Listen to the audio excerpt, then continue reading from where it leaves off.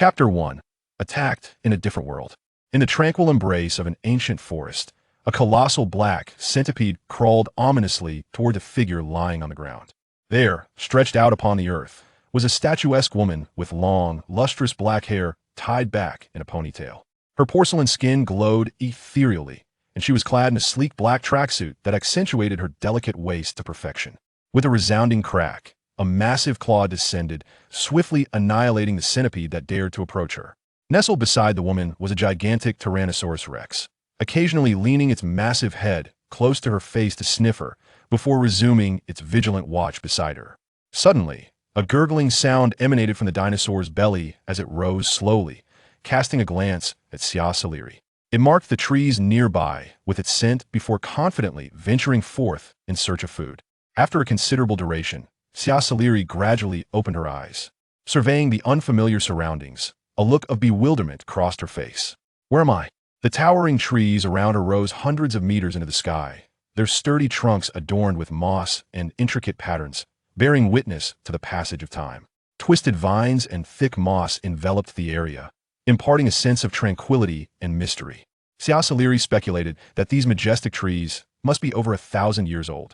The enormous canopy, reaching skyward, resembled a natural parasol, allowing sunlight to filter through the leaves and gently caress her face. She caught a fleeting glimpse of 9 suns, each a different hue, hanging in the sky, rendering her momentarily speechless. As she recalled the events that had transpired, Xia Suli vaguely remembered climbing Huangshan with her friends. Just as they reached the summit, a tempestuous wind arose, accompanied by torrential rain. In the chaos, she was inadvertently knocked off the cliff by an unseen force. Yet, contemplating the sheer height from which she had fallen, she deemed it impossible for her to have survived. Had she truly traversed into another realm? After all, as a modern individual who hasn't indulged in a few time travel novels, this unfamiliar environment bore an uncanny resemblance to the worlds depicted in those tales. But why had she landed in an untamed forest right at the outset? Furthermore, as an unarmed individual, wouldn't she be doomed when faced with formidable beasts? Though the nature of this world remained a mystery, her immediate concern was how to safely spend the night in this primal forest. As the 9 suns gradually sank below the horizon, casting a final blush of twilight, a rustling sound startled Xia Suli, prompting her to spring to her feet, instinctively adopting a defensive posture. After a moment of tension with no apparent danger, she cautiously peered around the tree. Her eyes widened in astonishment upon seeing a herd of colossal creatures grazing nearby. What was happening? Hadn't dinosaurs been extinct for over 65 million years? Why could she still see them? Was she transported back to the Cretaceous period?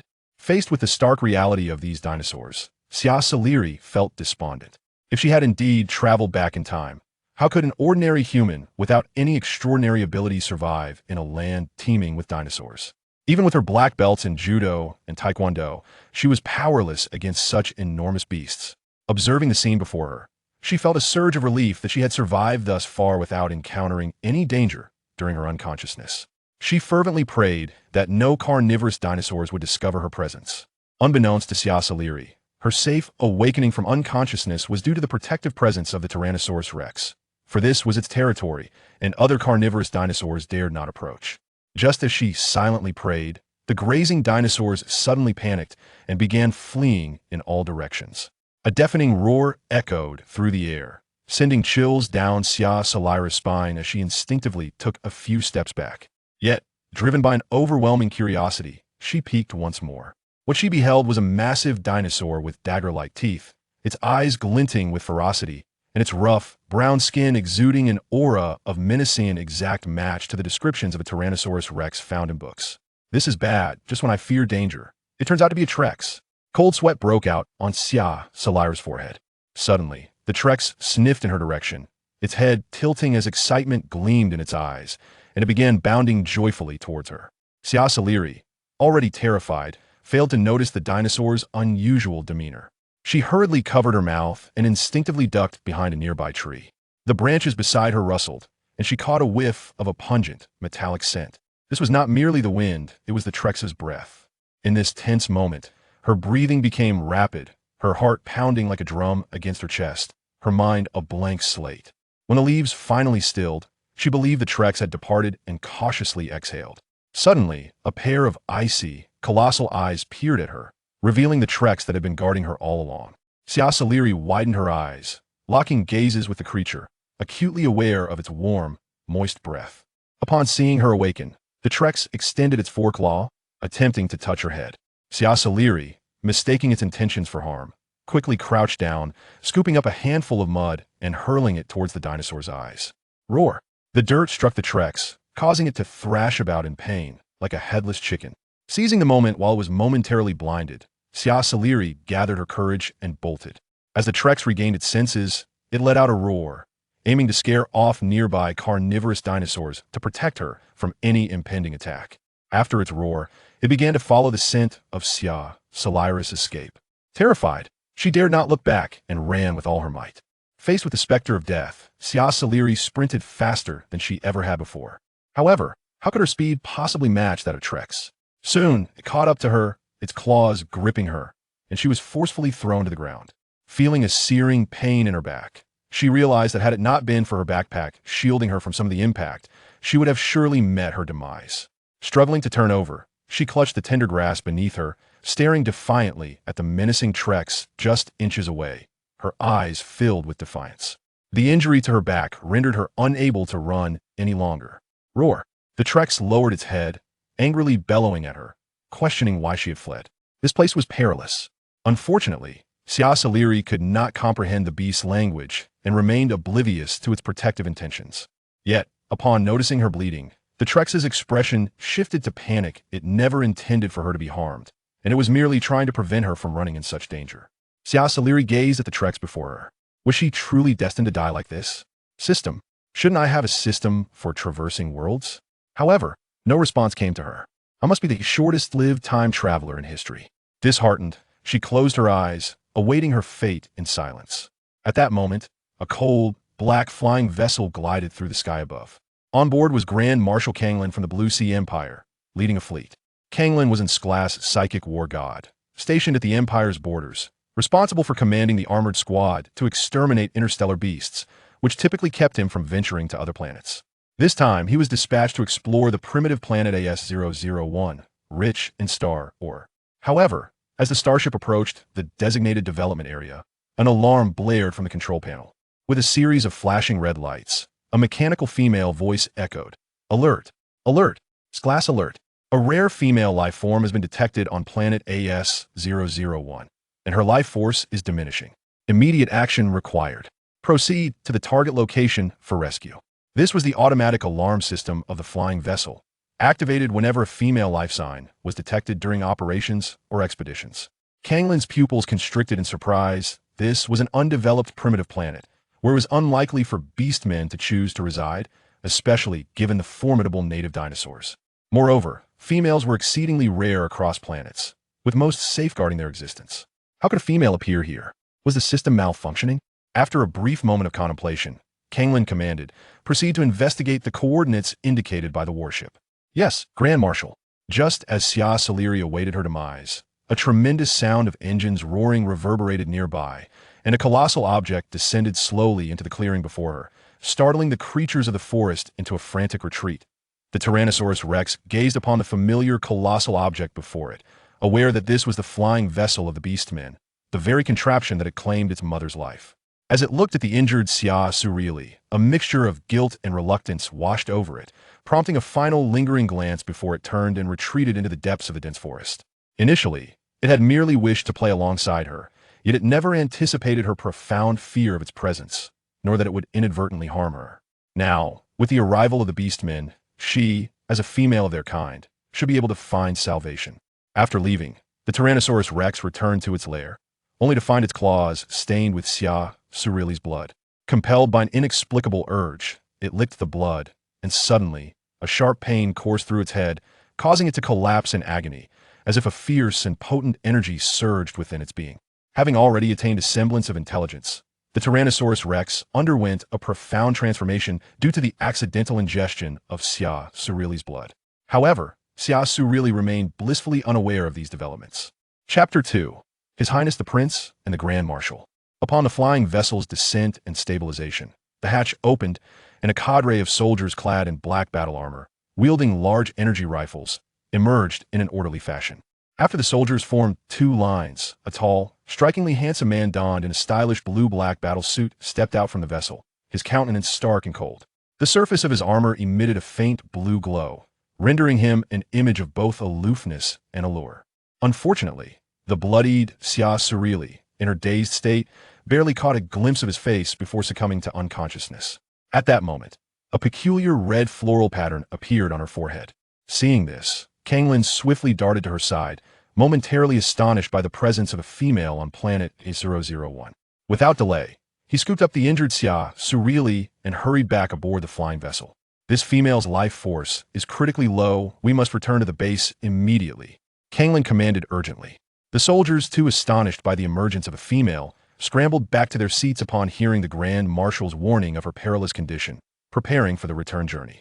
In a realm where males vastly outnumbered females, the latter held significant importance as they were responsible for soothing the beastman's turbulent energies. Should a female fail to calm a male's mental turmoil, the entire male populace of the star system could devolve into ruthless, bloodthirsty beasts. Consequently, females were regarded as paramount protected individuals within the Blue Ocean Empire. Any male who encountered a distressed female and failed to render timely aid, leading to her demise, would face no less than 20 years of imprisonment. Although the average lifespan of a beastman was around 500 years, if confined for 20 years, and their internal chaotic energy surged to a critical level of 100 during that time, they would become irrevocably lost to their humanity, transforming into mere beasts. This underscores the elevated status of females within the cosmos. Upon the flying vessel's return to the Imperial base, the highest echelons of the Blue Ocean Empire were informed of Kanglin's rescue of a female from planet AS001. Blood tests revealed that her blood contained a mysterious energy substance, identical to that described in legends concerning purebred females. Thus, the highest commander, His Highness Prince Lanyu, was dispatched personally to ensure her protection. Her condition is dire. Excessive blood loss has led to a dangerously low heart rate. If transfusion is not completed within the hour, she may perish, the medical officer, Ian Shoddy, noted gravely as he reviewed Xia Suli's medical report, his brow furrowed in concern. Kanglin's expression grew somber. SS level that can only be matched by our Empire's Prince Lanyu, who has never sustained an injury. There are no records of his blood type here. Is it possible that this purebred female cannot be saved? Lying in the medical chamber, Xia Suli's wounds had begun to heal, yet the excessive blood loss rendered her already pale face ghostly, as if she might slip away at any moment. Kanglin observed Xia Suli, her rare, jet-black hair framing a delicate visage no larger than his palm, reminiscent of a slumbering beauty, her eyes gently closed, long lashes resembling butterfly wings, captivating in their delicate allure. The unusual red floral mark on her forehead only enhanced her enchanting beauty. For the first time, Kanglin felt his heart race, evoking a sense of compassion toward her, a female. I heard your conversation. Just take my blood. I possess the rare RH null blood type. A deep, magnetic voice resonated from the doorway. The figure clad in military garb showcased a robust physique, his handsome face radiating an undeniable air of authority and nobility that commanded respect. This purebred female is finally saved, Ian Shoddy exclaimed with excitement. Kanglin bowed respectfully. Kanglin pays his respects to His Highness. The individual was none other than Lanyu, the Prince of the Blue Ocean Empire, the first beastman to possess the S-class war god armor, and the only male in the Empire with S-level prowess. Lanyu smiled warmly. Thank you, Grand Marshal Kanglin, for your efforts in retrieving such a rare purebred female for the prosperity of the Blue Ocean Empire. Your Highness is too kind. It is our duty as members of the Blue Ocean Empire, Kanglin asserted resolutely. Lanyu nodded approvingly and instructed Ian Shoddy to proceed with the blood extraction to save her. Of course, Your Highness. Ian Shoddy responded with reverence. Thanks to the medical officer's swift actions, Xia Suli's vital signs gradually stabilized, alleviating the collective anxiety that had weighed upon them. Lanyu regarded Xia Suli, her exceptionally rare pure black hair unlike any he had encountered in the Blue Ocean Empire or elsewhere. In her breathtaking beauty, it was unlikely the Empire could find a female more exquisite than her. Unlike other females from different empires, she appeared delicate and frail, her stature somewhat diminutive. It is worth noting that females from the Blue Ocean Empire and other planets typically stood around 1.9 meters tall. While females could not morph into beast form, those with half-beastman bloodlines generally did not fall short in height. Thus, Xia Suli, standing at 1.78 meters, seemed rather diminutive within the context of the Blue Ocean Empire, placing her among the shorter females of her age group. Although Xia Suli may not possess the imposing stature of the imperial females, her curvaceous figure has moved Lan Yi, who has encountered many females before. Countless females have pursued his affection, yet none have captured his heart until Xia Suli, the first who ignited within him a desire to protect and cherish. She is also the first female to arouse his profound interest. However, had she exhibited the same haughty disposition and disdain for males as others, he would likely remain unmoved. For beautiful appearances are all too common. It is the fascinating and benevolent soul that holds paramount importance. Time passed, and within the medical chamber, her delicate eyelashes, reminiscent of butterfly wings, fluttered slightly. Ian Shadi, the medical attendant vigilantly watching over Xia Suli, noticed her imminent awakening and promptly informed Prince Lan Yi and Grand Marshal Song Lan. It is noteworthy that Xia Suli has been in a coma for an entire month. Currently, the upper echelons of the Blue Ocean Empire are aware that Grand Marshal Song Lan's team has rescued a female from planet AS-001, marking her as the first purebred female discovered in the cosmos. Subsequent examinations revealed that her mental C is extraordinarily powerful, potentially capable of awakening an S-level or higher mental strength, thus making Xia Suli the Empire's most vital subject of protection. It is significant to note that no S-level female has yet emerged in the interstellar realm. As a purebred female, Xia Suli not only possesses superior reproductive capabilities compared to ordinary females but also harbors an exceptionally potent mental C. Should she indeed awaken an S-level or higher mental strength, the SS-level males of the Blue Ocean Empire would no longer transform into mindless beasts due to their internal chaotic energy. After all, the overwhelming mental power of SS-level males renders them beyond the healing abilities of ordinary females below S-level. This is precisely why the interstellar community places such immense value on females endowed with formidable mental strength, treating them as treasures. Historical texts have recorded that only a powerful purebred female can effectively counter the onslaught of interstellar beasts. The Blue Ocean Empire has searched for over 10 millennia and studied for thousands of years without cultivating a true purebred female. Now that Xia Suli, a purebred female, has emerged, how could the Empire possibly overlook her significance? Xia Suli struggled to open her eyes, only to behold a tall middle-aged man clad in a white coat, gazing at her with benevolent crimson eyes. However, the sight of those peculiar red irises sent her heart racing. Good heavens, what a fright! How could this man's eyes be red, and why was he so incredibly tall? He must be over 2 meters. Could it be that this gentleman was indulging in some sort of cosplay?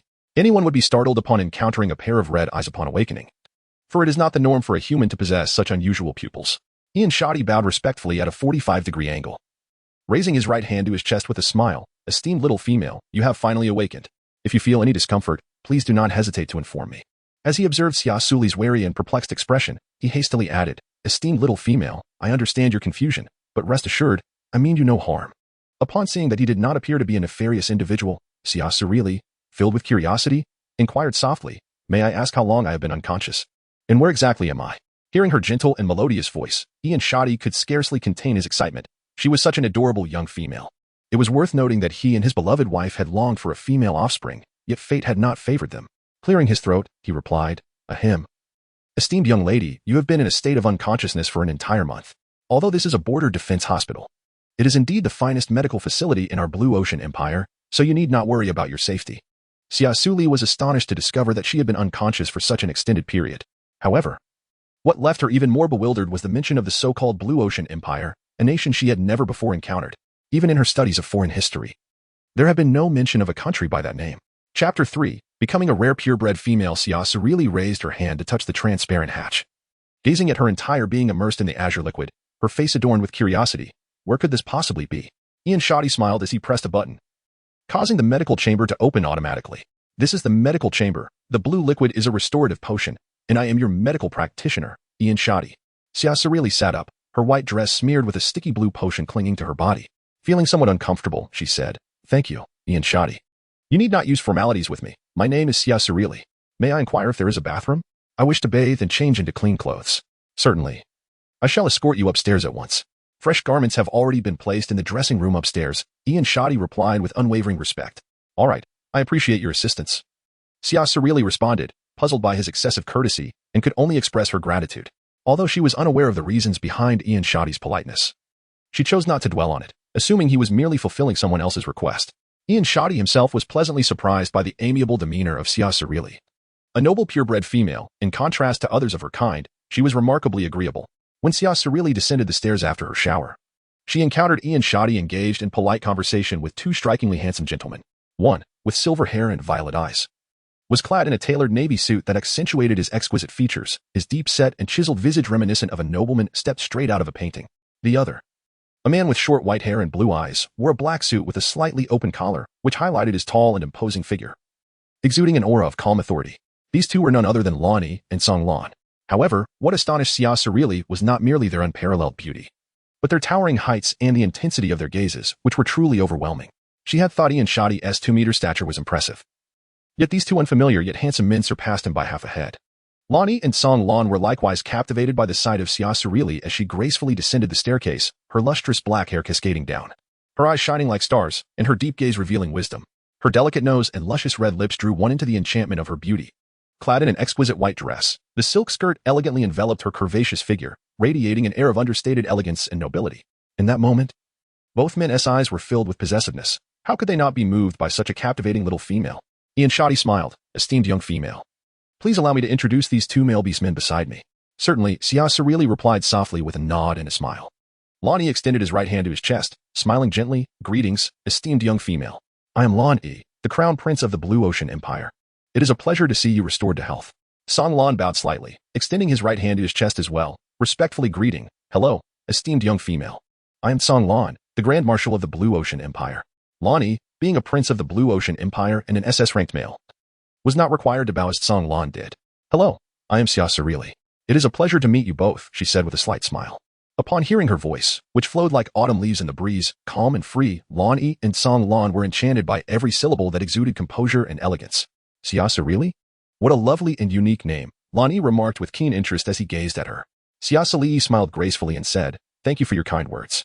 I have many questions in my heart. Who was the person that saved me that day, and what exactly is this Blue Ocean Empire? Ian Shadi, sensing the moment, tactfully withdrew, allowing space for Xia Suli and her companions. Lonnie gazed at her with gentle eyes and began to elucidate the intricacies of the Blue Ocean Empire. Through his detailed exposition, Xia Suli discovered that this realm did not belong to Earth, but rather was a planet situated within the interstellar expanse, where the vast majority of its inhabitants were beastmen. Xia Suli never anticipated that she would traverse into the realm of the stars, landing in a world where females are exceedingly rare. This elucidates Ian Shadi's profound respect for her, in this planet characterized by a stark imbalance in gender ratio. Out of 100 males, merely 10 can aspire to become female companions. This has led to a societal phenomenon where females are revered while males are deemed inferior.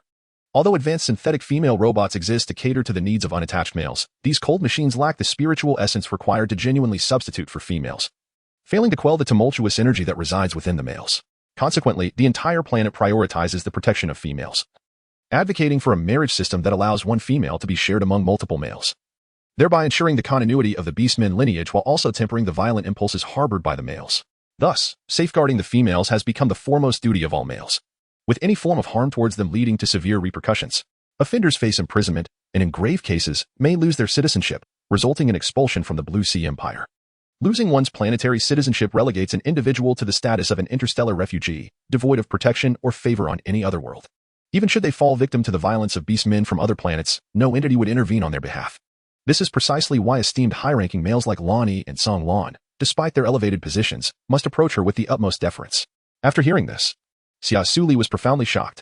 This world was excessively indulgent towards females, and she felt a twinge of sympathy for the males. If they were to encounter a troublesome female, the males would undoubtedly suffer. Striking a female was illegal, granting every female the power to act as a tyrant. However, upon learning that Song Lan had saved her, Xia Suli expressed her heartfelt gratitude as she approached him and bowed, saying, Thank you, Song Lan. If it weren't for your rescue, I might have perished at the hands of the dinosaur. Song Lan, taken aback by her gesture, instinctively reached out to support her, exclaiming, It is my duty as a male to assist. There is no need for you to be overly polite, little female. Yet, upon touching Xia Suli's soft arm, Song Lan's entire body stiffened, a faint blush rising to his handsome face. Goodness, how could the little female's arm be so delicate? And why did she possess such a captivating fragrance? Unable to resist, Song Lan leaned in closer to inhale her scent, which was indeed delightful. Lonnie observed Song Lan's subtle actions with astonishment. He had never anticipated that the typically indifferent Song Lan would one day find himself enchanted. He was aware that Song Lan's mother had abandoned him at the tender age of 5 for a male from another planet, which had instilled in him a profound aversion to selfish and self-serving female beastmen. Naturally, he held the same disdain. However, what astonished Lonnie even more was Xia Suli's behavior. It was the first time he had witnessed a female bowing to a male and expressing gratitude. It was well known that females had been spoiled by the males. Even when rescued, they often took it for granted, with most females exhibiting an arrogant demeanor. Thus, seeing Xia Suli, who understood the essence of gratitude and was so gentle and amiable, deepened the favorable impression that both Lan Yi and Song Lan held towards her. Xia Suli was oblivious to their thoughts, merely puzzled by their astonishment at her simple expression of gratitude. It is essential to note that she is a modern human, and thus could not possibly possess the mental fortitude of a beastman female. Therefore, it is prudent to maintain a polite demeanor. Furthermore, having received an esteemed education since childhood, courteousness towards others is but a fundamental principle for her. As lunchtime approached, Lan Yi, accompanied by Song Lan, took Xia Suli to dine. After their meal, the trio boarded Lan Yi's starship, the Xingyu, and set course for the Blue Star Female Protection Center to register her identity. Chapter 4. A world of femininity and masculinity upon their arrival at the Female Protection Center. Song Lan and Lan Yi guided Xia Suli through the registration of her personal information, followed by a comprehensive medical examination. Thus, Xia Suli formally became a citizen of the Blue Sea Empire. Before departing, she bestowed a gentle smile upon the staff, expressing her gratitude with a simple, "Thank you." The male staff member widened his eyes in disbelief, quickly covering his mouth as he gazed at her in astonishment, his face flushed and brimming with excitement. No. It is my honor to serve you, esteemed young female." Xia Suli smiled and nodded. After she departed, the male staff member, filled with excitement, exclaimed to his colleagues, "Did you hear that? Did you hear that? The charming little female just thanked me and smiled at me. How could she be so gentle and delightful?" The other male workers gazed at him with envy. They too longed for a female's gratitude, having toiled for a century without receiving any acknowledgement from the fairer sex. Thus, witnessing his exuberance, it was impossible for them not to feel a twinge of jealousy. Soon after, Lan Yi and Song Lan assisted her in registering for the light brain wristband. "Esteemed young lady, your personal information has been entered into the system. From this day forth, you are a citizen of our Blue Ocean Empire. Here is your light brain wristband. Please take good care of it." Xia Suli received the holographic wristband from the staff, expressed her gratitude, and, filled with curiosity, activated the screen to log in. Upon doing so, she was greeted by her personal information: name, Xia Suli, gender, female, age, 209 months, height, 176 centimeters, weight, 116 gene, partner, none, guardian, none, mental power level, awakening. Xia Suli gazed at the column indicating the awakening of her mental strength, her expression filled with confusion and uncertainty. Could it be possible for her to awaken her mental power? Lan Yi, perceptive to her bewilderment, gently elucidated, "You are still in your juvenile phase. Your mental strength is in the process of awakening, so there is no need to worry about not awakening. Indeed, you are still young. And as long as you're under 20, there remains a chance for awakening. Even if you do not awaken, you will still be the most esteemed female in the Blue Ocean Empire." Song Lan, concerned that she might feel disheartened, quickly offered words of comfort. Song Lan's assertions held merit, for in this world teeming with exotic beasts, females are tasked with the reproduction of the beastmen, while males are responsible for vanquishing the interstellar creatures. As a purebred female endowed with formidable reproductive capabilities, Xia Suli remains the most precious female, regardless of her ability to awaken her mental strength. Upon witnessing the scene, Xia Suli could not help but smile. "Thank you for your comforting words. I assure you, I am truly fine. In fact, even if I do not awaken, I would not feel disheartened." However, Kanglin and Lan Yu believed she was merely putting on a brave face. Seeing her so considerate and gentle, their hearts melted completely. Such a tender and understanding female solidified their resolve even further. Lan Yu had been assigned by the Emperor to protect Xia Suli, as he was the strongest male of the Blue Sea Empire.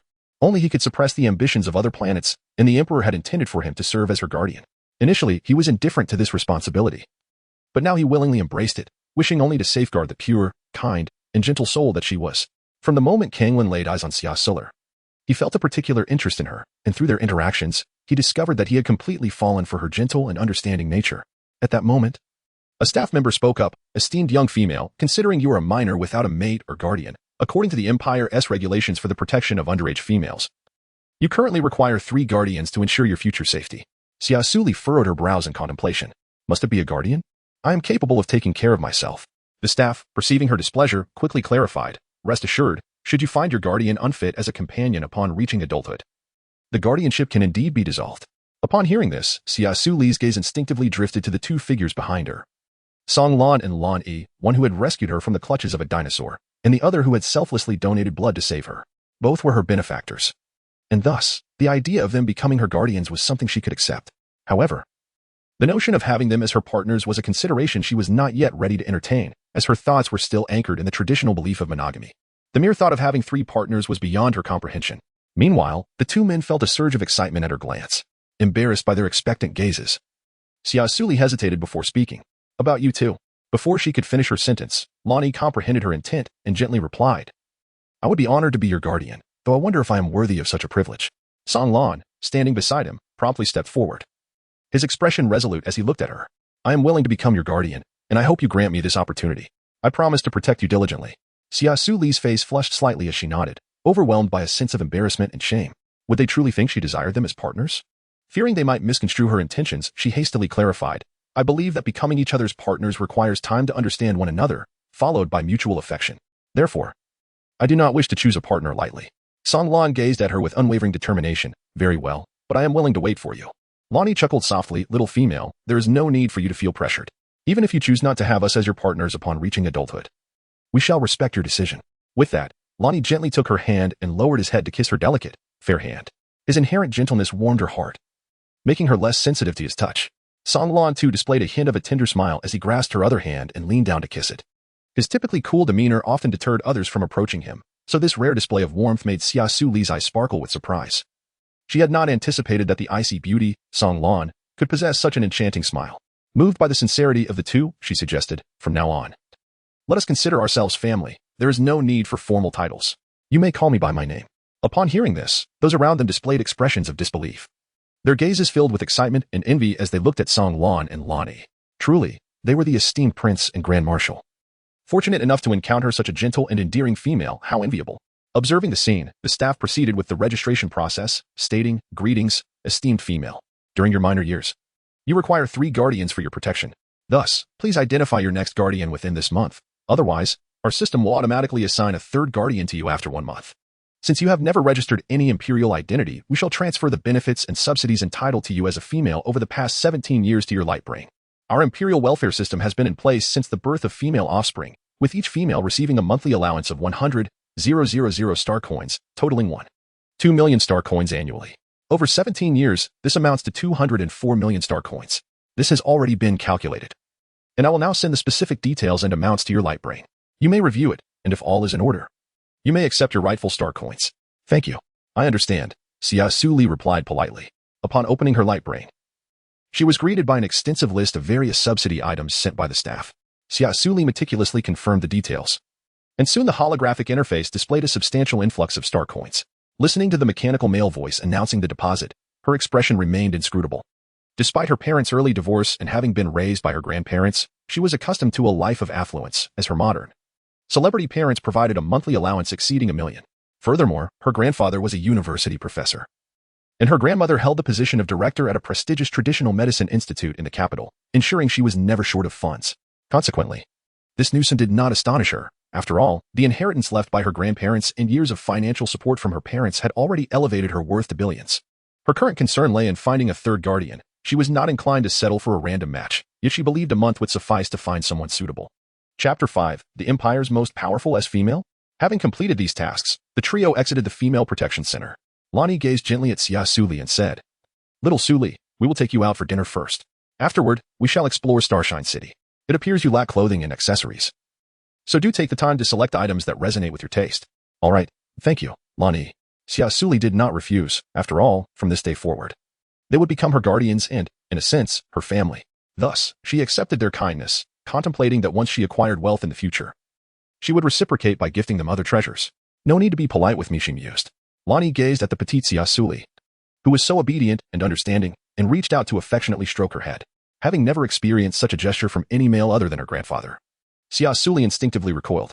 However, upon noticing the pause in Lan Yi's hand and the flicker of disappointment in his eyes, she instinctively leaned her head toward him.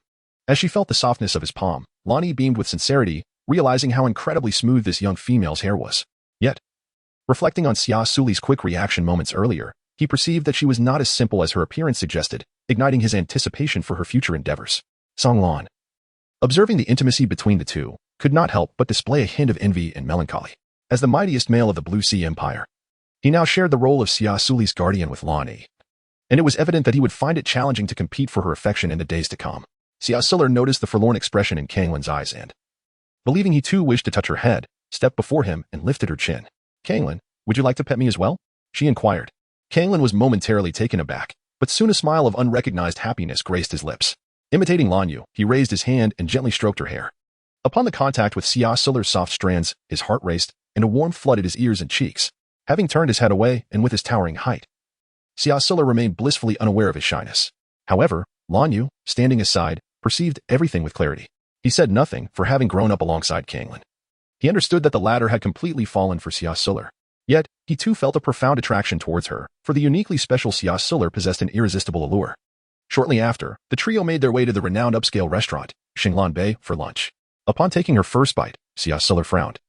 Surprised by the unpalatable fare of the interstellar establishment, she suddenly felt that even the nutritional supplements she usually consumed were far tastier. At least they offered a variety of fruity flavors, whereas this food was dry, tough, and devoid of any taste. Xia Suli chewed for quite some time before she could barely break down the meat in her mouth. Her gaze remained fixed on the pallor of her face. And she keenly sensed something amiss, softly inquiring, "If you don't relish the steak, I can eat it for you. You may order something else. Or we could dine at a different establishment."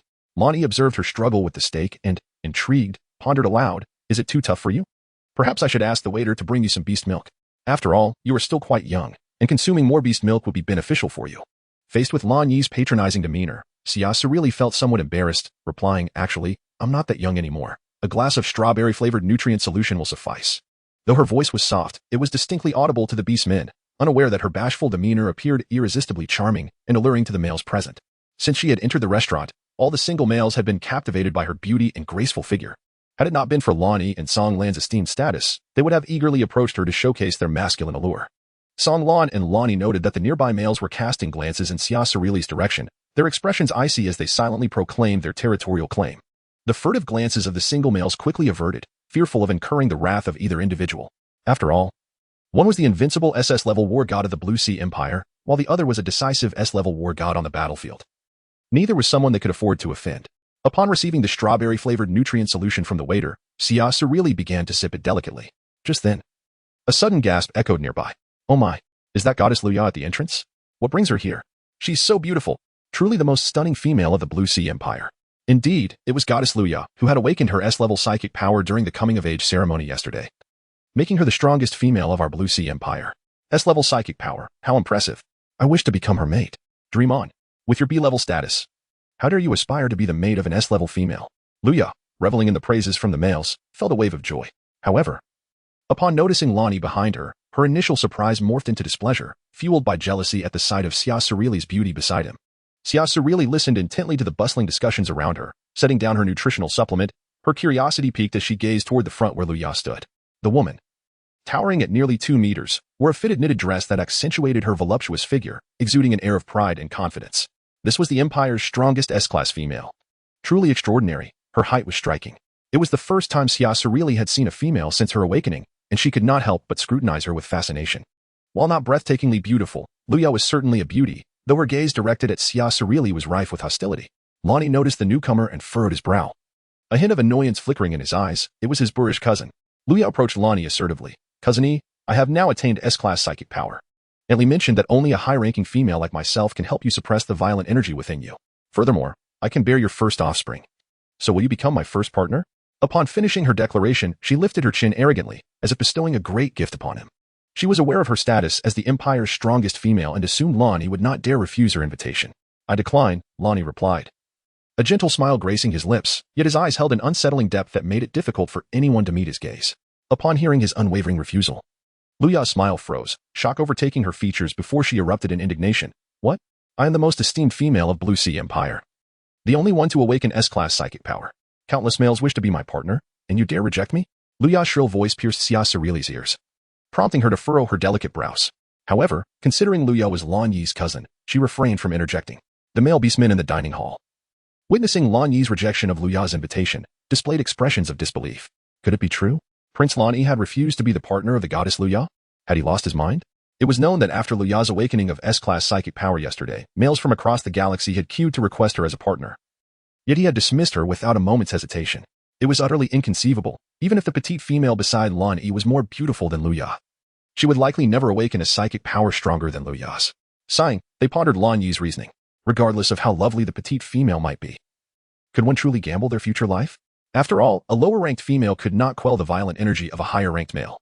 Ignoring their chatter, Lan Yu resolutely stated, "I apologize, but I already have a mate. Please allow me to decline your offer to be your male partner." Luya pointed an accusatory finger at Xia Suli, her fury palpable. Is it because of this undernourished, pretty little female? Beyond being slightly more attractive than I, What does she possess that compares to me? You choose such a lowly female as your mate? Have you lost your senses? Silence. I will not permit you to insult my future mate so. Remember, even in her absence, I would never choose you, Lan Yi retorted coldly. Luya, taken aback by his reprimand, was visibly startled. This was the first time she had witnessed him angry. Typically, he remained calm and composed, regardless of her prior antics. The fact that he would raise his voice for a lowly female was an inconceivable contrast for Luya. How dare you raise your voice for such a lowly female? She exclaimed, her eyes reddening as she reached out to slap Xia Suli. Neither Lan Yi nor Song Lan anticipated her aggression, leaving them unable to intervene in time as the slap sped towards Xia Suli's face. However, in the next moment, the onlooking beastman gasped. Astonished as Xia Suli effortlessly seized Luya's arm and retaliated with a swift slap, leaving a vivid mark on Luya's cheek, a clear demonstration of strength. Chapter 6. Treating them like family. The beastmen present were left in stunned silence at Xia Suli's boldness in striking Luya. The quiet in the dining hall was so profound that one could hear a pin drop. Even Lan Yi and Song Lan were taken aback, unable to fathom that the seemingly delicate Xia Suli possessed such ferocity. Luya, having been pampered and spoiled throughout her life, had never faced any opposition from her peers, let alone someone daring enough to strike her. Given her distinguished background, few would openly defy her, leaving Xia Suli's slap to render her momentarily speechless. How audacious!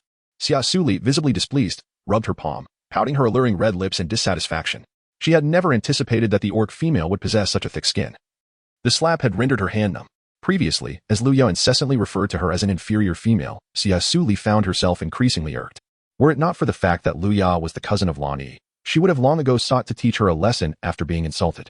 To her surprise, before she could utter a word, Luya had approached her without hesitation, intent on delivering a slap. Xia Suli, who typically avoided trouble, naturally retaliated without reservation.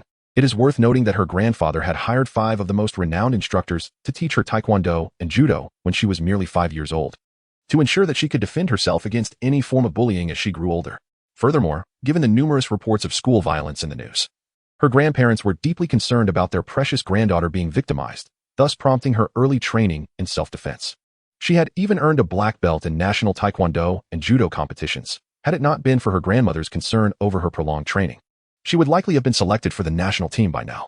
Upon realizing the situation, Lan Yi and Song Lan approached Xia Suli with expressions of worry. Xia Suli, are you all right? I'm fine. You needn't worry. Xia Suli replied with a sweet smile, as if she had not just been involved in a confrontation.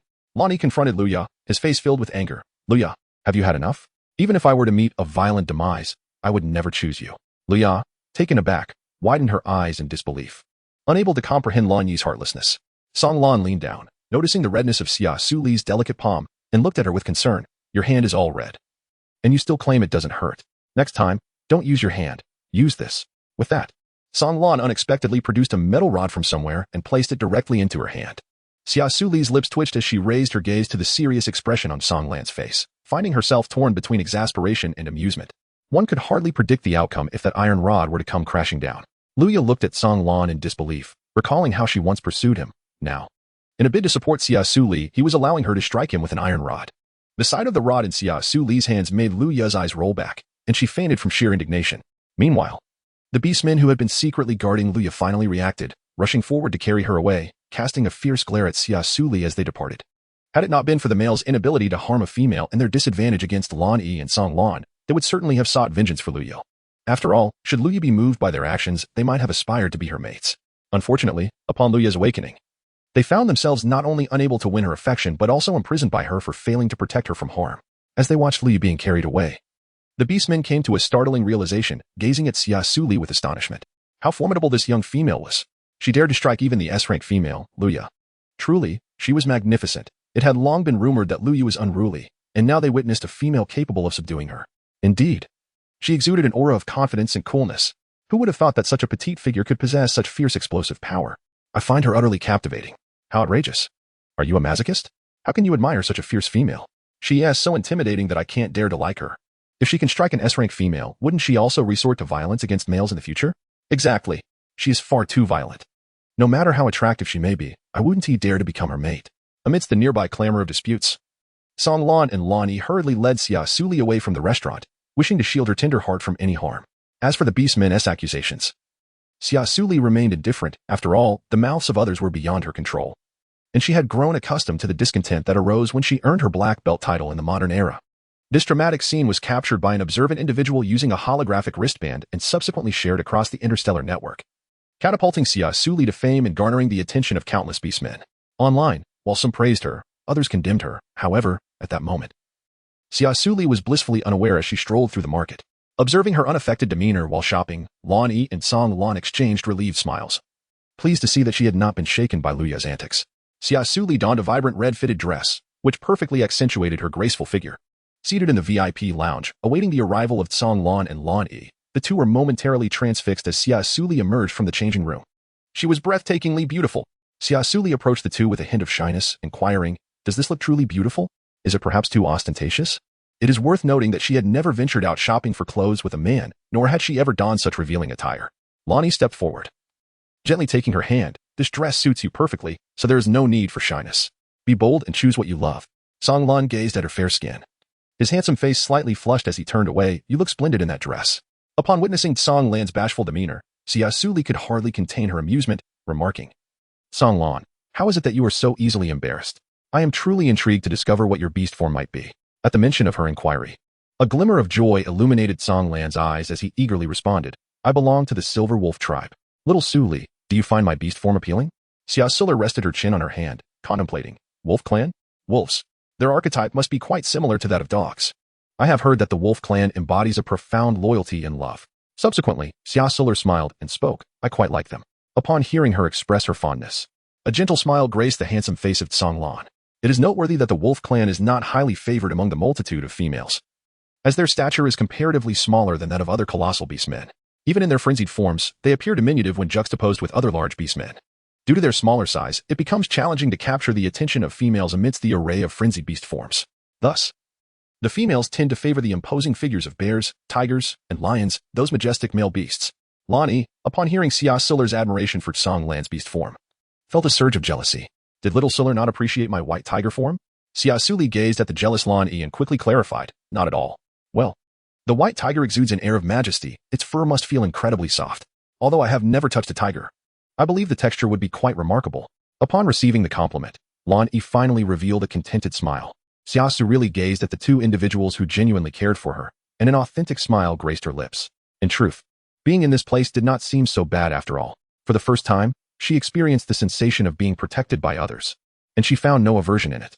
Although Xia Suli appears approachable on the surface, she harbors a deep-seated exclusivity within.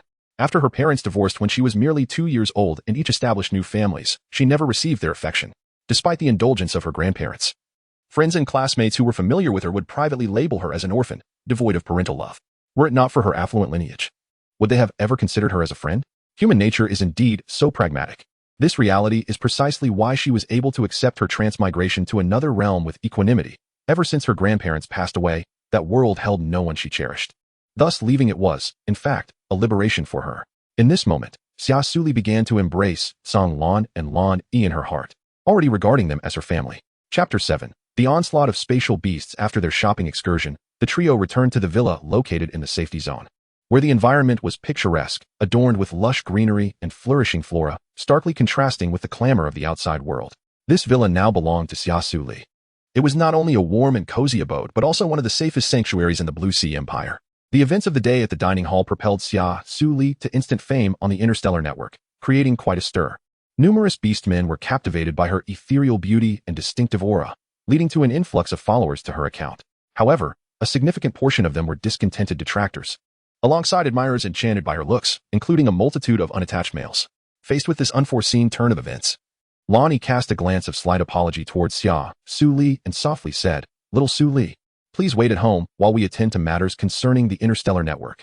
We must step out for a while. During this time, you must remain at home patiently until we return." Meanwhile, Song Lan, radiating concern, advised, "I have prepared ample nutritional supplements in the refrigerator for you. If you feel hungry in the evening, feel free to help yourself. Should you encounter any issues or require assistance, remember to contact us promptly through your light brain."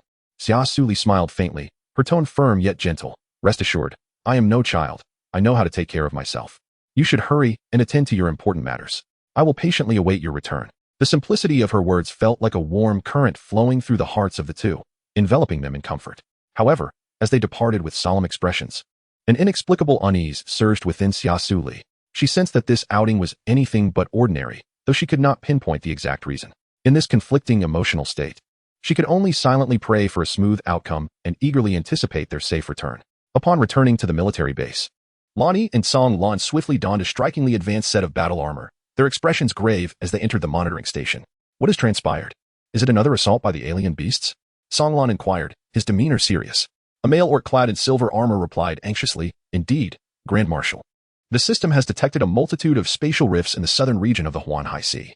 Although the base has dispatched 50 A-level warriors to eradicate them, the rifts continue to multiply, and the situation is spiraling out of control. Song Lan responded calmly, understood.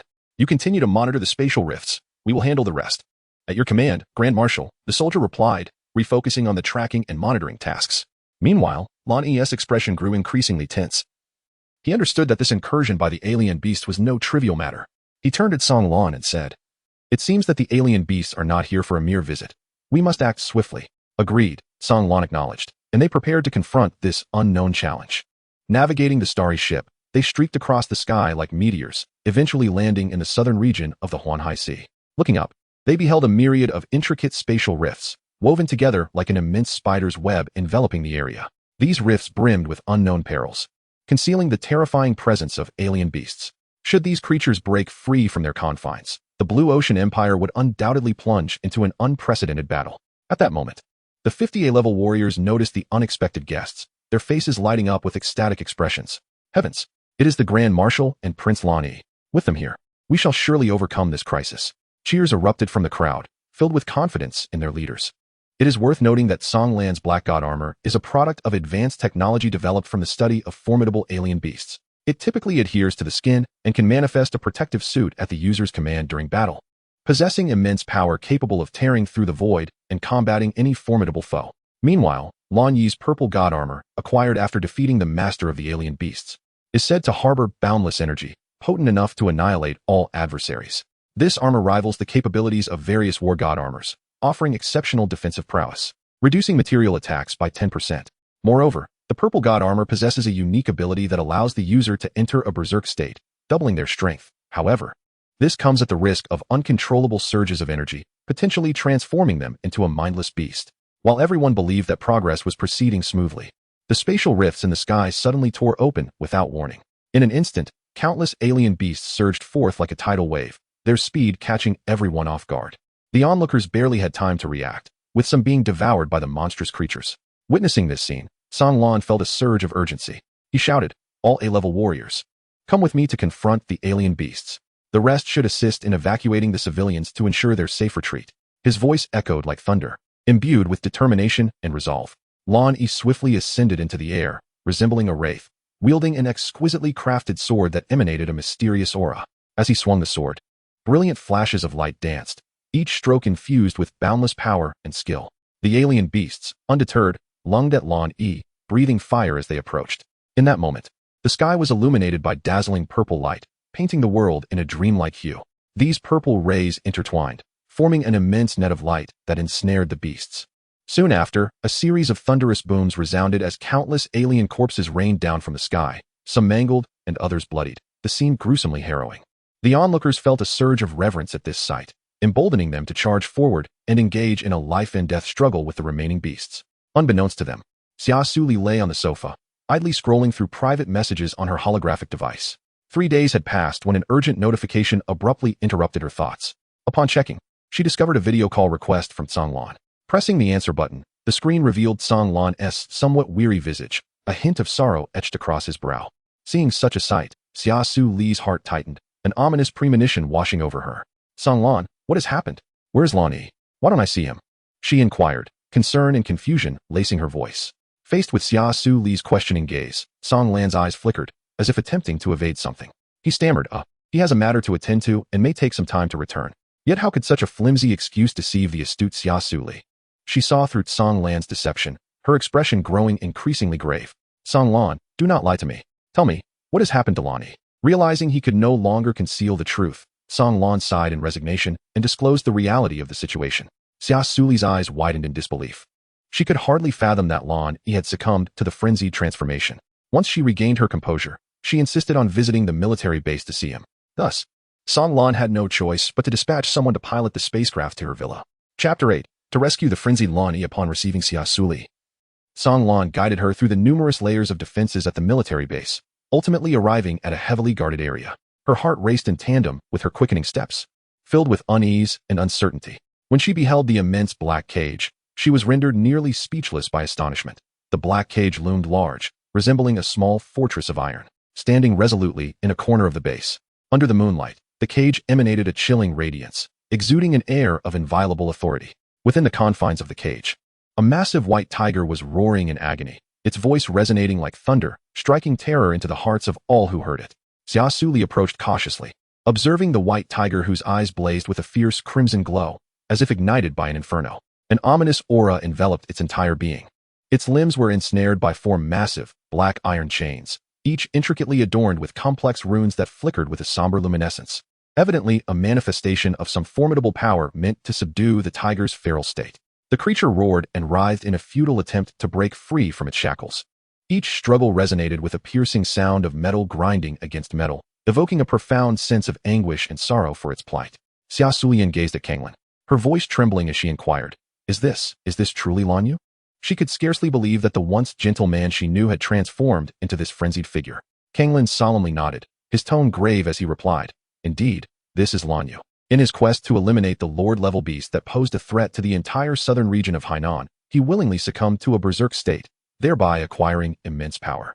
Although he succeeded in slaying the lord-level beast, he has since become trapped in an uncontrollable state of fury. A profound sense of compassion surged within Xia Suli, her brow furrowed and her expression grave. How can we possibly save him? Are we to merely stand by and watch him suffer? Chanlan shook his head. Sorrow etched across his features. It is beyond salvation. The rampant energy within Lanyu has surpassed 100. This is irreversible. Throughout the annals of planetary history, no beastman has ever recovered from the violent transformation. Upon hearing this, Xia Suli felt a surge of sorrow. Suddenly, a thought struck her, and she exclaimed, Right, isn't Luya an S-class female? She should be able to save Lani. Song Lan sighed helplessly, though Luya is indeed an S-class female. Her psychic abilities are primarily focused on healing and soothing. In the case of rampant beastification, she is well-intentioned, yet powerless. Moreover, Lanyu's condition has deteriorated significantly. Any external stimulus could drive him further into madness. Upon hearing this, Xia Suli felt a wave of despondency wash over her, yet she did not relinquish her hope. She firmly believed that as long as there remained a glimmer of possibility, she would find a way to rescue Lani. Thus, Xia Suli stood silently outside the cage, her gaze fixated on Lani within. His figure twisted in the darkness, resembling a wild beast ensnared, struggling desperately, yet unable to break free from its constraints. The dark aura emanating from him appeared particularly eerie in the dim confines of the cell, swirling around him like a phantom of the night, rising and undulating. Xia Suli could not help but furrow her brows, a look of perplexity adorning her features as she gazed at the swirling black gas. An indescribable emotion surged within her. Curiously, she inquired, Kanglin, what exactly is this black gas? Why does it encircle Lanyu's body? Kanglin, standing beside her and observing her expression, felt a rush of excitement within. He stepped closer, gripping Xia Suli's shoulders with fervor, his voice trembling slightly as he said, Little Suli, can you see this black gas? It is likely the very source of Lanyu's fury, a chaotic energy. If we could find a way to dispel this energy, perhaps we could restore Lanyu to clarity. Xia Suli nodded, her gaze shimmering with resolute brilliance. I can perceive them, and I sense an irresistible allure, as if they are beckoning me to draw closer. Upon hearing this, Song Lan furrowed his brow, a wave of concern washing over him as he turned to observe the frenzied figure of Lani. However, Xia Suli had yet to awaken her psychic powers. To approach the turbulent energies recklessly could result in her being consumed, and the consequences would be dire. Yet, seeing the unwavering determination in Xia Suli's eyes, Song Lan understood that she had made her choice. He took a deep breath, striving to calm his tumultuous emotions. Very well. Since you have resolved to proceed, I shall accompany you in this endeavor. However, you must exercise utmost caution and avoid any harm from those raging energies. Xia Suli nodded in understanding. As she turned to approach the cage, her heart raced with a mixture of anxiety and anticipation. The moment she drew near the swirling black mist, she could distinctly perceive its formidable allure, as though an invisible hand were beckoning her closer. However, just as she was on the verge of making contact with the ethereal vapors, Lani suddenly unleashed a deafening roar. His body writhed violently, his blood-red eyes fixated on Xia Suli with an intensity that suggested he wished to devour her whole. Xia Suli's heart skipped a beat. Yet she did not falter. Instead, she fixed her gaze firmly upon Lan Yi's eyes, endeavoring to soothe him with her own will. As she cautiously approached the source of the tumultuous energy, her heartbeat raced like a drum. With a thunderous roar, Lan Yi unleashed a cry filled with rage and resentment. Fortunately, the iron chains were sufficiently robust, binding him securely and preventing any escape, thus averting the threat of him turning back to harm Xia Suli. Upon witnessing this, Song Lan was taken aback and hurriedly stepped to Xia Suli's side, anxiously inquiring, "Are you all right, little Suli?" Xia Suli took a deep breath, striving to calm herself, and shook her head. "I am fine." After speaking, she once again extended her trembling hand, gradually reaching out to touch the swirling mass of chaotic energy. The moment her fingertips made contact with the turbulent force, the previously tranquil energy erupted into a frenzy. Rolling violently as if provoked by a wild beast, surging uncontrollably towards Xia Suli's body. A pained groan escaped her lips, and her complexion turned ashen in an instant. Her body beginning to tremble violently. Song Lan, sensing her distress, was taken aback and swiftly reached out to support her, anxiously inquiring, "Xia Suli, what is wrong? Please tell me where it hurts." Xia Suli struggled to open her eyes, her voice barely a whisper. "My head aches, and my body is in pain." Before she could finish her words, she succumbed completely to unconsciousness, her body limply collapsing into Song Lan's embrace, devoid of any response. Chapter 9. The Heartache and Affection of Lan Yi. Xia Suli lay unconscious, and Kanglin's heart tightened at the sight. He hastily picked her up and dashed towards the infirmary.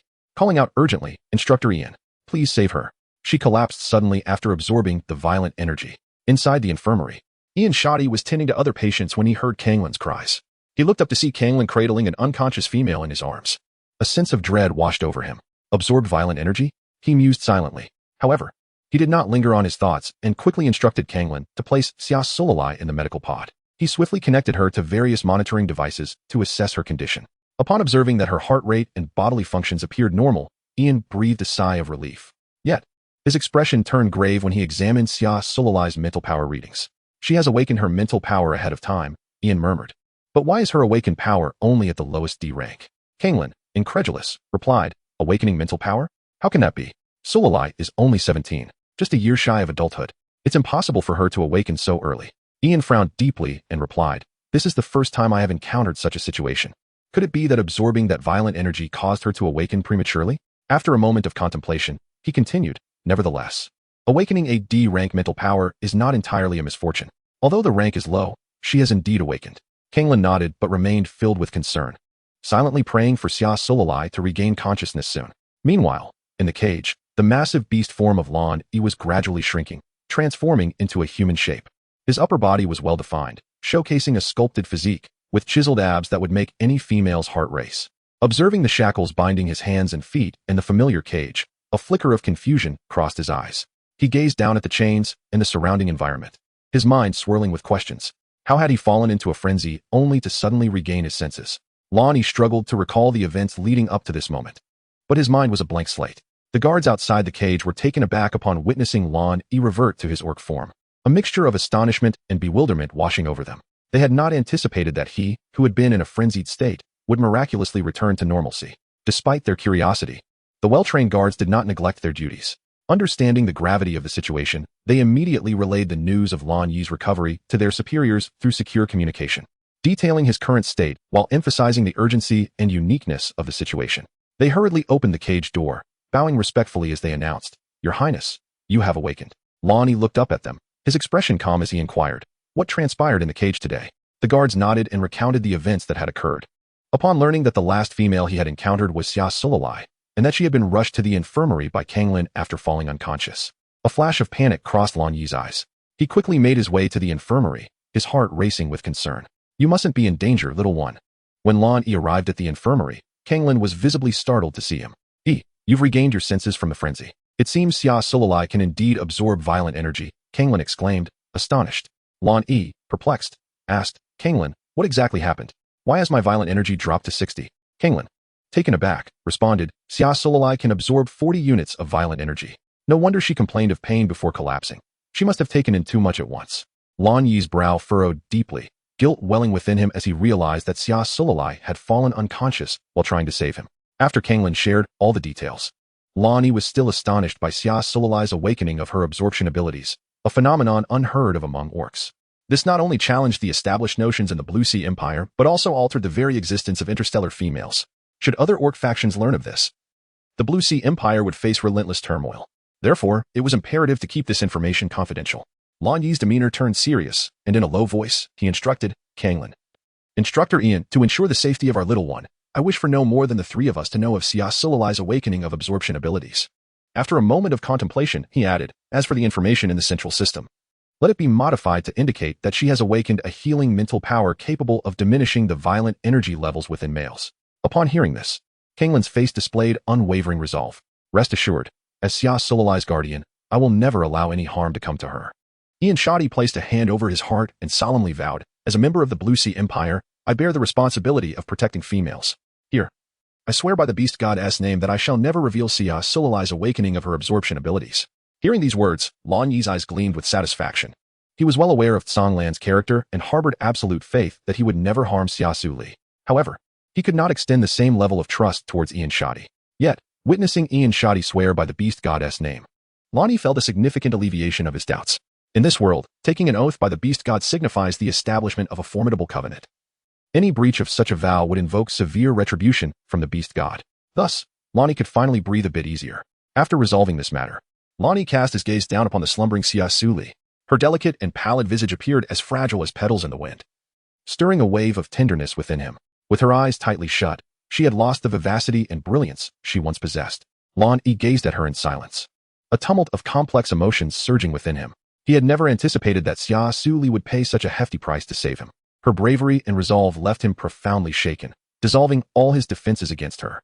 Before this moment, Lan Yi had expertly concealed his true self. Yet Xia Suli's actions shattered the ice encasing his heart, allowing him to experience genuine warmth and care. Despite his status as a prince of the empire, he had never truly felt love. Throughout his upbringing, countless individuals surrounded him, outwardly flattering him while harboring their own ulterior motives. His father merely feigned the role of a good parent out of fear for his power, secretly attempting to orchestrate his demise at the hands of monstrous beasts to stabilize his throne. As for his brothers, they were mere pawns in his father's game, used to balance power and vie for advantage, only retained while useful and ruthlessly discarded once their value waned. Growing up in such an environment, Lan Yi had long since acclimated to solitude and vigilance, until the arrival of Xia Suli rekindled hope for the future within him. In that moment, Lan Yi resolved to no longer remain mired in the shadows of his past. He gently caressed Xia Suli's cheek, silently vowing to protect her and ensure she would never again suffer harm. Chapter 10. Complete conquest of the two Xia Suli. Having absorbed an immense surge of chaotic energy, now lies in a deep slumber, showing no signs of awakening.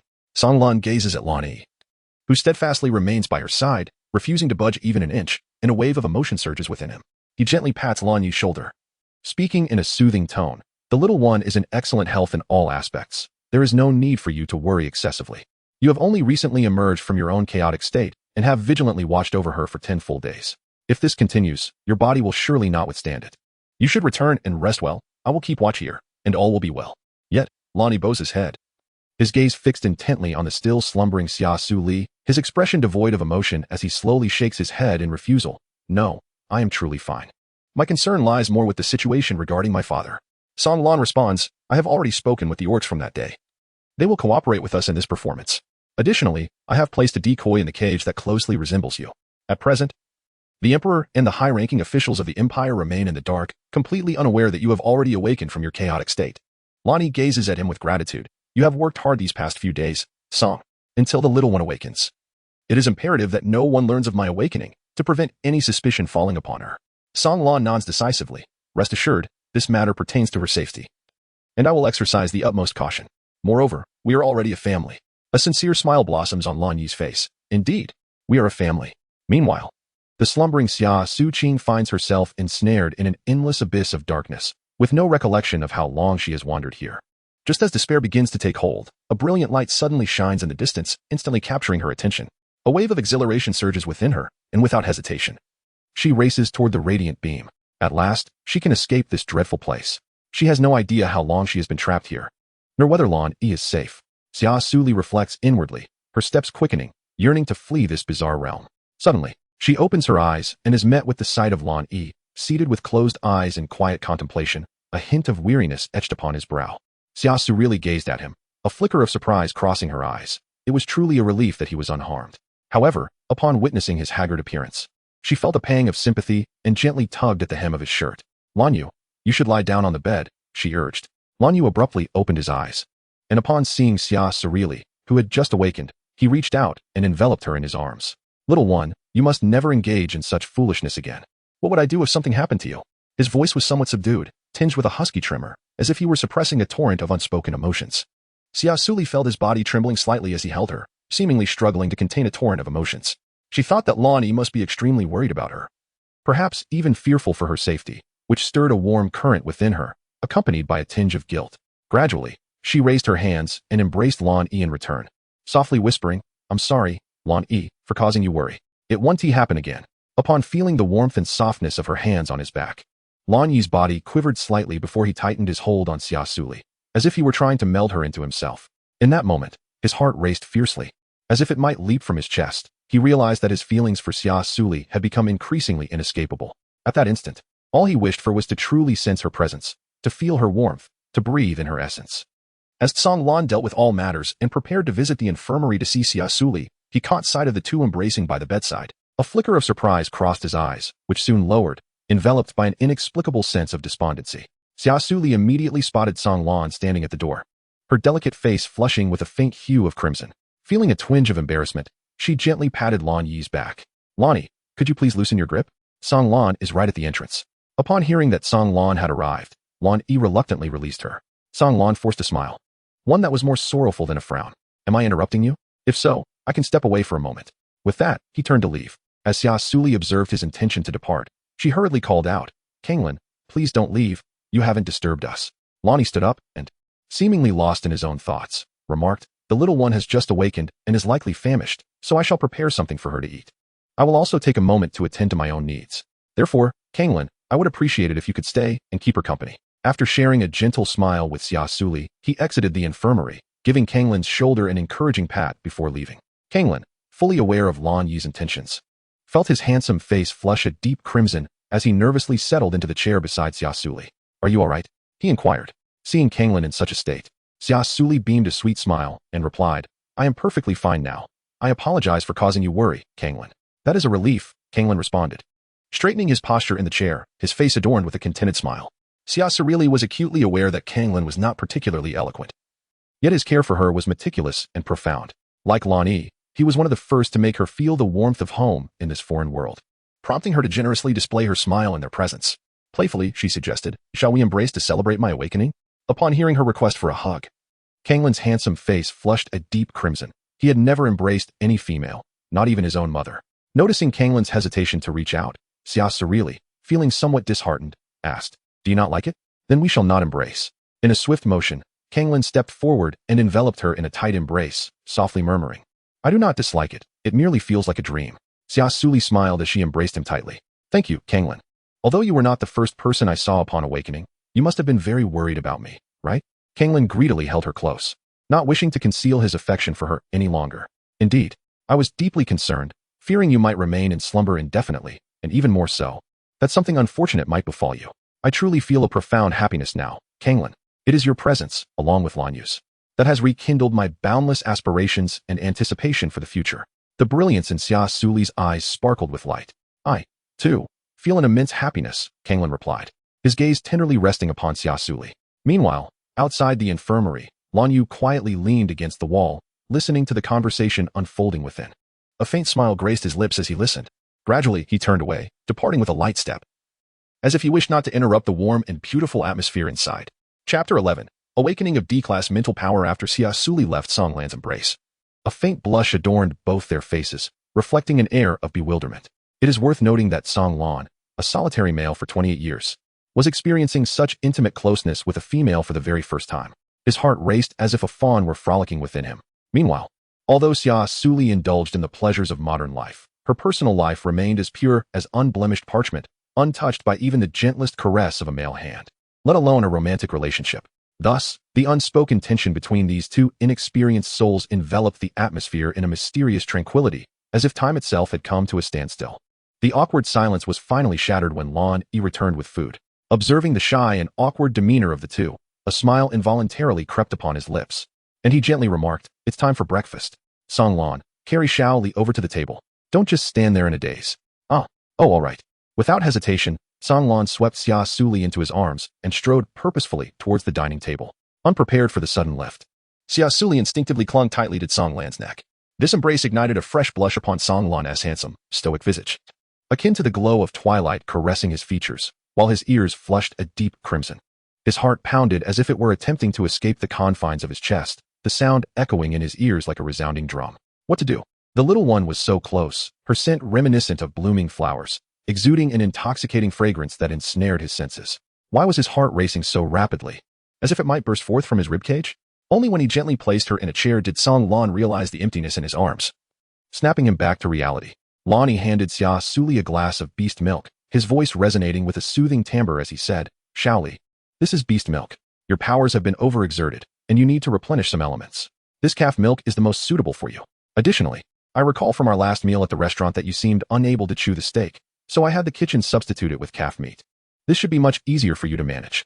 Xia Suli gazed at the exquisite Lan Yi, her face radiating gratitude. "Thank you, Lan Yi. And I also extend my thanks to you, Song Lan. Meeting you both makes me feel incredibly fortunate." Lan Yi smiled gently, his expression tender as he looked at her. "Those words should be spoken by us. We are equally delighted to have encountered you, and it is an honor to become family with you. Additionally, I must express my gratitude for your decision not to abandon me, for meeting you is our greatest fortune." Song Lan regarded her with a reassuring gaze and said, "Xia Suli, you truly are remarkable. I have never encountered such an exceptional female, and I am genuinely pleased to have met someone as wonderful as you." Xia Suli felt a touch of shyness from their compliments. In truth, she was not as remarkable as they described, but rather, she was simply better in comparison to others in this world. As they gazed at her adorably, their affection for her deepened. After breakfast, a sudden, crisp notification tone emanated from her light brain. Puzzled, she glanced at the screen, where an astonishing sum of 10 million star coins appeared as a deposit. This unexpected windfall left her bewildered, and inwardly she mused. How could such a large sum appear so suddenly? Did I perhaps slumber for an entire month? Is this some form of welfare or subsidy? Filled with questions, Xia Suli opened the system to view the details, only to be astounded to discover that the money originated from a person named Luya. She couldn't help but furrow her brow, striving to recall this name. Suddenly, she remembered the arrogant woman who had humiliated her in the restaurant, labeling her an inferior female. This revelation filled Xia Suli with confusion, leaving her to wonder why Luya would initiate a transfer to her. Just as she became lost in thought, Lonnie noticed her perplexed expression and took the initiative to explain. During the previous incident at the restaurant, when Luya insulted you and you could not restrain yourself from striking her, that moment was captured by someone with ulterior motives and disseminated across the star net. Seizing this opportunity, Luya launched a campaign to malign you, leading many to misunderstand you. I see. But why then did she transfer star coins to me? A slight smile graced Lan Yi's lips as he continued. I released the complete video of that day, capturing the scene of Luya's humiliation and her disparaging remarks, without omitting a single detail, onto the interstellar web. Upon learning the truth, netizens rallied in your support, launching a formidable campaign against Luya. Following her defeat in court, as a result of tarnishing the reputations of other females, she faced severe repercussions from the imperial enforcers, being mandated to pay a hefty fine of 10 million star coins and suffering a considerable blow to her reputation. Xia Suli, with a look of astonishment, exclaimed, I never anticipated that humiliating other females would incur such hefty fines. The amount is truly staggering. One must admit, the laws of the Empire are remarkably formidable. Song Lan nodded with a smile and replied, Indeed, the Empire is a planet that exhibits an extraordinary degree of tolerance towards females. Even if a high-ranking female deliberately inflicts harm upon another, as long as the evidence is irrefutable, she, regardless of her elevated status, shall face severe penalties in accordance with the imperial law. Xia Suli suddenly realized. So that is the case. She had not anticipated that the Blue Ocean Empire possessed such extraordinary qualities. However, upon examining the information on her light brain, she was astonished to discover that she had awakened her mental power, and it was a remarkable D rank. Unable to contain her curiosity, she inquired, How did I awaken my mental power? You inadvertently absorbed the turbulent energy from within me, which led to your premature awakening, Lonnie replied. Xia Suli, feeling a bit bashful, gently touched her head and remarked, I never anticipated this. I thought I would never awaken my mental strength in this lifetime. Song Lan and Lonnie exchanged a knowing smile, realizing that she was not disheartened by the fact that her awakening was of the lowest grade. Both felt a sense of relief wash over them, their faces brightening with reassuring smiles. As long as you can think this way, we are at ease. Song Lan comforted her. Although you are only a D grade for now, there remains a possibility of a second awakening before you turn 20. So D grade may not be your ultimate rating. Xia Suli really understood that he was merely comforting himself, and thus she smiled and nodded. Yes, I understand. Meanwhile, on the other side, Loya, who had just completed a transfer of 10 million star coins, felt an intensified animosity towards Xia Suli deep within her heart. She believed that it was this detestable, feeble female who had reduced her to a laughingstock in the entire interstellar world. What was even more intolerable for Loya was the repeated rejection she faced in her pursuit of a bond with Lani. Despite being a female endowed with S-class mental strength, the intertwining of humiliation and anger filled Loya's heart with resentment and hatred. All her negative emotions surged like a tumultuous tide, converging and transforming into a singular focus on Xia Suli. Loya was convinced that all her misfortunes and suffering were the direct result of Xia Suli's existence. Without her, she would not have found herself in such a predicament. Xia Suli was utterly unaware that Luya would attribute all her grievances to her simply because Lani refused to become her partner. In her quest for vengeance against both Xia Suli and Lani, she resorted to the most despicable means. Chapter 12. The dominant protector of the wife after Ian Shoddy conducted a comprehensive examination on Xia Suli in the medical room and confirmed her condition was normal. He assured her to return home and recuperate peacefully. Thus, Xia Suli returned to the villa area alongside Lani. Meanwhile, San Lan was required to continue his journey to the southern region of Hainan, leading the team to eradicate the remaining spatial rifts. Upon their return home, an impatient ringing of the doorbell echoed outside. Lan Yi activated the holographic monitor to check the identity of the visitor, and upon recognizing the individual at the door, his previously handsome brow furrowed slightly. Nevertheless, he turned and opened the door. As the door swung open, a voice filled with resentment pierced the air. Lan Yi, have you gone mad? There are countless formidable beastmen outside who dream of becoming Xia's partner, yet you audaciously rejected her. Do you even regard me, your mother? In your eyes? Xia is now an S-class female. To be her first partner is a privilege. Go and apologize to Xia immediately, and then bind yourselves as partners. The woman commanded, her gaze fixed sternly on Lani. From the moment the woman entered, Xia Suli scrutinized her. She possessed shimmering silver hair reminiscent of a galaxy. Undoubtedly inherited by Lani. She appeared to be in her 30s, adorned in an opulent manner. Upon hearing her words, Lan Yi's expression grew serious as he suppressed his rising anger, resolutely stating, I will not apologize to Luya, nor will I become her partner. I already have a wife, and her name is Xia Suli, so there is no need for you to persuade me further. Ailey was taken aback. The usually obedient Lan Yi had the audacity to defy her, which left her feeling extremely displeased. Indeed, as Luya had claimed, Lan Yi had been completely bewitched by that inferior female. With a resounding slap, a firm hand struck Lan Yi's face. You insolent fool! I am your mother. And you dare speak to me this way? Who gave you the audacity? She is that inferior female. From a distance, Xia Suli spotted Lan Yu lying on the ground, and her heart raced with anxiety. She hurried to his side, her face etched with concern as she asked, Lan Yu, are you all right? Are you hurt? Lan Yu slowly lifted his head, gazing into Xia Suli's eyes filled with worry. A subtle smile graced his lips, a tender expression that revealed his affection. I'm fine. Little Suli. After all, I am an SS-level male. This slap holds no pain for me, so you need not worry. Yet, Xia Suli keenly perceived the fleeting sadness and bravado in his gaze. She understood that while his face may not bear the marks of pain, his heart was undoubtedly battered. This suffering was all too familiar to her, as if she could feel it resonate within. It reminded her of her past, when her mother took on a variety show and insisted that the 15-year-old her participate. Reluctant to appear on screen, she turned down the request, only to hear her mother coldly declare over the phone that abandoning her had been the right choice, for a selfish person like her did not deserve maternal love. In that moment, Xia Suli felt as if her heart were being torn apart. The anguish was far more intense than any physical blow, as if countless needles pierced her heart simultaneously. Thus, she felt a profound empathy for Lan Yu's state of mind, fully understanding the weight of his suffering. With fury in her eyes, she directed her wrath at Ai Li, exclaiming, You are utterly unworthy of being a mother. Lan Yu has made his unwillingness clear.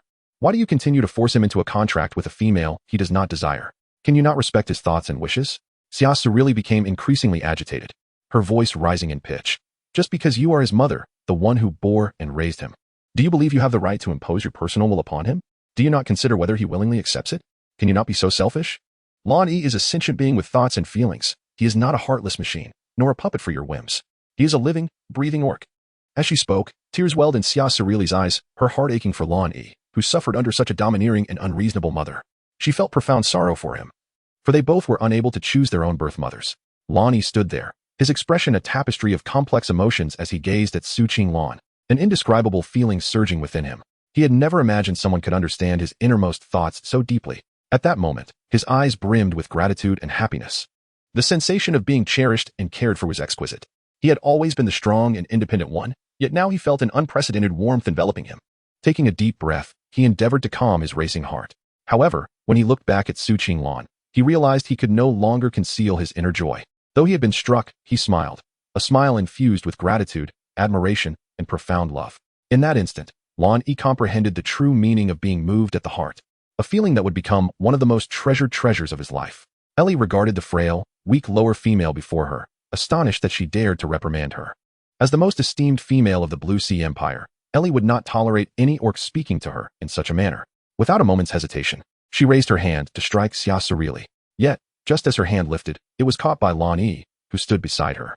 He looked at her with a piercing gaze, as if wishing to penetrate her very soul, and declared firmly, "Mother, you may strike me, but you shall not lay a finger on her. Otherwise, even if you are my mother, I will not hesitate to defend my wife with force." Ellie recoiled in fear at his icy, hostile stare, stumbling back several steps, her body trembling involuntarily. With a shaking finger, she pointed at Lan Yi. Her voice laced with terror and fury, she shouted, "You would dare to harm your own mother for a lowly female? This is sheer treason. Just wait. I will tell your father, and he shall know of your actions. When that time comes, the throne of the Blue Sea Empire will have no place for you." Yet, in the face of Ellie's threats, Lan Yi remained remarkably composed, a smirk of disdain playing at the corners of his lips as he replied lightly, "It matters not. I have never cared for the throne." Seeing the unwavering Lan Yi before her, Ellie felt her anger erupt like a volcano. Her face flushed crimson. Her eyes ablaze with fury, her lips pressed tightly together as if to suppress all her discontent and rage. Ultimately, unable to contain her emotions, she flung her hand, forcefully slamming the door behind her with a resounding bang. Lan Yi paid no heed to her departure. Instead, he leaned down affectionately to gaze at Xia Suli. His already handsome face now adorned with an extraordinarily gentle smile, akin to a spring breeze, intoxicating Xia Suli with its warmth.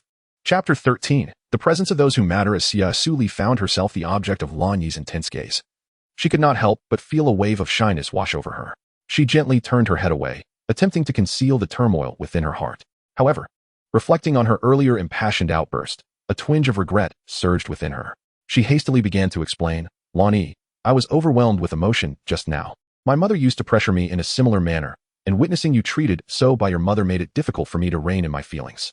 I truly apologize. I never anticipated that my actions would lead to a complete rift between you and your mother, or even jeopardize your claim to the throne. These were unforeseen consequences." Xia Suli's face was etched with guilt, fully aware that she had inadvertently caused Blue Yi some distress. However, Blue Yi simply smiled, extending his large hand to gently stroke her head in a comforting gesture. "It's all right. You need not blame yourself. In truth, my relationship with my mother has never been harmonious. As for the throne, I have never aspired to it. On the contrary, your support brings me great joy." His tone was resolute and sincere, providing Xia Suli with a measure of solace. Just then, the melodic chime of Blue Yi's holographic communicator pierced the air. He glanced down at the screen, a flicker of resignation crossing his eyes, yet he refrained from answering the call immediately. Instead, he continued to tenderly caress Xia Suli's hair, softly saying, "Shaoli, you have just awakened. Your body requires rest and recovery. I have some matters to attend to and must step out for a while. But do not worry, I shall return shortly. If you need anything or wish to chat, feel free to contact me anytime, all right?" Xia Suli lifted her head, her clear and captivating eyes gazing at Lan Yi, a sweet and demure smile gracing her face as she gently nodded in response. "All right, you can rest assured to attend to your matters. I shall await your return at home." Lan Yi, charmed by her adorable demeanor, felt his heart soften and could not help but lean down, placing a tender kiss upon her forehead. His voice was low and gentle. "Wait for me to return, little Lier." Xia Suli felt the warm sensation on her forehead, a blush blossoming on her cheeks. "All right, I shall await your return," she said, her tone imbued with trust and anticipation, stirring a wave of warmth within Lan Yi. However, once Lan Yi departed, Xia Suli's expression gradually shifted to one of gravity. If her instincts were correct, this matter was likely connected to his mother, Ai. She silently prayed, hoping that Lan Yi would not face any punishment. Otherwise, she would undoubtedly feel a profound sense of guilt. Xia Suli is a person who responds with the most sincere emotions to those who treat her well, doing her utmost to show kindness to them. However, she often displays considerable indifference towards strangers or those she is not familiar with. Meanwhile, Lan Yi, having departed from the villa, arrived at the palace aboard his dazzling starship. Upon his arrival, the guards immediately bowed their heads in respect, exclaiming, "We meet the prince." Lan Yi nodded slightly and swiftly entered the palace. As he stepped inside, he observed that a multitude had already gathered, including his father, King Lan Zhe, his mother, Queen Ai Li, his younger brother, Lan Yu, as well as Lu Ya and her mother, Ai Lin.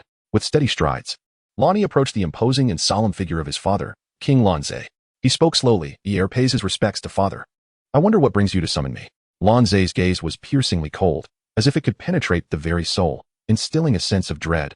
"Lan Yi, as a prince of the realm and the highest commander of the empire, how could you dare to raise your hand against your own mother? Such behavior is profoundly disappointing."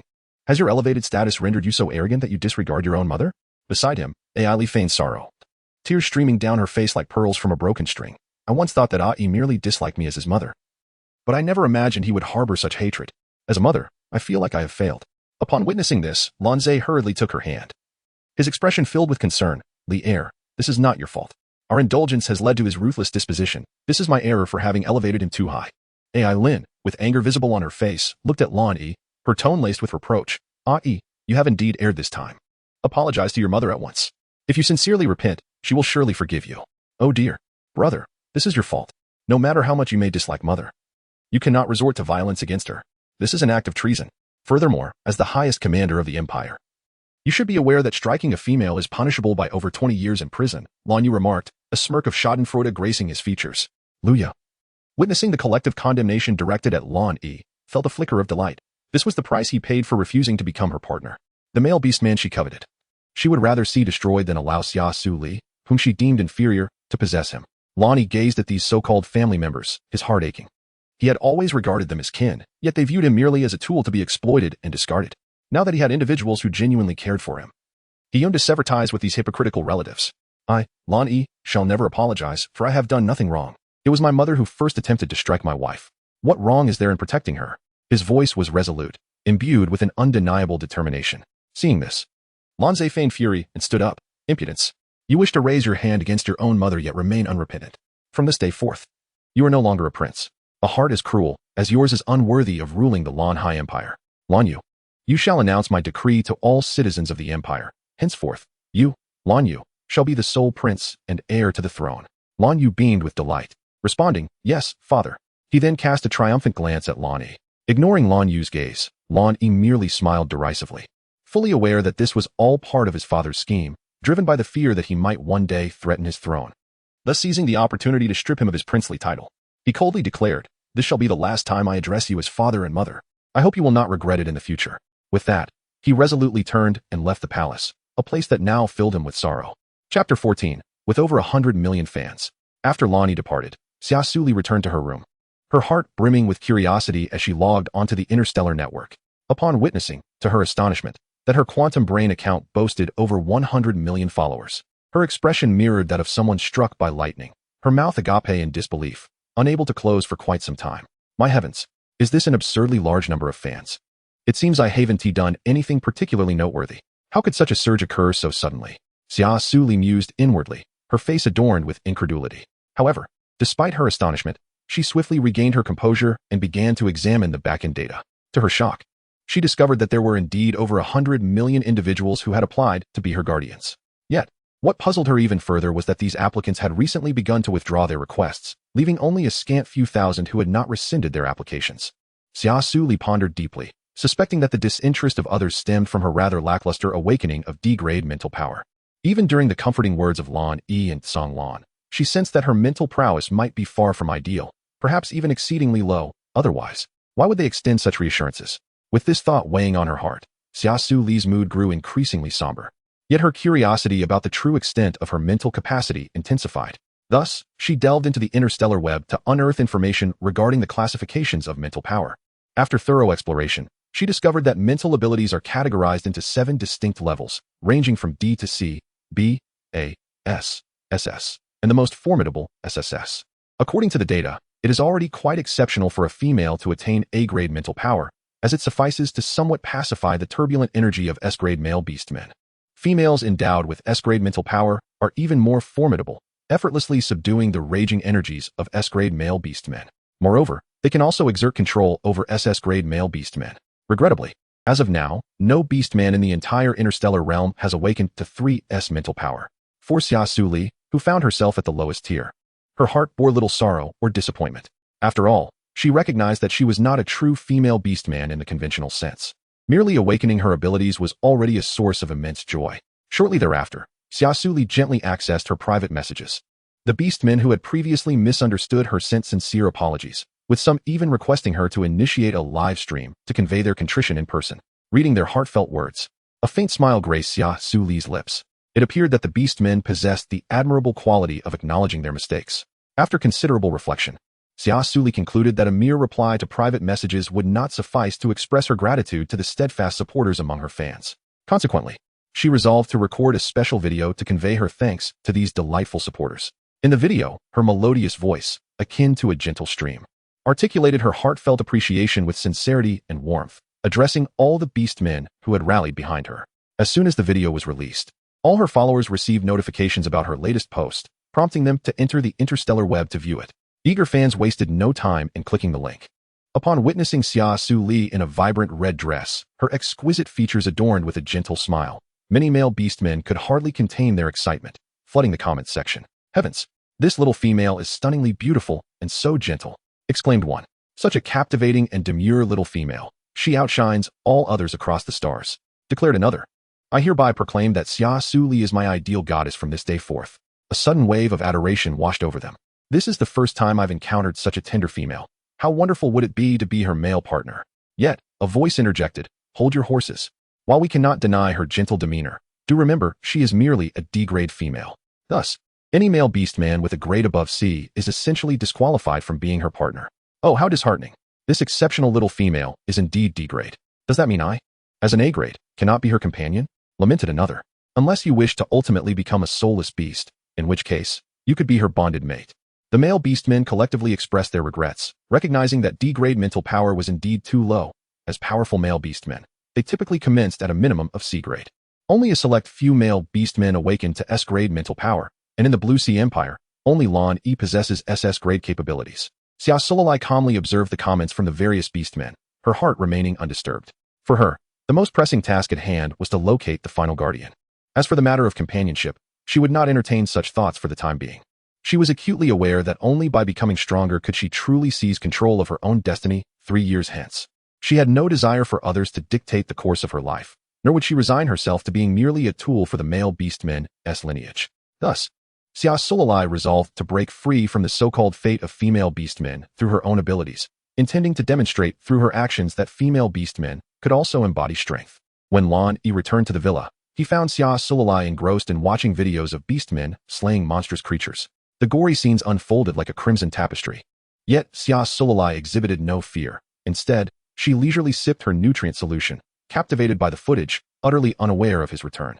Observing her in such a state only deepened Lan Yi's conviction regarding his suspicions. The little cub he had taken in was certainly no ordinary female. Ever since Kanglin had rescued her from the primitive planet 001, he had investigated her background and discovered that she did not belong to any Planet S beastmen. Moreover, a healthy female could not have been abandoned by others on a different world. However, which planet she hailed from was of little concern to him now. His focus was solely on her. Curiously, he approached and inquired, "Little Lear, what has prompted you to watch videos of slaying monstrous creatures?" "Ah, Lonnie, you're back?" Xia Suli exclaimed, startled, as she turned to face him, her expression akin to that of a frightened doe. Lan Yi chuckled softly, ruffling her hair, and replied gently, "I've been back for quite a while, but seeing you so engrossed, I couldn't bring myself to interrupt your viewing. What inspired you to watch such videos today?" "Haha, really? I'm just learning how to slay these creatures," Xia Suli said, a hint of embarrassment coloring her cheeks as she playfully rubbed her head. Upon hearing her intention to learn how to slay monstrous beings, Lan Yi's demeanor shifted to one of seriousness, astonishment flooding his heart. It was difficult for him to believe she harbored such thoughts. Chapter 15. Learning to slay monstrous creatures. Lan Yi furrowed his brow, gazing at Xia Suli with a grave expression. "Little Lear, why the sudden desire to learn how to slay spatial beasts? This is not something a female should pursue. You must understand, those creatures are brutal and ferocious. Even with armor, without formidable combat prowess and physique, you cannot hope to defeat spatial beasts. Moreover, no female would willingly engage in battle with such beasts. So please, Little Lear, listen to me. Remain at home, do you understand?" Lan Yi implored, his tone reminiscent of soothing a disobedient child. Yet, Xia Suli remained resolute, fixing her gaze on him. "I refuse to be a female who can only survive by relying on male beastmen. Furthermore, the Empire has not stipulated that females cannot participate in combat. So why should I not?" In that moment, Lan Yi found himself at a loss for words, for indeed, the imperial laws did not explicitly declare that female beastmen were forbidden from engaging in battle. Upon witnessing a turning point in the situation, Xia Suli spoke with palpable excitement. "I have thoroughly acquainted myself with the pertinent details. The reason females are unable to engage in battle is not due to a lack of courage or capability, but rather because their combat prowess is relatively limited, hindering their ability to fully harness the power of the battle armor, thus preventing their participation in combat. Therefore, If I successfully utilize the battle armor to vanquish the monstrous beasts, does that imply I will no longer need to rely on the protection of other male beastmen in the future? Furthermore, it may even mean that I will not need to choose to bond with other males as companions. Xia Suli gazed at Lan Yi with hopeful anticipation, her eyes shimmering with determination. Lan Yi was taken aback. Her diligent efforts to master the art of slaying monstrous beasts were solely aimed at achieving independence from being coerced into a partnership with other male beastmen. This revelation filled him with a bittersweet sense of helplessness.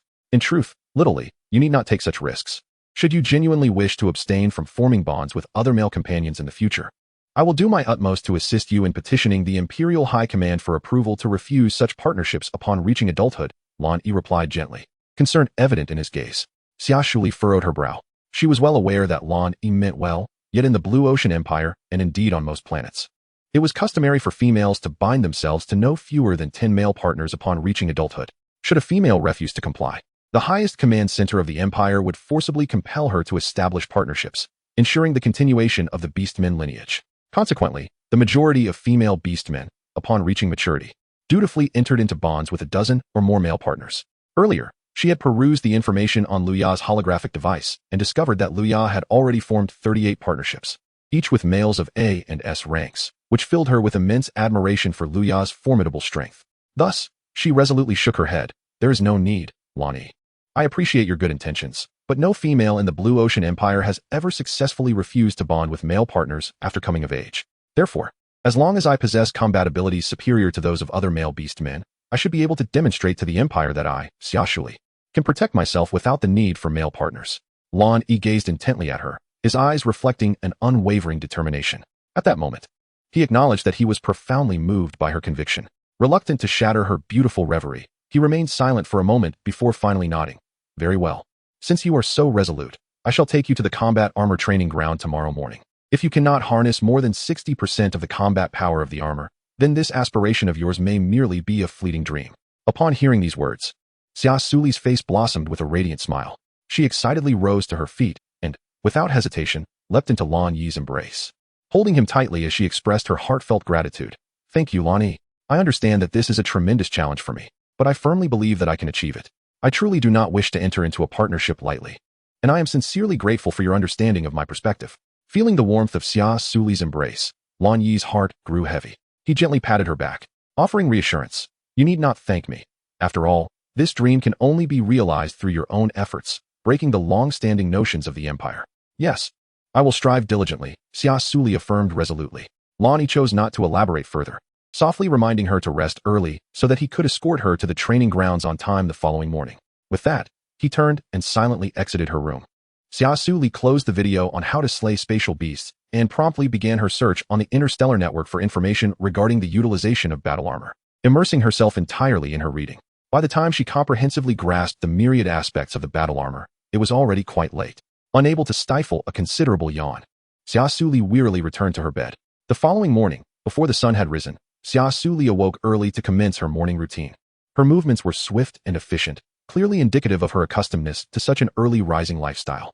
When Lan Yi emerged from his room, he immediately spotted the spirited Xia Suli, a helpless yet affectionate smile involuntarily gracing his lips. Why are you up so early today? There is still plenty of time, he remarked, stretching languidly as he spoke. Xia Suli listened to Lan Yi's words and replied with a cheerful smile. It's not too early. I used to wake up at this time for my morning jogs. Really? I never imagined our little Suli would have a penchant for exercise. It seems that once you don your battle armor, you will undoubtedly exhibit greater combat prowess than other females, Lan Yi jested. Upon hearing this, a hint of pride flickered across Xia Suli's face, yet she humbly responded, it's not as remarkable as you make it sound.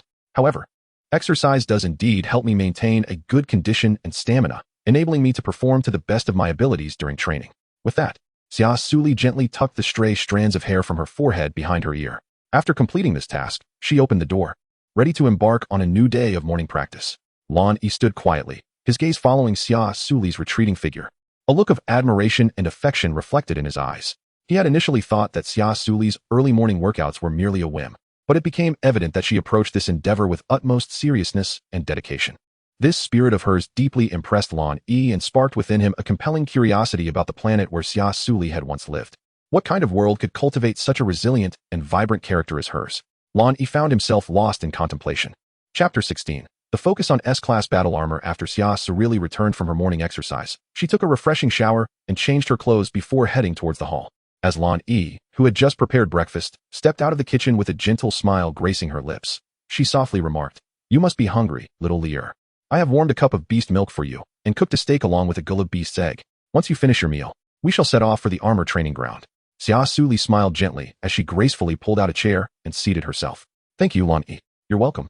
Now eat while it's hot," Lan Yi replied, taking a seat opposite her. After they finished their breakfast, Lan Yi piloted his starship, escorting Xia Suli to the mecha base. Upon disembarking, Lan Yi presented his holographic information and led Xia Suli to the mecha training grounds. As they walked, they encountered several orcs who cast puzzled glances at Lan Yi. "Look, is that not His Highness Lan Yi?" one exclaimed. "And who is that enchanting young lady by his side? She is simply exquisite," another remarked. "You mean you don't recognize her? She is the most talked about young lady on the interstellar network lately. After all, she dared to confront the goddess Leia. I believe her name is Xia Suli. Is she truly that formidable? Yet, she appears so frail," someone noted. "Nevertheless, one cannot deny her beauty. It's a pity she is merely a D-grade female." "What? She is only a D-grade? Why would His Highness choose to be her guardian, then? It's quite perplexing." "Shoo, keep your voices down. Haven't you heard the imperial announcement? His Highness Lan Yi has been stripped of his royal title by the king for attempting to strike his own mother, and with it, his claim to the throne has been revoked. My goodness, how could His Highness even contemplate such an act against his mother? Surely, there must be some misunderstanding. Who knows? The imperial report states that the future heir to the throne is now His Highness's younger brother, Lan Yu." The orcs were left in stunned silence, unable to fathom that Lan Yi was no longer a prince. Upon hearing these words, Xia Suli could not help but cast a worried glance at Lan Yi.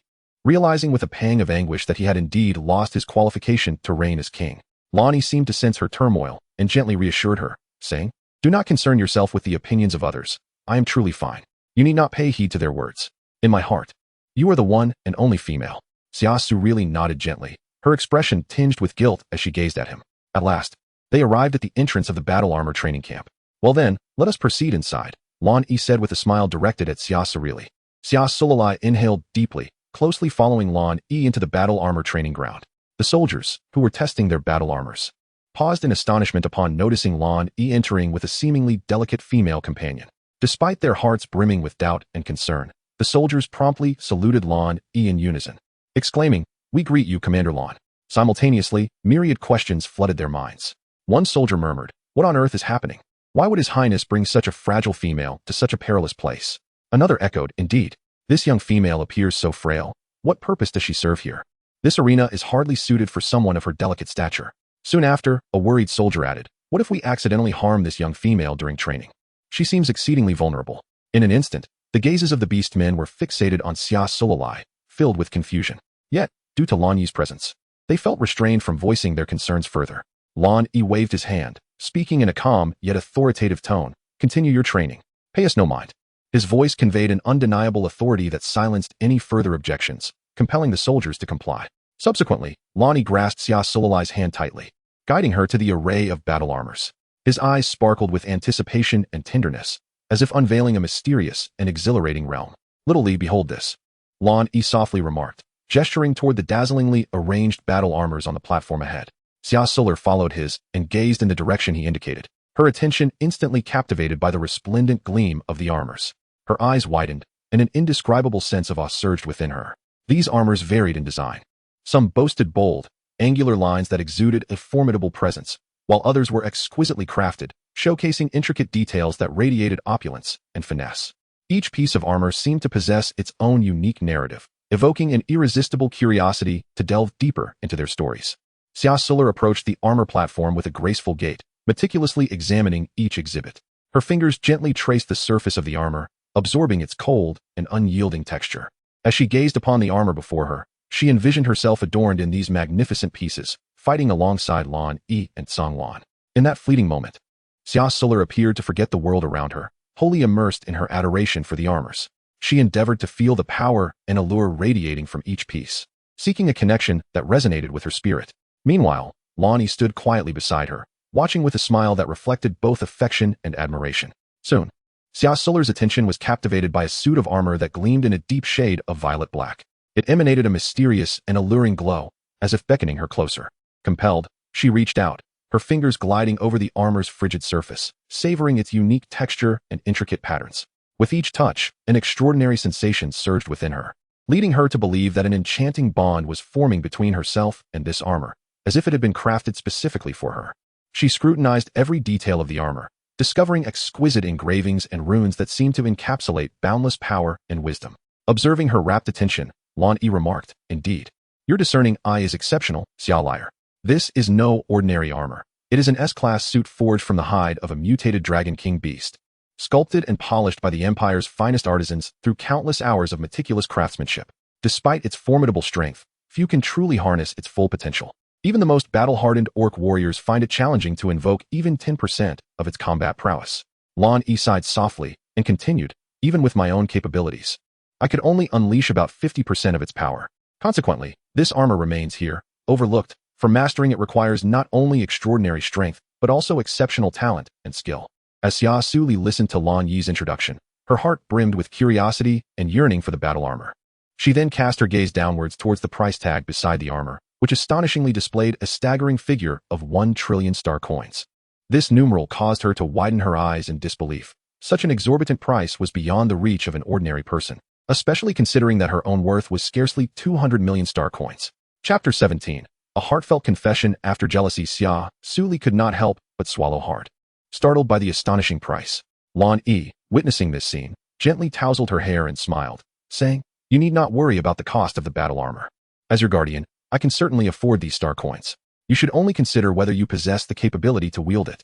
Although its design is exceptionally striking and attractive, an S-class battle armor is still rather challenging for you to control, given your current mental capacity." Xia Suli recognized the validity of Lan Yi's words, yet her heart resolutely urged her to make the choice. "I still wish to give it a try," she declared, summoning her courage and gazing at him with eager anticipation. Observing the pitiful expression in Xia Suli's eyes, Lan Yi felt a pang of concern for her well-being. However, he hesitated to dampen her enthusiasm and reluctantly responded, "If you truly wish to try, then go ahead. But should you experience any discomfort or unease, please inform me immediately. Do not push yourself, for the depletion of mental energy can be perilously hazardous." Upon hearing Lan Yi's consent, a radiant smile blossomed on Xia Suli's face, her eyes curving into crescent moons as she nodded repeatedly in understanding. Eagerly, she grasped Lan Yi's hand and urged, "Let us begin swiftly. I can hardly contain my excitement to try it out." Inspired by her fervor, Lan Yi's mood lightened as he operated the battle armor's interface, selecting the testing program and confirming it. He then handed the armor to Xia Suli, gently advising, "All right, little Lear, please change into this armor in the dressing room, and I shall teach you how to use it on the training field." Certainly, she replied. Xia Suli joyfully accepted the armor, cradling it delicately in her hands. Feeling the cold texture of the plates and the weighty presence they bore, her heart brimming with anticipation, she briskly stepped into the changing room, fully prepared for the unknown challenges that lay ahead. As she donned the armor and emerged from the changing room, all eyes on the training ground instantly fixated upon her. Lan Yi and the other orcs stood agape, utterly captivated by Xia Suli adorned in her battle attire. Her lustrous black hair was swept up high like a cascading waterfall, radiating an air of pristine elegance. Her breathtaking visage resembled a fine work of art, evoking an involuntary admiration. The dark purple armor clung closely to her skin, perfectly accentuating her enchanting silhouette. Her long legs were straight and powerful, each step exuding confidence and allure. Her presence animated the entire scene, as if time itself had come to a standstill in her wake, emanating an aura that was both commanding and irresistibly charming, rendering her existence impossible to overlook. The first to regain his composure was Lan Yi, his eyes shimmering with a cold light, an unsettling chill radiating from him. The orcs, who had been lost in reverie over Xia Suli's beauty, quickly snapped back to reality, their faces betraying a mix of awkwardness and reluctance as they averted their gazes from her. Lan Yi hastened towards Xia Suli, an unmistakable hint of displeasure and jealousy flickering in his stare. Standing beside her, a subtle hint of envy graced his expression as he murmured, "Xia Liar, you are truly mesmerizing, impossible to look away from. Each time I see the other orcs gazing at you, I feel a profound discomfort. I yearn to pluck their eyes from their sockets. This sensation fills me with both irritation and rage, and I find myself wishing to whisk you away to keep you hidden from prying eyes, safeguarding your beauty from the world." Then, with a gentle shift in tone, he continued, "However, I also understand that you are not a fragile flower needing shelter in a greenhouse. You possess an incredibly strong and resilient spirit, yearning for independence, courageous and unyielding. While I hope you might lean on me a bit more, I deeply respect your choices and decisions. Wherever you may be, whenever you need me, I will be there without hesitation to protect and support you. His voice was low and imbued with profound emotion as he tightly enveloped Xia Suli in his embrace, as if to integrate her essence into his very being. Xia Suli's cheeks flushed with a rosy hue as she sensed the envious gazes of the surrounding orcs, which made her feel quite bashful. After all, this was her first encounter with a confession of affection, raised under the guidance of her grandparents. She had always been taught that a girl should maintain her self-respect and dignity. Thus she had remained quite reserved and had never even experienced romance. Yet, in this moment, confronted with Lan Yi's ardent declaration, she felt her heart racing as if it might leap from her chest. Strangely, instead of feeling any resistance toward Lan Yi, a flicker of joy blossomed within her. In that instant, Xia Suli profoundly recognized her special feelings for Lan Yi. Without hesitation, she extended her arms and embraced Lan Yi's broad and sturdy back tightly. Lan Yi, I truly appreciate you. In truth, I harbor similar feelings for you. Xia Suli's voice was imbued with sincerity and tenderness, as if she were pouring forth the deepest truths of her heart. With the utterance of these words, the delicate atmosphere between them intensified. Lan Yi felt the warmth and affection enveloping him in Xia Suli's embrace. An overwhelming joy surged within him. As he gently turned to face her, their gazes met, revealing a depth of emotion that was irresistible. In this tranquil and beautiful moment, they listened to each other's heartbeats, relishing this rare serenity and intimacy. A soft cough broke the silence, disrupting the peaceful ambience surrounding them. Reluctantly, Lan Yi released Xia Suli, though his gaze lingered on her. At that moment, a tall and imposing male orc appeared before them, exuding a powerful aura. He possessed a strikingly handsome visage, a subtle smile gracing his lips, reminiscent of a gentle spring breeze, soft and warm. He looked at Lan Yi with a teasing smile, remarking, I never expected you to possess such a tender side. It truly surprises me. Upon hearing the voice, Lan Yi turned around, his face lighting up with an expression of astonishment. He gazed at the male orc before him, his eyes sparkling with joy, and exclaimed, It's you, Ming. What brings you back? Why didn't you inform me in advance? There was a hint of reproach in Lan Yi's tone, yet it was overshadowed by the delight and excitement of reuniting with an old friend. This individual was none other than Lan Yi's childhood companion, Zhe Ming, a renowned healer. Unlike other male orcs, he lacked formidable combat prowess, but was the most skilled healer in the entire star system. Chapter 18. The disappearance of Xia Suli. The incident occurred abruptly, prompting my early return to the base. Coincidentally, upon my arrival, I overheard the orcs discussing how you had brought a remarkably beautiful female to the training grounds. Thus, I hurried here to witness it myself, only to unexpectedly stumble upon such a heartfelt scene. Zhe Ming's smile remained radiant as he continued to tease Lan Yi. Lan Yi, with a resigned expression, could only smile wryly and said, All right, please stop mocking me. Allow me to introduce you. This is my dear Xia Suli. He then turned to Xia Suli and gently remarked, Little Li, this is my lifelong friend, Zhe Ming, who is also a renowned healer. Hello.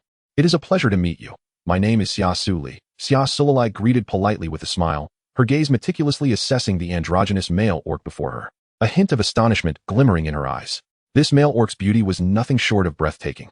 Were it not for his tall, statuesque physique and his remarkably flat chest, she might have mistaken him for a female orc, for his exquisite beauty was truly extraordinary. His elongated, large violet eyes, reminiscent of cunning foxes, radiated an alluring charm.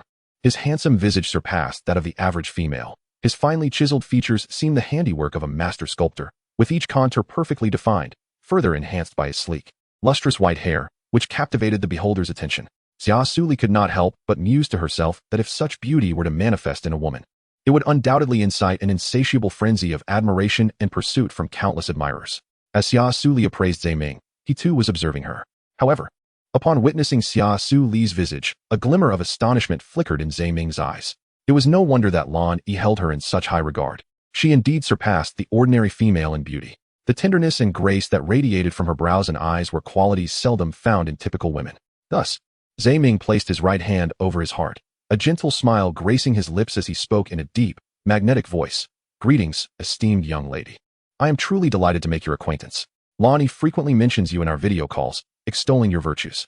Today, seeing you in person, you are indeed as enchanting as the rumors suggest, captivating and mesmerizing. Xia Suli, slightly lowering her head under the flattery, felt a blush rise to her cheeks. With a soft smile, she replied, Thank you for your kind words. It's merely that Lan Yi has exaggerated. In truth, I find myself lacking when compared to your beauty. Lan Yi gazed at her with utmost seriousness, his eyes shimmering with unwavering conviction, and earnestly declared, Shao liar, I assure you, I am not exaggerating. In my heart, you are indeed the most beautiful of all, unmatched by anyone. Xia Suli, upon hearing his words, felt a sweet sensation within her heart. yet feeling a tad shy. She extended her delicate hand to gently tug at the corner of his garment, her enchanting eyes casting a playful glare at him. This small gesture rendered her even more adorable, reminiscent of a bashful little rabbit, a sight that made Lan Yi cherish her small hand even more tightly. Zhe Ming quietly observed the interplay between the two, and upon witnessing this scene, his eyes narrowed slightly, revealing a look of genuine interest and amusement. Lan Yi, snapping back to reality, smiled and said to Zhe Ming with delight, "Ming, once the little one completes the armor test, let us return together and savor the joy of our reunion." "Yes, indeed," Zhe Ming replied softly, but as his gaze fell upon Xia Suli, he suddenly froze. It dawned on him that Xia Suli was clad in S-class armor. His eyes brimmed with astonishment, laced with a hint of confusion. He could not fathom why a female like Xia Suli would desire to don armor. Was she truly preparing to venture forth and confront those ferocious beasts? The thought caused his brow to furrow involuntarily. Before he could seek clarification, Lan Yi had already taken Xia Suli into the training grounds. Immediately, with a serious demeanor, he fixed his gaze upon her and instructed, "Little Li Air, attempt to sense the energy contained within the armor and then harness your mental strength to merge with it. Only in this way can you truly master the armor and unleash its formidable combat prowess." After hearing this, Xia Suli nodded and replied, "All right, I shall give it a try." The orcs present in the training ground were astonished to witness Xia Suli attempting to train in the battle armor, leading them to exchange whispered remarks among themselves. "Hey, look over there. What on earth is that little female doing? And the suit of armor she is wearing, is it not the legendary S-class Black God armor? My goodness, it truly is the S-class Black God armor. Does she actually think she can pilot an S-class suit? What a fanciful notion. Isn't she merely a D-class in mental prowess? How could she possibly manage an S-class suit? This is sheer nonsense. I believe she is just an ignorant little girl, under the delusion that donning an S-class suit will transform her into a master. Perhaps she is just trying to attract our attention. Nonetheless, let her try. Let us see what folly she brings about." The orcs continued to speculate, many displaying expressions of disdain and mockery. Upon witnessing this, Lan Yi furrowed his brow, his gaze icy as he declared, "Those who do not wish to train may leave. If you find yourselves with nothing to do, I suggest you run 100 laps around the field." With this statement, the orcs fell silent, promptly resuming their training. Xia Suli paid no heed to their words, but instead followed Lan Yi's instructions, using her mental prowess to attune herself to the battle armor. Suddenly, she sensed a peculiar force lingering nearby. She hastily endeavored to seize this power with her mental energy, only to find it elusively slipping away. Consequently, Xia Suli, encased within the armor, persistently sought to capture this enigmatic force. Just as she contemplated surrendering, it unexpectedly surged into her mental realm, its formidable presence causing her to furrow her brow in involuntary response. Xia Suli concentrated her efforts, striving to harness the formidable power that surged within her. Gradually, she appeared to discover the key, as the power began to intertwine with her mental strength. However, at that very moment, an unexpected event transpired. The battle armor suddenly radiated an uncanny purple light, enveloping Xia Suli's form. Lan Yi, sensing the anomaly, rushed forward, but it was too late. When the light dissipated, Xia Suli had vanished without a trace. "Shall we air?" Lan Yi called out anxiously. Zhe Ming arrived shortly thereafter, and the two began to search frantically, yet they could not uncover any sign of Xia Suli. "What on earth is happening?" Lan Yi inquired, his expression darkening. Zhe Ming shook his head, indicating his own uncertainty. Suddenly, a mysterious voice echoed in their ears. "Xia Suli has been transported to another realm. Only by locating her can you ensure her safe return." As the words faded, a rift in the void materialized before them. Lan Yi and Zhe Ming exchanged a glance and resolved to enter the rift in search of Xia Suli's whereabouts. Without hesitation, they leaped into the void, vanishing from sight. The orcs in the training ground stood in bewilderment, staring blankly at the spot where the three had disappeared. It was only after a moment that they snapped back to reality and hurriedly reported the incident of Lan Yi and his companions vanishing into the rift to the highest command center.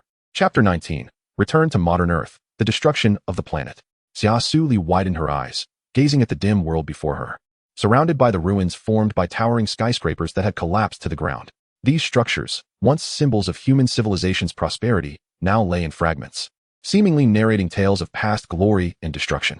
Amidst this desolation, countless human remains were piled upon the ground, exuding a suffocating stench of decay that permeated every corner of the air. These remnants could have originated from a catastrophic disaster or war, their presence evoking memories of those who once inhabited this land, along with the fears and despair they endured. Confronted by such a horrifying scene, her face was etched with shock and panic. She vividly recalled being in the training grounds moments ago, entirely focused on testing the latest developed combat armor. Then, in an instant, her vision began to blur, and when she reopened her eyes, she found herself in this eerie and unsettling place. Xia Suli could not help but feel a surge of fear. She endeavored to calm herself, contemplating how to respond to this unforeseen turn of events. She gently took a step forward, scanning her surroundings in hopes of discovering some clues or an escape route. However, with each step she took, the decaying sea floor beneath her emitted a creaking sound, as if warning her against venturing further into this place. Moreover, Xia Suli sensed an invisible pressure enveloping her. She was uncertain of what might transpire next, yet she knew she had to seek a way out of this terrifying realm. As she cautiously navigated through the ruins, her heart brimmed with vigilance and anxiety. Each step was taken with utmost care, fearful of attracting any unwarranted attention or danger. Just as she was wholly concentrated on her path, a sudden chill crept up her spine from behind, causing her to shudder involuntarily. Almost immediately, she became aware of a strange liquid cascading from above. Peering closely, she discerned that it was a viscous green substance, dripping onto the ground. To her astonishment, this slime appeared to possess immense corrosive properties, as it swiftly eroded the surface beneath, creating a smoking black hole. Witnessing this astonishing spectacle, Xia Suli's body involuntarily stiffened. She slowly lifted her gaze, following the trajectory of the dripping slime, and was horrified to behold a grotesque, gigantic lizard perched atop the towering building above. Its mouth agape in a gluttonous display, green saliva continuously oozing forth as it fixated its ravenous stare upon her. Xia Suli was rendered speechless by the scene before her, completely frozen in place. Although she had previously witnessed orcs slaying various monstrous beasts in videos, the overwhelming sense of pressure she felt in the presence of the beast was something she could not suppress, leaving her body rigid. Her heart raced uncontrollably, her breath quickened, and her mind was a blank canvas, unsure of how to confront the imminent crisis. As the monstrous creature lunged ferociously towards her, Xia Suli dared not linger for even a moment. She summoned every ounce of strength to propel herself into motion.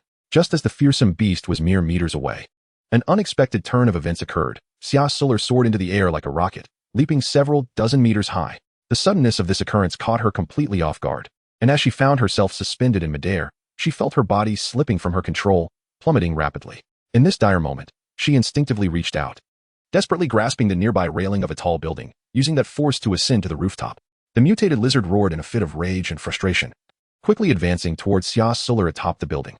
Realizing the terrifying beast was closing in, she swiftly turned and sprinted towards another skyscraper several dozen meters away. Gritting her teeth, she leaped gracefully, her body floating effortlessly to the opposite side. Xia Suli understood that her ability to leap so high was undoubtedly attributed to the armor she donned.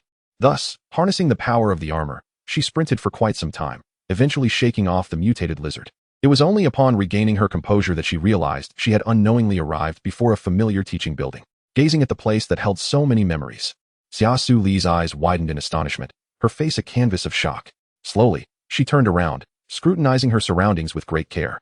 As she discerned the nearby structures, she recognized that, despite the fallen tiles and the dilapidated state of the surrounding walls, this very location was the university where her grandmother had taught in her previous life. After all, this research and teaching building was imbued with countless memories and experiences of her growth. It was, without a doubt, the place where she had spent the most time since childhood. Consequently, she held a profound and unique emotional connection to every corner of this site, rendered intimately familiar to her. Yet, the sight before her filled her with disbelief. How could this place have fallen into such a state of ruin? Xia Suli could hardly believe her eyes, for she was acutely aware that this was the foremost prestigious institution in the imperial city. If even the imperial city had succumbed to ruin, then those ordinary humans who once lived on Earth would stand no chance against the formidable beasts of great power. Xia Suli found herself unable to accept the brutal reality that enveloped her, her heart submerged in an abyss of unending fear and unease.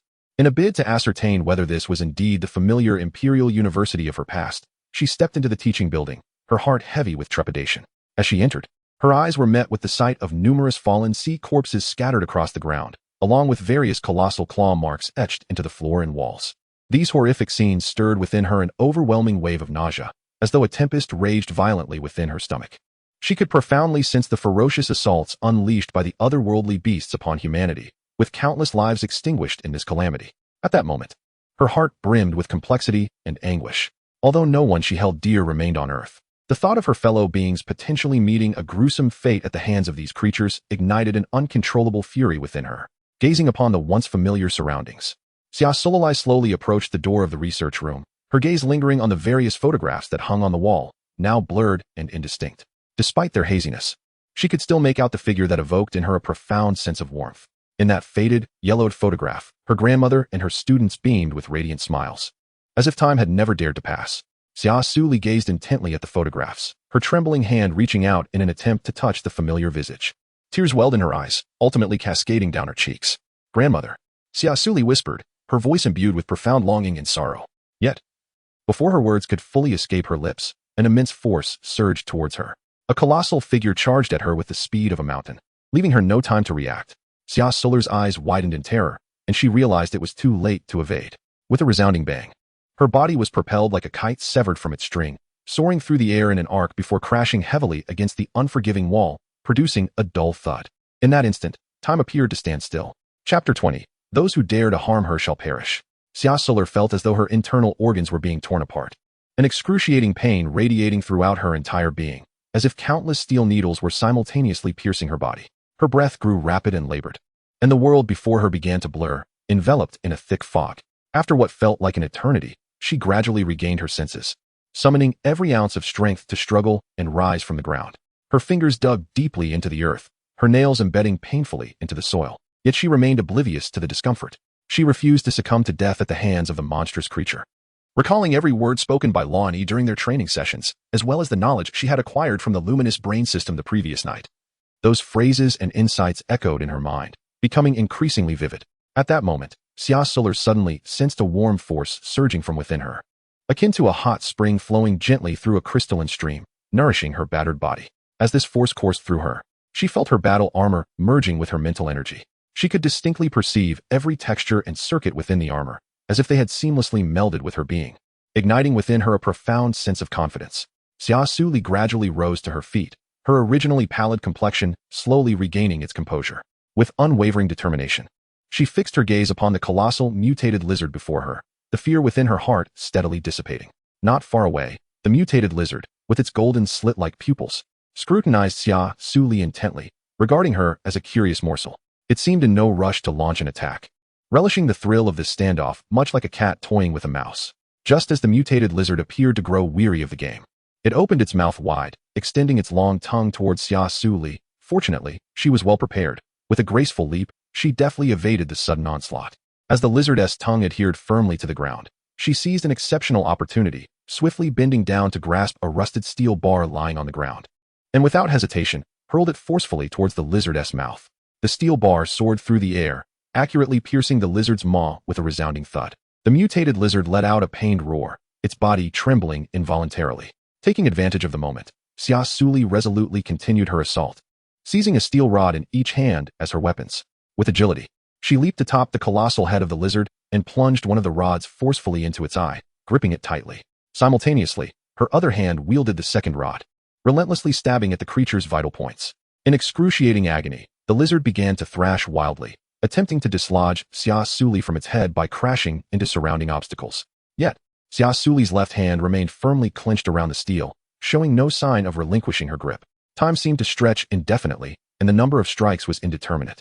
But eventually, the mutated lizard succumbed to Xia Suli's tenacious and ferocious onslaught, gradually losing its vitality.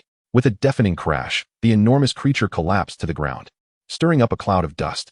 Xia Suli, having exhausted her final ounce of strength, collapsed languidly upon the reptilian form beneath her. With her mouth agape, she greedily inhaled the air around her. Her gaze gradually shifted towards the research and teaching building, now utterly ravaged by the lizard's rampage. A faint smile of contentment gracing her features. At last, dear Grandma Li'er has succeeded in vanquishing the monstrous beast. Could this be considered a form of retribution for our human kin? The voice of Xia Suli reverberated through the desolate ruins, as if she were recounting her achievements and growth to her departed loved ones. Unfortunately, this moment of joy was fleeting, before she could savor it for long. The sounds of other aberrant beasts echoed nearby, seemingly drawn by the scent of the mutated lizard's blood. Raising her gaze towards the ruins beneath the somber sky, she noticed pairs of blood-red, enormous eyes that stood out strikingly. Upon closer inspection, she discovered that she was surrounded by dozens of otherworldly creatures, each larger than a bull. These beasts bore a resemblance to wolves, yet possessed fearsome, razor-sharp serrations, presenting an incredibly menacing and terrifying visage. Xia Suli felt a heaviness in her heart. Realizing the perilous nature of her current predicament, she steeled herself, gripping the steel rod tightly, preparing to confront a new wave of battle. A leading beast charged forth, and with a swift sidestep, Xia Suli swung the rod fiercely, slicing open the creature's abdomen, blood gushing forth and splattering onto her battle helmet. The other beasts, enraged by this sight, lunged at her with increased ferocity. Navigating through the throng of beasts, she adeptly evaded their attacks while seeking opportunities to counter. Gradually, fatigue began to overwhelm her, yet she persevered with gritted teeth, driven by a singular conviction: to survive. At that moment, she suddenly discerned a vulnerability among the beasts: their throats.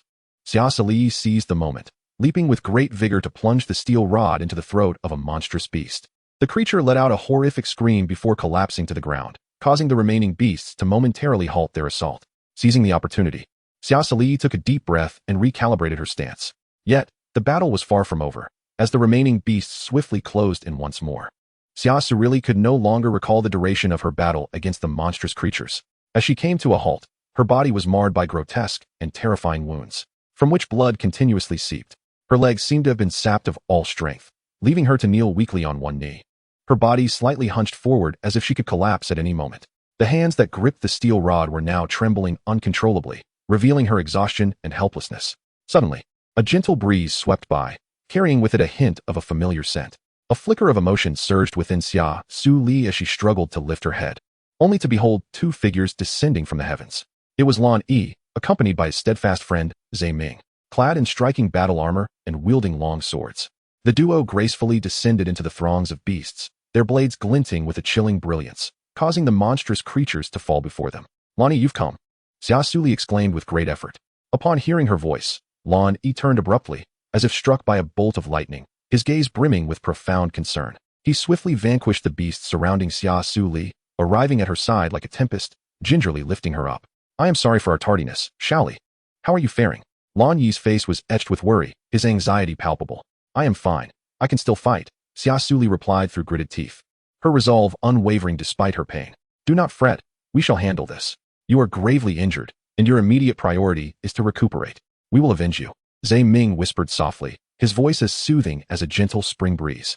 Xia Suli nodded gratefully, casting a smile towards Zhe Ming. Lan Yi gazed at Xia Suli's numerous wounds, his teeth gritted as he glared at the beasts that had harmed her, his gaze as frigid as a millennium of ice. "Dare to injure her, and you shall all perish. Little Li, wait for me a moment." With that, he turned again to rejoin the fray, his swordsmanship sharp and flowing like a stream of clouds. Under the protection of the two, Xia Suli finally found a moment to breathe. She looked at the silhouettes of Lan Yi and Zhe Ming, warmth blossoming in her heart. Ultimately, through their united efforts, all the nearby beasts were vanquished. Chapter 21. The Sole Survivor of Humanity. Xia Suli leaned against Lan Yi's embrace and softly expressed her gratitude. "Thank you, Zhe Ming. Thank you for coming to rescue me." Lan Yi, filled with compassion, held her tightly, whispering, "Shao Liar, you have endured so much." Observing Lan Yi's tender demeanor, Zhe Ming sighed and remarked, Please release the little female. Allow me to tend to her wounds." Reluctantly, Lan Yi released Xia Suli, permitting Zhe Ming to administer her treatment. Zhe Ming extended his finger and gently placed it upon Xia Suli's forehead, a stream of emerald light emanating from his fingertip, flowing like a gentle brook, seeping into her skin. Xia Suli felt a warm current surge within her, alleviating the pain as her wounds slowly began to heal. Her complexion quickly transformed into a rosy hue. Lan Yi stood anxiously by, fearful that Zhe Ming might inadvertently cause Xia Suli further distress. After a brief moment, Zhe Ming withdrew his hand, smiling as he declared, "All is well now. The little female's injuries are no longer a concern." Lan Yi sighed in relief and hurriedly approached, supporting Xia Suli as he inquired, "Little Lier, how do you feel? Is there any lingering discomfort?" Xia Suli shook her head and said, "I am much better now, Lan Yi. Thank you, Zhe Ming." Zhe Ming replied gently with a smile, "You are most welcome. It is truly remarkable that you were able to hold on until we arrived." Xia Suli's performance truly astonished him. After all, as a female, her ability to endure for such an extended period on a planet teeming with alien beasts was already remarkable. Not to mention, during their absence, she single-handedly vanquished countless creatures through her sheer prowess. Her courage and capability compelled Zhe Ming to regard her with newfound admiration, silently marveling at her strength. It was no wonder that Lan Yi held her in such high esteem. This exceptional, brave, and formidable young female stirred even his seasoned heart. One accustomed to traversing various planets across the cosmos, Xia Suli gazed somberly at the carcass of the strange beast lying on the ground. She surveyed the once familiar homeland, now transformed into a realm inhabited by these creatures, and an overwhelming wave of sorrow and anguish engulfed her. Could it be that she was truly the last remaining human on this planet? A sense of despair surged within her, prompting her to softly inquire, "Lan Yi, Zhe Ming, do you know which planet we are currently on? And where have all the inhabitants gone?" Lan Yi scrutinized the unfamiliar structures around them and the eerie, dim sky, slowly shaking his head. "I have never encountered this planet before. The architectural style is simplistic yet ancient, resembling that of a relatively backward world. Apart from the beasts, the light brain does not indicate the presence of any other living beings. Zhe Ming, with a grave expression, looked intently at Xia Suli. I once glimpsed similar edifices in a friend's light brain album, yet he merely passed through hastily. After all, this planet is a veritable death trap for the beastmen. It is teeming with formidable creatures, and given the severe scarcity of resources and environmental pollution, no beastman would willingly set foot on such a wretched world. As for the original inhabitants of this planet, they have likely been exterminated by the beasts. In such a primitive setting, even a beast king could effortlessly annihilate all life here. Upon hearing this news, a trace of sorrow flickered in Xia Suli's beautiful eyes once more. Despite the fact that her beloved grandparents had already departed from her life, the revelation that her parents and all of humanity were no longer existent overwhelmed her with profound grief, an anguish so deep it was nearly unbearable.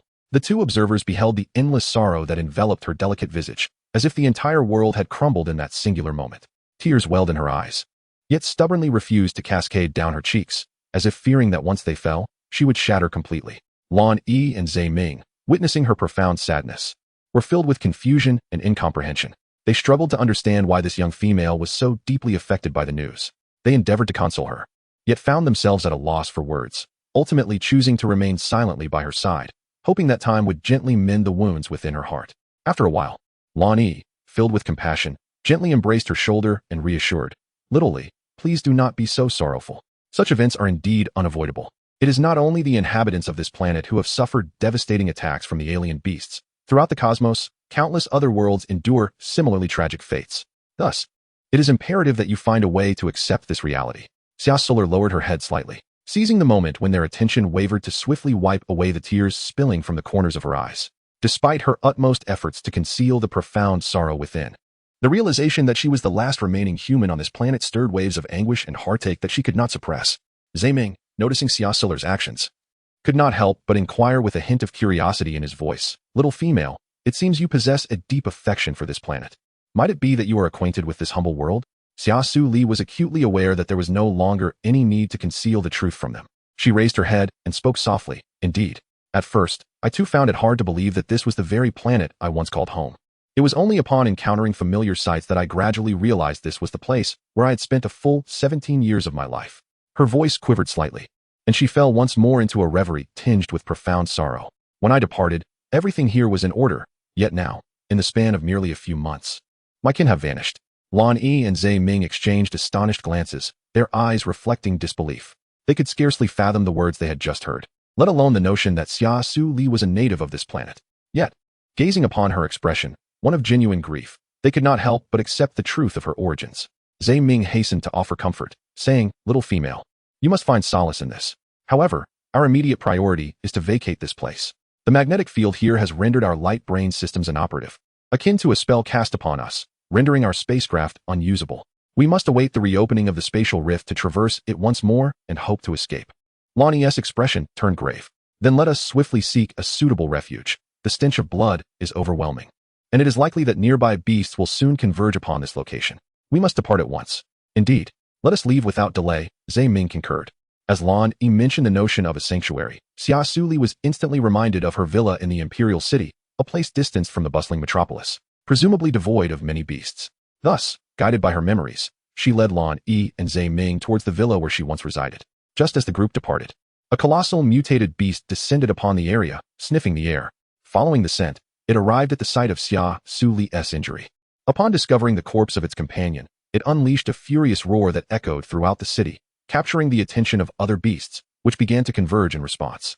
Xia Suli and her companions were oblivious to the events unfolding behind them as they made their way toward the villa. Along the journey, Xia Suli bore a heavy heart, while Lan Yi and Zhe Ming remained vigilant, keenly observing their surroundings for any signs of movement. At long last, they arrived at the villa, where an unusual stillness enveloped the area, suggesting that no aberrant creatures were lurking nearby.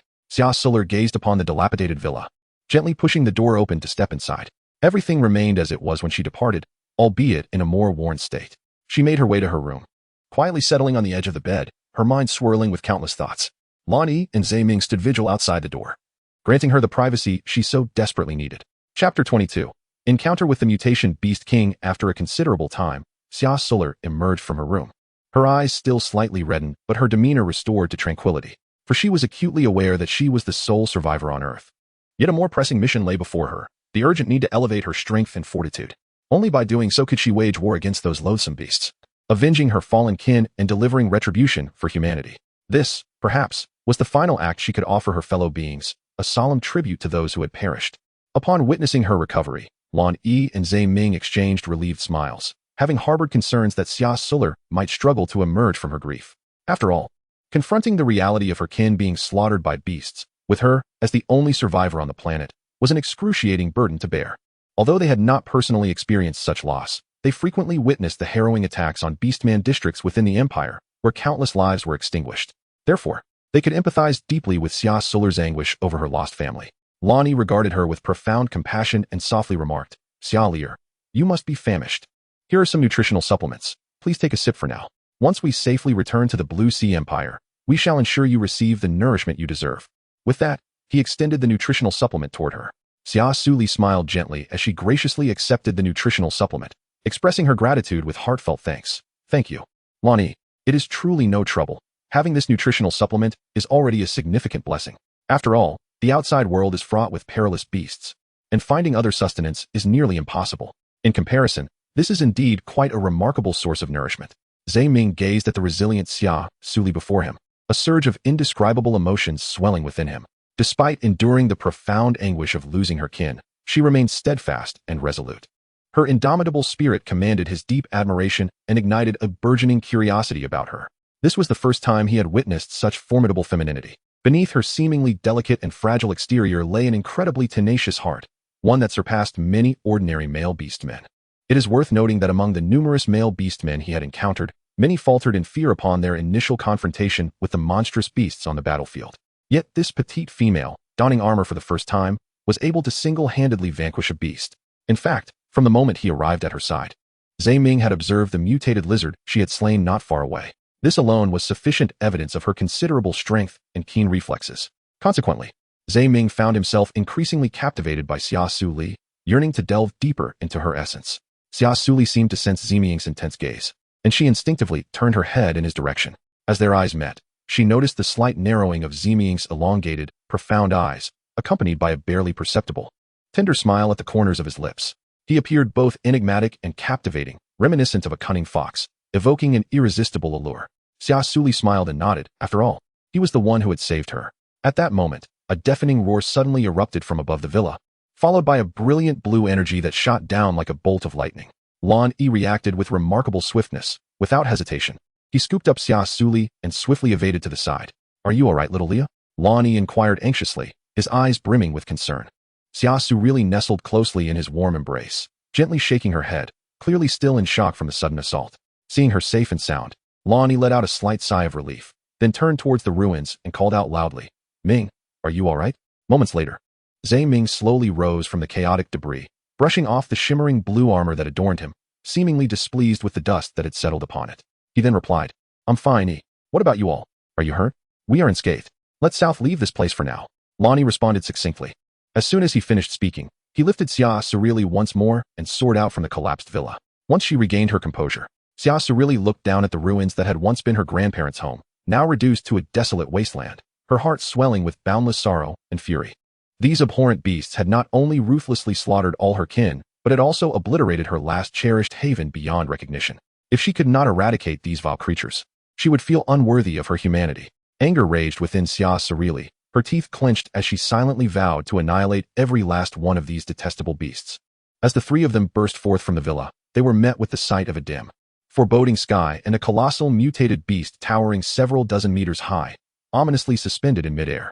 Its body radiated a dazzling golden hue, with a pair of immense golden wings unfurled behind it, as if symbolizing boundless majesty and power. At that moment, it loomed over them, its golden eyes glinting with a cruel and savage light. Not far behind this behemoth, a throng of dark, impenetrable beasts surged forth like a tidal wave, converging towards their location at an astonishing speed, creating an oppressive atmosphere that threatened to suffocate. Lan Yi furrowed his brow tightly, astonished. He had never anticipated that such a seemingly insignificant planet could harbor a high-level Lord-class Beast King. Recalling the Lord-class Beast King they had encountered in the southern region of the Hainan Circle, this creature before him was evidently far more formidable. Quickly, Lan Yi shielded Xia Suli behind him, his expression grave as he said, Ming, this is a high-level Lord-class Beast King. Given our current strength, it would be difficult to contend with it. Therefore, I plan to enter a berserk beast form to buy you time to escape. You must take Xia Liar away from here. No. Although my strength may not match yours, I can still contribute. I should be the one to hold off the Beast King. So you should lead Xia Liar away swiftly, Zhe Ming declared, raising his sword that shimmered with blue light, gazing at him resolutely. If we are to flee, we shall do so together. If we are to fight, we shall fight as one. I, Xia Suli, will never abandon either of you to escape alone. I will stay and fight alongside you, united against this Beast King. Xia Suli stood resolutely before Lan Yi and Zhe Ming, her petite yet unwavering figure resembling an immovable mountain, evoking a sense of admiration. Confronted with Xia Suli's unwavering determination, Lan Yi and Zhe Ming exchanged glances, their faces betraying a helpless smile. They had never anticipated that one day, a female would courageously step forward to face this life-and-death crisis alongside them. It was precisely due to Xia Suli's bravery and tenacity that an unparalleled sense of ambition surged within them, filling their beings with boundless strength. Lan Yi and Zhe Ming firmly gripped their weapons, their gazes fixed on the approaching Beast King. Chapter 23. The two fallen in a pool of blood. Lan Yi turned to Xia Suli, knowing her stubborn nature, once she had made a decision. It would be difficult to alter her thoughts. He retrieved an energy gun from the system space and handed it to her. Xia Li, you lack a suitable weapon. For now, take this energy gun as a temporary measure. It can attack targets from a distance and is also effective for close-range shooting. Its lethality is extremely high. Though it does have considerable recoil, yet it is certainly better than being empty-handed. Zhe Ming and I will handle the mutated Beast King. Your task is to distract the beast horde. Above all, avoid direct confrontation with them and prioritize your safety. I understand. Leave the beast horde to me. You can focus on dealing with the mutated Beast King, Xia Suli replied, accepting the energy gun, feeling its weight in her hands, yet still capable of wielding it. Lan Yi and Zhe Ming nodded and smiled at her before resolutely charging toward the mutated Beast King. Seeing this, Xia Suli did not hesitate to fire at the beast horde, drawing their attention. Thanks to her armor, she moved with the agility of a cheetah, deftly weaving through the dense throng of beasts, skillfully evading their ferocious attacks. Simultaneously, her keen eyes scanned the surroundings, searching for the most advantageous vantage point to shoot from. At that moment, Lan Yi and Zhe Ming seized the opportunity when the Beast King was distracted, swiftly darting behind it like two flashes of lightning. Their impeccable teamwork unleashed a barrage of relentless assaults upon the Beast King. The Beast King, filled with rage, exhaled searing breath, its fur bristling in fury, emanating a chilling aura. With a thunderous roar, it opened its gaping maw, revealing sharp, menacing fangs, as if intent on tearing its adversaries to shreds. In that instant, the surrounding beasts were ignited by the Beast King's fury, responding in unison with their own furious roars. These sounds resonated like thunder, echoing throughout the realm, leaving a profound sense of awe in their wake. As Xia Suli engaged in combat, her heart raced as she intently observed the unfolding battle ahead, silently cheering for Lan Yi and Zhe Ming.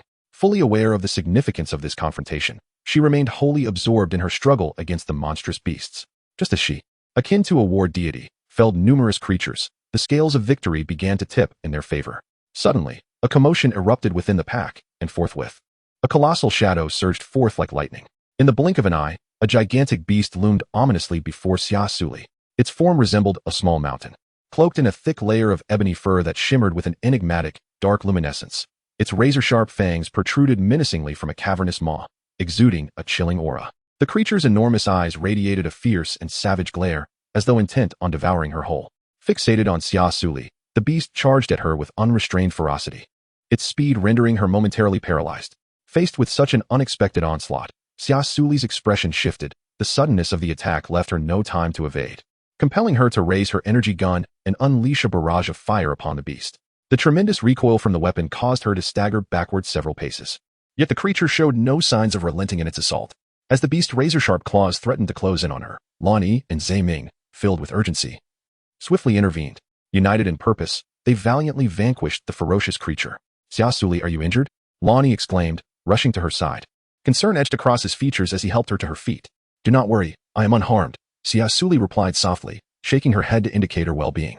Zhe Ming, his expression grave, asserted, the number of beasts here is overwhelming. Given the young female's strength, she cannot withstand such a multitude.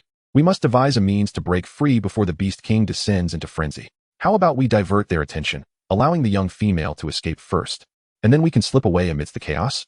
Lan Yi proposed. Excellent suggestion, he added enthusiastically. Let us work together to distract the horde and the Beast King. Xia Suli, seized the opportunity to depart. No, I cannot abandon you, Xia Suli declared resolutely.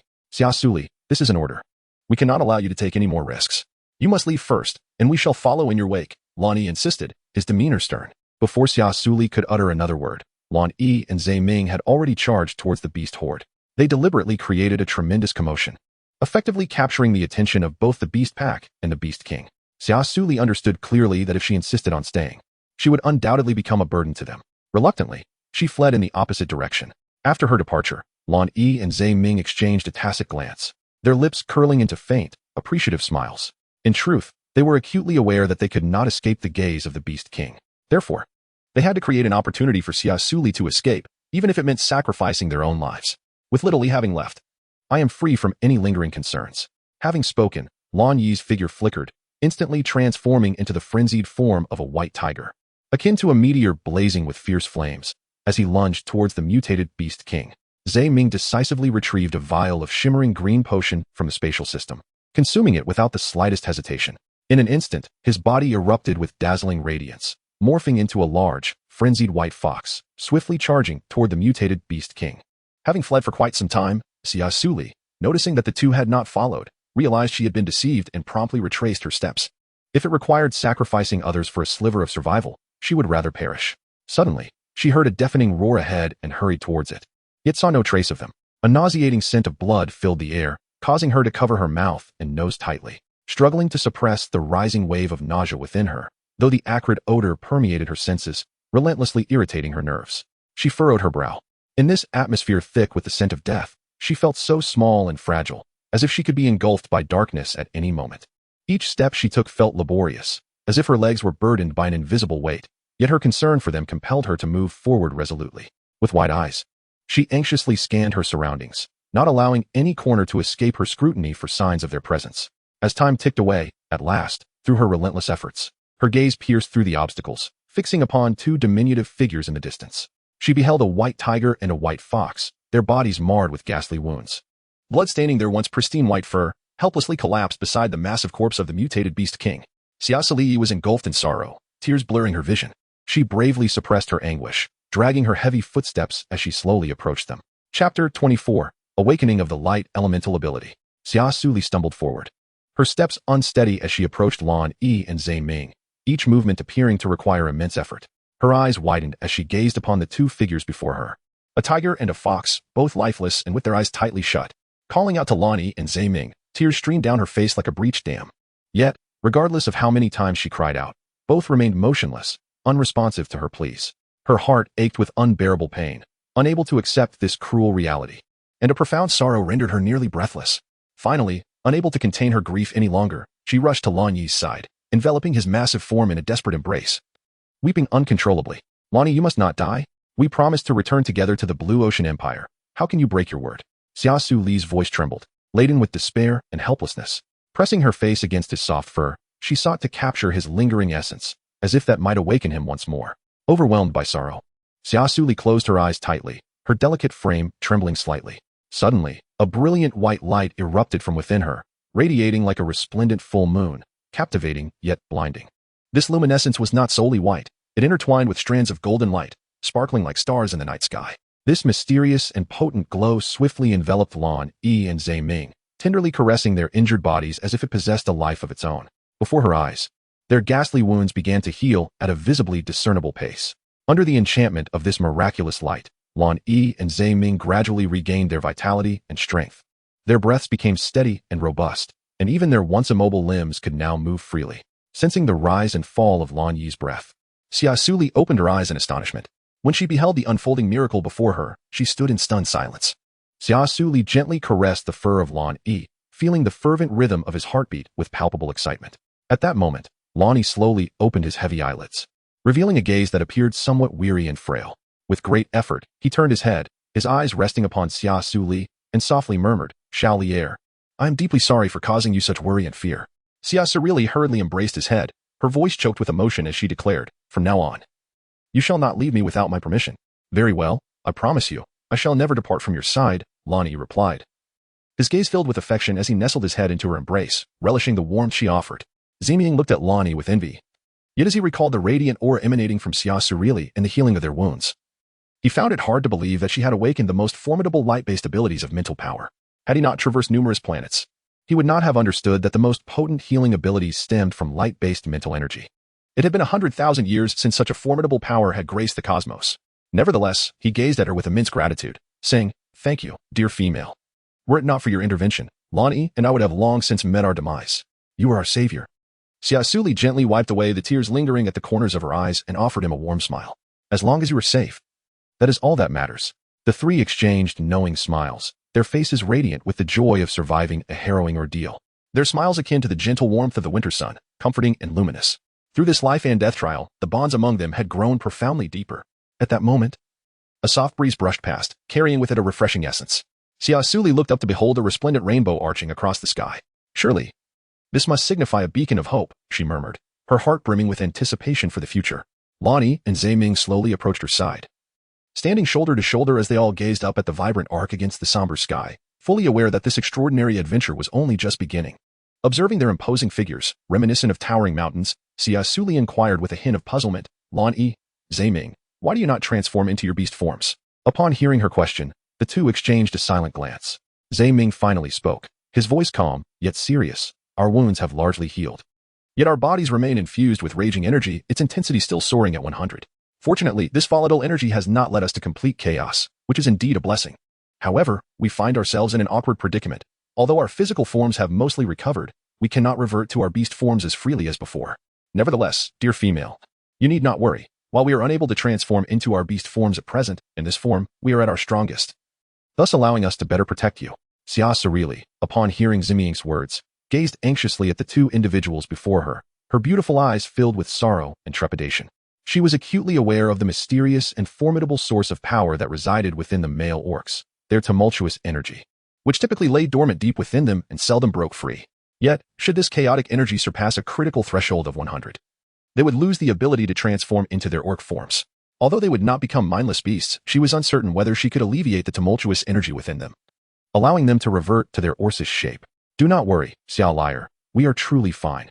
This situation is not as dire as it seems," reassured Lani, sensing her unease and apprehension. "Moreover, I firmly believe that there is always a way out. As long as we unite our efforts, we shall undoubtedly discover a solution." His voice was resolute and comforting, alleviating some of Xia Suli's concerns. "Indeed, regardless of what awaits us ahead, we must face any challenges or adversities hand in hand, and not falter as we did this time." A glimmer of determination shone in Xia Suli's beautiful eyes. Lani slightly leaned forward. "Very well, we promise you, Xia Liar. Let us depart swiftly from this place. It is not wise to linger here." Xia Suli nodded, quickly climbing onto the broad and sturdy back of Lani. Using both her hands and feet to secure her position, she extended her delicate hands, tightly gripping his snow-white, soft, and smooth fur. Subsequently, the trio decided to rest for a while before seeking a method to suppress the raging energy. During this period, Xia Suli meticulously cared for Lani and Ming, and their bond grew increasingly profound. That rainbow seemed to become a beacon of hope within their hearts, guiding them towards the path of the future. Chapter 25. The opening of the spatial rift. Time passed swiftly, and in the blink of an eye, a year had gone by. In the lobby of a towering building in the imperial city, Xia Suli held a long sword that shimmered with dazzling golden light, her figure gracefully executing her sword techniques. Her movements were fluid and seamless, each strike infused with an intense momentum, as if she were tearing the air asunder. Nearby, two adorably naive little creatures squatted, one a completely snow-white tiger cub, and the other a similarly pristine white fox. Their bright, expressive eyes sparkled with excitement and anticipation, fixated on Xia Suli as she practiced her martial arts, their tiny bodies trembling occasionally from sheer exhilaration, presenting a most delightful sight. Suddenly, a large blackbird burst through the window, charging straight towards Xia Suli. Lani and Ming reacted as if facing a formidable foe, their forms swelling in size, resembling two towering mountains as they shielded Xia Suli. Xia Suli scrutinized the mutated avian creature with a grave expression, sensing a palpable malevolence emanating from it. The bird let out a piercing cry and unfurled its wings to launch an attack against them, gripping her longsword tightly. Xia Suli braced herself for battle. In that moment, she noticed a radiant energy of light flickering upon her sword, seemingly resonating with the dark power enveloping the creature. She swung her sword, and a golden sword aura materialized into a formidable giant blade, hurtling forth like a bolt of lightning, imbued with unparalleled might. Aimed directly at the monstrous bird, the creature, caught off guard, was struck by the fierce energy and crashed to the ground, lying motionless as if it had been robbed of its life force. Simultaneously, the towering edifice nearby could not withstand the terrifying power of the sword aura, being cleaved in two with a cataclysmic roar. Amidst the thunderous sound, one half of the shattered structure tilted precariously, sending clouds of dust billowing into the air. Xia Suli's eyes widened in astonishment as she gazed at the longsword clutched in her hand.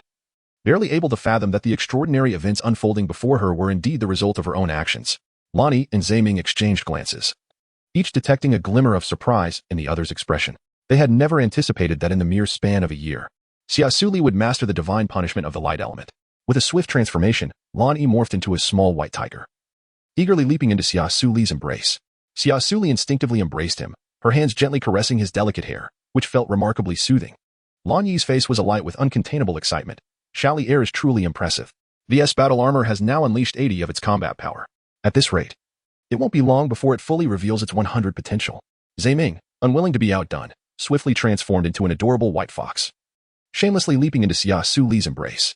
While nuzzling against her arm in a playful manner, he praised her. Li Air, you are simply amazing. I never expected you could defeat even a C-class beast with a single strike. Observing the endearing Zaiming before him, Lonnie couldn't help but roll his eyes dramatically, inwardly muttering, when did this guy become so adept at charming females? He used to be such a staunch bachelor. What has caused this change? Yet, Zaiming appeared completely oblivious to Lan Yi's discontent, continuing to grin widely at him, a sight that was both amusing and exasperating. Faced with such a Zaiming, Lan Yi could only shake his head in resignation. After all, this fellow was his dear brother. Xia Suli remained oblivious to their subtle gestures, gently stroking Zaiming's fur. Thank you, Zaiming. Indeed, this progress is largely due to your continuous guidance. Without your assistance, my light-based abilities may not have advanced so significantly. Upon hearing Xia Suli's words, a glimmer of pride sparkled in Zaiming's eyes. Yet he feigned modesty with a smile. Li Air, you flatter me. This is all a result of your own hard work. Xia Suli gently shook her head, a faint smile gracing her lips. Please, refrain from showering me with praise. This is what I ought to do. I understand that you yearn to regain your orc forms as soon as possible, so in order to help you escape from your suffering, I must certainly strive even harder. Beside her, Lonnie gazed at Xia Suli with a heart full of tender affection. He leaped onto her shoulder, extending his fluffy tiger paw to gently caress her hair. Xiaolier, you have truly excelled. Over the past year, you have absorbed an immense amount of raging energy on our behalf. Presently, our internal levels of raging energy have diminished to 85, and this is all thanks to your efforts. I am confident that before long, we can reduce our raging energy levels to below 80, so you need not exert yourself so excessively. Upon finishing his words, Lonnie nestled his head against Xia Suli's cheek, softly rubbing against her as if to convey his gratitude and affection. Xia Suli felt the affectionate gesture of Lan Yi, and a gentle smile graced her face as she reached out to ruffle Lan Yi's hair, her heart brimming with warmth. Zaiming lifted his gaze, looking deeply at Xia Suli, his profound eyes seemingly harboring a multitude of unspoken words, yet he remained at a loss for expression. At that moment, he longed to envelop this strong and beautiful little female in his embrace, wishing to warm her weary heart with his own body heat. However, he was neither her guardian nor her male partner, thus he could only silently stand by her side, offering her unwavering support and encouragement, unlike Lan Yi, who could freely express his affection towards her. Xia Suli observed as Zaiming's expression fell, and quickly offered consolation. In truth, I do not feel burdened at all. For with both of you by my side, each day feels fulfilling and joyous. Upon hearing this, Zaiming's gaze instantly brightened, akin to a star igniting suddenly in the night sky, revealing a glimmer of delight upon his countenance. At that very moment, a resplendent burst of radiant light erupted in the dim, inky sky, and with its emergence, a peculiar and enigmatic spatial rift slowly materialized in the air. The three of them instinctively raised their heads, their eyes fixated on the dazzling fissure above. Lan Yi and Zaiming exhibited expressions of astonishment, exclaiming in unison, the spatial rift has opened. At last, we can depart from this place. Their voices brimmed with an irrepressible sense of excitement and anticipation. Xia Suli gazed curiously at the vibrant rift in the sky, her eyes brimming with wonder. She had not anticipated that this was a spatial fissure. Truly a marvel to behold. Chapter 26. The dragon calls her master. Lan Yi swiftly retrieved the Star Universe spaceship from the holographic system, urging with palpable urgency, Ming, Xiaolier, let us hasten aboard the vessel and depart from this place. I fear the spatial rift may vanish unexpectedly. Xia Suli nodded obediently, signifying her agreement with his perspective, and then embraced them as they boarded the spaceship. Once inside, Lan Yi nimbly leaped from Xia Suli's arms, darting towards the control panel like a bolt of lightning, adeptly accessing the interstellar route map. Meanwhile, Xia Suli cradled Zaiming and slowly approached the spaceship's window, her gaze fixed upon the dilapidated yet familiar homeland below, a hint of melancholy shimmering in her eyes. Ultimately, they were bound to leave this place.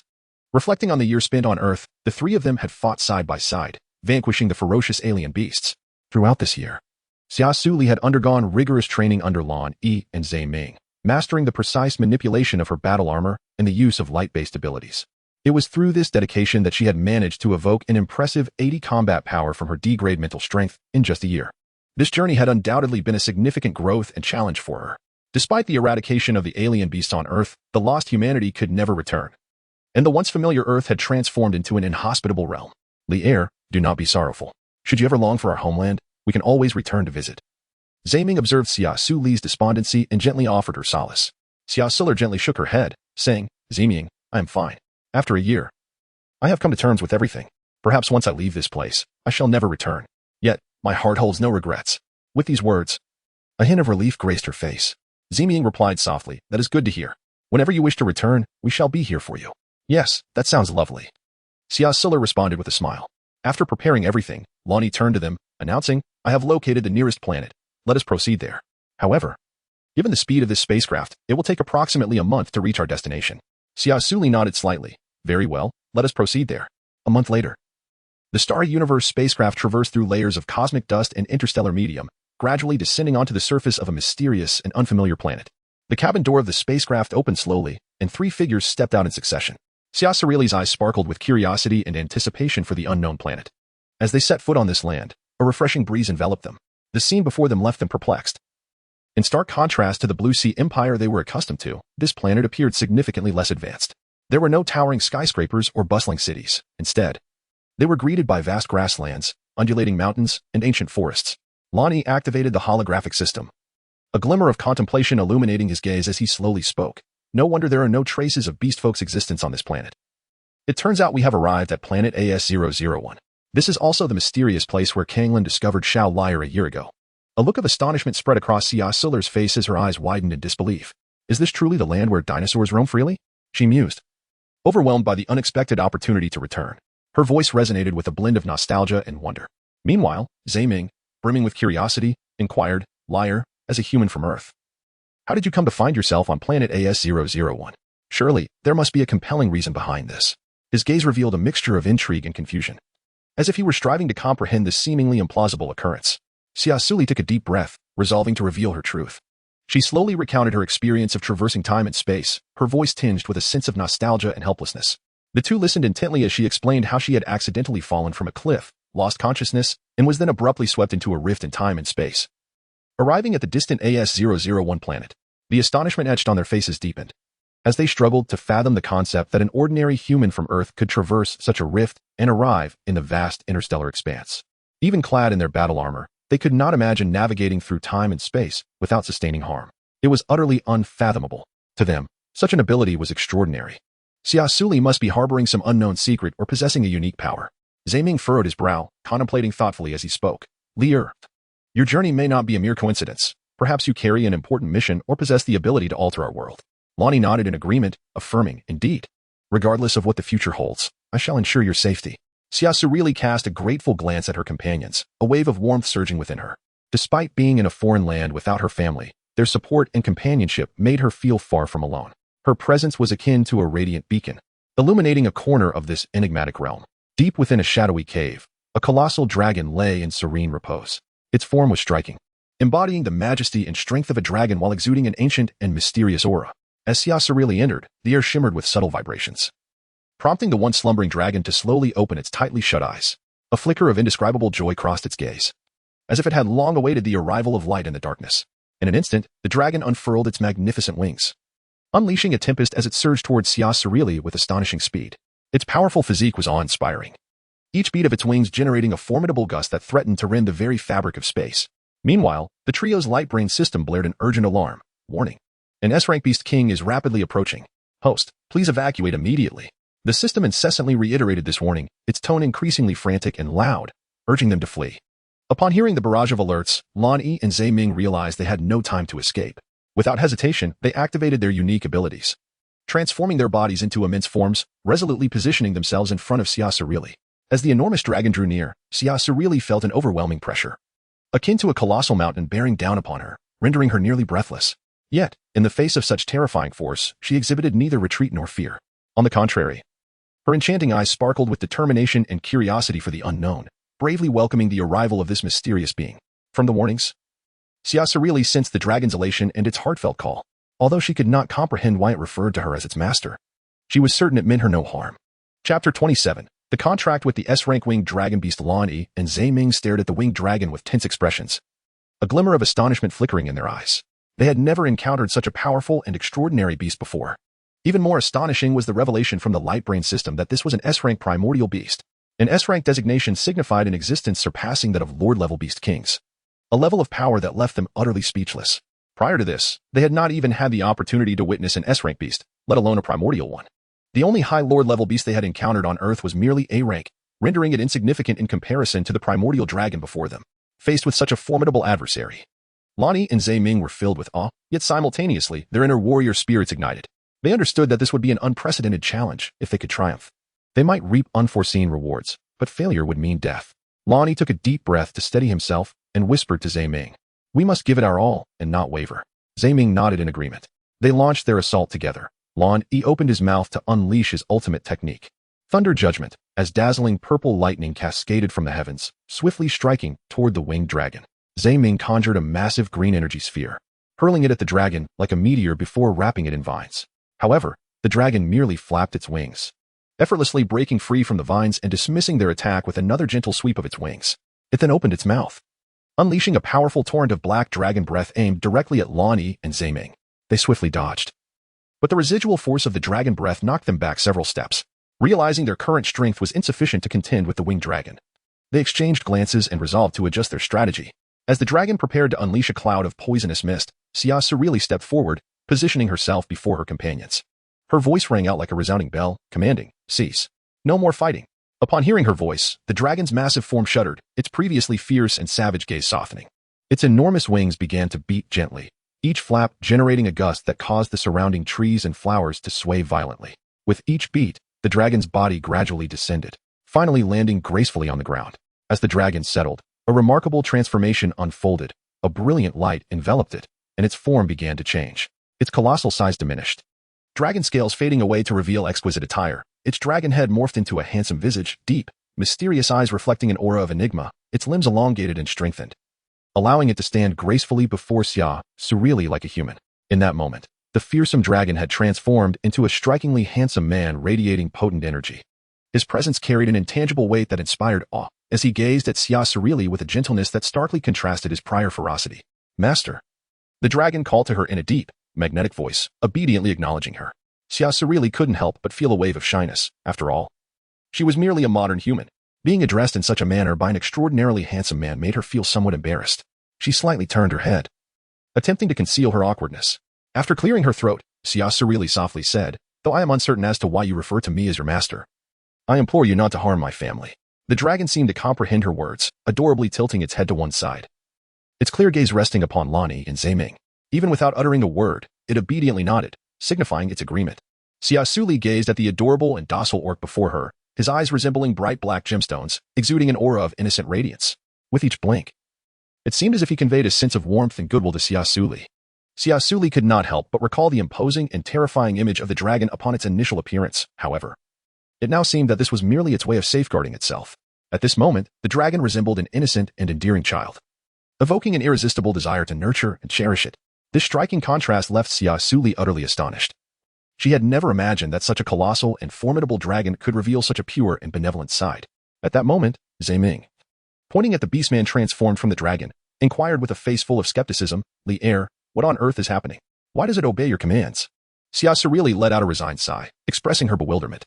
"To be honest, I am equally perplexed. This is my first encounter with him, yet inexplicably, I can vividly sense his innermost thoughts and emotions. This extraordinary connection is indeed baffling." Upon hearing her mention their first meeting, a wave of melancholy surged within the dragon. His deep black eyes seemed to have lost their former brilliance. He could hardly fathom that, in just over a year, this one special female would completely forget him. Throughout this lengthy period, he had never contemplated leaving this place. Instead, he had silently yearned for her return, hoping to once again have her by his side.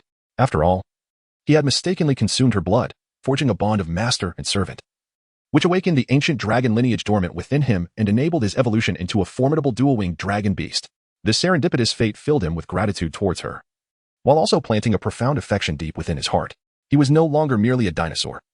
He had acquired dark powers and became the sole being among his kind capable of transforming into a human form, having evolved into the primal dual-winged dragon beast.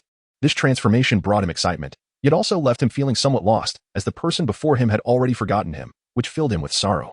A profound sense of curiosity surged within Xia Suli as she found herself inexplicably attuned to the emotional fluctuations emanating from the winged dragon beastman before her. Unable to contain her inquisitiveness, she pressed on with her questions. Have we met before? And why have I become your master? What is the meaning of all this? The winged dragon beastman gazed silently at Xia Suli, a glimmer of nostalgia evident in his eyes. Taking a deep breath, he began to recount the tale of their past. 1 year ago, deep within the vast expanse of the forest, I stumbled upon your unconscious form. At that time, I was still in the nascent stages of awakening my intellect, merely an ordinary Tyrannosaurus, not yet evolved into my current state. To protect you while you lay in slumber, I remained by your side for 3 days without leaving. However, hunger ultimately compelled me to temporarily forsake your side in search of sustenance. To my astonishment, upon my return, you regarded me with palpable fear, retreating from me at a distance. Not only that, but you even scooped up a handful of dirt and flung it into my eyes before turning and fleeing. As he reached this point in his narrative, the tone of the winged dragon beastman grew slightly somber, yet he continued. Perhaps it was the caprice of fate. During your flight, I inadvertently harmed you, causing you to collapse. Fortunately, a spaceship happened to arrive at that moment, and knowing that as a female beastman, your kin would not stand idly by, I chose to conceal myself. Xia Suli's eyes widened in astonishment as she gazed at the winged dragon beastman. During his narration, she was astounded to find that distant scenes began to materialize in her mind, as if she were experiencing them firsthand. Chapter 28. From now on, you shall be called Emotion. Xia Suli slowly approached him, her face adorned with profound remorse. You are the Tyrannosaurus I encountered when I traversed here. I sincerely apologize. In that moment, I was overwhelmed with fear and mistakenly believed you would harm me, which compelled me to flee recklessly. The eyes of the pterosaur suddenly glimmered with recognition. She had finally recalled her identity. However, standing nearby, Lonnie furrowed his brow and expressed his skepticism, littly. Could he be deceiving you? We must not place our trust in him so easily. Xia Suli resolutely shook her head and replied with unwavering conviction, No, he did not deceive me. I firmly believe he speaks the truth. Her gaze was steadfast and determined. The words of the beastman before her resonated with authenticity. A trust rooted deeply in the unique bond of their master-servant relationship. This covenant instilled in Xia Suli a profound understanding of the absolute loyalty and obedience the other party held towards her. Therefore, she was convinced that he would not betray or deceive her. However, elucidating this extraordinary bond to others posed a significant challenge. She recognized that such an extraordinary phenomenon would be difficult for the average person to comprehend and accept. The thought that her blood could not only forge a contract with the primal beast tribe but also enable them to evolve into a more formidable race of beastmen plunged Xia Suli into contemplation. At that moment, Zaiming placed a reassuring hand on Lan Yi's shoulder and remarked with a smile, He appears to be genuine. And there is no need for him to deceive us. Given his strength, it would be effortless for him to dispose of us. Upon hearing Zaiming's words, Lan Yi's doubts began to dissipate. He gazed into the clear, innocent eyes of the winged dragon beastman and started to realize that perhaps his apprehensions were unfounded. This enigmatic beastman seemed devoid of malice, and as Zaiming suggested, he indeed had no reason to mislead them. Xia Suli lifted her head, gazing up at the imposing dragon beastman before her, and inquired with curiosity, Do you have a name? Upon hearing her words, a fleeting, ineffable sorrow flickered in the clear depths of the dragon beastman's eyes. He recalled his tragic origins, with both his mother and father having met their demise at the hands of orcs, and the unfortunate reality that upon his birth into this world, he had never been bestowed with a name of his own. He gently shook his head and, filled with melancholy, replied, I do not have a name. Xia Suli keenly perceived the subtle shifts within his heart. Without hesitation, she reached out, clasping his hand firmly, offering gentle reassurance. Though I am uncertain how we arrived at this relationship, from this moment forth, you may regard me as your family rather than merely a servant. Since you do not yet possess a fitting name, allow me to bestow one upon you. How about the name Emotion? Do you find it pleasing? Upon hearing her words, Emotion was unable to contain his excitement. He lifted her effortlessly into his arms, allowing her to meet his gaze, and beamed at her with joy. Emotion truly adores this name. At last, I have a name that belongs solely to me. As Xia Suli sat nestled in a strong embrace, gazing at his childlike, innocent smile, she couldn't help but smile in return. Lan Yi and Zaiming watched the tender scene unfold before them, feeling a pang of envy rise within their hearts. Alas, yet another rival vying for Xia Suli's affection has emerged. They lamented inwardly, a bittersweet sensation coursing through them. Very well, it is settled then. From this day forth, your name shall be Emotion. By the way, my name is Xia Suli. With that, she gracefully leapt from Emotion's sturdy arms. Emotion murmured to himself, Xia Suli, Emotion. Lan Yi, feeling a twinge of jealousy, muttered, Little Suli, now that you have him by your side, will you not favor me as much? After all, he is far more formidable than I. Don't you females tend to prefer the strong and powerful male beasts? Seeing the forlorn expression on Lan Yi's face, Xia Suli felt a mix of amusement and exasperation, but primarily an overwhelming sense of helplessness. She stepped closer to Lan Yi, gently stroking his fluffy, tiger-like head, You, of all beings, are envious. Indeed, Emotion is powerful, but he is merely my contracted partner and family. You, however, are both my family and someone I hold dear, so there is a significant distinction between you two. Upon hearing Xia Suli's words, Lan Yi instantly brightened, transforming in an instant into a small, adorable white tiger, joyfully leaping into her warm embrace, emitting a satisfied whimper. Zaiming, not to be outdone, transformed into a petite white fox, diving into her arms as well. His beautiful fox eyes brimmed with sorrow and endless longing, gazing intently at her as though seeking to peer into the depths of her soul to uncover her innermost thoughts. Suli, what about me? Am I merely your family? Do you not harbor feelings for me? Zaiming's voice trembled slightly, revealing a hint of fear that she may indeed not cherish him. Xia Suli gazed at the aggrieved little fox before her, and involuntarily, the ambiguous yet strikingly handsome visage of Zaiming surfaced in her mind. Her heart began to race, and a delicate blush adorned her cheeks, rendering her irresistibly captivating. Reflecting on the countless life and death trials she had endured alongside Zaiming over the past year, her feelings for him had undergone a subtle transformation. What began as a purely platonic partnership had quietly blossomed into a faint romantic affection. Shyly, she shook her head, denying any animosity. I do not dislike you. Zaiming, keenly attuned to her bashfulness, understood that it was not the moment to press too hard. Delightfully, he nuzzled her cheek with his fluffy head and gently declared, Leah, I like you too. Xia Suli felt the gentle touch on her face, and no feeling of resistance arose within her heart. Nestled in her embrace, Lonnie glared at Zaiming with jealousy, slapping his fox-like face in displeasure. All right. Stop rubbing against me. If you keep it up, I fear you might shed. Zaiming's lips twitched. What nonsense was this fellow spouting? Clearly, he shed less fur than Lonnie. Ha ha ha. Xia Suli burst into laughter at their antics. Lonnie and Zaiming exchanged glances, both sporting a joyful smile. This scene filled Mo Xian with immense envy, and an impulse surged within him to become her companion. Though she was his contract master from the very first glance, he had fallen for her, and in the year that had passed, he had never forgotten her. Chapter 29. Does he really think he is just a decorative piece? Xia Suli gazed at him with her enchanting eyes, reminiscent of autumn waters. Mo Xian, would you be willing to leave this place with me and embark on a life in the Blue Sea Empire? Mo Xian approached her slowly, his expression imbued with profound sincerity, as if he intended to etch her image deeply within his heart. I am willing, wherever you may go in the future. I shall unhesitatingly follow by your side. Xia Suli gazed at him with a serious expression and smiled, nodding in agreement. At that moment, Lonnie gracefully leaped from Xia Suli's embrace. Since you, dear Lear, have decided to take him along, let us embark on our journey back to the Blue Sea Empire. With that, Lonnie took the lead and stepped onto the spaceship. Xia Suli nodded slightly, indicating her agreement. As thoughts of returning to the Blue Sea Empire crossed her mind, the cold yet handsome visage of Song Lan surfaced in the depths of her consciousness. A hint of melancholy colored her voice. We have been away from the Empire for over a year. I wonder how he is faring now. Do not worry, Lier. Song Lan is a formidable male beastman. He is quite capable of taking care of himself, Zaiming reassured her. Indeed. Then let us set forth. With that, Xia Suli embraced Zaiming and took the hand of the dazed Mo Xian, guiding him towards the spaceship.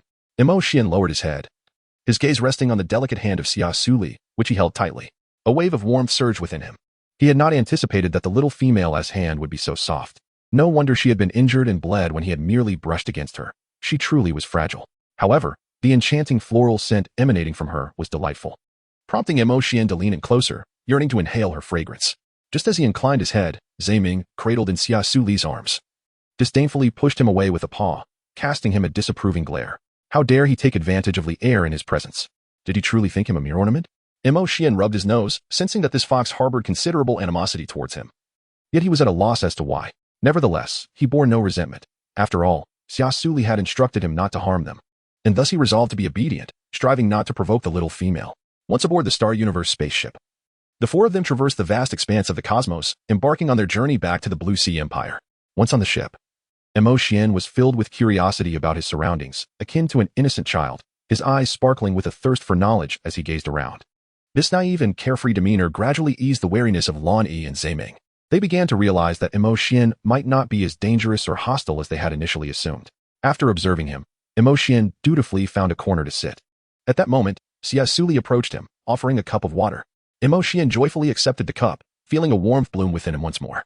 Gazing at Xia Suli's exquisite face and gentle smile, he found himself momentarily entranced. Just then, the spaceship suddenly shook violently, as if encountering some perilous threat. A resounding bang echoed through the cabin, and the entire vessel began to tremble violently, as if caught in the throes of a terrifying storm. Xia Suli was caught completely off guard, her body swaying uncontrollably with the ship's erratic movements. She endeavored to maintain her balance, yet her efforts proved futile, leaving her staggering and dizzy. Just as she was about to collapse to the ground, a powerful arm suddenly reached out, enveloping her securely. Xia Suli focused her gaze and realized it was Xian. He looked at her with a face full of tension, his eyes brimming with concern. Nestled in Xian's embrace, Xia Suli felt a wave of warmth and security, her previously frantic emotions gradually calming. She cast a grateful glance at Xian. For leaning against him allowed her to stand relatively steady within the spacecraft, no longer in the disarray she had just experienced. However, the vessel's tremors did not cease. On the contrary, they intensified, making it feel as though one were caught in the midst of a tempestuous sea.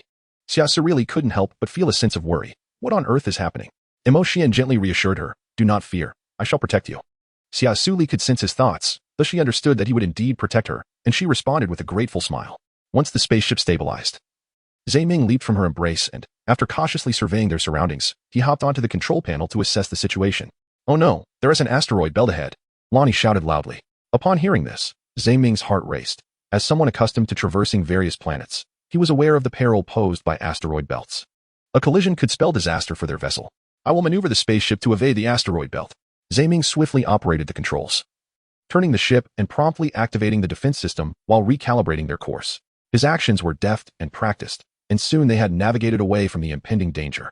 Just as they believed they were in the clear, they discovered a malfunction in the spaceship's engine, rendering them unable to continue their journey. "This is troublesome," Ming said, furrowing his brow. As Xia Suli gazed out of the window, she realized they were situated within the Milky Way, surrounded by twinkling celestial bodies. "Perhaps we should first find a suitable place to land, and then devise a plan to repair the spacecraft," she suggested. Both Lan Yi and Ming nodded in agreement. Consequently, Ming began to search for a suitable planet to descend upon. After considerable effort, they finally discovered a relatively flat small planet, successfully landing upon its surface. Next, they needed to expedite the repairs of their ship. Otherwise, returning to the Blue Sea Empire would be impossible. After 5 days of diligent work, the Xingyu spacecraft was finally restored by Ming and Lan Yi, largely thanks to Ming's prior collection of various spacecraft parts. Upon their return to the Blue Sea Empire, they were met with astonishing news, due to Lan Yi's prolonged absence of over a year. The Empire's beastman had presumed him dead. Even more shocking was the revelation that, just a month after Lan Yi's disappearance, the king had fallen victim to an assassination. During this critical juncture, the newly appointed Supreme Commander and the valiant generals collectively took a remarkable action, electing Lan Yi's brother, Lan Yu, as the new king of the Blue Sea Empire. Lan Yu's ascension to the throne was not a mere coincidence, it was shrouded in a tale unknown to many. The root of this turmoil lay in Lu Ya's resentment towards Lan Yi, fueling her desire for revenge. Utilizing her status as an S-rank female, she became Lan Yu's consort. Through various machinations, she bribed the king's royal guards, meticulously orchestrating and executing a nefarious plot that ultimately led to the king's demise. With the king's passing, the situation became increasingly convoluted, and Lu Ya seized the opportunity to have her numerous consorts elevate Lan Yu to the throne. The newly appointed Supreme Commander was, in fact, Lu Ya's bonded partner, and the generals who endorsed Lan Yu were also her consorts. It was this collective endorsement that enabled Lan Yu, a mere A-rank warrior, to ascend to kingship. Without Lu Ya's formidable backing and the support of her many partners, Lan Yu would have found it exceedingly challenging to claim the throne. Thus, Lan Yu's rise to power was intricately linked to Lu Ya, the powerful female who ensured his smooth transition into the highest echelons of the Blue Sea Empire. Lu Ya, leveraging her status as a high-ranking female and her multitude of male beastman partners, emerged as the most noble S-rank female in the empire. Upon his coronation, Lan Yu began to orchestrate various troubles for Tsang Lan, dispatching him to numerous fronts to eliminate the encroaching beasts, and even plotting to bring about his demise. After all, with Lan Yi's disappearance, Tsang Lan had become the strongest and most esteemed male beastman in the empire, posing a potential threat of rebellion. Coupled with Tsang Lan's refusal to become Lu Ya's male consort, she harbored deep-seated animosity, driven by an extreme mindset of destruction for that which she could not possess, compelling Lan Yu to act swiftly against him. In just a year, Tsang Lan, having continuously slain a multitude of beasts, experienced a surge in his chaotic energy, surpassing 90, plunging him into a state of frenzy. Consequently, Lan Yu ordered him imprisoned. Should his chaotic energy exceed 100, it would provide a legitimate pretext for his elimination. Chapter 30. Breaking into the dungeon to rescue Tsang Lan. Upon receiving the news of the king's death, a flicker of sorrow crossed Lan Yi's eyes. Though his father had treated him poorly and sought his demise, he remained, after all, his progenitor. Seeing this, Xia Suli embraced him and comforted, "Lan Yu, you still have us. We are your family too." Ming, with a sense of helplessness, replied, "Everyone has their own fate. These are the consequences of his own actions. Do not be disheartened. Kanglan still needs our help." Lan Yu nodded with a smile, saying, "I am fine. The bond between us as father and son was severed long before. During his multiple attempts to harm me." Xia Suli gazed at him, reassured that he was truly unharmed. Subsequently, the group boldly ventured into the dungeon where Kanglan was imprisoned. The guards stationed in the dungeon fixed their intense gazes upon the seemingly delicate little female and the white tiger and white fox nestled in her arms. However, upon noticing the imposing and robust male orc accompanying her, they were taken aback by his audacity to stride confidently into the heavily fortified dungeon. The guards, initially astonished, quickly regained their composure and raised their energy guns, their cold barrels aimed directly at Xian, their expressions frosty and brimming with hostility. They commanded, "Do not move. This is the dungeon of the Blue Sea Empire. No unauthorized individuals are permitted to enter." Yet, when their gaze shifted to Xia Suli, their demeanor underwent a complete transformation. Their tones softened considerably, tinged with a hint of reverence as they addressed her. "Esteemed little female, this is not a place for you to tread. We kindly ask you to leave at once." The stark contrast in their attitudes and the rapidity of their change left Xia Suli feeling somewhat exasperated. She could not help but reflect on the unpredictable nature of this male orc, akin to the capricious weather of June, catching one off guard. Lani, lacking the patience to engage with the guards, transformed into his colossal beast form upon learning that his dear brother Kanglin was imprisoned within. His physique swelled, emanating a powerful aura, while his eyes glimmered with a chilling light, coldly scrutinizing the guards. With a low, thunderous growl laced with anger, Lani warned, "Step aside, or I shall crush you where you stand." The guards, recognizing the familiar voice in the imposing white tiger form of Lani, widened their eyes in disbelief, exclaiming, "Your Highness Lani, is it truly you?" Their voices were rife with astonishment and confusion, clearly taken aback by the sudden return of Lan Yi after his year-long absence. Lan Yi's massive claws rose with palpable impatience, unceremoniously pushing aside those blocking his path. "Do not obstruct me. If anything befalls Kanglin, you shall bear the consequences." His voice resonated with authority and fury, laden with menace. The guards trembled in fear, nearly dropping their energy guns as they were paralyzed by his imposing presence. At that moment, they had no time to ponder Lan Yi's sudden appearance. Their only thought was to hastily clear the way, lest they provoke this formidable SS-level orc. Lacking the strength of even a sea-level orc, they knew they could scarcely withstand a single swipe from someone as powerful as Lan Yi. Swiftly, they stowed their energy guns and respectfully stepped aside to grant passage to Lan Yi and his companions. Xia Suli closely followed Lan Yi into the subterranean dungeon, where the dim light cast a pall over the air, heavy with a nauseating stench. The ground was damp, and the walls were encrusted with moss and mildew. She could not help but furrow her brow, covering her nose with her hand, incredulously staring at the scene before her. It was unfathomable that Song Lan, who had saved countless lives of the beastmen and had steadfastly protected the Blue Sea Empire as its divine war god and grand marshal, was confined in such a wretched environment. What pained Xia Suli even more was that Song Lan had committed no offense. He had merely slain too many abominable beasts, absorbing excessive chaotic energy that had driven him to madness, and yet he was subjected to such cruel treatment by Lan Yu and his ilk. This sight ignited a volcanic fury within Xia Suli, as she could not abide this injustice, feeling deep sympathy and indignation for Song Lan's plight. Within the cell, Song Lan's massive form was bound tightly by 4 stout iron chains, rendering his limbs immobile. The once majestic wolf figure now curled in a corner, his body marred with gruesome scars, blood staining the ground around him. Witnessing this heart-wrenching scene, Xia Suli felt as though her heart were being torn asunder, tears streaming uncontrollably from her eyes as she hurried toward the iron cage. "Song Lan, are you all right? Do you still remember me?" She called out to the colossal wolf within the cage, her voice quivering with concern and worry. However, in his frenzied state, Song Lan remained unresponsive to her calls. Instead, upon hearing the noise, he began to thrash violently, attempting to break free from the chains that bound him. His muscles tensed, exuding tremendous strength. The fur along his back bristled as if he were ready to rend the very fabric of reality. At that moment, Song Lan had lost all reason. His gaze filled with rage and murderous intent, rendering him unable to recognize Xia Suli, faced with such a terrifying version of Song Lan. A chill of fear coursed through Xia Suli, yet she was not defeated by this fear. Rather, she resolutely advanced toward the cage.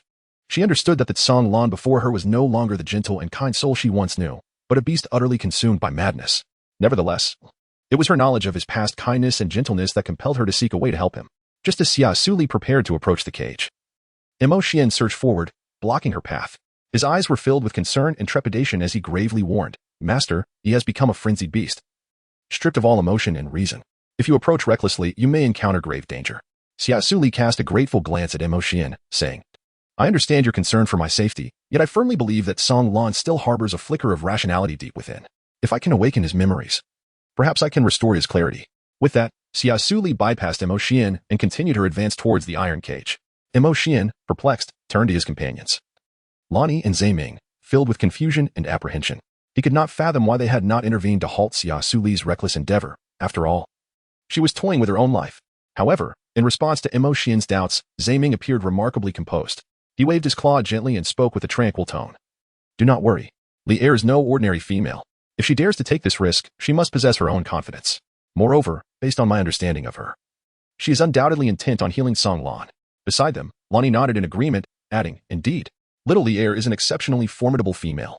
She possesses abilities beyond our imagination. So, try not to worry too much." Although Mo Xian still harbored reservations, he felt somewhat reassured by their words. Xia Suli, with her hands forming intricate seals, softly chanted an ancient incantation. As her voice resonated, a brilliant radiance surged forth from her palms, rapidly expanding into a magnificent luminescent shield. With graceful steps, she approached Song Lan slowly. Song Lan's eyes widened as he fixated on the approaching Xia Suli. Despite the tumult of anxiety and agitation within him, he found himself utterly immobilized, helpless to resist as she drew nearer. When Xia Suli reached his side, she gently extended her finger, tenderly caressing his head. In an instant, a dazzling golden light streamed from her fingertip, enveloping Song Lan's formidable form completely. "Song Lan, do not fear. I am Xia Suli. No one can harm you any longer. You will heal, and once you have recovered, we shall return home together." Her voice was as soothing as a spring breeze, imbued with a comforting strength. Song Lan felt the warmth of her benevolence, along with the gentle touch upon his head. Miraculously, he began to calm, relinquishing his frantic struggles, his gaze softening gradually. Outside the cage, Lonnie and Zhe Ming were taken aback by the spectacle of Xia Suli's healing light.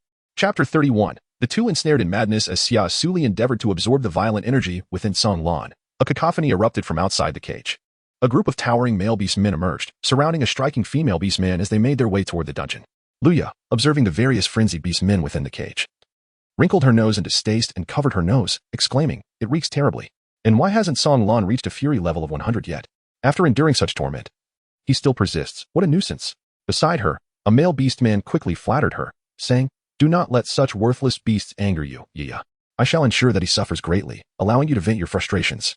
Another beastman, supporting Luya, chuckled ominously. He shouldn't last much longer. His fury level has already reached 90. Surpassing 100 is merely a matter of time. Upon hearing this, Luya's expression softened slightly, though she replied coldly, "Humph. It better be so. Every time I think of him refusing to become my mate for that lowly female, I am filled with rage. To dare offend your queen deserves the harshest punishment. Once he is utterly consumed by fury, we shall cast him into the arena to be torn apart by ferocious beasts." A glimmer of cruelty and satisfaction flickered in her eyes.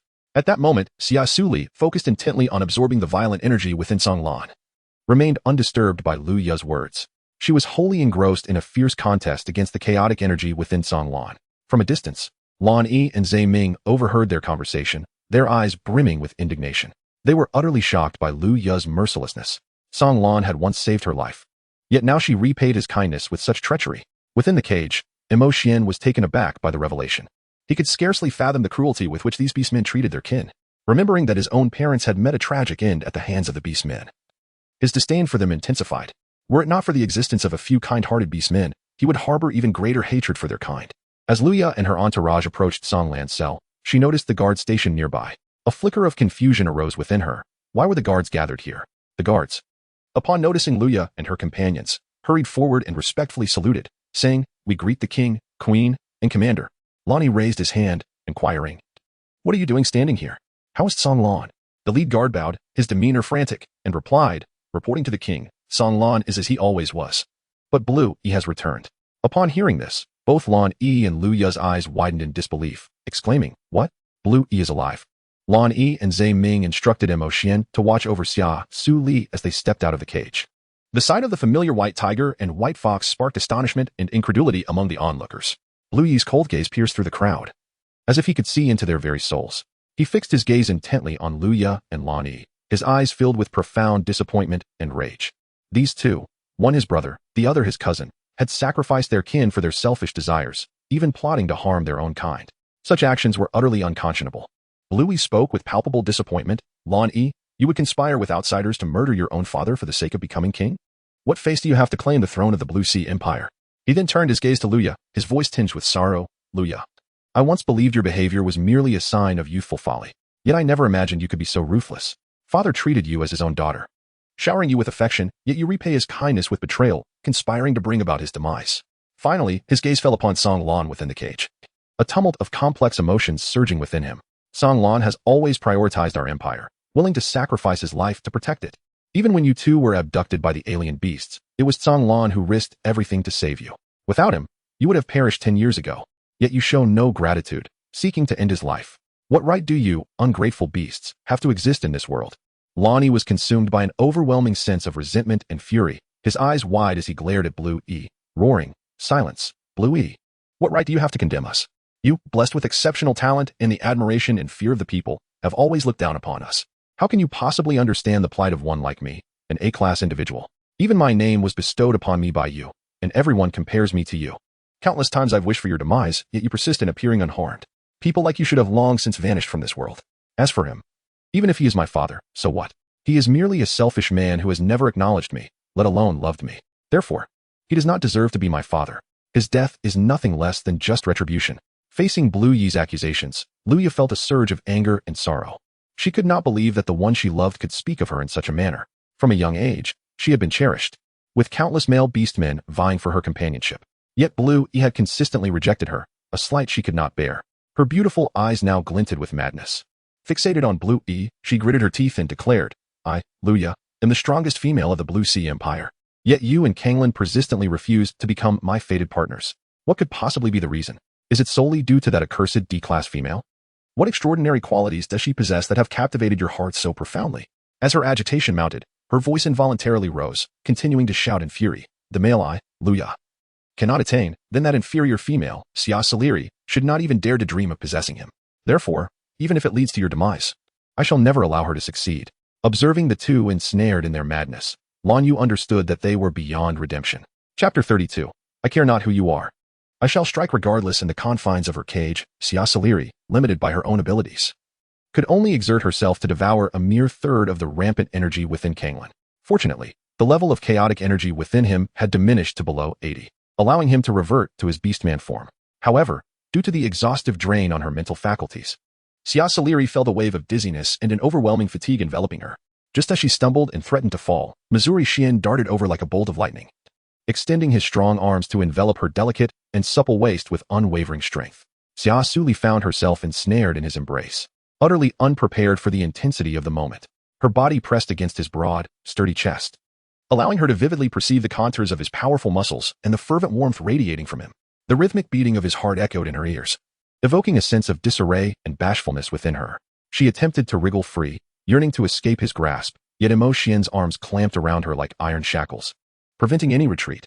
Despite her embarrassment, Xia Suli gently nudged his shoulder, murmuring, "I am fine, Emo Xian, you need not worry." Her voice carried a hint of awkwardness, and a delicate blush crept across her cheeks. Emo Xian lowered his gaze to her exquisitely beautiful face, where a soft flush adorned her cheeks like the hues of a sunset. Her slightly parted lips resembled tender petals in full bloom, exuding an irresistible allure. Mesmerized, Emo Xian found himself momentarily entranced, lost in her enchanting presence. Only when Xia Suli pushed against him a few times did he reluctantly release her, though he still grasped her wrist firmly to prevent her from stumbling again. At that moment, Song Lan began to awaken from his frenzied state. Upon seeing the weakened Xia Suli, a glimmer of tenderness filled his eyes. In a deep, hoarse voice, he uttered, "Xia Suli, you have finally returned. I have missed you dearly." Xia Suli extended her hand, gently stroking the fluffy head of Song Lan, her face a portrait of guilt and sorrow as she gazed at him. "I am truly sorry, Song Lan. It is I who have burdened you with so much suffering and caused you such worry. Had I not been ensnared in the rift of time and space, perhaps none of this would have transpired. Please do not be sad. Seeing you in distress pains me deeply. As long as you can return home safely, that is all that matters." Song Lan gazed at her with a weakened yet profoundly affectionate look, then nuzzled her hand with a sense of yearning. Xia Suli gazed at the perceptive Kanglan, a surge of profound guilt welling up within her heart. I understand now. By the way, Kanglan, how are you feeling? Is there any discomfort?" she inquired with genuine concern, her eyes reflecting deep remorse and worry. Kanglan gently shook his head. "Do not fret, Xia Suli. I am much better now." Hearing his words, Xia Suli felt a slight relief, yet the guilt within her remained unabated. "That is good," she murmured, as if to reassure herself. Suddenly, she recalled Lan Yi and Zai Ming outside, who might still be anxiously awaiting news of Kanglan's recovery. Right. Lan Yi and Zai Ming are still outside. Let us go. Upon hearing that Lan Yi and Zai Ming were safe, Kanglan displayed a look of relief. Very well. Let us proceed. With that, Xia Suli was assisted by Emo Xian as they exited the confines of the prison. Kanglan did not hasten to revert to his beastman form, for Xia Suli possessed a unique ability to absorb violent energy, a secret that must remain concealed from outsiders. As he prepared to leave, Kanglan noticed Emo Xian supporting Xia Suli. Just a glance revealed that this individual was anything but ordinary, exuding an overwhelming aura akin to a pressure from the heavens. Invoking a sense of reverence, Kanglan silently lamented, After disappearing for over a year, Xia Suli has acquired a formidable suitor. I, indeed, remain too weak. Thus, he fell into a deep contemplation. With Mo Xian's support, Xia Suli emerged from the prison and immediately spotted Luya. Likewise, Luya recognized Xia Suli at once.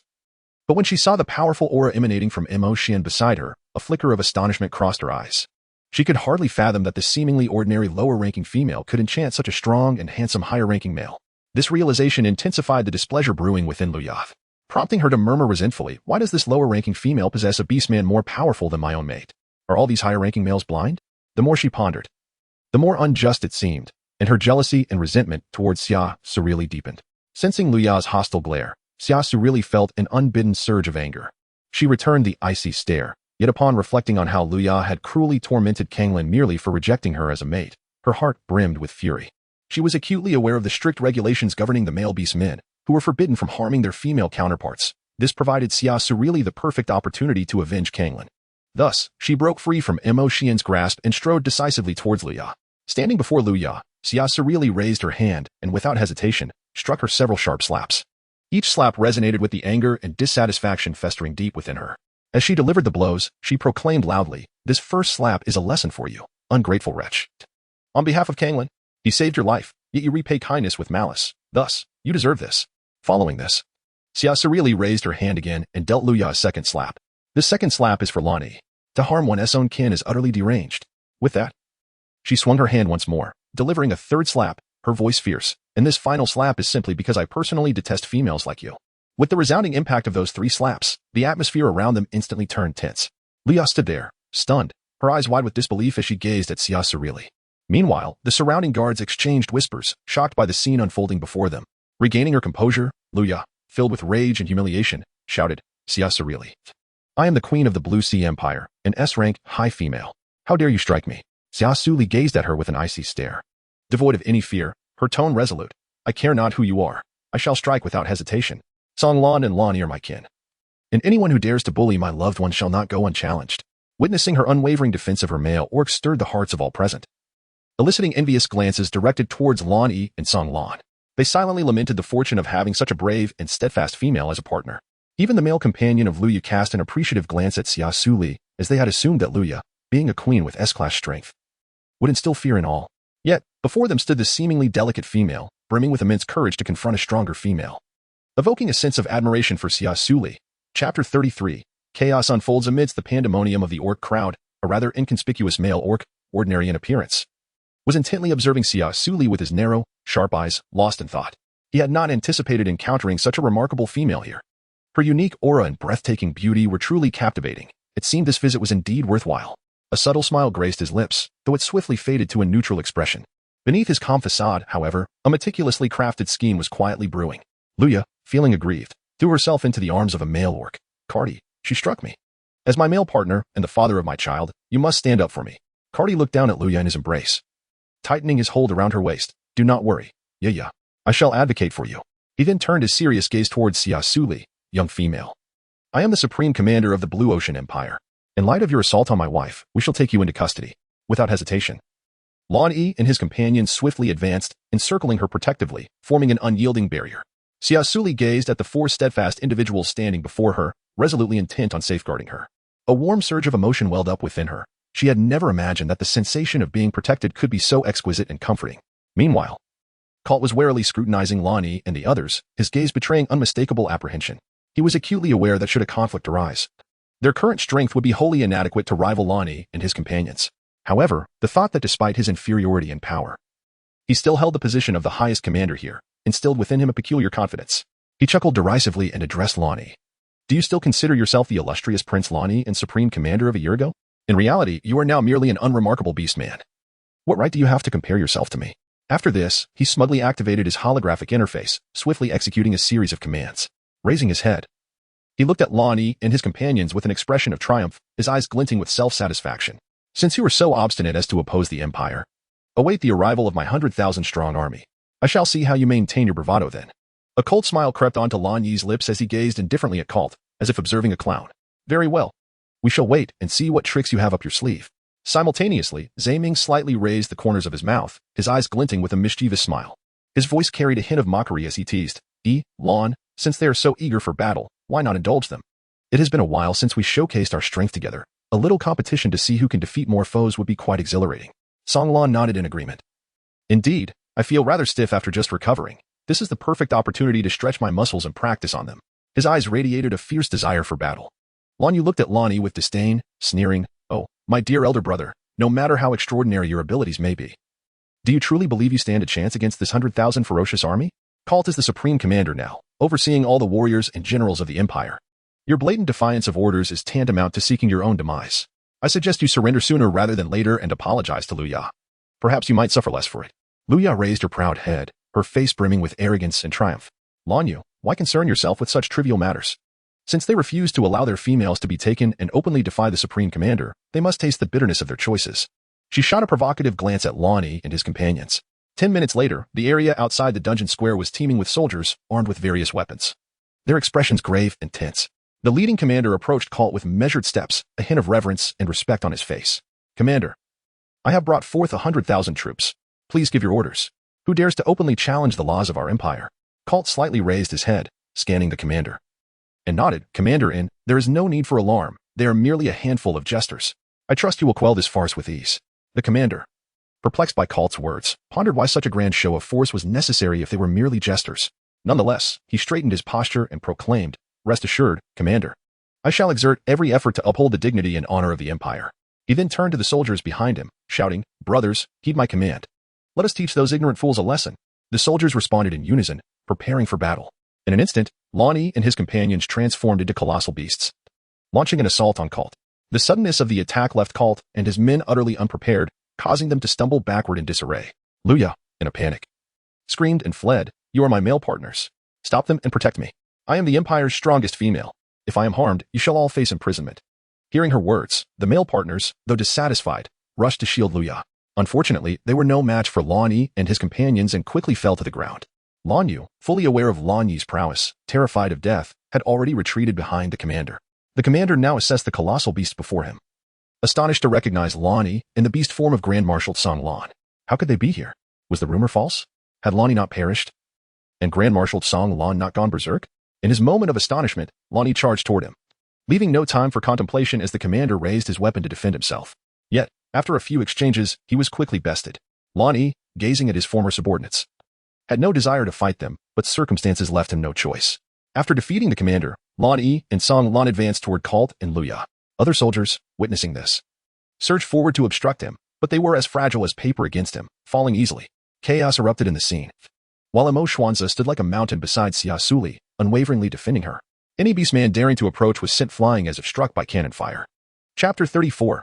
Xia Suli is captured in the midst of this turmoil. Luya's seemingly ordinary male partner wore a peculiar smile, revealing a sinister and cunning expression, his eyes glinting with barely perceptible malice.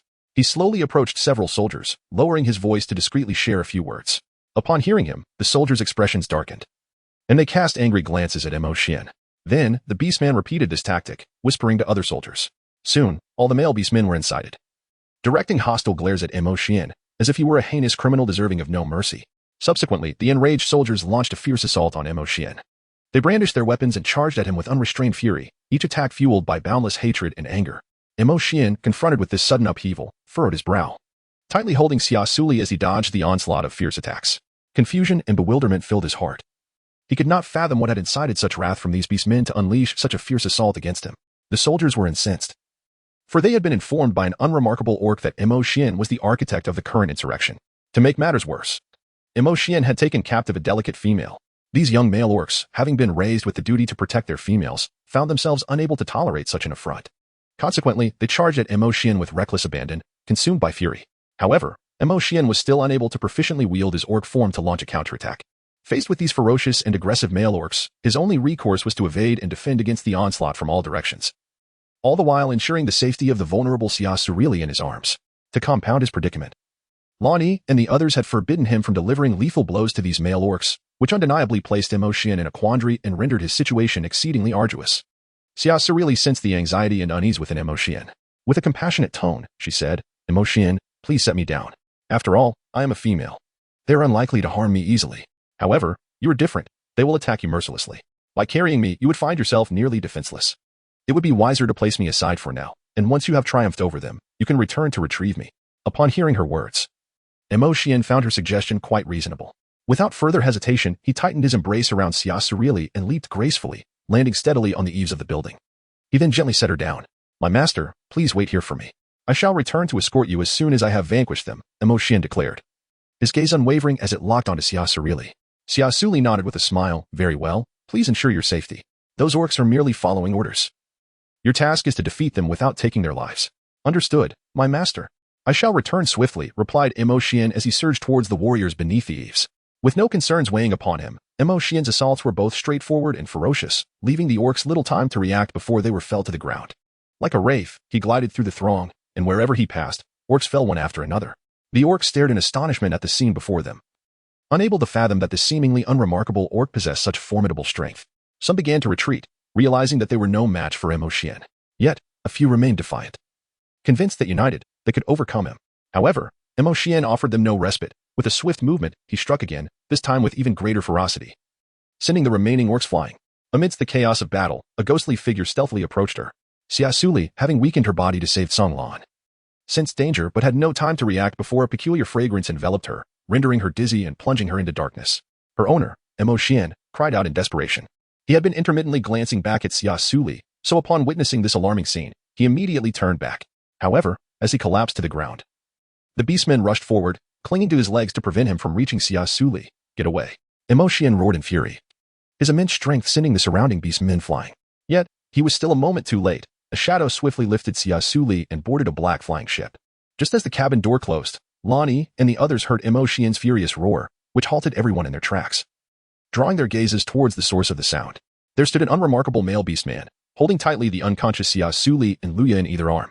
Stunned by this shocking sight, Lonnie, Songlan, and Zaiming widened their eyes in disbelief and shouted towards Xia Suli's direction. Xia Suli, Lier. However, as they sprinted with all their might towards the black flying ship, the door shut mercilessly, just as Xian's hand grazed the door. The ship shot upwards like a bolt of lightning, soaring into the vast sky. No. Xian's eyes turned crimson, and he roared to the heavens, transforming into a formidable two-winged dragon beast, relentlessly pursuing the swiftly retreating ship. At that moment, Lan Yi and the others collided with the other beastmen, their faces etched with anger. Damn it. Zaiming was the first to regain his composure, urgently shouting at Lan Yi. Quickly take out the Xingyu ship and chase after them. Responding to Zaiming's call, Lan Yi promptly retrieved the Xingyu ship. The three hurried aboard and sped towards the direction where Xia Suli and Xian had vanished. The ship raced through the sky, while the black flying ship streaked across the horizon like a shining meteor, with Xian in hot pursuit. On board the ship, Lan Yi and the others piloted with urgency, silently praying to catch up with Xia Suli. The ordinary-looking male beastman, observing Xian's relentless chase, wore a smirk of disdain and mockery. His voice dripped with contempt. What an overestimation of oneself, to dare pursue my ship alone. With that, he unhesitatingly pressed a switch in his hand.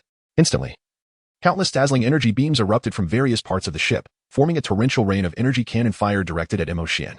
Faced with such a ferocious assault, Xian did not flinch or flee. Instead, he clenched his teeth and charged forward with all his might, fueled by a singular belief. He must reach Xia Suli. Though he evaded some of the energy blasts, many struck his body. Yet, he pressed on, enduring the excruciating pain as he surged toward the flying ship. Chapter 35, The Search for the Missing Xia Suli. The ordinary-looking male beastman was taken aback by Xian's bizarre beast form and his remarkably tough skin. His expression shifted to one of seriousness, and he quickly commanded his subordinates to attack. A massive cloud of white mist erupted from the ship's tail, swiftly engulfing Xian's vision. In an instant, the entire sky was shrouded in dense white fog, obscuring him from sight. Lamenting the loss of Xia Suli, Xian's gaze turned sorrowful and self-reproachful. Rage surged within him, and he spat out a mouthful of blood, staining the sky before him. When Lonnie and the others arrived at the last known location of Xia Suli's holographic brain, they were met with a heart-wrenching sight. Xian stood there, vacant-eyed and seemingly soulless, his massive form trembling slightly, as if he might collapse at any moment. Although Lonnie felt profound grief, he knew they could not succumb to despair. Swift action was imperative.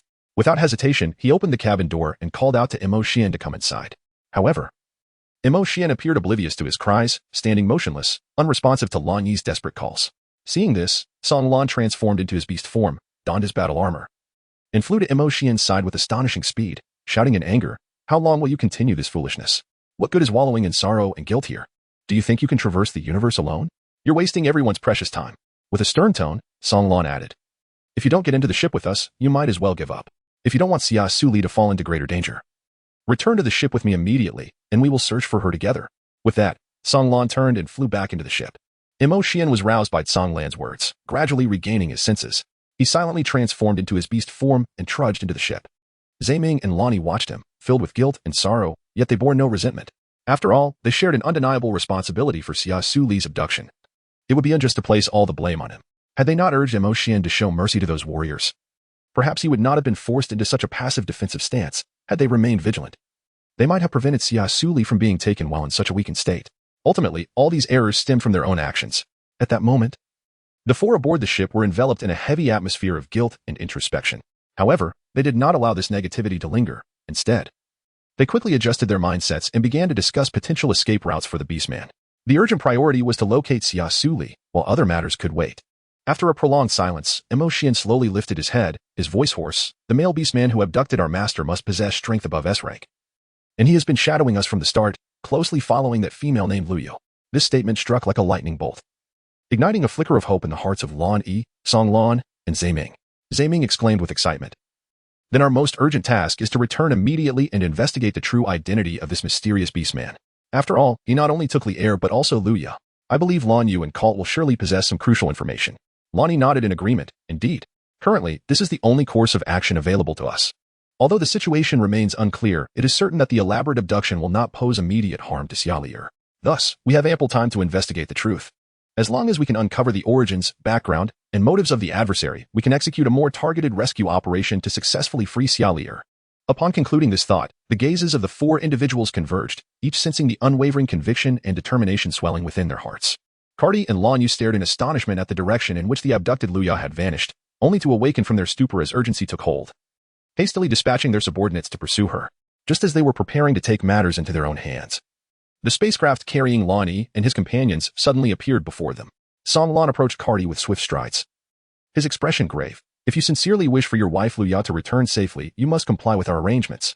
Though Lan Yu and Cardi felt a sense of reluctance, they had no choice but to acquiesce to this proposition in order to ensure Luya's safety. However, upon discovering the true identity of the orc, they were all plunged into deep contemplation.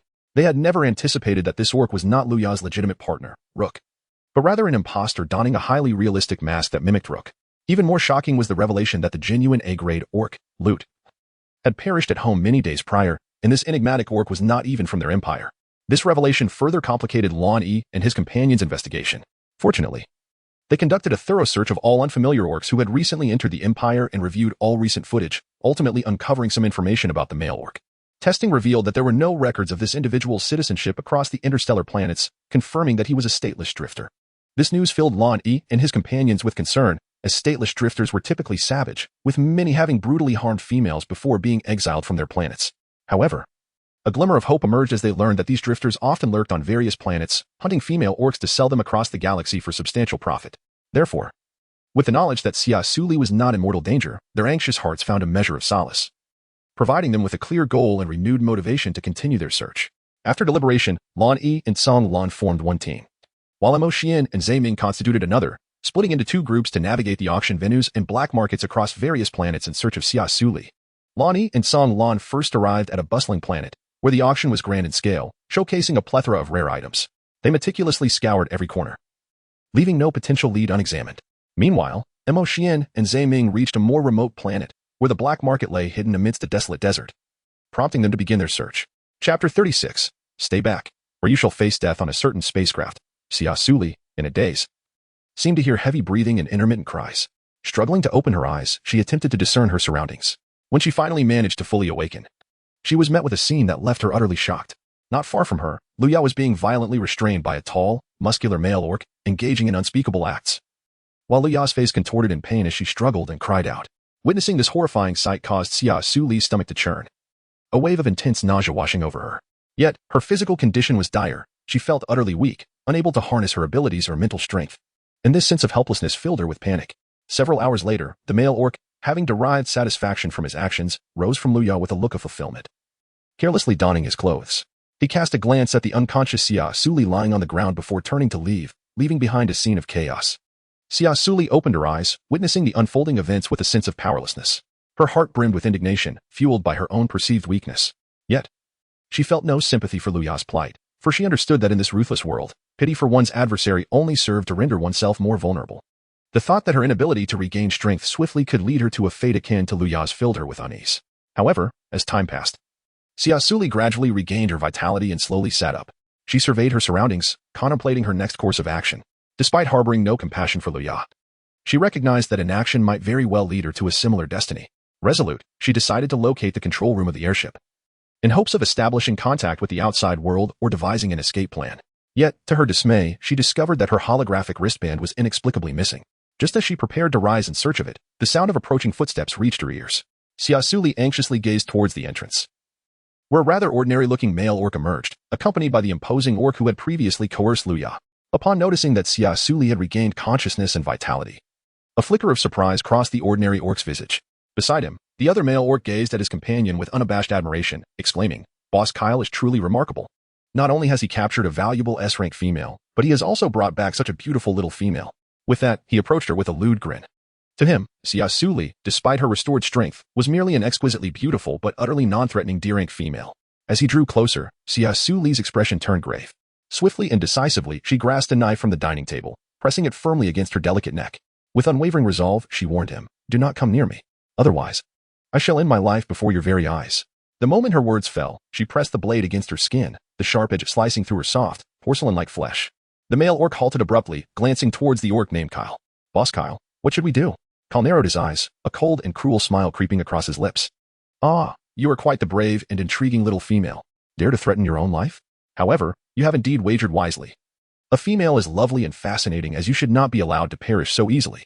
His voice carried an unsettling chill, revealing a heartless detachment. "What do you want from me? And aren't you supposed to be by Lu Ya's side? Why would you harm your own female partner? Why have you captured me?"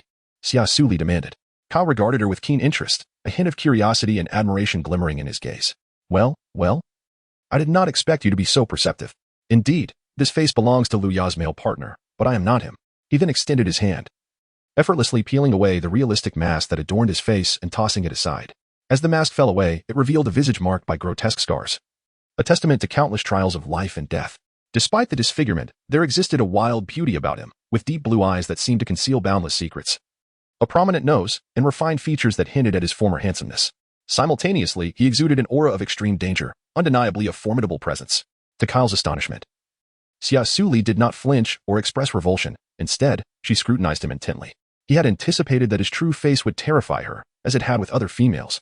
Yet she was different, eliciting an intensified intrigue within him. She was the first female to dare to meet his gaze, a stark contrast to the disgust and fear exhibited by others. Desiring to draw nearer, to uncover what made her so exceptional, he took a step forward, only to be halted by her sharp command. "Do not approach, or I will truly show you death." With her words, the knife cruelly grazed her tender skin, blood seeping forth. Kyle's advance was abruptly halted. He realized that this little female was not jesting, she was genuinely prepared to take her own life. His eyes sparkled with manic delight, for he understood that such a unique female was a rare find. How could he allow her to perish so easily? Seeing him halt his approach brought an involuntary sigh of relief to Xia Suli. In that moment, Lu Ya, who had been unconscious in the corner, began to awaken. Upon seeing Kyle's true visage, she was overcome with terror, recoiling, and emitting a high-pitched scream, a monster. However, upon hearing her exclamation, Kyle did not react with anger. Rather, he erupted into frenzied laughter, as if profoundly stimulated. "Ha! Did you see that, little female? This is the reaction a true female should possess. Are you not afraid of my face?" Xia Suli silently observed his frenzied actions, her brow furrowed in deep concern, yet she remained resolutely silent. She understood all too well that provoking the man before her, now bereft of reason, would be utterly unwise.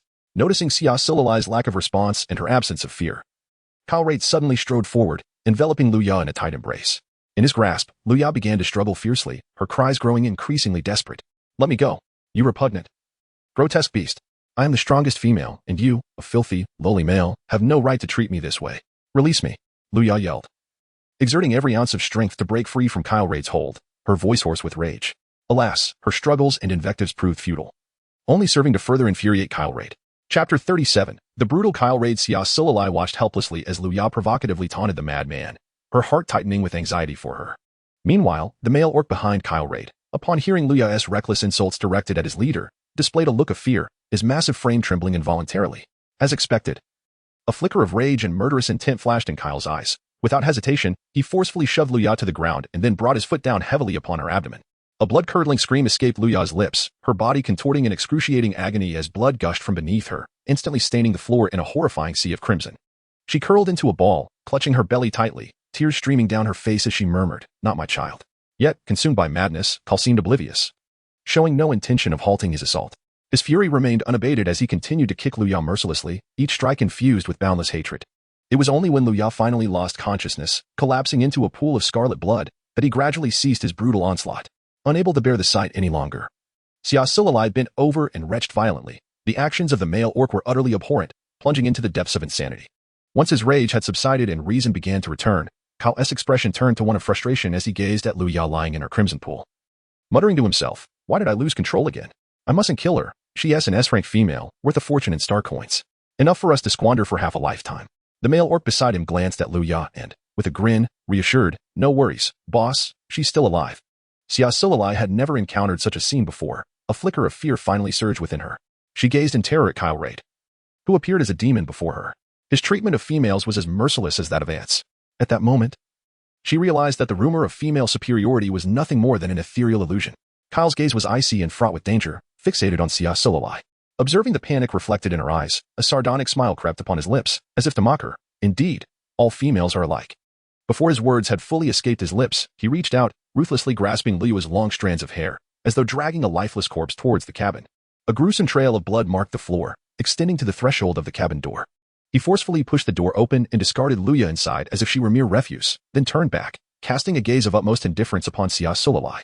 Casually, he instructed, "Oleg, clean up the mess. I find it repugnant," before shutting the cabin door behind him. "Understood, Kyle," Oleg replied cheerfully, as if accustomed to such orders. Proceeding to tidy up the bloodstains on the floor before departing the cabin, the interior was instantly engulfed in an eerie silence, leaving only the sounds of her own ragged breathing and racing heartbeat. Xia Suli stood frozen, her body trembling slightly, her heart brimming with dread and despair.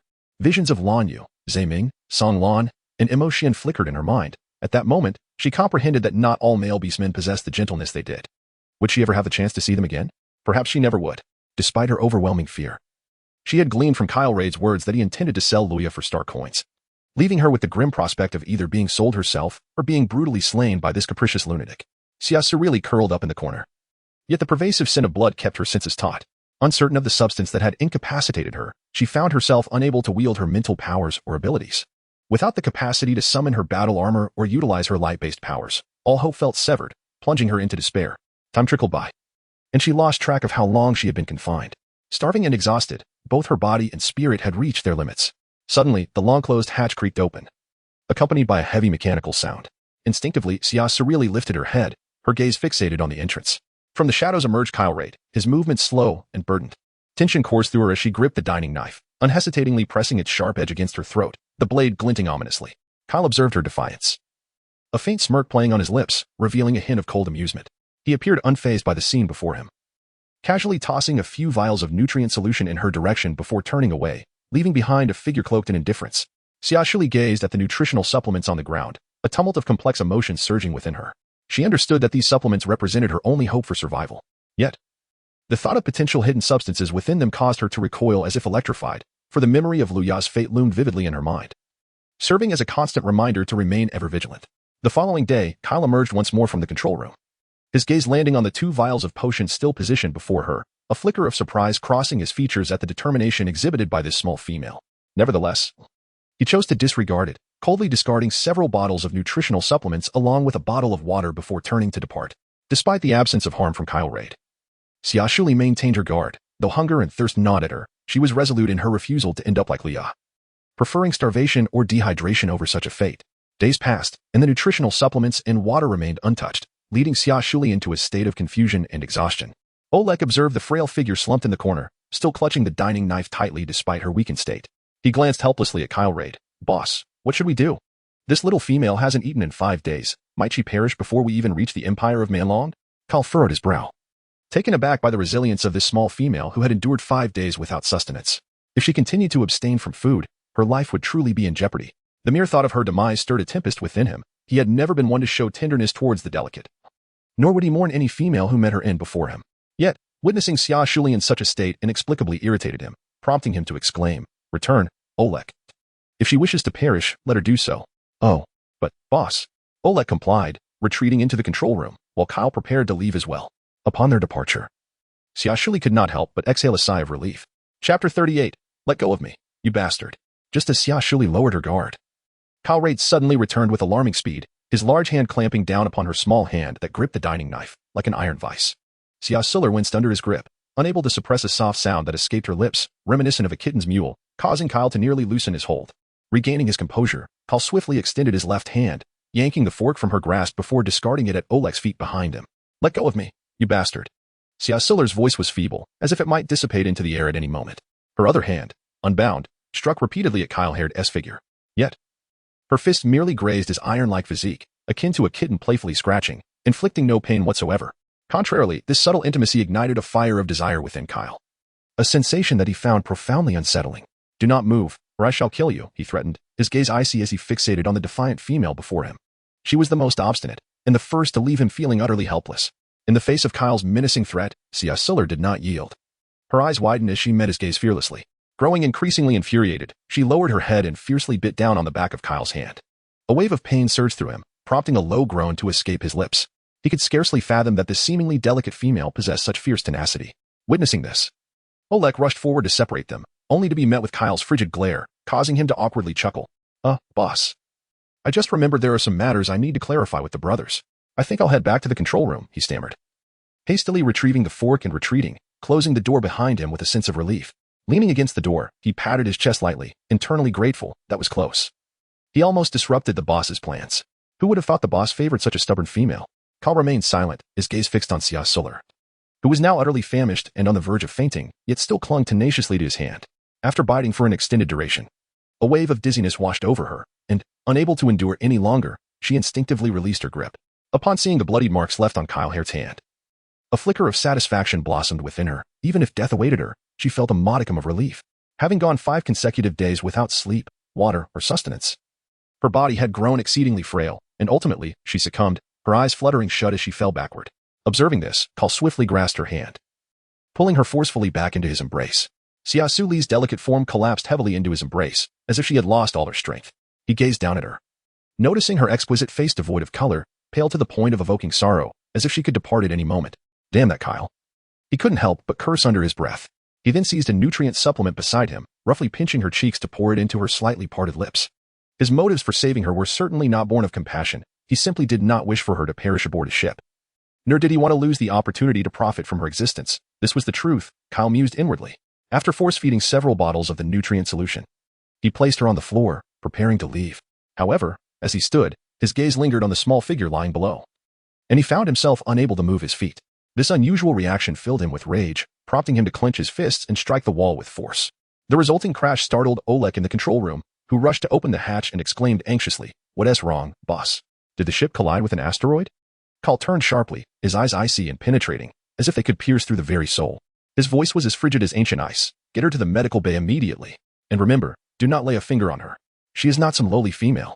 "Yes, boss," Oleg stammered, his face paling at the sight of Kyle's cold demeanor. He cautiously approached Xia Suli, bending down to lift her. But Kyle suddenly changed his mind without warning. In a flash, he scooped Xia Suli into his arms and turned away, not even sparing Oleg a single glance. Oleg's hands hung in the air, bewildered, his face a mask of confusion. He couldn't comprehend why Kyle would abruptly alter his decision. Was there some hidden reason behind this?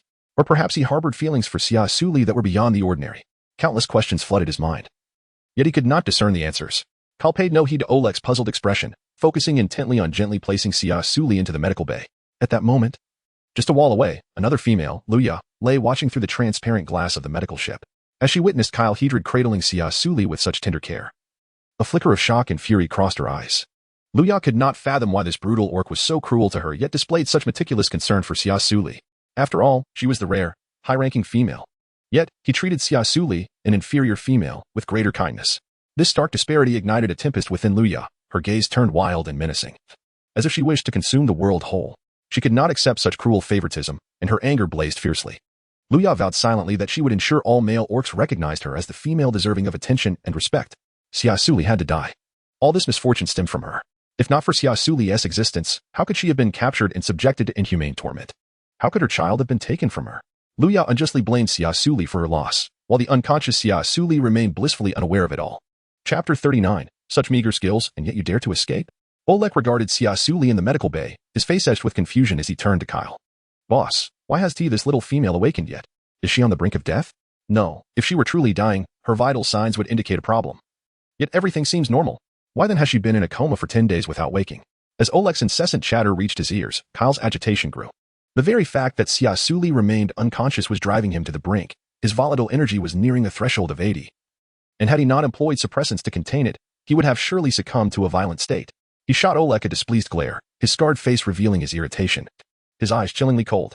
Seeing this, Oleg quickly covered his mouth with his hands, fearing to speak further. Days passed, and finally, on the 20th day of her coma, Xia Suli slowly opened her eyes. Upon awakening, she recognized the familiar surroundings of the medical bay. A wave of panic washed over her as she inspected her condition. Relieved to find nothing amiss. Soon, she sensed her mental energy and light-based abilities had also returned, and her eyes sparkled with joy. What a fortuitous turn of events. Suddenly, a commotion of footsteps echoed outside the cabin, prompting Xia Suli to close her eyes warily. With a creaking sound, the iron door slowly swung open. Oleg, expressionless, brandished a length of rope, advancing towards Luya as if to bind her. Terrified, Luya recoiled several steps, her voice trembling. What are you doing? I am the queen of the Blue Ocean Empire, a dignified S-rank female. You cannot harm me, or my male companions will surely retaliate. Oleg scoffed at her words, his disdain evident. The Blue Ocean Empire? Just a low-tier planet in the stellar realm, insignificant compared to the might of cosmic powers. With that, he disregarded Luya's struggles and bound her tightly, shoving a crumpled piece of cloth into her mouth to silence her. Meanwhile, Kyle Hedrid approached the door. He gently pushed it open and walked steadily towards the medical bay. Upon reaching it, he looked down at the still unconscious Xia Suli, his gaze revealing a complex mix of emotions. Cautiously, he opened the medical bay and leaned down to cradle Xia Suli in his arms. Seeing this, the bound Luya's eyes blazed with rage and jealousy. She glared at Xia Suli, her eyes red with fury. Had her mouth not been gagged, she would have surely erupted in screams and curses. Oleg, holding the rope, looked at Kyle with excitement. Boss, what shall we do with these two female orcs? Sell them on the black market, or auction them off? Take them to auction. After all, this high-quality S-rank female is an exceedingly rare resource. Even in the Black Barbarian Mountain Empire, only through auction can her true value be realized, fetching a satisfying price. Kyle's tone was cold and merciless, treating Luya as if she were nothing more than a lifeless commodity. Upon hearing Kyle's decision, Oleg grinned knowingly. Got it, boss. Upon finishing his words, Oleg exerted himself even more, tugging at the rope in his hands, completely disregarding Luya's struggles and resistance as he forcefully dragged her forward. As they exited the flying ship, Xia Suli, cradled in Kale's arms, suddenly opened her eyes, swiftly entering battle armor mode. With all her strength, she delivered a powerful punch to Kale's chest. Kale let out a muffled grunt, his grip involuntarily loosening. This momentary release granted Xia Suli the opportunity to escape. She swiftly slipped from his embrace and ran unhesitatingly into the distance. Watching Xia Suli flee, Kale covered his eyes with one hand, and upon removing it, the depths of his azure gaze revealed boundless madness and obsession. How intriguing, he mused. I never imagined I would experience being outmaneuvered by a female. I am eager to see just how formidable she is with her battle armor. No sooner had he spoken than Kale's form transformed instantaneously into black battle armor. And with astonishing speed, he pursued Xia Suli. Oleg, witnessing this spectacle, instinctively swallowed hard, silently praying for Xia Suli. He understood that Kale had succumbed to a frenzied state, making the potential for horrific events all too real. In her flight, Xia Suli dared not look back. She simply ran, knowing that a confrontation with Kale Raid would surely lead to her defeat. After all, she was merely a D-class female. Even if she could unleash 80 of the combat power of an S-class battle armor, her D-class mental strength would not sustain her for long. Unfortunately, Kale was an SS-class orc, clad in the apocalyptic divine armor, leaving Xia Suli with no avenue of escape. The apocalyptic divine armor, forged from the essence of 500 beast kings, represented a transcendent level of battle armor, far surpassing the S-class. In the vast expanses of the universe, it was a treasure beyond valuation. Thus, like a specter, Kale swiftly appeared behind Xia Suli, raising his hand to seize her shoulder. Xia Suli felt a sudden shock in her heart and hurriedly sidestepped to evade, but Kyle's speed was simply too swift. She was nonetheless seized by her shoulder. Ah! Xia Suli cried out in pain as Kyle forcefully threw her to the ground. Xia Suli struggled to rise, a flicker of determination flashing in her eyes. She realized escape was futile. Rather than waiting for her demise, she chose to fight back. Taking a deep breath, she summoned the spiritual energy within her and channeled it into her battle armor, which instantly radiated a brilliant light. At the same time, Xia Suli felt an overwhelming surge of power coursing through her. She swiftly manifested a dagger of light and charged toward Kyle.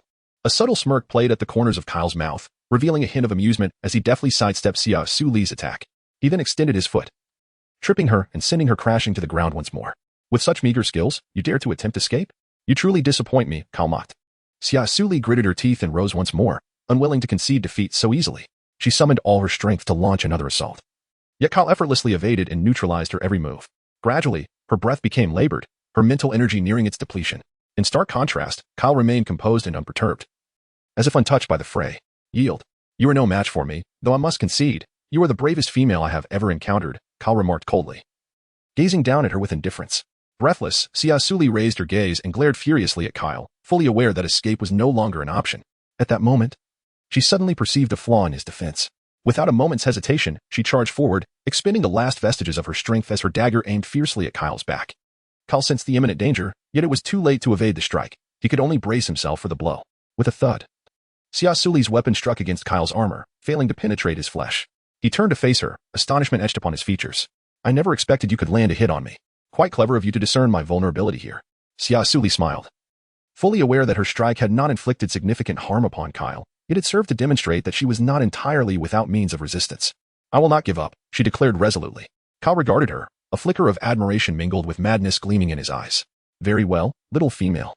Since that is the case, I shall indulge you in this game, allowing you to comprehend the distinction between female and male beasts. With that, Kyle launched his attack once more. Xia Suli gritted her teeth, clutching the dagger tightly as she braced herself for Kyle's onslaught. Chapter 40. Do not move recklessly, or else. Under the relentless assault of Kyle, Xia Suli could only struggle to defend herself, ultimately succumbing to defeat. She gazed at the man before her. Acutely aware that Kyle Haird was far mightier than the SS-level Lonnie, his attacks were fierce and swift. As if honed through countless life-and-death battles to achieve such extraordinary skill, Kyle leaned down, gripping Xia Suli's chin with such force that it felt as though he could shatter her fragile bones, compelling her to raise her head and meet his gaze. His expression was devoid of warmth, his cold, indifferent eyes fixated on her. How audacious of a mere D-level female to challenge an SS-level male. One must commend your courage. Though it is regrettably foolish, I advise you to abandon any thoughts of escape. Otherwise, I shall not hesitate to obliterate your insignificant psychic power. Kyle's voice was chilling and laced with menace, instilling a sense of dread. With that, he showed no hesitation, hoisting Xia Suli over his shoulder and striding away with purpose. Xia Suli struggled incessantly on his shoulder, attempting to free herself from his grasp. Yet her strength was utterly insignificant to Kyle. Let go of me, you scoundrel. You only bullies those weaker than yourself, if you possess any true valor. Confront a genuine warrior. Rage and discontent surged within Xia Suli as she exerted every ounce of her being to voice her dissent. Kyle, however, entirely disregarded her struggles and resistance. Suddenly, he raised his massive hand and delivered a resounding slap to her pert posterior, producing a sharp crack that echoed in the air. Afterward, he threatened, do not move, or I shall strike again. Caught off guard by the blow, Xia Suli's face transformed into a mask of confusion and shock until a searing pain radiated from her rear, jolting her back to reality, overwhelming her with an unbearable sense of shame and humiliation. You shameless fiend. Her cheeks flushed crimson, her eyes ablaze with indignation. Throughout her life, she had never endured such an affront, and in that moment, her dissatisfaction and resentment towards Kyle reached a zenith. Kyle turned to regard her flushed visage, a sardonic smile curling at the corners of his lips. In this world where strength reigns supreme, only the weak experience shame. You despise me. Yet what can you truly do? You could never slay me. Xia Suli could only clench her teeth, glaring fiercely at him, yet unable to counter his words. Since escape was futile, she resolved to confront reality head-on. Kyle observed her stubbornly turn her head away, her eyes shut in resignation. And a smile unexpectedly crept upon his lips, one he was not even aware of. Meanwhile, Oleg had been waiting at the spot for quite some time. When he finally saw Kyle returning with Xia Suli in tow, a look of confusion crossed his face, and he couldn't help but inquire, Boss, why did it take so long to capture a D-grade female? Kyle shot him a cold glance and then produced a black mask from seemingly nowhere, donning it upon his face. Oleg, feeling awkward, rubbed his head like a child caught in wrongdoing, choosing not to speak further. Upon arriving at the largest slave market in the Black Barbarian Mountain Empire, countless male beastmen, resembling hungry wolves, incessantly scrutinized Xia Suli and Luya, their lecherous gazes as if intent on stripping them of their garments. At that moment, a rather ordinary and stout male beastman leered at Xia Suli, a lascivious grin spreading across his face. Hey brother, the female you're carrying looks quite appealing. How much is she? Get lost, not for sale, Kyle replied expressionlessly. Continuing towards the auction, the lecherous beastman, undeterred, quickly raised his hand to block Kyle's path. Wait, don't be so hasty in your refusal. I'm willing to offer a staggering 10 billion star coins. What do you think of my sincerity? The surrounding beastmen, upon hearing his willingness to pay 10 billion star coins, were utterly stunned, and the commotion engulfed the entire street. What? 10 billion star coins? Has this guy lost his mind? One exclaimed. I must say, while this female is indeed well-proportioned and stunningly beautiful, she appears far more delicate than the one bound up.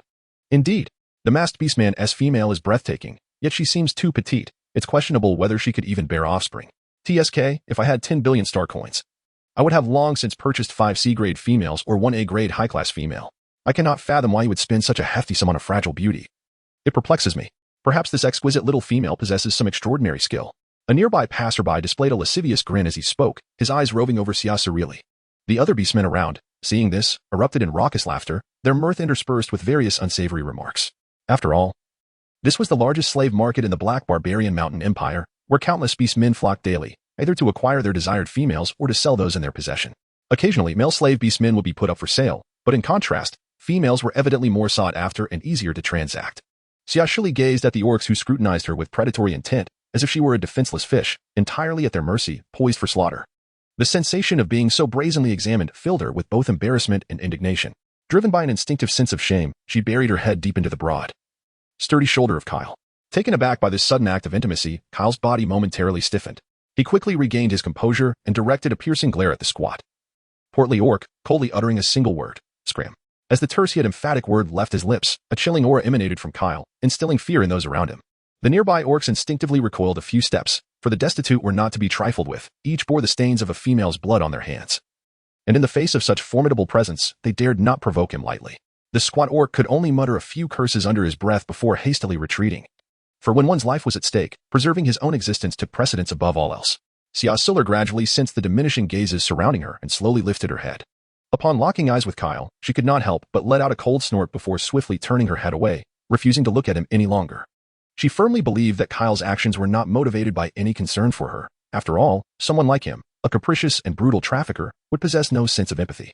Kyle narrowed his eyes slightly, his gaze resting on Xia Suli's haughty little face, and a faint, involuntary smile crept onto his lips. Meanwhile, Oleg, who had been quietly observing him, was taken aback to suddenly witness his boss smiling. His eyes widened in disbelief, as he had never seen this cold, unyielding leader of his reveal such a gentle expression during their time together. How unexpected it was for him to behold Kyle smile in his lifetime. Unfortunately, Xia Suli did not see it. Had she done so, she would surely have cursed him for being whimsical, for in her eyes, Kyle was nothing more than a madman. A great villain. Chapter 41. Enough nonsense. Get lost. Upon arriving at the auction, a staff member approached with evident enthusiasm, clearly familiar with Kyle and his companions. And it was apparent that this was not their first time auctioning female beastmen. Greetings, esteemed guests. How may I assist you today? The male beastman staff member inquired respectfully. Oleg handed over the bound Luya and, with an air of superiority, stated, "We are here to auction 2 females. Do you still accept them at your auction?" Upon receiving Luya, the staff member noted that while she was not exceptionally stunning, she was quite attractive and appeared to be in good health. His gaze then shifted to Xia Suli perched on Kyle's shoulder, and as he scrutinized her features, a flicker of astonishment crossed his eyes. Internally, he marveled. What a lovely little female! Although she appeared petite and delicate, her beauty was undoubtedly the most enchanting he had ever encountered. Curiously, the staff member inquired, "May I ask what levels these 2 females are?" "This one here is an S level, while the one on my boss's shoulder is merely a D level." "Though she is quite lovely," Oleg replied candidly. At the mention of levels, the bound Luya cast a haughty glance at Xia Suli.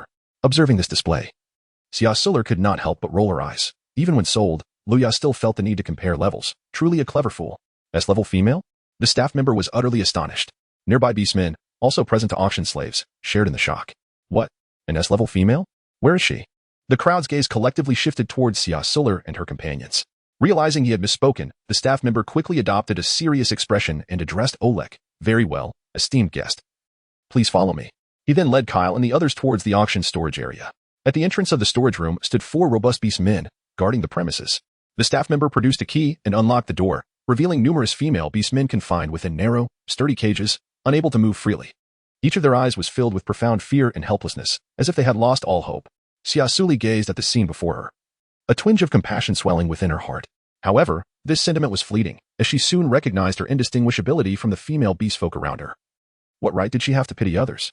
The staff confined both Luya and Xia Suli in the same cage, then respectfully handed Kyle 2 exquisite tokens, stating, "Esteemed guest, these are your merchandise tokens.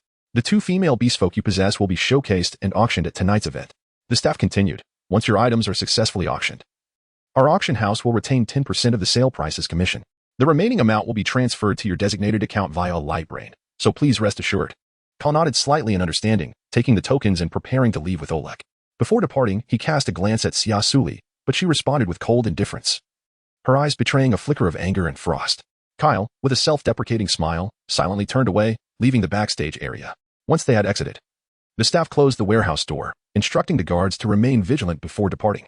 Kyle and Oleg made their way to the auction venue, settling into a relatively comfortable spot, awaiting the official commencement of the auction. Time passed slowly, with a full 5 hours remaining until the event began. Throughout this prolonged wait, Kyle maintained his composure and tranquility, though internally he was rife with conflict and agitation. Meanwhile, within the confines of the cage, Xia Suli noticed Luya glaring fiercely at her, a derisive smile creeping across her lips. At a time like this, instead of plotting your escape, you waste energy glaring at me? Luya, are you unwell? Luya scoffed, her tone laced with disdain. Humph, you're the one who is unwell. Do you truly believe that an inferior D-class female like you can escape? Look around at the others, not one of them is of a lower rank than you. The notion of fleeing is nothing more than a fool's dream. Xia Suli paid no heed to her, instead gripping the iron cage with both hands, exerting all her strength in an attempt to pry it open. However, the cage remained utterly immovable. Nearby, Luya let out a sharp, mocking laugh. Ha ha, this is truly amusing. With your slender arms and legs. Do you really think you can break open an iron cage? Do you truly believe that donning a suit of armor transforms you into a warrior? Upon hearing the words suit of armor, a flicker of surprise flashed in Xia Suli's eyes, only to be swiftly replaced by a wave of frustration. How could she have forgotten that she possessed such a formidable piece of equipment? Without hesitation, Xia Suli activated her armor, and in an instant, her body was enveloped in a layer of resilient black-purple metal. Channeling all her mental energy, she concentrated it in her hands and forcefully pried open the seemingly impenetrable iron cage. Just as the cage swung open and Xia Suli joyfully prepared to step out, Luya suddenly screamed, "Ah, someone, help. A female is escaping from prison." Xia Suli turned her head at the sound, her face etched with disbelief as she gazed at Luya, her eyes reflecting an incredulous expression. Have you lost your mind? We could easily escape together. However, in response to Xia Suli's inquiry, Luya suddenly erupted into wild laughter, her mirth laced with madness and despair. Yes, I'm insane. Xia Suli, it is because of you that I lost the child within me. This is all your fault. I am an S-class female. Anyone who could afford to acquire me must be either extraordinarily wealthy or noble. Why would I risk my life to flee? With that, Luya's laughter grew even more jarring, as if she sought to unleash all the pain and resentment harbored within her heart. Upon witnessing the unfolding chaos, Xia Suli felt an ominous premonition. Without hesitation, she pivoted and sprinted towards the storeroom's entrance. After all, Luya had succumbed to madness, and she had no desire to share in that descent. Meanwhile, the guards stationed outside the storeroom, alerted by the unusual commotion within, sprang into action, preparing to breach the door and investigate. However, just as they swung the door open, they were met with an ambush. Xia Suli, seizing the opportune moment, delivered a powerful kick that sent them sprawling. Before the guards could even register their bewilderment, she erupted from the doorway like a tempest, racing swiftly into the distance. The guards, now lying on the ground in shock, took a considerable moment to regain their senses. Upon realizing the gravity of the situation, they bellowed in unison, quickly. Pursue her. A valuable asset has escaped. Xia Suli moved with agility, akin to a slippery fish, effortlessly weaving through the throngs of people. Relying on the routes etched in her memory, she sprinted with all her might, her sole thought being to escape this place of turmoil as swiftly as possible. Chapter 42. Discovered as a purebred female. At that moment, the staff member who had been responsible for attending to Kyle and his companions caught sight of a petite figure racing toward him. He hastily called out, "Esteemed guest. The auction venue prohibits the reckless use of battle armor." Xia Suli had no time to heed his warning. With a graceful spinning kick, she knocked the staff member to the ground. Enough nonsense. Get out of my way. Xia Suli spat furiously and continued her frantic dash. It was imperative to understand that every second was crucial for her now. Any delay could result in her being caught by the pursuing guards. Before Xia Suli had the chance to escape from the auction house, a powerful and robust hand suddenly seized her wrist. In astonishment, she turned her head and beheld a tall and imposing middle-aged orc gripping her wrist, radiating an aura of formidable strength. "Esteemed guest, please remain." The orc's deep and serious voice resonated, carrying an undeniable authority. "Running is prohibited within the auction house. We kindly ask you to adhere to our regulations, or we shall be compelled to take measures to detain you." Xia Suli's heart quivered momentarily, yet she swiftly regained her composure, forcing herself to don an air of nonchalance. "I sincerely apologize. An urgent matter has arisen at home, which compelled my hasty departure, causing me to momentarily overlook the regulations." Upon hearing her explanation, the middle-aged male orc, whose expression had been taut, exhibited a slight relaxation. However, as his gaze shifted to the armored Xia Suli, a flicker of surprise danced in his eyes. It was evident that he had discerned her identity as a female orc, just as he was about to relent. A contingent of guards, rushing from behind, bellowed at the top of their lungs, "President Jonathan, capture her at once. This female is a product that escaped from our esteemed guests." Upon realizing that her disguise had been unveiled, Xia Suli exerted all her strength to free her hand and then dashed towards the auction house's entrance. Chairman Jonathan, witnessing this, instantly transformed, donning a shimmering suit of armor. In a flash, he swiftly apprehended the fleeing Xia Suli. With a resounding thud, she was forcefully pinned to the ground. "Release me." Xia Suli bellowed in fury, struggling with all her might. Jonathan glared down at her, his voice low and filled with wrath. "How dare you, a mere slave female, attempt to escape?" You nearly deceived me, Jonathan. Such audacity is beyond comprehension. At that moment, a group of guards, hastily arriving from behind, rushed forward to seize Xia Suli. The staff member whom Xia Suli had kicked was also approaching, his face contorted with rage. Wretched female! How dare you strike my handsome visage, Jost? And you guards! What are you doing? How could you allow a commodity to escape its cage? Jonathan's gaze turned icy as he regarded his nephew, Jost. Noticing the clear footprint on his face, he frowned, a hint of dissatisfaction creeping into his tone. What is the meaning of this? Were you not entrusted with the full responsibility of the merchandise? How could you fail to notice that this female possessed armor? Jost's face flushed with embarrassment, and he shot an accusatory glare at Xia Suli. However, when he recognized her features, he was left utterly speechless. Is she not the D-class female brought by those two guests? How could such a lowly female possibly operate armor? This is utterly inconceivable, Jost exclaimed, his eyes widening in disbelief. Hearing Jost's words, Jonathan's attention shifted to Xia Suli, as if struck by a thought. A knowing smile crept across his lips. It appears this little female is indeed rather extraordinary. Take her to the laboratory and have Dr. Ankov conduct a thorough examination, including blood dialysis. I am eager to discover how a D-class female can command such armor. With that, Jonathan gestured for his subordinates to escort Xia Suli away. Two elite mercenaries approached, roughly grasping her arms and forcefully dragging her towards the laboratory. Xia Suli felt a surge of panic within her. Yet she endeavored to maintain her composure. She understood that resistance at this juncture would only lead to further complications. Thus, she resolved to cooperate with their inspection, biding her time to seek an opportunity for escape. However, reality often proves to be unyieldingly harsh. Upon her arrival at the laboratory, an elderly man with spectacles began to scrutinize her from head to toe. Is there something amiss with this little female? He inquired. A senior mercenary standing behind her responded with an impassive expression. The female is perfectly fine. It's merely President Jonathan's directive for you to conduct a comprehensive physical examination on her, as he suspects that this female capable of donning battle armor is quite extraordinary and could potentially elevate the auction price. Hearing this, Ankov's eyes sparkled with intrigue. If she can indeed wear battle armor, it indicates her mental strength must be exceedingly formidable. By the way, what is her rank? Just a D-class female, came the reply. A D-class female can wear battle armor? I must thoroughly investigate this. Restrain her, and I shall extract a vial of her blood for study. No sooner had he spoken than Ankov swiftly drew a vial of blood from Xia Suli, followed by producing a blue potion, which he drew into a syringe. Disregarding her desperate struggles, and forcibly injected the blue substance into her body. After the injection, Xia Suli felt her body grow weak, devoid of any strength. Her consciousness gradually blurring, as if she had transformed into an empty vessel, devoid of thought and spirit, left entirely at Ankov's mercy for examination. As time ticked away, it was not until 3 full hours later that Ankov finally set down his testing apparatus, initially wearing a look of disbelief. His expression shifted to one of sheer astonishment upon reviewing the final report, culminating in uncontrollable laughter. This is magnificent. I never anticipated that this little female would be the legendary purebred. Moreover, she possesses a unique constitution with a 100 conception rate. Just this fertility rate surpasses all others. Even more astonishing was the revelation that this D-class female's mental affinity was an extraordinary 100. By comparison, even S-class rare females typically max out around 35. This was simply unfathomable. No wonder she could wield battle armor. With such high affinity, she could master it effortlessly. What was even more significant was that she was still in her juvenile stage, suggesting that upon reaching maturity, she might undergo a second awakening of her mental powers. Ankov, brimming with excitement, spoke to himself, his eyes gleaming with fervor. The two mercenaries, overhearing his musings, exchanged glances of astonishment. They could hardly believe that a juvenile D-class female had displayed such mental prowess. This phenomenon had never been recorded among female juveniles in the cosmos.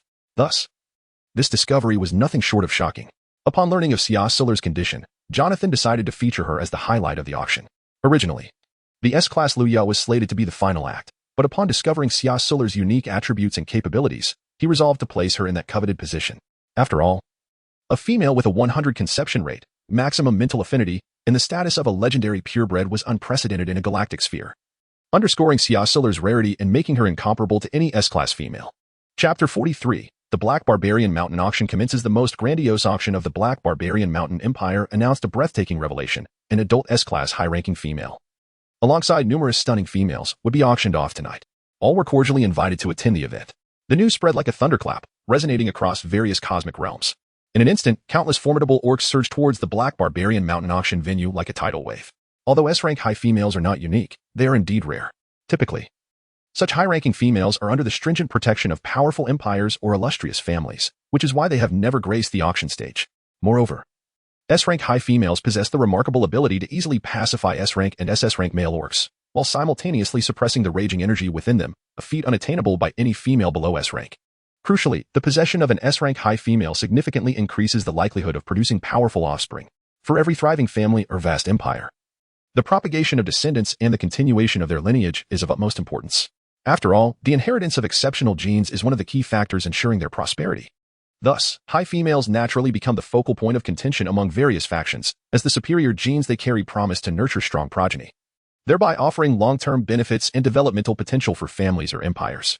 The allure and value of such a unique S-rank high female undoubtedly incite numerous forces from across the stars to vie for her. Furthermore, in this universe where power and desire intertwine, the mighty male orcs yearn to possess immense strength, lest they succumb to the ravages of wild energy that erode their mental fortitude. Consequently, this auction is destined to ignite unprecedented fervor and fierce competition. As night gradually descended, the entirety of the Black Barbarian Mountain Empire was shrouded in an aura of mysterious darkness. Yet, at this very moment, the auction hall was ablaze with light, teeming with orcs radiating powerful auras. Jonathan stood at a window of the towering building, surveying the bustling scene below, his eyes gleaming with unmistakable delight. He understood that the reason for the overwhelming attendance of such formidable beings was none other than Luya, the S-rank high female. For these powerful individuals, an S-rank female undoubtedly exuded an irresistible allure, verging on a fatal temptation. However, he believed that the grand finale was yet to unfold. Meanwhile, within the confines of a warehouse, Luya sat quietly before a vanity. Jonathan had already arranged for her meticulous grooming, and at this moment, Luya adorned herself in an exquisitely lavish gown, her makeup artfully enhancing her beauty. As she gazed into the mirror, a subtle smile played at the corners of her lips. Not long ago, shortly after Xia Suli's escape, Luya had learned from the guards outside that Xia Suli had been captured and brought into the laboratory. This revelation stirred within Luya a thrill of vindication, as if her past sufferings had evaporated, and Xia Suli, who had caused her harm, was receiving her due punishment. Enveloped in joy, Luya wore a satisfied smile, entirely unaware that the true trials were only just beginning. While she reveled in her triumph, Xia Suli, confined within the laboratory, donned a dazzling gown of her own. In the mirror, she appeared ethereal, her skin smooth and delicate as white jade, her glossy black hair cascading down her shoulders like a waterfall, exuding an enchanting charm. However, due to a special drug administered to her, Xia Suli had completely lost her self-awareness. Her gaze was vacant and hollow, her body swaying helplessly, resembling a soulless puppet at the mercy of others. Now, she embodied both beauty and fragility, seemingly on the brink of shattering, evoking a profound sense of pity in those who beheld her. An elder female orc stood beside Xia Suli, gazing at her handiwork with satisfaction, her fingers gently caressing Xia Suli's face, eyes glimmering with a hint of compassion, yet tinged with helplessness.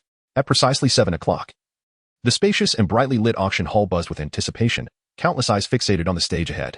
Every male orc, filled with a mix of nervousness and excitement, eagerly awaited a pivotal moment.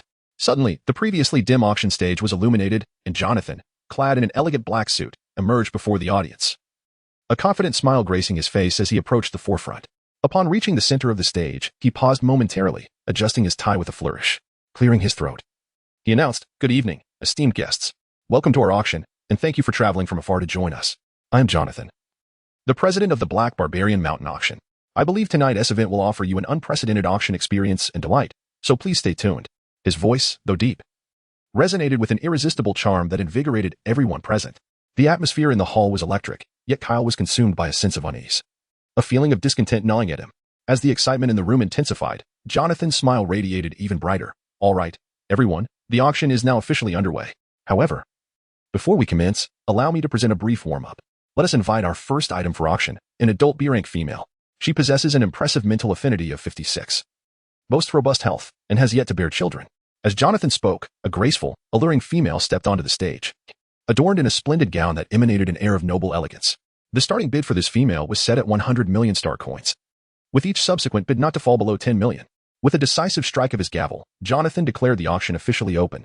The buyers in the audience erupted into a frenzy, raising their paddles to announce their bids. 2 billion, 3 billion, 4 billion. The prices soared, and the atmosphere grew increasingly intense. It was evident that everyone had a keen interest in this female, given the rarity of one with such a high affinity of 56. Jonathan stood aside, pleased with the unfolding spectacle, knowing that this auction would undoubtedly yield tremendous success, though it was merely the beginning. As the auction approached its final phase, the tension in the room escalated further. The faces of the orcs revealed their anticipation, their gazes riveted upon Jonathan on the stage. Sensing their fervent attention, Jonathan's smile widened. "Ladies and gentlemen, I trust you have been waiting patiently. We are about to enter the most exhilarating moment, the unveiling of the S-rank item." The next item up for bid was a rare S-rank female, boasting an impressive mental affinity of 48 and excellent reproductive capabilities. Such a remarkable specimen was naturally not to be undervalued. He paused for effect, raising his voice. "Thus, The starting bid for this S-rank female is set at 100 billion star coins. Each subsequent bid must exceed 1 billion. Now, I declare the auction officially underway. As Jonathan's words echoed through the hall, a wave of astonishment swept over the crowd. At that moment, Luya, adorned in a magnificent golden gown, gracefully emerged from backstage like a goddess. Her appearance instantly captivated every gaze, making her the focal point of the entire auction. Oh my, what a stunning female! The onlookers murmured, enchanted by her beauty. The fact that she was an S-class female only heightened the allure. I would sacrifice everything to claim her as my own. Hearing the praises, Luya beamed with delight, basking in the adoration and reverence that she so naturally commanded. As Luya stood resplendent before them, many beastmen in attendance were utterly entranced, raising their bidding paddles in a fervor, with offers ringing out in a cacophony. 10, 1 billion, 11 billion, 12 billion, 15 billion, 20 billion. The stakes soared, the atmosphere thick with tension and fierce competition. Amidst the clamor, one individual stood out distinctly, clad in a sleek black suit. He exuded an air of poise akin to a towering pine, his gaze imbued with a resolute and calm intensity. This man was Ryan Harold, hailing from the illustrious and ancient Harold family. At this moment, Ryan fixated on Luya, silently vowing to bring her into his family's fold. He understood the magnitude of securing this S-class female. Such an acquisition would significantly elevate his standing and reputation within his lineage. With this thought, Ryan unhesitatingly raised his paddle, declaring 50 billion star coins. This audacious bid detonated like a bombshell, drawing the attention of all present, who turned in astonishment toward the lavish spender. Ryan, however, remained unfazed. His unwavering gaze fixed upon Luya, silently conveying, "You belong to me." The auction fell into a stunned silence, the magnitude of his offer leaving other bidders speechless. Luya gazed down at the handsome young beastman auctioning herself, a flicker of joy dancing in her eyes. Compared to the other bidders, Ryan Harold's charm and grandeur made him the embodiment of her princely ideal. In the crowd, Kyle smirked coldly upon seeing Ryan, realizing he had stumbled upon the Harold family here. Meanwhile, Jonathan on stage displayed a momentary flash of surprise, quickly regaining his professional demeanor. 50 billion once, 50 billion twice. Is there a higher bid? He scanned the room, hoping for someone to break this astonishing record. Just as Ryan remained steadfast, Kyle raised his paddle, 51 billion star coins. The crowd gasped at the audacity of the increment. What? Just an extra billion? It seems the wealthy relish such games. Even a mere billion more totals an astounding 51 billion. Surely, for an S-class rarity, such extravagant spending is excessive. Indeed. Over 500 billion star coins could purchase an entire planet. Ryan turned to Kyle, donning a mask, sensing that he was intentionally driving up the price. Yet, his family's need for Luya compelled him to continue bidding. 51 billion. 51. 1 billion. 58 billion. Ryan gritted his teeth, glaring at Kyle. Unfazed, Kyle continued. 58. 1 billion. Oleg, observing his leader's actions, wore a puzzled expression, wondering why they were competing for their own merchandise. Finally, Ryan could no longer contain his frustration, glaring furiously at Kyle. Brother, do you harbor a grudge against the Harold family, thus seeking to mock me? The beastmen in attendance reacted with shock. For the Harold family was one of the most powerful clans in the universe, and few dared to provoke them without due cause. Yet, Kyle merely smirked, no vendetta. I simply find your family distasteful, but feel free to outbid me. Ryan's expression darkened, and he continued to bid, finally reaching 80 billion star coins. At which point Kyle ceased to raise his paddle. Ultimately, with the gavel strike, Luya was sold for the exorbitant sum of 80 billion, now firmly within Ryan Harold's possession. Ryan glared at Kyle, the architect of his financial burden. Had it not been for him, he would not have squandered an additional 30 billion star coins. This man must be dealt with to alleviate the resentment in his heart. As Luya was escorted to Ryan's side, he was too enraged to acknowledge her, instead focusing his ire on Kyle. Ignored, Luya simmered in silence, wary of offending Ryan, for she needed him to escape the clutches of the formidable Kyle. Oleg gazed at his leader in admiration. Boss, you were truly impressive. Kyle, however, was consumed with confusion. He understood Luya's S-class status warranted her grand entrance. But why had the D-class Sasha not appeared at the auction? Even with her battle armor, she was not fit to be the closing act. What could have transpired? As the attendees prepared to leave the auction, Jonathan suddenly exclaimed, "Next, we invite the final rare female to the stage." What? Another precious item? Hearing this, all present returned to their seats. Not one to prolong the suspense, Jonathan clapped his hands, and soon an elderly female beastman assisted a petite, exquisitely dressed female in a stunning red gown onto the stage. The beastmen in the audience were instantly captivated by Sasha's breathtaking beauty, their eyes sparkling as if they beheld the most vibrant masterpiece of nature. Her beauty shone like the brightest stars in the night sky, rendering her impossible to overlook. The previously raucous auction hall fell silent at her arrival, as if time itself had paused. The entire venue was enveloped in a hushed reverence, every breath held in awe, as all wished to immerse themselves fully in Sasha's captivating allure. Chapter 45. Kyle's tragic past. Kyle Harold's gaze remained fixed on the beautifully adorned Sasha on stage, a flicker of terror and disarray crossing his features. He could hardly believe she was indeed the final act. How could this be? However, he had to admit that Xia Suli was indeed ethereal and enchanting, evoking deep emotions within him. Yet, Kyle soon detected some anomalies. Her gaze was clouded and unfocused. Her limbs appeared weak and unsteady. This state was clearly the result of being injected with some substance. Could it be that those at the auction had clandestinely subjected her to some unspeakable acts? This thought ignited a fierce anger within Kyle. But then he suddenly realized a troubling contradiction. It was he who had brought her to this hellish place. Why then should he feel anger? And what was the source of his fury? These questions plunged Kyle into profound self-reflection. Seated beside Ryan Raid, Lu Ya's expression mirrored shock. She had assumed Xia Suli would perish in the laboratory, yet here she was, the most radiant presence at the auction, observing Ryan's equally entranced demeanor. Lu Ya could no longer contain her ire, exclaiming, "What right does a D-class female have to appear as a rare female? This is an egregious insult to my status as an S-class female." At Lu Ya's outburst, those around them seemed jolted awake, their gazes shifting from Xia Suli, revealing expressions of confusion as they exchanged looks filled with disbelief. Ultimately, their collective attention converged upon Jonathan. President Jonathan, what is the meaning of this? Why does the S-class female claim that the stunning female on stage is merely a D-class? Someone ventured to ask. Indeed, is this female truly just a D-class as the S-class female asserts? Another added. I find it hard to believe she is merely a D-class. If she were, how could President Jonathan allow her to be the finale? Yet another voice chimed in. Could it be that President Jonathan is deceiving us? Amusing us with this charade?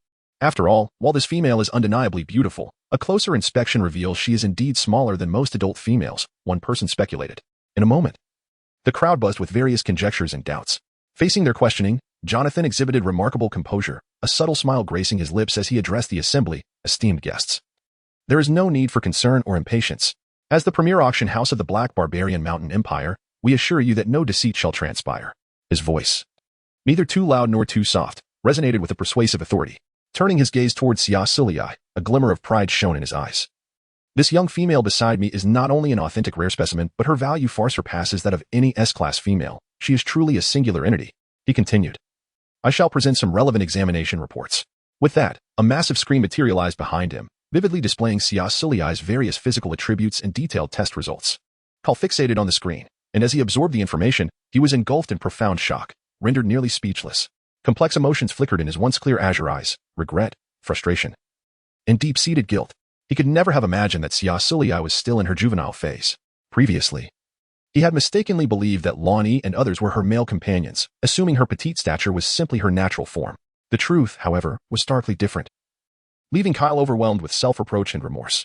Kyle Raid's current state stemmed from his mother's collusion with her lover to orchestrate his father's demise.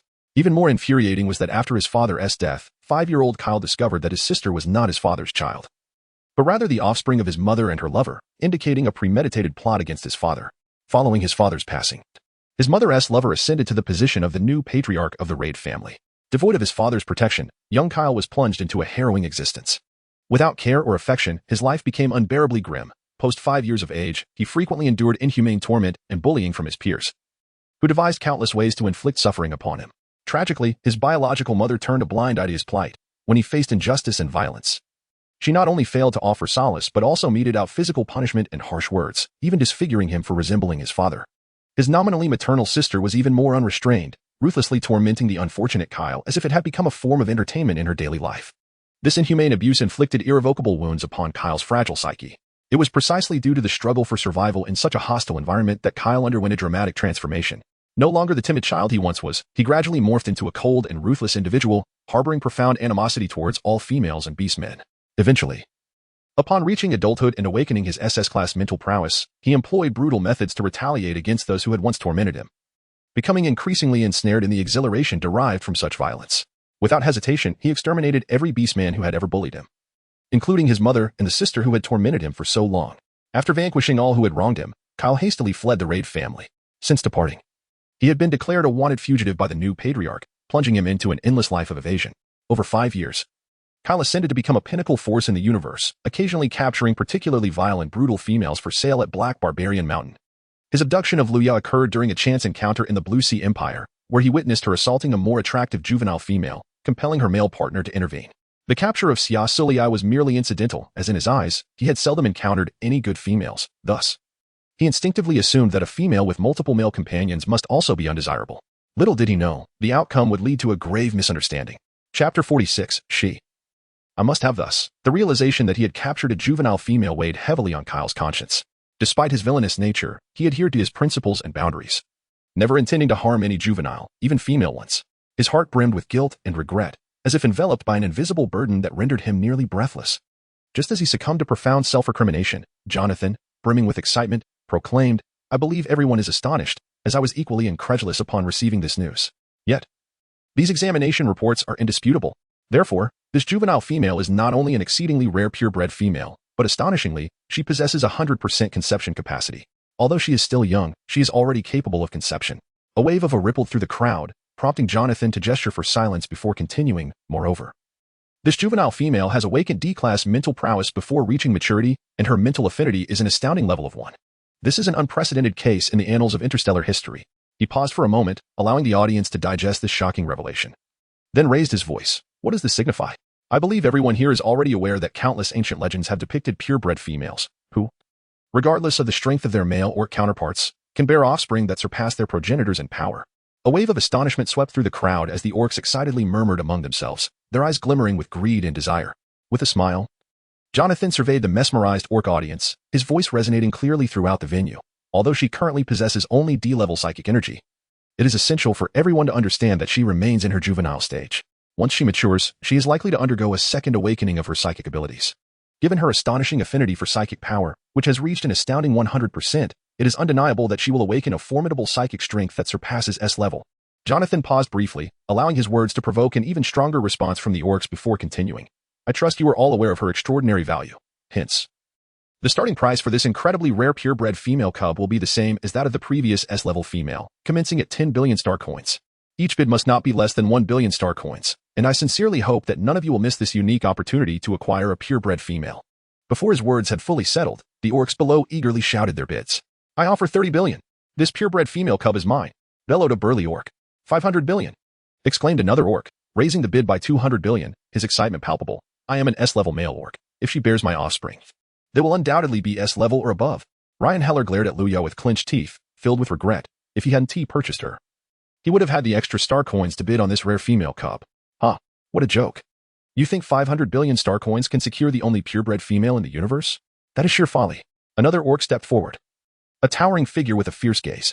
He announced, "I bid 1,000 billion star coins. I am the third prince of the Black Barbarian Mountain Empire. Who dares to contest me?" In an instant, silence fell over the crowd, no one daring to place another bid. After all, the Black Barbarian Mountain Empire is one of the most formidable forces in the vicinity, and defending them is no trivial matter. Yet, at that moment, a mysterious voice suddenly echoed, 2,000 billion.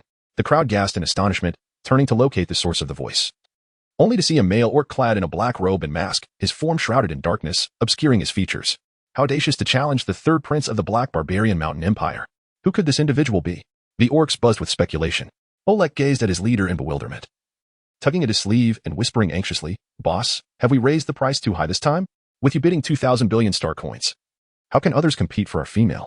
However, Kyle paid no heed to Oleg, nor did he acknowledge the astonished glances of the other orcs, simply stating coldly, "This female cub is mine without fail." The third prince, witnessing this, glared at Kyle in fury. "You possess great audacity to openly oppose the Black Barbarian Mountain Empire. I will remember you. We shall see how this unfolds." With that, he stormed away from the scene. Jonathan recognized that no one could outbid the masked orc before him, and decisively struck his hammer, announcing that Xia Suli had been successfully auctioned to Kyle. This maneuver left Oleg utterly perplexed. He could not fathom why. If Kyle did not wish to part with Xia Suli, he had initiated her auction in the first place, only to now act in such a manner, thus enriching the auction house by hundreds of billions in commission. Upon realizing that Kyle was indeed the seller of both Xia Suli and Luya, Jonathan found himself unable to comprehend the situation. Clutching the star coins after deducting the commission for Luya, Kyle had no time to ponder other matters. He firmly embraced the nearly incapacitated Xia Suli. He then led Oleg toward the parked spacecraft. Throughout this process, Kyle's gaze remained resolute and focused, as if cradling the most precious treasure in the world. He walked cautiously, fearful that any misstep might cause discomfort or harm to Xia Suli. Oleg, feeling overlooked, was filled with frustration and disappointment. He had anticipated earning over 1,000 billion star coins, yet ultimately, he had only garnered a meager 600 billion, an utterly disheartening outcome. At that moment, Kyle abruptly halted. A flicker of coldness flashed in his eyes as he spoke in a calm tone. "Come out. You have been following us for some time." Upon hearing Kyle's words, Oleg was taken aback, his complexion paling, beads of sweat forming on his forehead. "What, boss? Someone is tracking us?" His voice trembled with unease. He anxiously scanned the surroundings, seeking any signs of suspicious activity, yet his eyes fell upon empty space. Oleg cautiously approached Kyle, whispering, "Are you sure someone is following us? I can't see anyone." "Huh. Impressive. You've discovered us, came a deep voice from the shadows. As a burly male orc with a scarred face stepped into view, followed by a dozen formidable orcs. Chapter 47. Black Dragon Star. Kyle fixed his gaze upon the scarred orc, sensing an S-level strength emanating from him. Moreover, the 20 or so orcs behind him were equally formidable, each possessing A-level warrior capabilities. It appeared the third prince of the Black Barbarian Mountain Empire was determined to eliminate him. Beside him, Olek was on high alert, his expression betraying deep concern as he cautiously surveyed the hostile surroundings. He swiftly turned to face Kyle, asking urgently, "Boss, what should we do? There are so many of them, and we are just two. If a fight breaks out, we will surely be at a disadvantage." Kyle gently set Xia Suli down on the ground and turned to Olek, instructing him, "Leave them to me. Regardless of what transpires, your sole duty is to ensure her safety." With that, Kyle strode toward the menacing, scarred orc, his eyes gleaming with unwavering determination and cold resolve. "Since you wish to kill me, tonight will mark your demise." His voice was icy and resolute, imbued with an air of unassailable authority. The scarred orc, taken aback by Kyle's declaration, soon wore a twisted grin. "Ha!" He erupted in a thunderous, derisive laugh, filled with scorn and mockery. "What an arrogant fool! You dare to challenge us, despite being but one? You are merely courting death." With that, the scarred orc turned to his comrades, bellowing, "Brothers, did you hear that? This fool dares to underestimate us. Today, we will ensure he learns the gravity of his mistake." As the words fell, the orcs resonated in agreement, their eyes ablaze with fury, muscles taut with agitation. Soon after, the scarred orc issued a command, prompting all the orcs to spring into action. Without hesitation, they activated their radiant battle armor, instantly exuding a formidable aura. Simultaneously, they brandished their razor-sharp weapons, each glimmering ominously, as if to challenge Kyle. An intense battle was on the brink of eruption, with Kyle standing solitary against the onslaught of adversaries, determined to swiftly conclude the conflict. Kyle activated his armor without a moment's pause and surged towards the scarred orc at an astonishing speed. Before the orc could react, Kyle appeared before him like a bolt of lightning, swiftly dispatching him with a swift stroke of his black blade. The scarred orc clutched his bleeding neck. Disbelief etched across his face as his colossal body gradually toppled backward, crashing heavily to the ground, his eyes wide open, seemingly unable to find peace in death. This shocking scene left his subordinates in utter astonishment, paralyzed by fear. Suddenly, a terrified cry erupted from the crowd. "Scarred brother is dead. He was easily slain by an S-class orc. We stand no chance against him." This exclamation reverberated like thunder among the orcs, who, once aggressive, now descended into extreme panic. A few orcs recognized the insurmountable prowess of Kyle, far beyond what they could withstand, and without hesitation, 4 or 5 orcs turned to flee. After all, when life is at stake, survival takes precedence over any amount of star coins. Yet, a faction of orcs remained undaunted by fear, resolutely gripping their weapons and rallying their comrades. "Brothers, we cannot falter. If we kill him, we shall earn 100 billion star coins, enough to last a lifetime. United, we can surely overcome him." The mention of 100 billion star coins ignited a spark of courage and determination in the hearts of these orcs. Observing their resolve, Kyle's figure flickered, soaring into the air like a specter, radiating a powerful presence. He then unleashed his realm of darkness, enveloping his enemies entirely. As the domain activated, the orcs trapped within began to visibly swell, emitting muffled thuds as their bodies erupted like overinflated balloons, showering the ground with a sanguine rain.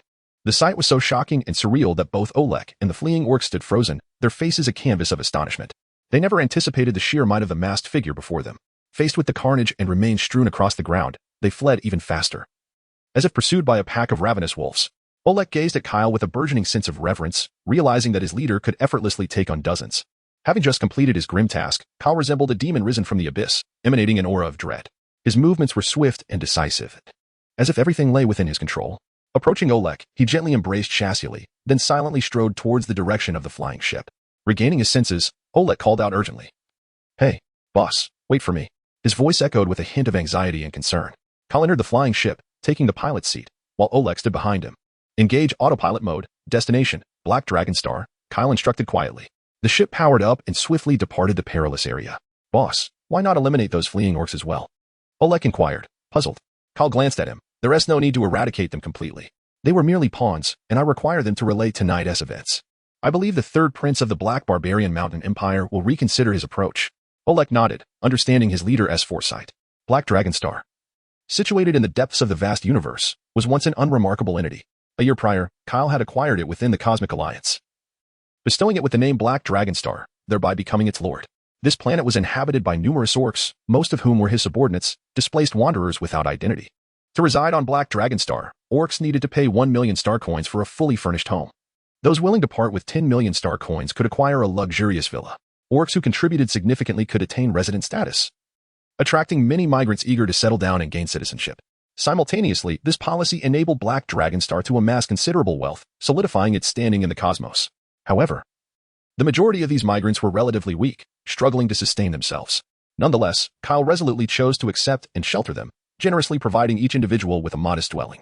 Black Dragonstar itself was resource poor, and as its proprietor, Kyle bore immense responsibility.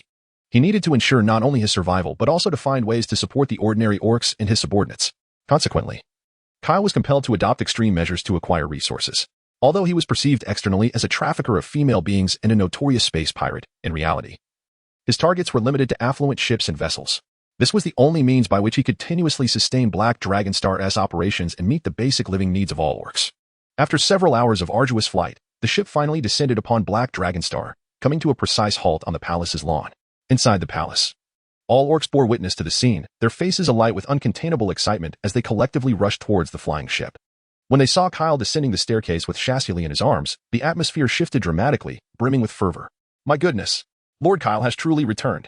Who is the delicate female in his arms? I suspect she is a female brought back from another planet by Lord Kyle. She appears so fragile yet strikingly beautiful. Indeed. In all my years, I have never encountered such a lovely female. She seems to be about our age. A group of youthful, unseasoned orcs began to whisper amongst themselves, their curiosity and speculation directed towards the delicate figure of Xia Suli cradled in Kale's arms. At that moment, an elderly orc, the steward of the palace, approached Kale. He regarded him with concern, inquiring, My Lord Kale, is this young female one you have brought back? She appears to be in a frail condition and may require our care. Kale nodded, gently handing Xia Suli over to Steward Sheen, who received her with utmost caution, his eyes betraying a sense of worry. Other orcs gathered around, their expressions filled with both curiosity and sympathy. She must have endured considerable hardship to be so diminutive, remarked one young male orc. We must ensure her well-being and help her recover swiftly, another chimed in. Witnessing the kindness of these younglings warmed Kale's heart. He knew they would take good care of Xia Suli. All right, everyone, disperse now. I have matters to attend to, Kale instructed. The orcs complied, yet their gazes lingered on Xia Suli. For females were exceedingly rare on Black Dragonstar, and their curiosity remained piqued. As Steward Sheen escorted Xia Suli away, she was settled into Kale's room, a space evidently adorned with meticulous care, featuring exquisite paintings on the walls and neatly arranged furnishings that exuded an air of nobility and comfort. With gentle hands, Steward Sheen placed Xia Suli upon the soft, grand bed, carefully covering her with a blanket before quietly retreating to observe the beautiful, enigmatic female.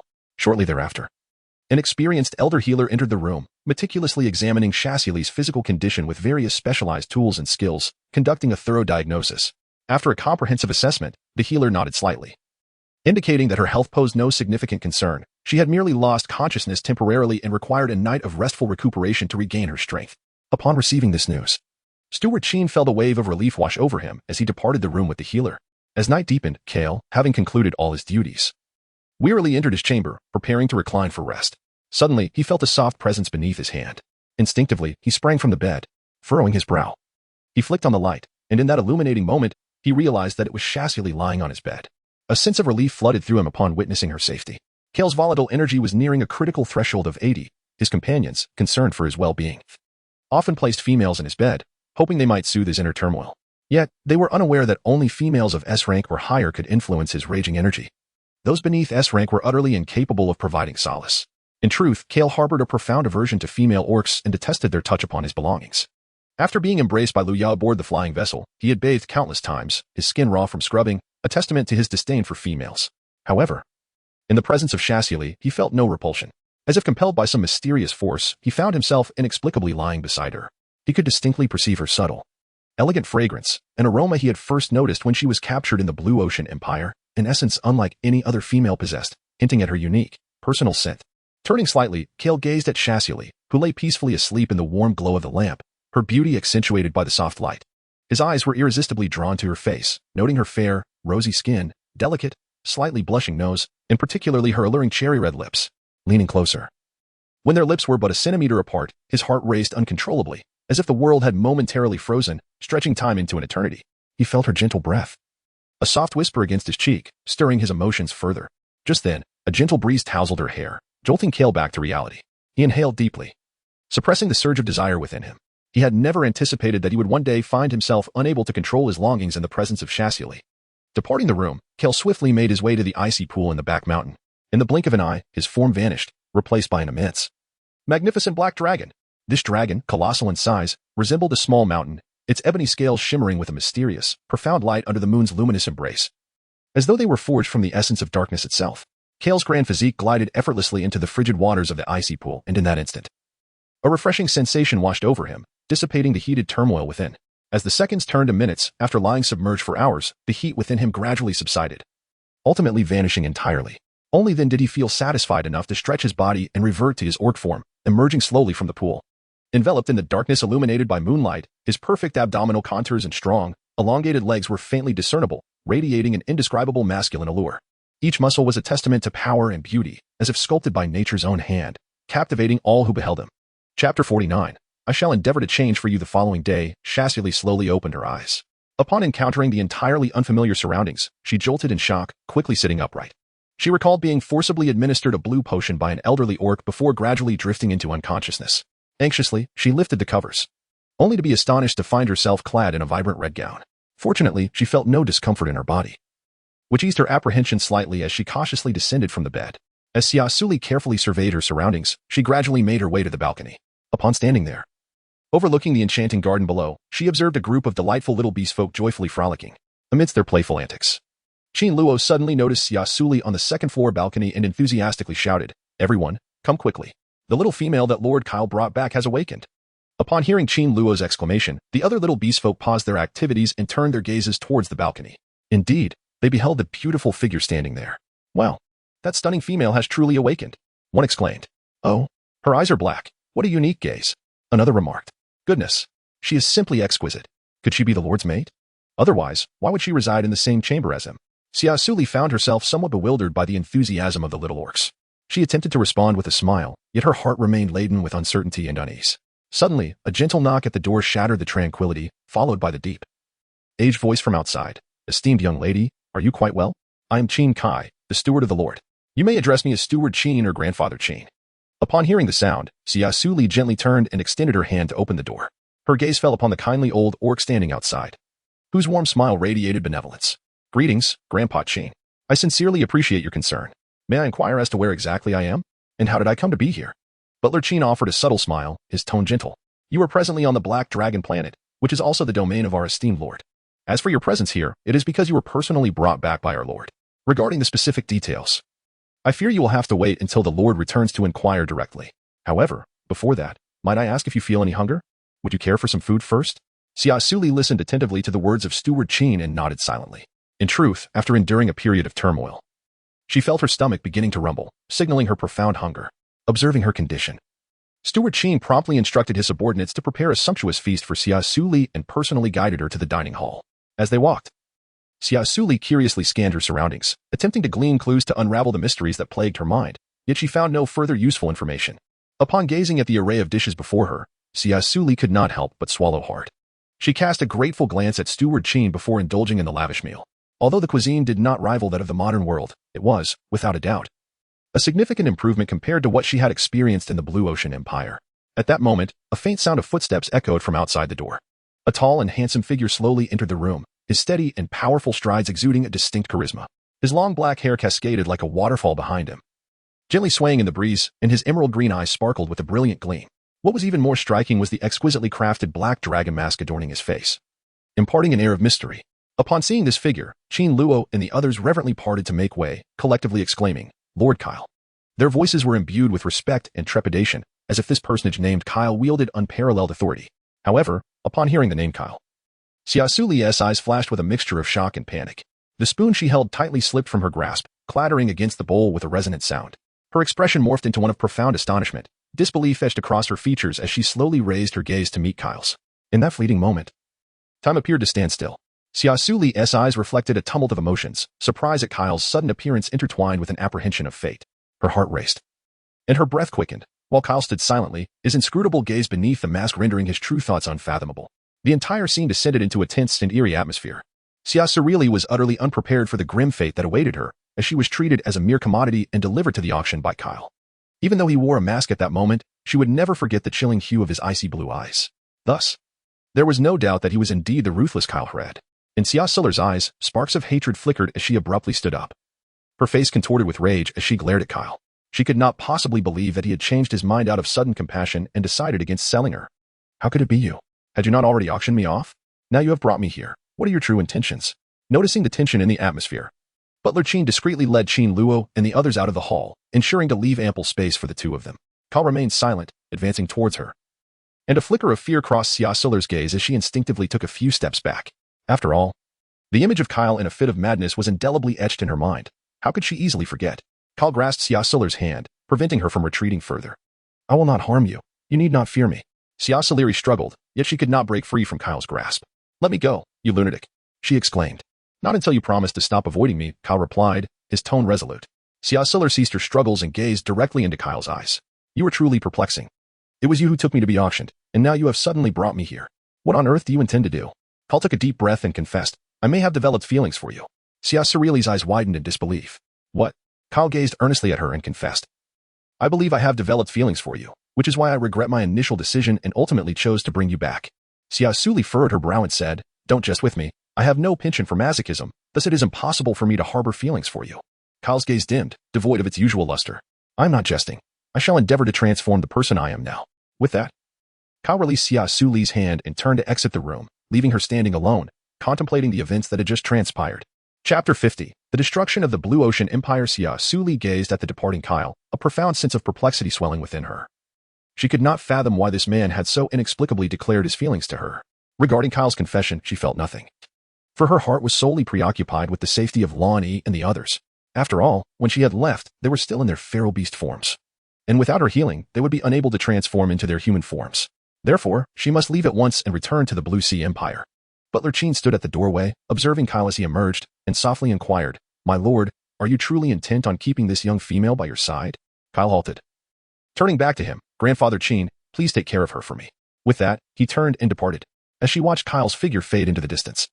A knowing smile graced Butler Qin's face, and he couldn't help but muse that even the formidable lord had succumbed to the whims of love. Thus, Xia Suli remained there for half a month, often playing with Butler Qin's grandson, Qin Luo, while familiarizing herself with the palace. Since Kyle's confession, he had not appeared before her again. It was unclear whether her words had wounded him or if he was simply preoccupied with other matters. In the back garden, Qin Luo joyfully plucked a vibrant flower and presented it to her, saying, Sisterly, this flower is for you. Xia Suli joyfully accepted the flowers and said, Thank you. Xia Luo, I truly appreciate it. Xia Suli brought the flowers closer to her nose and inhaled their fragrance, feeling a profound sense of joy. At that moment, she noticed some abrasions on Qin Luo's hand. Xia Luo, what happened to your hand? She inquired with concern. Qin Luo smiled and shook his head, replying, It's nothing. Li Jia, I just accidentally bumped into something. Xia Suli gently grasped Qin Luo's hand, meticulously examining the wound. Do not fret, dear sister. I shall tend to your injury. Let us first seek out some medicinal herbs. Thus, the two ventured together into the garden in search of suitable herbs. As they foraged, Xia Suli familiarized herself with the escape routes while imparting knowledge about the plants to Qin Luo. Upon locating the herbs, Xia Suli carefully dressed Qin Luo's wound. There you go, Xia Luo. Do exercise caution next time, she said softly. Qin Luo felt the warmth of her touch, his heart swelling with gratitude. Sisterly. You are truly wonderful, he expressed earnestly.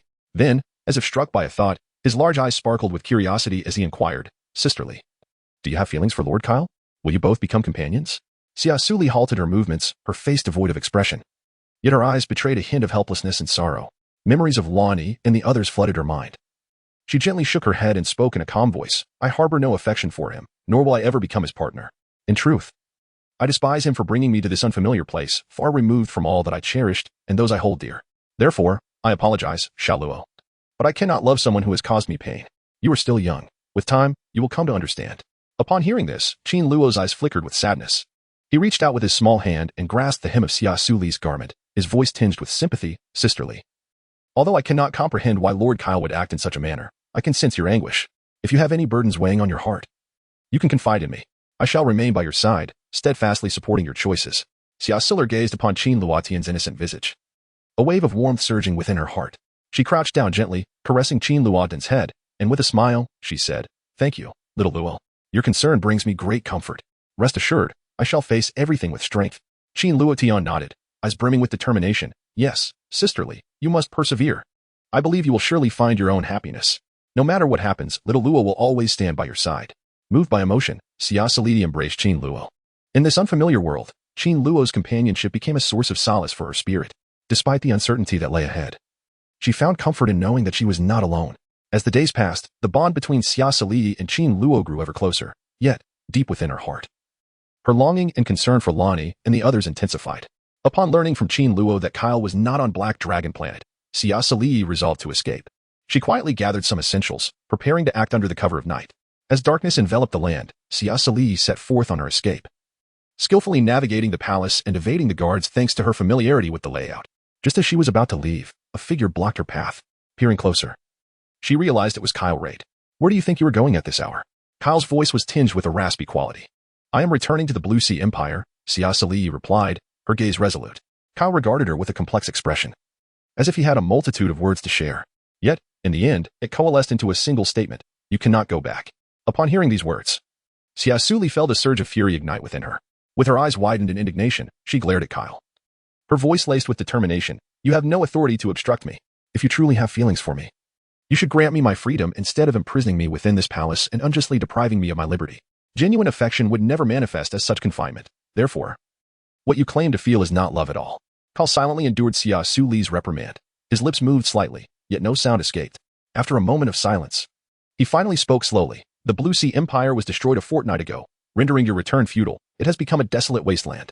Currently, most of the lower-tier planets have been overrun by formidable beasts, plunging them into endless darkness and chaos." Xia Suli's face instantly turned pale. She could scarcely believe the words she had just heard. Tears welled in her eyes. "The Blue Sea Empire has been destroyed? This is impossible. Lonnie and the others are all S-rank formidable males, endowed with immense power and wisdom. How could they possibly be defeated so easily? You must be deceiving me. You simply do not want me to leave this place." Kyle observed her expression, a mixture of anguish and disbelief, and felt a pang of pain in his heart. He took a deep breath, striving to maintain a calm tone. "This is the truth. Currently, the entire galaxy is under fierce assault from various alien beasts. The weaker planets are the first to bear the brunt of these attacks, becoming the primary targets for the creatures. Consequently, even the most powerful beastmen, when faced with an endless tide of numerous alien beasts, gradually find themselves overwhelmed and unable to withstand the onslaught." He paused briefly before continuing. "They may indeed be incredibly strong, but in the face of this calamity, even the mightiest beastmen find it challenging to resist. Furthermore, to my knowledge, the attacks from these alien beasts do not target a specific race or faction. Rather, they pose a threat to the entirety of the universe's planets." Xia Suli's body trembled slightly as memories of the vanished Earth flooded her mind.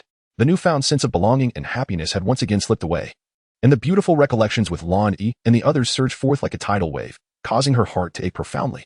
Kai observed her distress, understanding that she was struggling to accept reality. However, the Blue Ocean Empire had indeed been annihilated.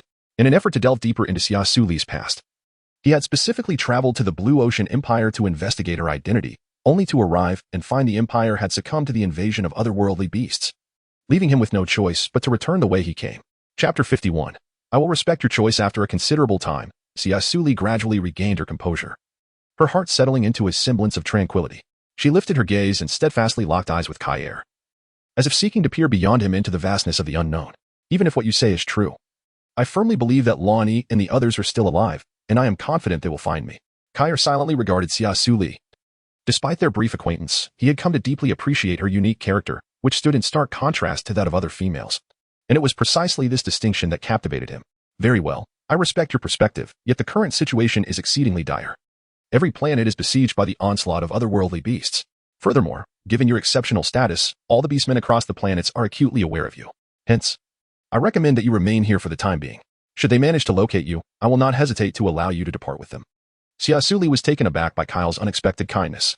Regardless of the veracity of Kyle's words, she found herself with nowhere else to go.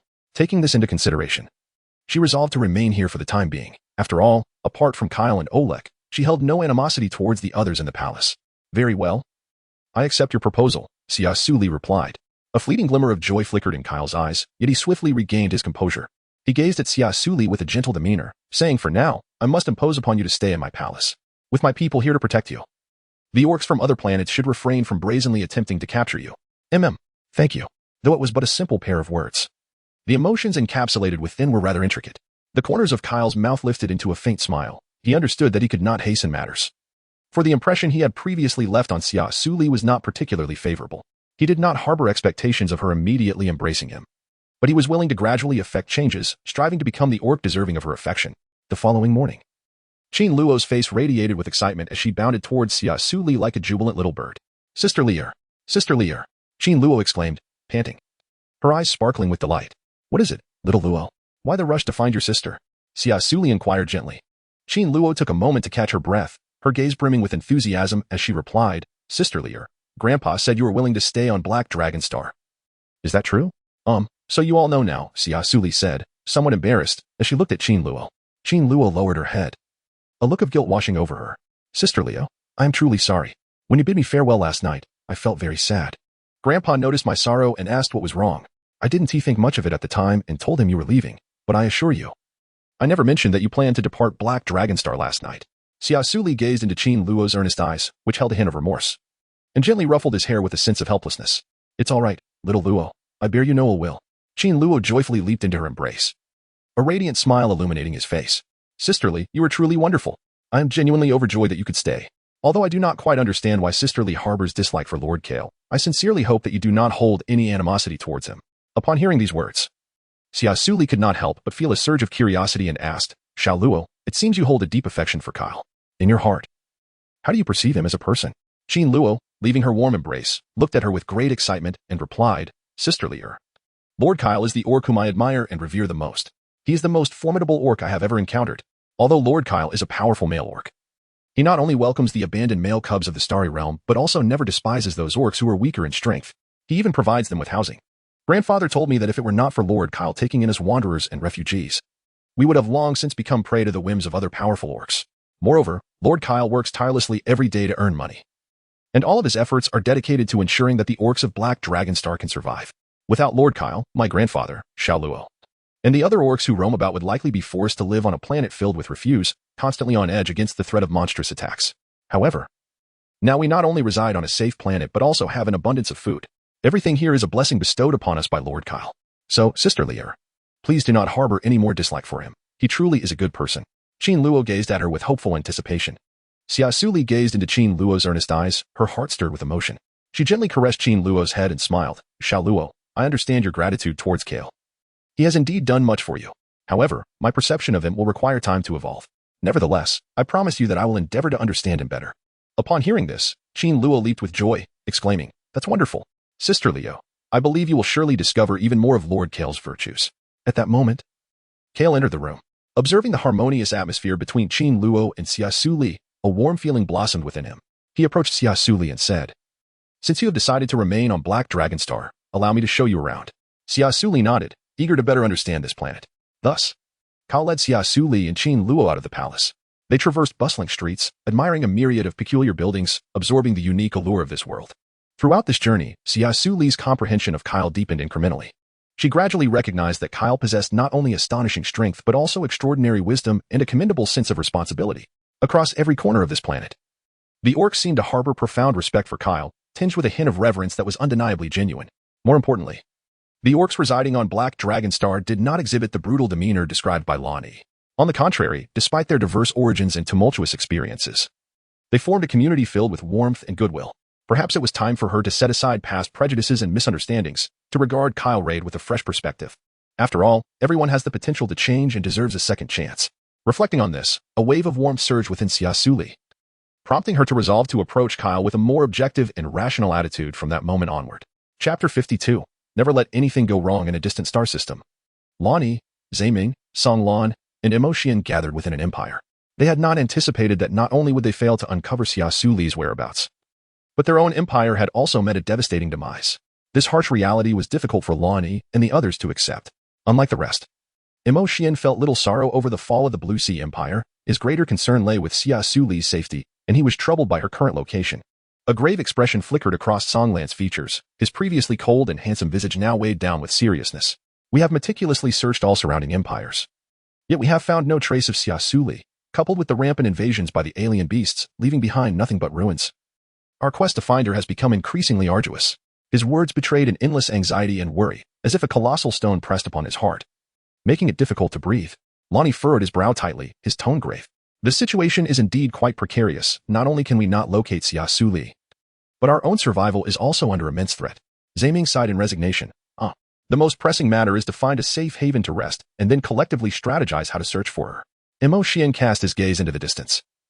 I have always had a nagging feeling that she is not within this star system. Perhaps we should leave this system and venture towards a higher level one in pursuit of our master's trail. We overlook this possibility. If we cannot find Xia Suli here, Seeking her in a higher star system is indeed a wise course of action. Zhe Ming expressed his agreement wholeheartedly. Lonnie regarded Imo Xian with curiosity. Despite his puzzlement over Imo Xian referring to Xia Suli as master, he felt that Imo Xian's words were deserving of trust after their months of interaction. Very well. We shall depart tomorrow, as this planet no longer offers us safety. Lonnie nodded in affirmation.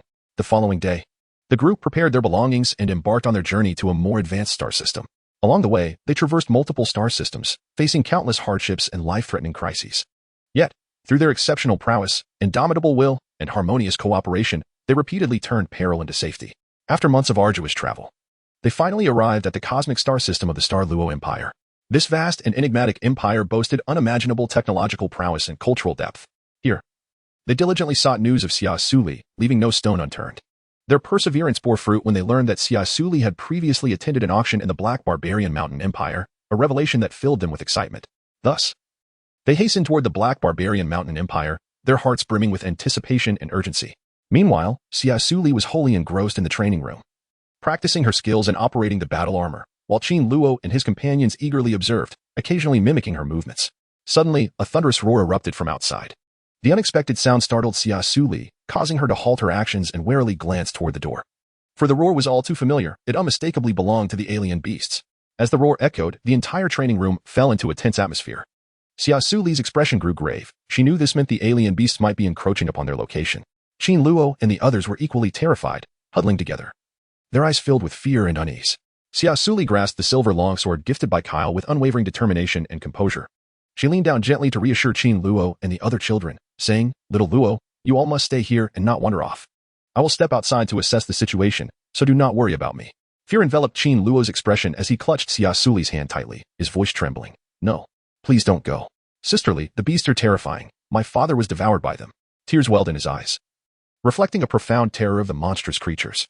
A wave of sorrow washed over Xia Suli as she comprehended the fear-gripping Qin Luo. Yet, she understood the necessity of taking decisive action. Gently, she patted Qin Luo's hand, offering solace. "Do not fear, little Luo. I am unharmed. I possess the strength to protect myself. Moreover, I cannot stand idly by while those vile beasts inflict harm upon innocent beastmen. Then, sisterly, you must return safely." Qin Luo implored, her violet eyes filled with concern. "Indeed, rest assured," Xia Suli replied, fully aware that Kai Er had urgent matters requiring his presence at the Black Barbarian Mountain Empire. Even should he return to the Black Dragon Star at the swiftest pace, it would take him 3 hours. In that time, she was determined to safeguard the children and eradicate the monstrous creatures to the best of her abilities. To ensure their safety, Xia Suli enveloped them within a luminous holy shield, cautioning them to remain within its protective confines. Upon emerging, she beheld Elder Qin and Alec fiercely battling the beasts. Upon noticing Xia Suli's arrival, Butler Qin swiftly approached her, his expression grave. "Miss Suli, the outside is exceedingly perilous. I implore you to return to the training room and seek refuge." "Butler Qin, I am capable of fighting. Allow me to join you in vanquishing these beasts." Seeing the earnest determination etched on her face, Butler Qin reluctantly acquiesced.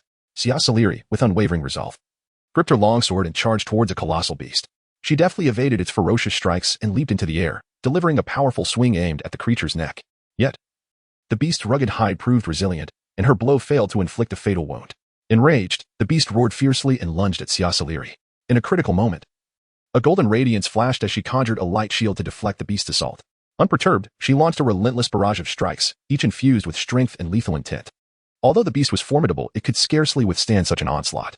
Ultimately, it succumbed, collapsing into a pool of its own blood, its body convulsing as life ebbed away.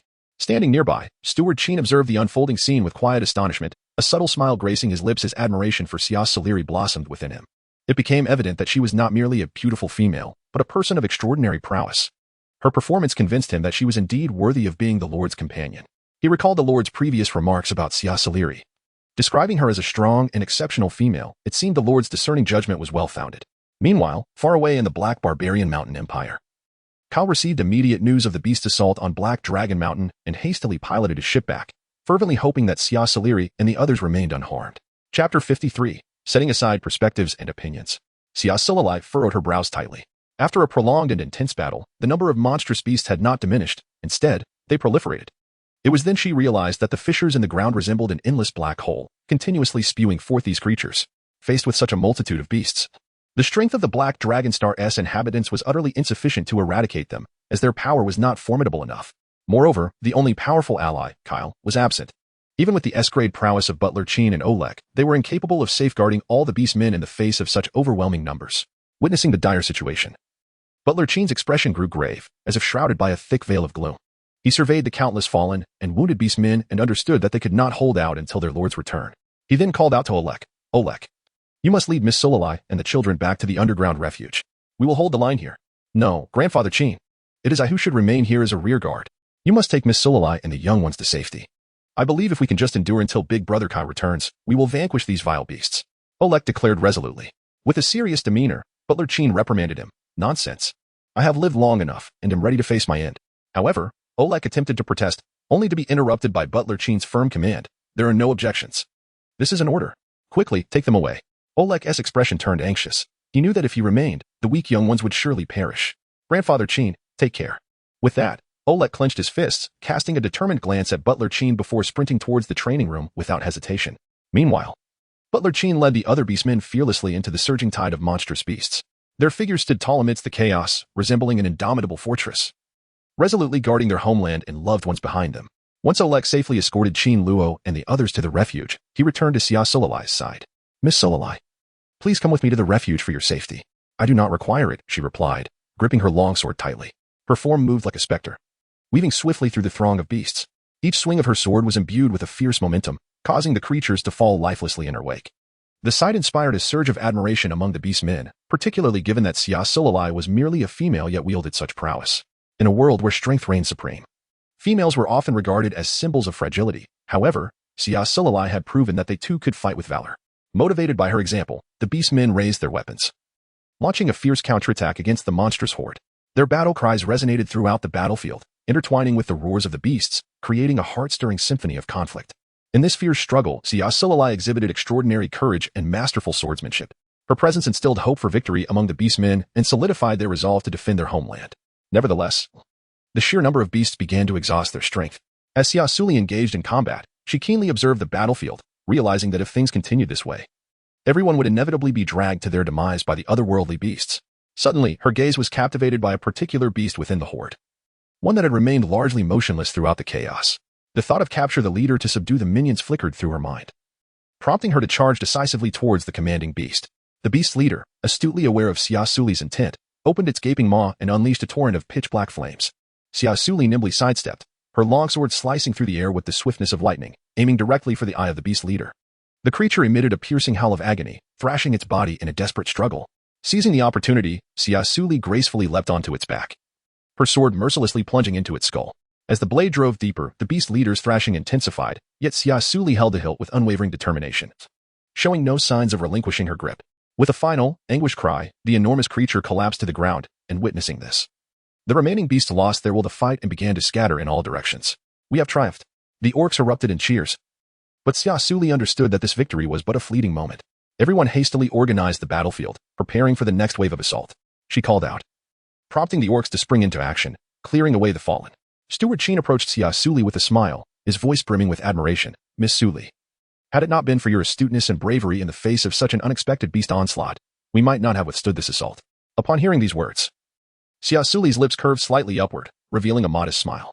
"Grandfather Chin, you flatter me. This achievement is not solely mine, but the result of our united efforts and collective struggle." Steward Chin gazed at Xia Suli's beautiful and humble visage, a warm current surging within him. Such an exceptional yet unassuming female is indeed a rare treasure. His fondness for Xia Suli deepened, and he eagerly anticipated her potential role as the future lady of the Lord. In his eyes, Xia Suli possessed not only remarkable talent and wisdom but also noble character and a generous spirit. Such a female is undoubtedly the most fitting companion for the Lord throughout his life. Steward Chin, a seasoned and capable manager within the palace, swiftly assigned other orcs to various positions based on their individual strengths and abilities. Olek was entrusted with a significant responsibility, tasked with leading the elderly, frail, or disabled orcs to seek refuge in different safe zones, ensuring their safety. Meanwhile, the remaining young and strong orcs were organized to prepare for battle. Gearing up for the next fierce confrontation, Xia Suli stood quietly aside, her gaze sweeping over the bustling orcs. She silently lamented how limited her understanding of refugees and interstellar pirates had been, prompting a profound reflection on her previous perspectives and beliefs. Although these orcs possessed a rugged exterior, their diligence and meticulousness in work were remarkable. Every motion was infused with strength and efficiency, and their collaboration was seamless.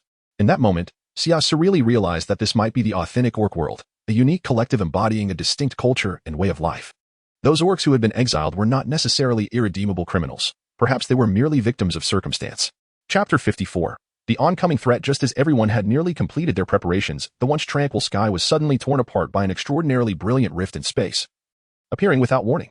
This rift resembled a grotesque scar, stretching across the horizon and radiating a disquieting luminescence. The spectacle left all present orcs in a state of astonishment. They halted their tasks, eyes wide in awe, captivated by the bizarre yet magnificent sight. Moments later, a multitude of colossal and diverse flying beasts surged forth from the rift, exuding an overwhelming presence, their wings thrumming against the air and stirring violent winds. Faced with such a dire situation, the orcs' emotions shifted to a heightened state of anxiety. Each heart felt heavy, burdened with trepidation and concern for the unknown dangers ahead. At that critical juncture, Steward Sheen stepped forward, his voice ringing out like thunder among the crowd. All orcs, heed my command. Immediately arm yourselves with your energy rifles and prepare to confront the beasts. We cannot remain passive. We must unite and resist the external threat together.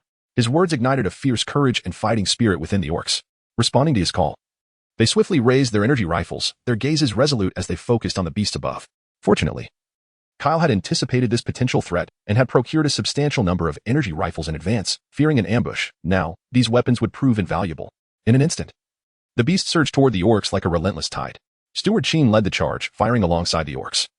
Beams of light from the energy rifles wove a dense net in the air, attempting to thwart the beast's advance. Some of the creatures were struck down, plummeting to the ground. Yet many others breached the defenses, engaging the orcs in fierce hand-to-hand combat. At that critical moment, an enormous and bizarre beast lunged toward Xia Suli without warning.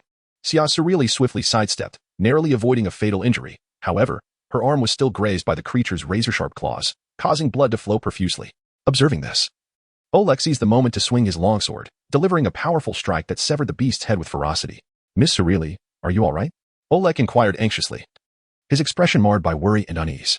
He was acutely aware of the significance Xia Suli held for their leader. Any mishap befalling her would yield dire consequences beyond imagination. Xia Suli furrowed her brow slightly, enduring the pain from her wounds, yet she feigned composure and replied, "Rest assured, I am unharmed."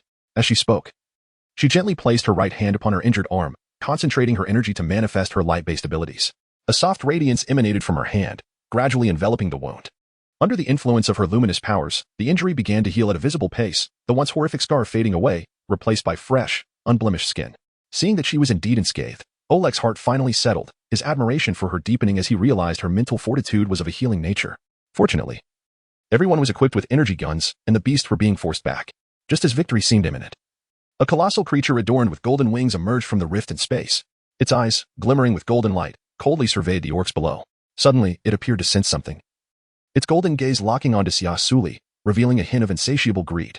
A thunderous roar echoed across the sky, and at the sound, the surrounding beasts seemed to receive a command, launching themselves towards Xia Suli with ferocious intent. This unexpected turn of events left Butler Sheen and Oleg in shock. They quickly positioned themselves in front of Xia Suli, valiantly defending against the onslaught of the creatures. "Damn it! What is happening? Why are these beasts suddenly attacking Miss Suli?" Oleg exclaimed, slicing at the clawing beast with his sword, his mind filled with doubts. Meanwhile, Butler Sheen wielded his weapon with unwavering focus, attentively monitoring their surroundings. "Stay alert. Protect Miss Suli with all your might." Xia Suli, wielding a longsword, relentlessly swung at the oncoming tide of monstrous creatures. Her gaze was filled with confusion and bewilderment, struggling to comprehend why these beasts launched such a ferocious assault against her. Nevertheless, she speculated that this turmoil must be intricately linked to the golden-winged unicorn beast. Just as Oleg and Butler Sheen valiantly fought against their foes, the once mighty unicorn beast, perched high and aloof, suddenly charged ferociously towards Xia Suli. Oleg, positioned closest to the unfolding scene, did not hesitate to leap into action, attempting to intercept the unicorn's attack. However, his strength paled in comparison to that of the unicorn beast, and in an instant, one of its claws seized him tightly, flinging him aside as if he were mere refuse. Coughing, Oleg clutched his chest wound, unable to suppress a spurt of blood, his complexion turning ashen and feeble. Xia Suli gazed at Oleg in disbelief. Her impression of him had never been favorable, prompting her to maintain her distance. However, she could scarcely fathom that he would risk his life to save her, which genuinely astonished her. Butler Sheen observed the actions of the monstrous creature and immediately understood that its target was none other than Xia Suli. He swiftly called out to her, "Miss Suli, it is you that it seeks. You must quickly escort Lake to the underground refuge to evade danger. I will hold it off for you." Xia Suli gazed at Oleg, who was on the brink of death. Despite her deep-seated aversion towards him, she felt compelled to assist him, for he was injured because of her. She hastily helped him up and made her way towards the sanctuary. Leaning against her shoulder, Oleg spoke in a feeble voice, "Miss Suli, I am aware of your dislike for me, yet I implore you not to harbor hatred for Boss Kale. The truth is, he captured Xia Suli to save me. I am an S-class beastman, and at that moment, the raging energy within me had surged to 79. If it were to exceed 80, I would enter a state of frenzy. Thus, Boss sought to capture her, an S-class, for my sake. Xia Suli gazed at the bloodied Alec, her brow furrowed in concern. If you wish to live, silence yourself. I harbor no animosity towards any of you. After all, you are merely striving to survive, albeit by different means. Upon hearing this, Alec felt a wave of relief wash over him. Her lack of hatred toward him suggested that he still had a chance. The unicorn beast, noticing Xia Suli's escape, immediately pursued her. You shall not pass. Not unless I perish. Butler Chin bellowed, raising his weapon to block the creature's path. The unicorn beast, enraged by this defiance, let out a thunderous roar that seemed capable of tearing the very heavens apart. It opened its gaping maw, revealing sharp fangs, and lunged menacingly at Butler Chin. Undeterred, he swung his weapon, engaging in a fierce battle with the beast. However, the unicorn beast proved to be overwhelmingly powerful, its strength and speed far surpassing that of Butler Chin.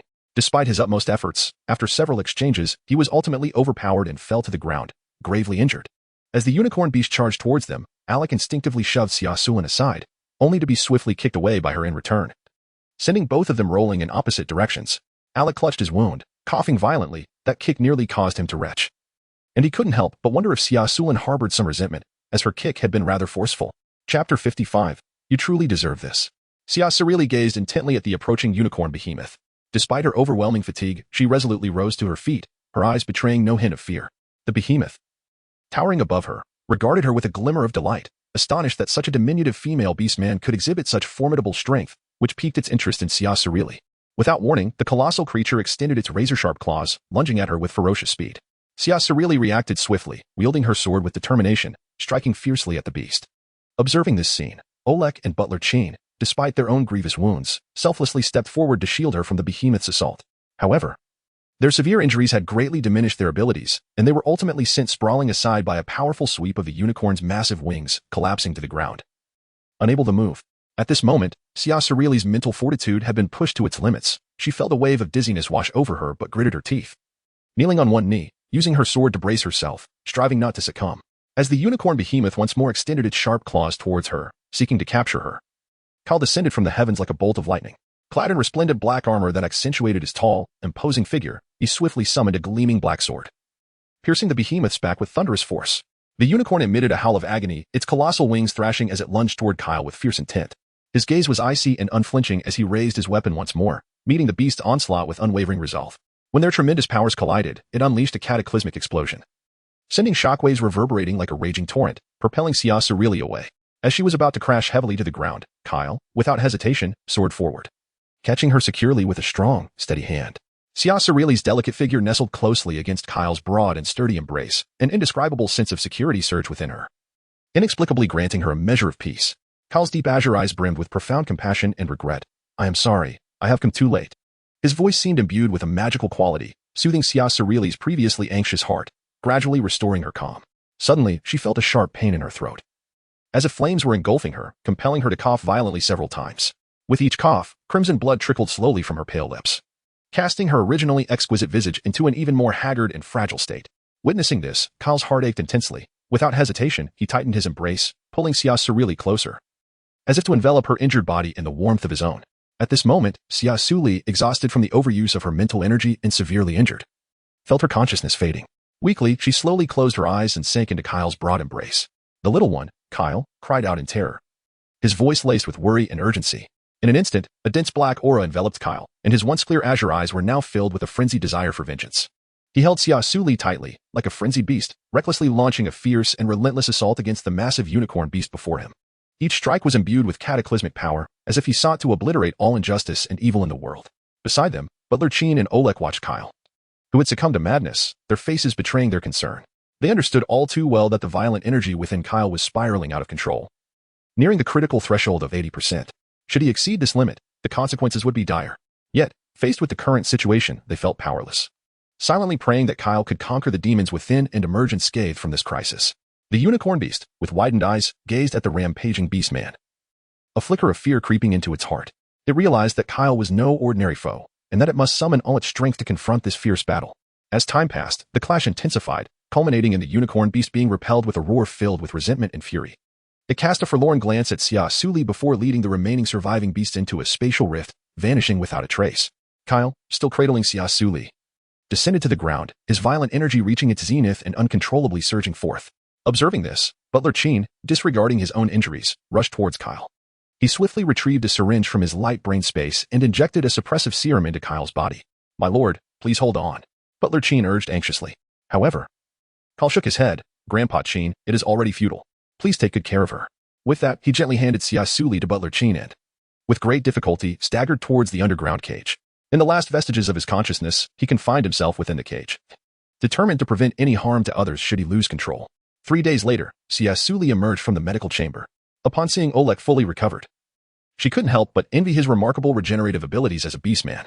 Guarding her side, Qin Luo, upon witnessing Xia Suli slowly open her eyes, leaped into her embrace.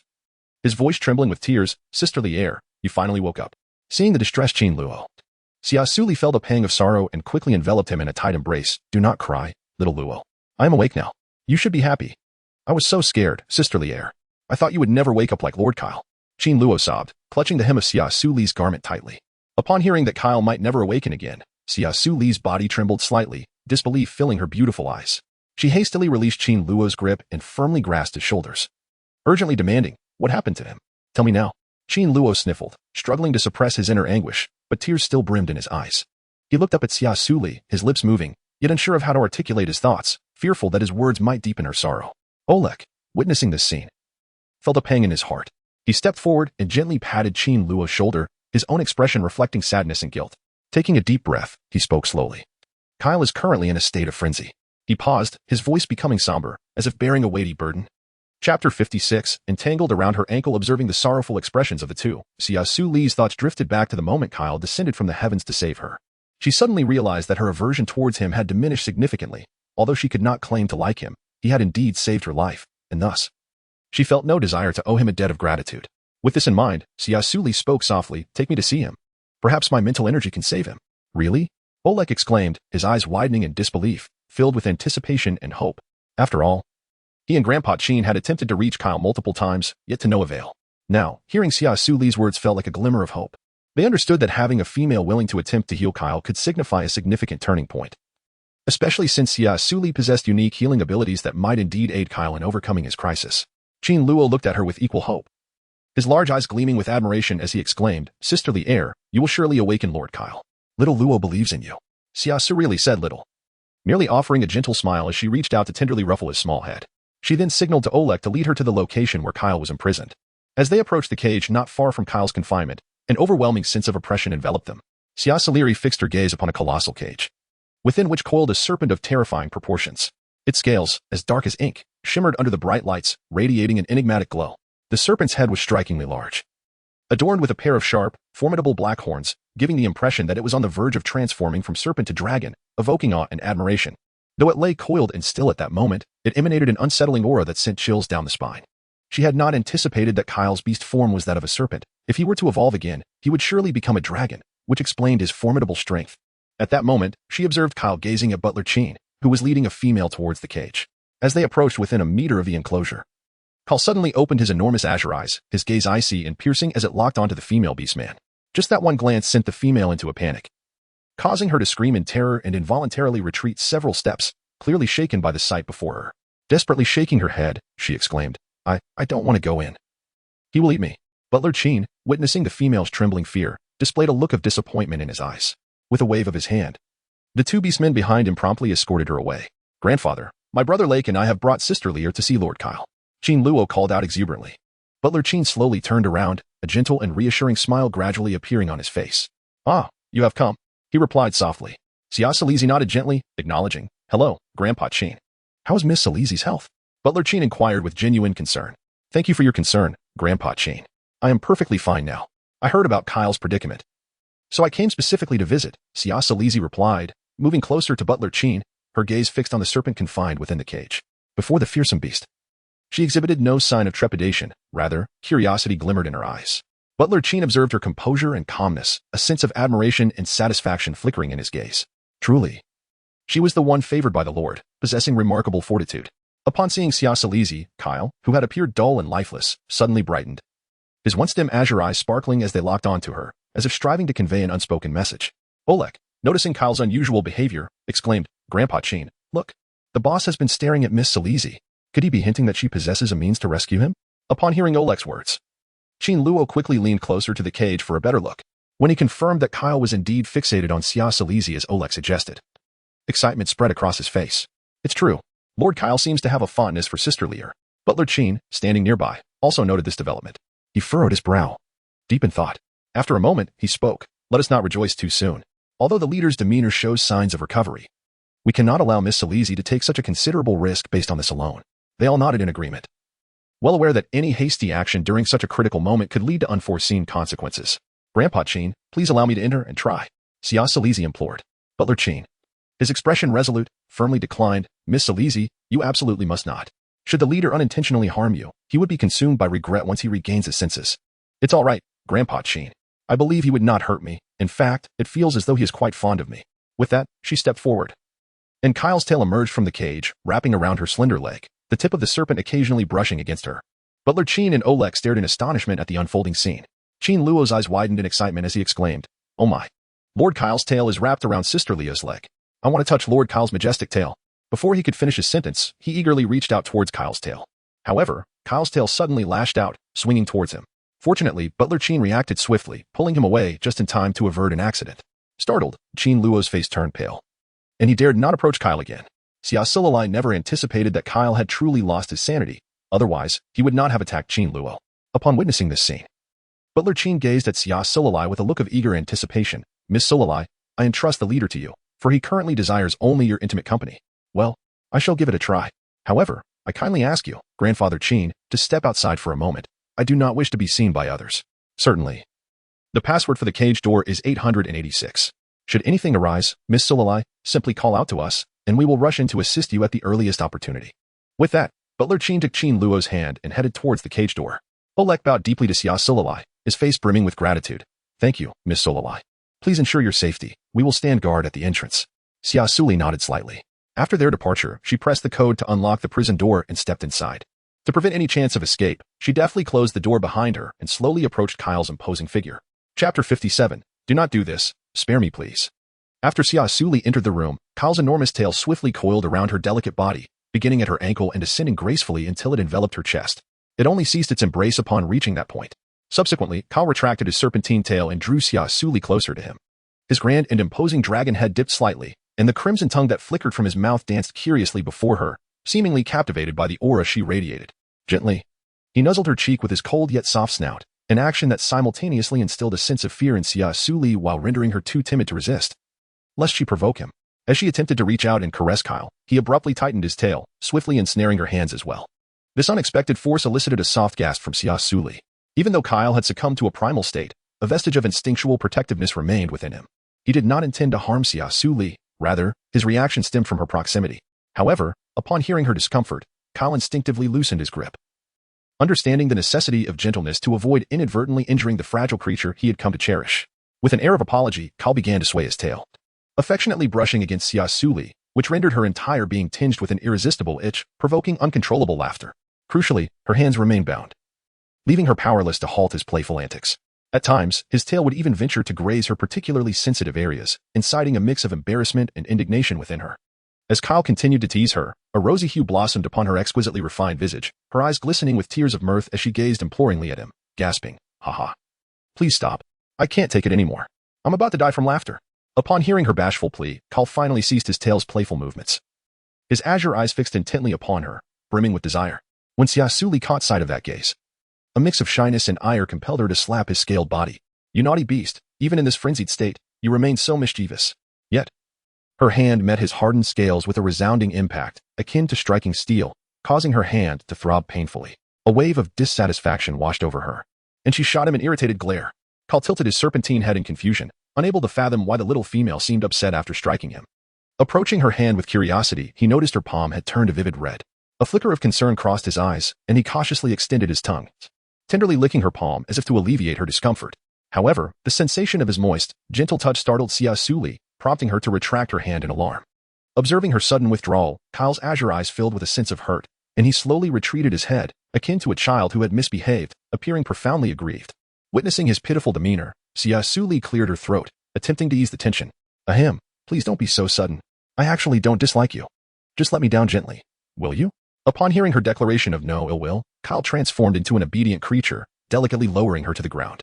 Yet, fearing she might flee, he quickly coiled his massive body around her, forming an impenetrable wall that ensnared her in his protective embrace. Xia Suli was undoubtedly aware of his ulterior motives, yet she chose not to expose his intentions. Instead, she extended her delicate hand, gently caressing the hard, smooth scales of his body. Kyle felt her soft touch as she tenderly brushed against his scales, a mixture of shyness and excitement coursing through him. With the movement of her fingers, Kyle's body quivered slightly, seemingly overwhelmed by the pleasure and comfort derived from her caress. When her hand found the location of his heart, she placed her palm upon it. A flicker of confusion crossed Kyle's eyes, yet he displayed no signs of anger or resistance. Xia Suli lifted her head, soothing him with a gentle yet resolute voice. You need to remain still and calm. I am about to treat the turbulent energy within you, which will help you become healthier. Do you understand? Kyle gazed at her, and though he was entirely unfamiliar with the concept of turbulent energy, he could sense the little female's concern and kindness, leading him to nod in agreement without hesitation. Upon witnessing his compliance, Xia Suli immediately unleashed a potent mental force, which enveloped Kyle's heart like an invisible halo, beginning to devour the dark, chaotic energy that lurked within him. As time passed, Xia Suli remained fully concentrated, meticulously guiding her mental power to gradually consume and purify the turbulent energy. Each successful absorption caused Kyle's body to tremble slightly, as if experiencing a release. He could feel the unsettling energy diminishing, and his inner turmoil began to subside. Only when Xia Suli sensed her mental strength was nearing exhaustion did Kyle's immense form start to shrink and gradually transform into that of a beastman. At this moment, Kyle's long, jet-black hair cascaded like a waterfall, carelessly draping over his shoulders, while his pronounced Adam's apple, muscular arms, and broad, sturdy chest showcased his masculine allure. Further down, his perfectly sculpted abdominal muscles were clearly defined. Apart from his scarred visage, his physique could be deemed nearly flawless. Faced with such a breathtaking sight, Xia Suli felt her cheeks flush, shyly turning her head away, unable to meet his gaze. However, when she turned back, she was astonished to discover that Kyle's tail remained. Filled with a mix of confusion and curiosity, she examined him again, only to find that his upper body had completely transformed into that of a beast man, while his lower half still retained its beast-like state. This peculiar transformation left Xia Suli momentarily stunned, unsure of how to react. Chapter 58, transformed into a clingy spirit recovering from her shock. Xia Suli hurried towards the cage's entrance, intent on inquiring with Butler Chin about what had transpired. However, just as she was about to step out, a powerful force suddenly surged from behind her. Kyle's massive tail swiftly coiled around her body, lifting her off the ground. Almost immediately, a pair of strong arms enveloped her tightly. A deep, magnetic voice resonated in her ear, tinged with a hint of coaxing. Please don't leave. This voice seemed to possess an enchanting power, rendering Xia Suli's body rigid, causing her to momentarily forget her desire to resist.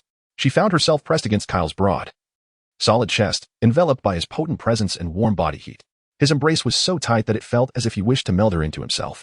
In that instant, time appeared to freeze, and everything around them blurred, leaving only his voice echoing in her mind. After what felt like an eternity, Xia Suli finally regained her senses. She firmly patted Kyle's chest, attempting to extricate herself from his grasp while anxiously saying, "You need to let go. I'm not trying to leave. It's just that your current appearance is quite strange, and I need to call Grandpa Chin for assistance." Her tone revealed her genuine concern and worry. Seeing that she was not attempting to flee, Kyle reluctantly released her but held her small hand tightly, unwilling to let go. Observing his unusually peculiar demeanor, Xia Suli guided him outside the cage. When Butler Chin, Olek, and Chin Luo saw Xia Suli leading the half-beastman Kyle out, they were equally astonished. After all, they had never encountered a half-beastman, or rather, beastmen were either born in their beast form or in full beast state. "Miss Suli, what is happening?" Butler Chin was the first to recover and asked. At that moment, Olek gasped in disbelief. "Oh my heavens. How has our master turned into this?" Chin Luo looked at Kyle with wide, bewildered eyes. "Why is Lord Kyle's tail still there?" "I'm not sure. After I completed the treatment, he transformed like this," Xia Suli said, shaking her head helplessly. "Let us not dwell on this. We must find a physician," Butler Chin urged. Thus, the group brought Kyle to the physician's residence. After a thorough examination, the physician furrowed his brow. "His condition is quite unique. I have never encountered anything like it," he stated. "What should we do? Master Kyle cannot remain in this half-beast state indefinitely." Olek asked urgently. "I need some time to study this. You all should take care of him for now," the physician replied, burying himself in his books. Olek and Butler Chin exchanged glances and decided to heed the physician's advice and look after Kyle. After emerging from the cage, Kyle stood quietly beside Xia Suli, remaining silent, resembling an obedient child. His extraordinary behavior finally alerted Butler Chin to the oddity. "My lord, are you well?" he asked anxiously, concern evident in his eyes. However, Kyle paid no heed to Butler Chen's inquiry, his full attention fixated on Xia Suli. He extended his long fingers, gently caressing Xia Suli's delicate, fair hands. As if toying with a precious treasure, his face adorned with a look of rapture and satisfaction. Observing this scene, Oleg was filled with confusion. He could not comprehend why their typically formidable leader exhibited such uncharacteristic behavior, which seemed a stark contrast to the Kyle they were familiar with. Xia Suli found herself utterly at a loss in the face of Kyle's clingy demeanor. Throughout their journey, she had persistently attempted to withdraw her hand. Yet Kyle would invariably grasp it tightly, refusing to let go. Whenever she declined his request for hand-holding, he would gaze at her with his clear, innocent eyes. The moment she caught sight of his expression, filled with a sense of grievance and despondency, her heart softened, and she found it impossible to continue rejecting him, ultimately allowing him to hold her hand. She then voiced her suspicions. Grandfather Chen, I fear that Kyle may have lost his memory, as he does not even recall who we are. Upon hearing her words, the expressions of Butler Chen and the others morphed into disbelief, soon replaced by astonishment. Observing their shock and skepticism, Xia Suli turned to Kyle, who was intently fiddling with his hands. Kyle, do you see me? Do you know who I am? And what are their names? The eyes of the onlookers brimmed with hope, yearning to hear a satisfactory response from Kyle. However, Kyle merely lifted his head, regarding her with a bewildered and innocent gaze, before tilting his head in confusion to glance at Butler Chen and the others. In his beautiful azure eyes, there was not a trace of familiarity, as if he regarded Butler Chen and the others as complete strangers. Only when looking at Xia Suli did a flicker of significance illuminate his gaze. At that moment, they finally understood that Kyle, in his frenzied state, had indeed lost his memory. Butler Chen and Oleg felt a sense of urgency. They could hardly fathom that matters had escalated to such a degree.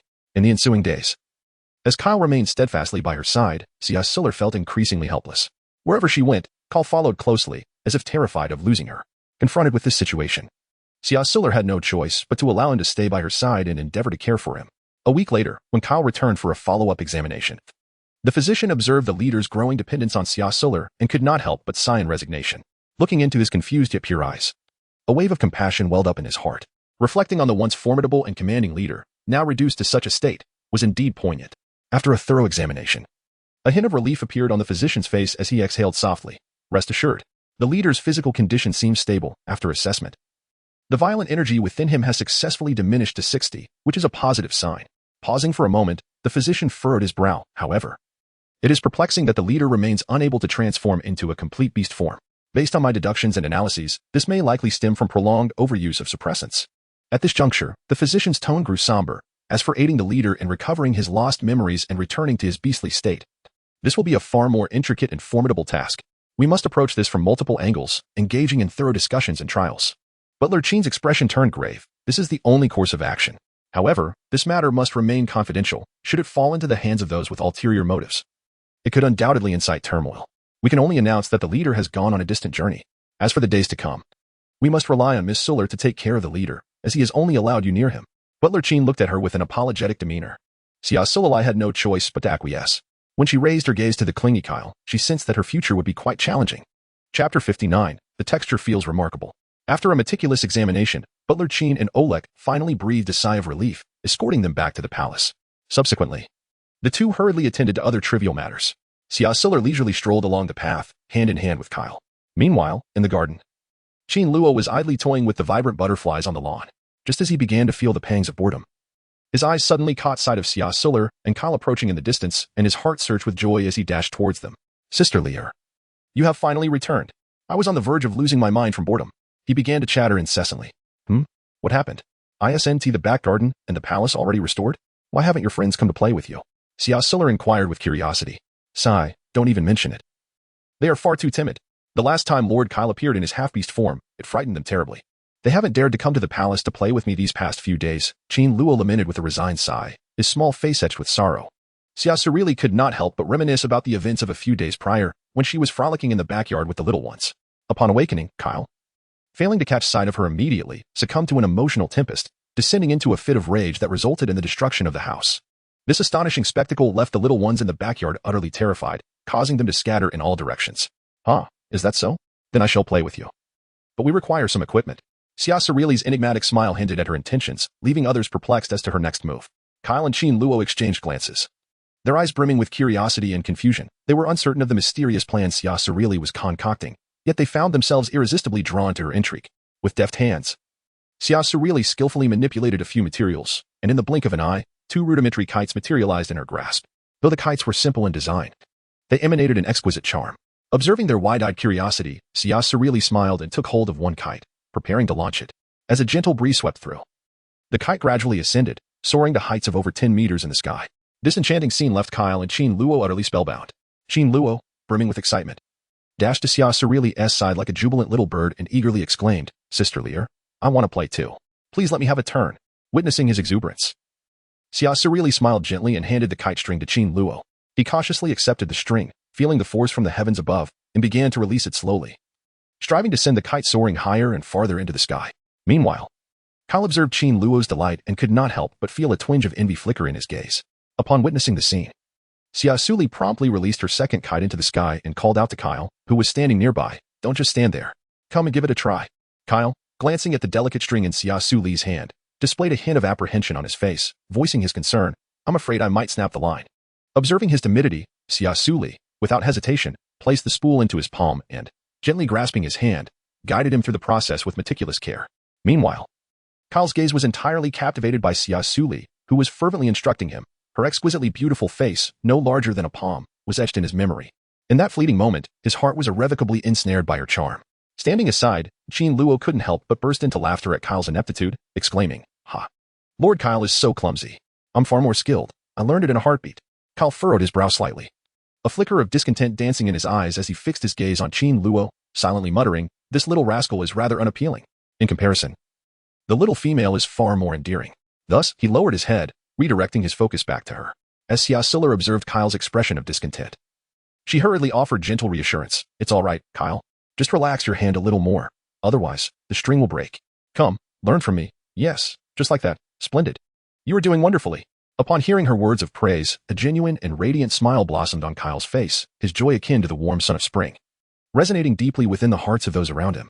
Xia Suli found herself momentarily captivated. She had never witnessed Kyle laugh so heartily. In that instant, his smile seemed to illuminate the entire world. Though his visage bore the marks of scars, these blemishes could not obscure his inherent beauty. One could imagine that before his injuries marred his appearance, he must have been an exceptionally handsome young man. Alas, fate had dealt him a cruel hand. And now he was destined to live with these reminders of his past. The laughter of the three friends echoed across the vast grassy expanse, as if attempting to imbue the very atmosphere with vibrant hues of joy. This simple yet beautiful moment would transform into an everlasting memory, indelibly etched in their hearts. After playing for a considerable time, Xia Suli began to feel weary and lay down on the lawn to rest. Watching the two before her reveling in happiness, she couldn't help but smile. Bathed in the warm sunlight, her spirits soared, and her body gradually relaxed, leading her into slumber without her even realizing it. Kyle had been attentively watching Xia Suli, and upon seeing her close her eyes in sleep, he carefully stowed away the kite, fearful of disturbing her. He then gently settled beside her, quietly listening to the rhythm of her steady breathing, his heart filled with tranquility. In that moment, he instinctively extended his arm, tenderly pulling Xia Suli into his embrace, feeling her delicate warmth. Time seemed to stand still. Thus, they lay together on the grass, savoring the serenity and beauty of the moment. Meanwhile, Qin Luo noticed the two nestled in slumber and silently gathered his own kite, turning to leave, granting them their space. He recalled his grandfather's admonition to never disturb the slumber of Lord Kyle and Sister Lear. Though he was curious as to why they chose to sleep on the grass rather than in a bed, he remained obedient, refraining from interrupting their sweet dreams. Uncertain of how much time had passed, Xia Suli found herself in a hazy state of consciousness. She sensed a hard, rounded object in her embrace, accompanied by a hint of coolness. Instinctively, she squeezed the peculiar item, only to be taken aback by its surprisingly pleasant texture. At that moment, a spark of realization flickered in her mind, prompting her to hurriedly open her eyes to discern what was truly unfolding before her. Chapter 60. Ensnared by love, Xia Suli lowered her gaze, only to find herself tightly clutching Kyle's tail. Instantly, her complexion transformed into one of profound embarrassment.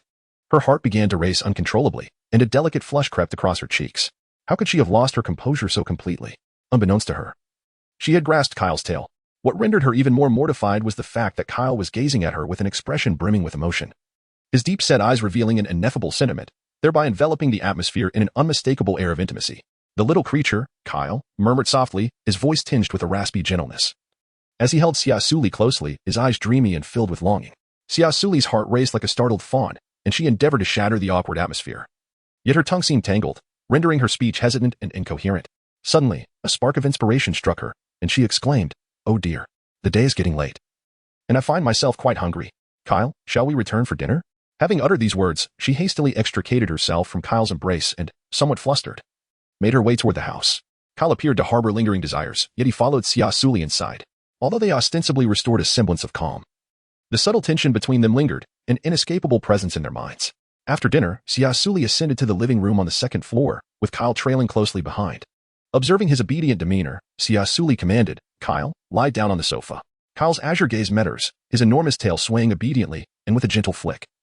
It landed on the sofa. Subsequently, he reclined obediently, awaiting Xia Suli's next instruction. Xia Suli approached Kyle, crouching beside him, her gaze fixed upon him. Observing the complete trust he placed in her, she inhaled deeply and gently laid her hand upon his heart, attuning herself to the vibrant life force coursing within him. She then concentrated, summoning her entire mental energy to commence the absorption of the turbulent energy residing within Kyle. This endeavor proved to be immensely taxing. Beads of sweat began to form on her brow. As time elapsed, her mental energy flowed ceaselessly into Kyle, fervently consuming the dark essence. She strived to maintain her focus, determined not to overlook even the slightest trace of chaotic energy within him. Just as her mental reserves neared depletion, a wave of dizziness overwhelmed her, causing her body to sway uncontrollably towards Kyle. Sensing her distress, Kyle instinctively reached out, enveloping her in his arms with remarkable swiftness. As if he had anticipated this moment all along, Xia Suli nestled into Kelvin's warm embrace. Relishing the comforting warmth emanating from his broad chest and the reassuring security provided by his powerful arms. Although his body temperature was slightly lower than that of an average person, this unique warmth bestowed upon her an immense sense of safety and comfort. Once her strength was restored, Xia Suli gently extricated herself from Kelvin's arms, declaring, "It's all right now. I feel much better. Given the current situation, it may only take a few more absorptions to completely eradicate the volatile energy within you. However, I am rather fatigued at the moment and wish to retreat to my room for some rest." With that, she turned and walked towards her chamber. Kelvin remained rooted in place, his gaze fixed intently upon Xia Suli's receding figure, an indescribable complexity of emotion surging within him. Despite having lost all recollection of his past, he was acutely aware that Xia Suli had been silently enduring unimaginable pressure and pain in her quest to consume the tumultuous energy within him. Each time he caught a glimpse of her weary eyes, he felt a deep sense of compassion. He realized that this resilient young woman was making tremendous sacrifices to save him, while he remained powerless to assist her. As Xia Suli's silhouette gradually faded from view, a wave of guilt and self-reproach washed over Kelvin. He longed to alleviate some of her suffering, yet reality rendered him helpless. Beneath the surface of these complex emotions lay a warmth he himself had not yet recognized. Somehow, Xia Suli had become a sanctuary for his spirit, his sole beacon of hope in this world. It was not until her figure had completely vanished from sight that he turned away, his footsteps heavy as he made his way downstairs. At that moment, sitting on a sofa in the lobby, Butler Cheen noticed Kelvin's melancholic and remorseful expression and inquired curiously, "My lord, what troubles you? Are you feeling unwell?"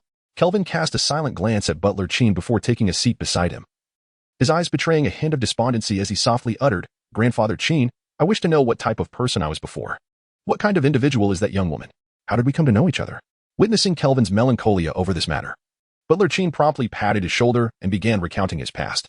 Kelvin listened intently, every detail etching itself deeply into his heart. However, upon finishing Butler Cheen's narrative, Kelvin's brow furrowed tightly.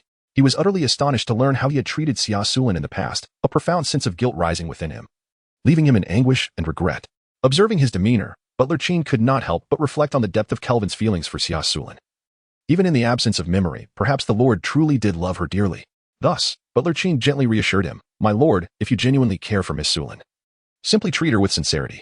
I firmly believe she will one day recognize your heartfelt intentions and accept your affection."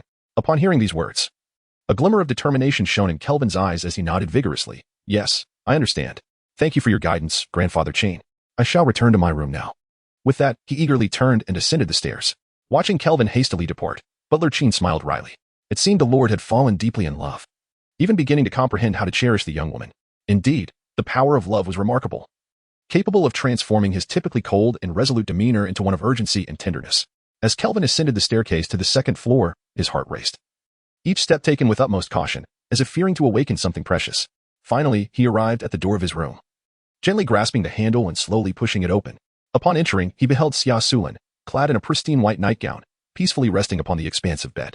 The moonlight streamed through the window, casting a silvery veil over her, enhancing her aura of mystery and allure. Kelvin stood quietly at the bedside, gazing at her serene visage, an ineffable emotion swelling within him. He softly closed the door, treading lightly to avoid disturbing her slumber. Approaching the bed, he tenderly pulled the covers over her, his movements gentle as if cradling a rare treasure. Leaning down, he brushed his lips against her forehead, this simple gesture brimming with boundless tenderness and affection. Then he quietly lay down beside her, his gaze unwaveringly fixed upon her face, his eyes conveying a fervent longing to etch this moment into his heart forever. Time seemed to freeze in that instant, the world reduced to just the two of them.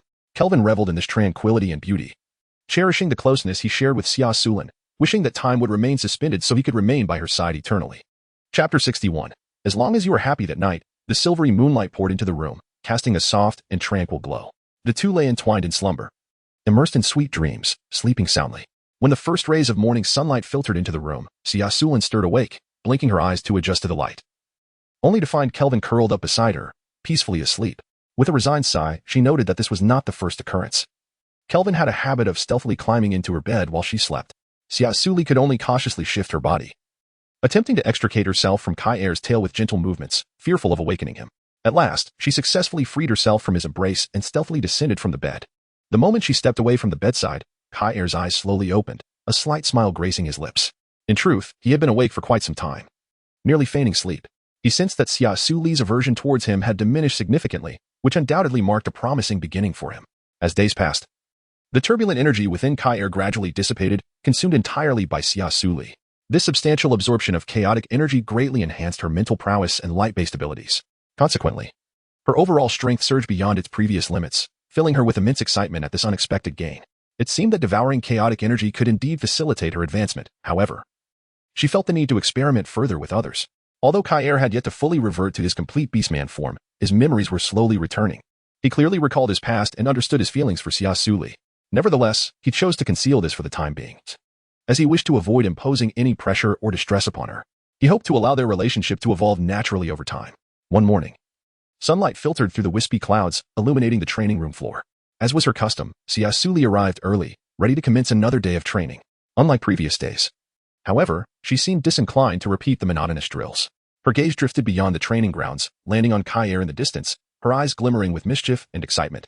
She gently waved her arm and called out, "Kai Er, come here for a moment." Her voice was clear and resonant, imbued with an enchanting quality. Hearing her call, Kai Er felt a flicker of doubt but swiftly turned to face her, his massive form shifting slightly, his enormous tail swaying like waves as he made his way towards her.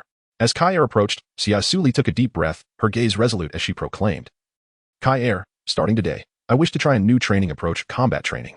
I believe that only through intense battles can my true strength be realized. Will you join me in this endeavor?" Her words brimmed with determination and confidence. Kai Er gazed at her quietly, a hint of surprise in his eyes. But even more so, he was filled with admiration and encouragement. He chuckled softly and replied tenderly, "Of course. I am more than willing to train alongside you." Xia Suli felt the intense gaze of Kyle upon her, a blush involuntarily creeping across her cheeks. She turned her head away awkwardly, muttering, "You mustn't hold back on purpose. If I discover you are being lenient, I shall be quite upset and ignore you henceforth." Having said this, she quickly assumed a stance to conceal her inner shyness, preparing to face the impending challenge. Observing her haughty demeanor, Kyle smiled and nodded, acknowledging her intent, while he too adjusted his focus, concentrating intently on Xia Suli. Seeing that he was ready, Xia Suli wasted no time in launching her attack, and soon they were locked in a fierce struggle. Their figures danced in midair, each clash evoking awe in those who might witness such a spectacle. Were there others present, they would surely be left speechless, unable to fathom the strength of a female combatant. Most astonished of all was Kyle himself. He had never anticipated that within a mere few months, Xia Suli could achieve such remarkable progress. This was a testament to her extraordinary combat talent, should she experience a second awakening upon reaching adulthood. Her mental prowess would undoubtedly reach no less than S-class. It was conceivable that even today's A-class warriors might find themselves unable to triumph over her, hinting at the formidable extent of her burgeoning power. Just as their battle reached its zenith, Qin Luo and Butler Qin entered, calling them to dinner, prompting the duo to cease their engagement. Xia Suli retracted her battle armor, gently wiping the sweat from her forehead, her face radiating a smile of satisfaction and joy. "We shall continue tomorrow. First, let us dine." "Very well, as long as you are happy." Kyle gazed at her with affectionate eyes, filled with tenderness and indulgence. Butler Qin observed the deepening bond between them, feeling a flicker of joy for Kyle in the depths of his heart. Having endured an abundance of hardships in his past, Kyle sincerely wished to experience the warmth of being cherished. After their meal, Xia Suli turned her gaze toward Butler Qin and softly inquired, "Grandfather Qin, if I may be so bold, how much violent energy do you possess within you?" Butler Qin slowly set down his cup, a hint of confusion flickering in his eyes. "My violent energy is approximately 68. Miss Suli, may I ask why you bring this up so suddenly?" "It is nothing particularly significant, merely a casual question.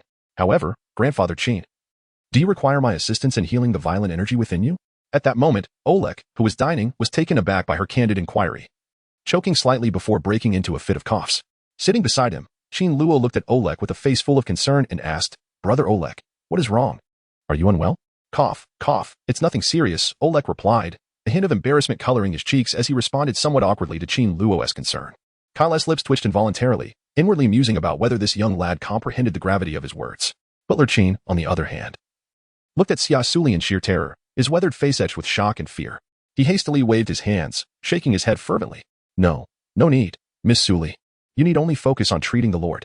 I am already advanced in years, as long as I can manage my emotions, refrain from anger, and avoid excessive involvement in the slaying of exotic beasts, I should be able to endure for another decade or so. Xia Suli displayed an expression of regret, letting out a sigh. Alas, since it is thus, let it be. However, should Grandfather Qin ever require assistance in the future, do not hesitate to seek me out. Hiki. That is truly unnecessary. Thank you for your kind intentions, Miss Suli. The steward Qin, pale as a sheet, spoke with a tremor in his voice. Chapter 62. This is quite awkward. Upon hearing this, Xia Suli expressed her regret, saying, well, it seems I can no longer experiment on Grandpa Qin. What a pity about his 68 units of berserk energy that cannot be consumed. However, upon catching sight of Oleg, Xia Suli's eyes sparkled with intrigue. Oleg, do you require my assistance in treating your berserk energy? At these words, Oleg's countenance changed dramatically, his body trembling involuntarily as he cast a terrified glance at Kyle, shaking his head vigorously as if to deny any notion of such a treatment. I do not want it. Absolutely not.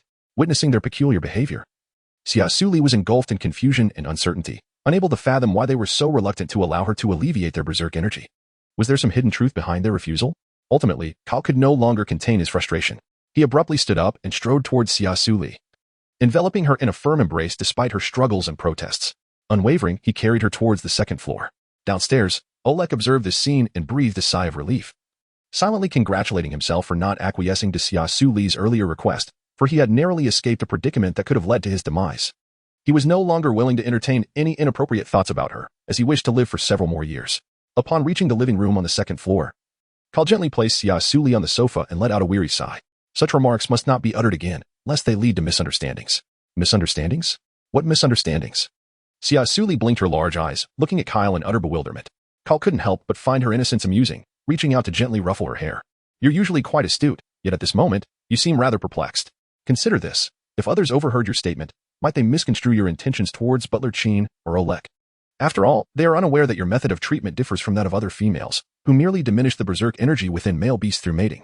Therefore, please refrain from discussing such matters in the future. Xia Suli, upon hearing Kyle's explanation, experienced a moment of enlightenment. How could she have forgotten her unique status? It appeared that her naivety had led her to overlook such intricate details. Blushing, she nodded, acknowledging her understanding of Kyle's intentions. I comprehend now. I shall refrain from speaking thoughtlessly in the future. I apologize for any inconvenience I may have caused you. Kyle smiled indulgently. It is of no consequence, as long as you grasp the situation. However, to be candid, your suggestion caught me by surprise.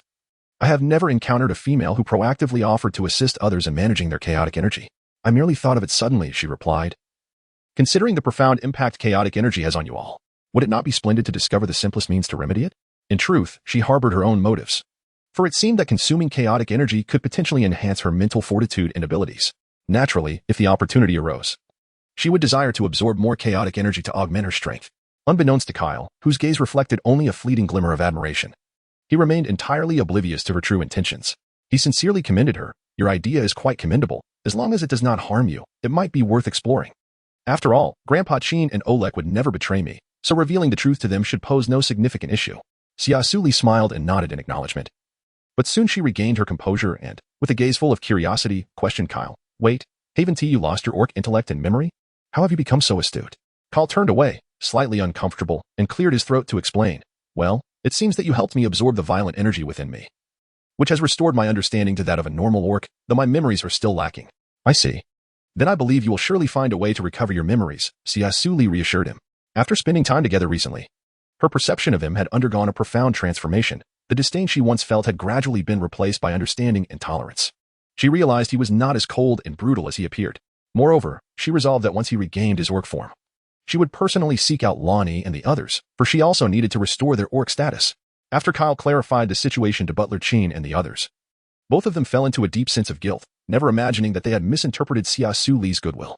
However, after discussing the matter, Kyle's expression turned exceptionally cold as he fixed his gaze on the two in front of him and said in a grave tone, "The little one possesses the ability to absorb violent energy, and this information must not reach a fourth party. You are my most trusted companions, and I cannot bear to see you suffer from violent energy in the future, which is why I consented to the little one's risky treatment for you." Upon hearing this, Butler Chin's demeanor immediately grew serious, and he solemnly replied, "Rest assured, my lord. We will keep this matter confidential and ensure Miss Suli's safety." Meanwhile, Oleg, observing Kyle's familiar tone, suddenly brightened his eyes and exclaimed, "Boss, have you regained your memories? That is truly wonderful." "Yes. However, for now, do not disclose my regained memories to anyone. You simply need to fully cooperate with the little one," Kyle responded, exchanging a knowing glance with Butler Chin, both nodding in silent understanding. In the ensuing months, Xia Suli dedicated herself wholeheartedly to training. She not only sparred with Kyle but also continuously explored the limits of her own potential. Simultaneously, she utilized her unique abilities to assist Butler Chin and the others in absorbing the violent energy within them. Each instance of absorption filled her with a sense of fulfillment and satisfaction, as she understood that the more she absorbed, the stronger she became. In the days that followed, the bond between Xia Suli and Kyle deepened. They trained together and grew alongside one another. Gradually, they became intimate friends who shared everything. Though Xia Suli believed that was the extent of their relationship, while in reality, Kyle regarded her as a future partner. Time flew by, and in the blink of an eye, Xia Suli had been there for nearly 6 months. Now, gazing at Kyle, who had reverted to his orc form, she felt a resolute determination to embark on a quest to find Lan Yi and the others. Upon learning of her intentions, Kyle's inner desire was to keep her by his side, but he understood that true love could not permit him to do so. Thus, he resolutely decided to accompany her on her journey to find them. For him, allowing her to wander alone through the stars in search of them was simply unthinkable. He would rather walk alongside her, facing the unknown challenges together than let her face danger alone. Chapter 63. Luya's framing and scheming. Xia Suli could hardly fathom that Kyle would accompany her in the quest to find Lan Yi and the others, which filled her with immense joy. However, she voiced her inner concerns. "If you come with me, who will look after Black Dragon Star? What if another beast attack occurs?" She was reluctant to put the beastman of Black Dragon Star in jeopardy due to her own actions. Kyle smiled reassuringly and explained, "Do not worry. The spatial rifts do not open frequently. Typically, they only reopen after a year or several years, so you can rest easy." Understanding his words, Xia Suli's excitement surged. "Shall we set off now?" She gazed at Kyle with eager anticipation sparkling in her eyes. Noticing her anxious demeanor, a gentle smile crept onto Kyle's lips as he affectionately replied, "All right. Let us first bid farewell to Grandpa Chin and the others, and then we shall embark immediately." When Kyle shared this decision with Butler Chin and Oleg, astonishment washed over their faces. Yet, upon reflecting on the prospect of Kyle leading a blissful life with his partner, they expressed their unwavering support. After all, having such a formidable and kind partner as Xia Suli meant Kyle would no longer need to fret about the surges of chaotic energy in the future. However, when Qin Luo learned that Xia Suli was about to leave Black Dragon Star with Kyle, his expression darkened with melancholy. Tears sparkled in his big, watery eyes as he reached out his small hand to grasp Xia Suli's tightly, his face a portrait of reluctance. "Sisterly air. Could you and Lord Kyle please not go? I really don't want to part with you," he choked out, and before he could finish, tears cascaded down his cheeks like raindrops. Xia Suli, filled with heartache, tightly embraced Qin Luo. Over the past 6 months, she had come to regard Qin Luo as her own beloved brother. Despite her profound reluctance, she was also fearful of losing Lan Yi and the others.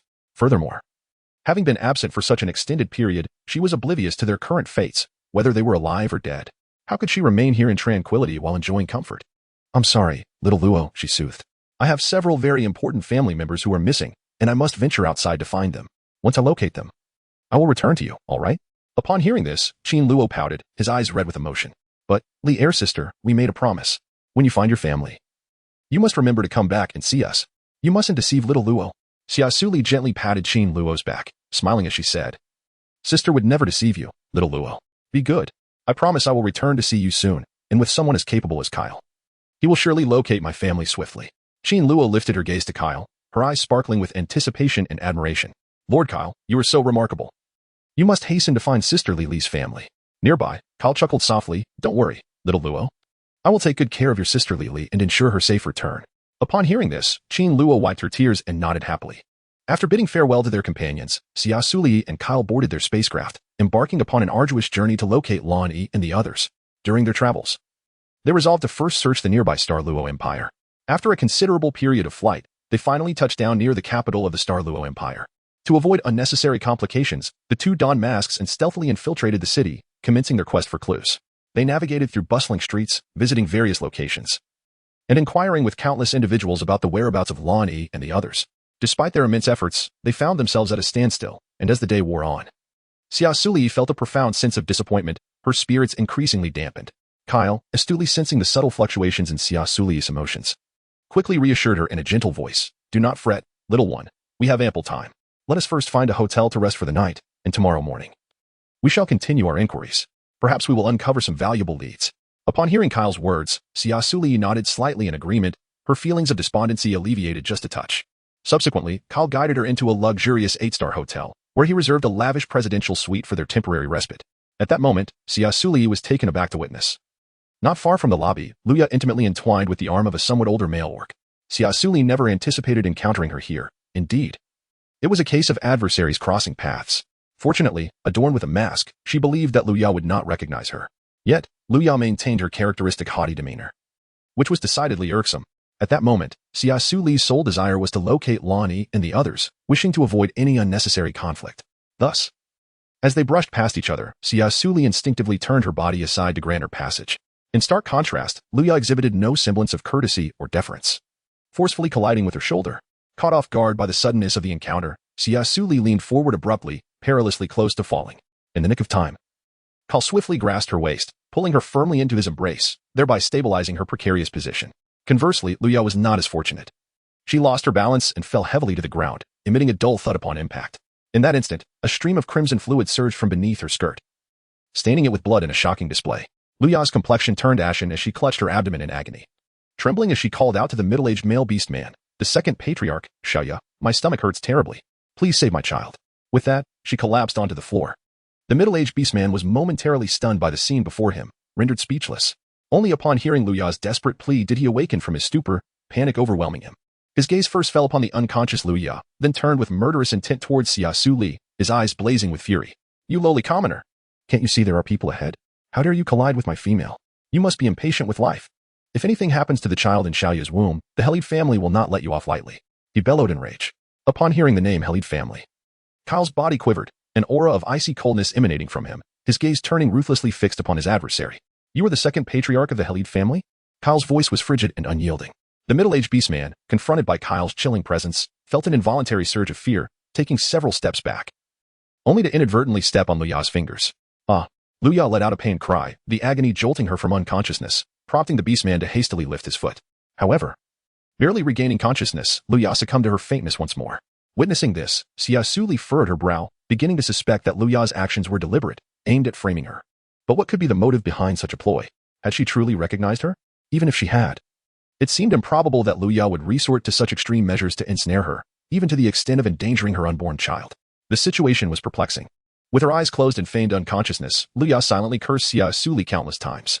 In truth, she had not intended to induce a miscarriage, rather, her fetus had once again succumbed to being stillborn. Since becoming a female of the Helid family, she had endured this heartbreaking fate twice in just 6 months. Her first pregnancy ended with a stillbirth, leaving her no choice but to terminate it, much to the patriarch's disappointment. Now, upon becoming pregnant again, she faced the same tragic outcome. To conceal this harsh reality from the patriarch, she was compelled to orchestrate an accident to mask the truth. Originally, she intended to exploit an outing with the second patriarch to engineer an incident, leading to a natural loss of the child. Yet, unexpectedly, she encountered Kyle and Xia Suli at this very moment. One was the foe responsible for her child's demise and her physical suffering. The other was the very individual who had thrust her into this dire predicament. Despite their masks, Luya recognized them immediately. Thus, she seized the opportunity to lay the blame on Xia Suli, hoping the Helid family would eliminate them. In such a way, the stillborn child would fulfill its singular purpose. If she could rid herself of Kyle and Xia Suli, the thorns in her side, she would not hesitate to act, even if it meant sacrificing a healthy child. The prospect of extinguishing their existence and ensuring they vanished from the world was worth any price, even the ultimate sacrifice. Regrettably, the innocent and kind-hearted Xia Suli remained blissfully unaware of Luya's nefarious intentions, failing to perceive the encroaching danger, thus unwittingly entangling herself in an inescapable predicament due to unfounded accusations and slander. Meanwhile, the once arrogant middle-aged beastman finally recognized the folly of his earlier actions. Realizing he had allowed himself to be intimidated by a lowly commoner, a source of immense humiliation. Enraged, he shouted at Kyle, "How dare you, lowly peasant, meet the gaze of Lord Fed Helid with your filthy eyes? Once you comprehend the might of the Helid family, prepare to welcome your demise." A flicker of icy murderous intent flashed in Kyle's eyes, but upon glancing at Xia Suli by his side, he suppressed the urge for violence that surged within him. Instead, he firmly grasped Xia Suli's hand and silently turned to leave the hall. Fed Helid could scarcely fathom that a wretched commoner would dare to disregard him so brazenly, infuriating him to the brink of rage, his eyes fixed on Kyle's retreating figure, seemingly ablaze with fury. Xia Suli was equally astonished, having never imagined that Kyle would display such composure and calmness. Reflecting on the treatment Luya received when she angered him, it appeared that Kyle had indeed undergone a significant transformation, no longer exhibiting the cruelty of his past. Upon returning to the presidential suite, a flicker of curiosity crossed her mind as she recalled the name of the middle-aged man from earlier. She gazed at Kyle for a prolonged moment, unable to suppress her curiosity. Kyle, if I recall correctly, your full name is Kyle Haird, is it not? What connection do you have with the Haird family? After all, Haird is a family surname, isn't it? Kyle's expression darkened slightly, and after a brief pause, he replied slowly. Yes, I was indeed once a member of the Haird family, but that is a thing of the past. I have no ties to that family anymore. His voice carried a note of resolve and determination. Observing his demeanor, she sensed that he harbored many hidden secrets. As the flicker of hatred in his eyes was unmistakably genuine, she grasped his large hand tightly, attempting to convey a measure of comfort through her warm touch. Although I am unaware of the deep-seated enmity between you and the Haird family, I hope you do not remain ensnared in the shadows of hatred. Life necessitates looking forward. Only then will you discover that there are many beautiful things in this world awaiting your exploration and experience. Her tone was gentle yet firm, akin to a clear spring flowing into his weary soul. Kyle listened in silence, lowering his gaze upon Xia Suli.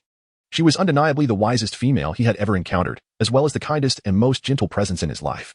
She effortlessly shattered his preconceived notions of female beastmen that had lingered for 26 years, igniting within him an unprecedented desire to possess her. Yet, due to her inherent beauty and kindness, he often felt unworthy of her attention and affection, believing himself too dark and flawed to deserve such a perfect female. If you find it unbearable to keep these matters bottled up inside, why not try sharing them with me? We are already good friends, are we not? Expressing those unpleasant experiences may lighten your heart, Xia Suli continued, her gaze radiating sincerity and concern. Kyle trembled slightly as he sought to articulate his thoughts. Unsure of where to begin, he feared that his past might drive her away, and was even more terrified that she might come to fear him. Yet, faced with her earnest eyes, he recognized that he could no longer evade the truth. Thus, Kyle divulged everything about his connection to the Haird family to Xia Suli. These memories lay buried deep within him, akin to a grotesque scar that throbbed painfully whenever touched. They were also the most unwelcome recollections he preferred to avoid, however.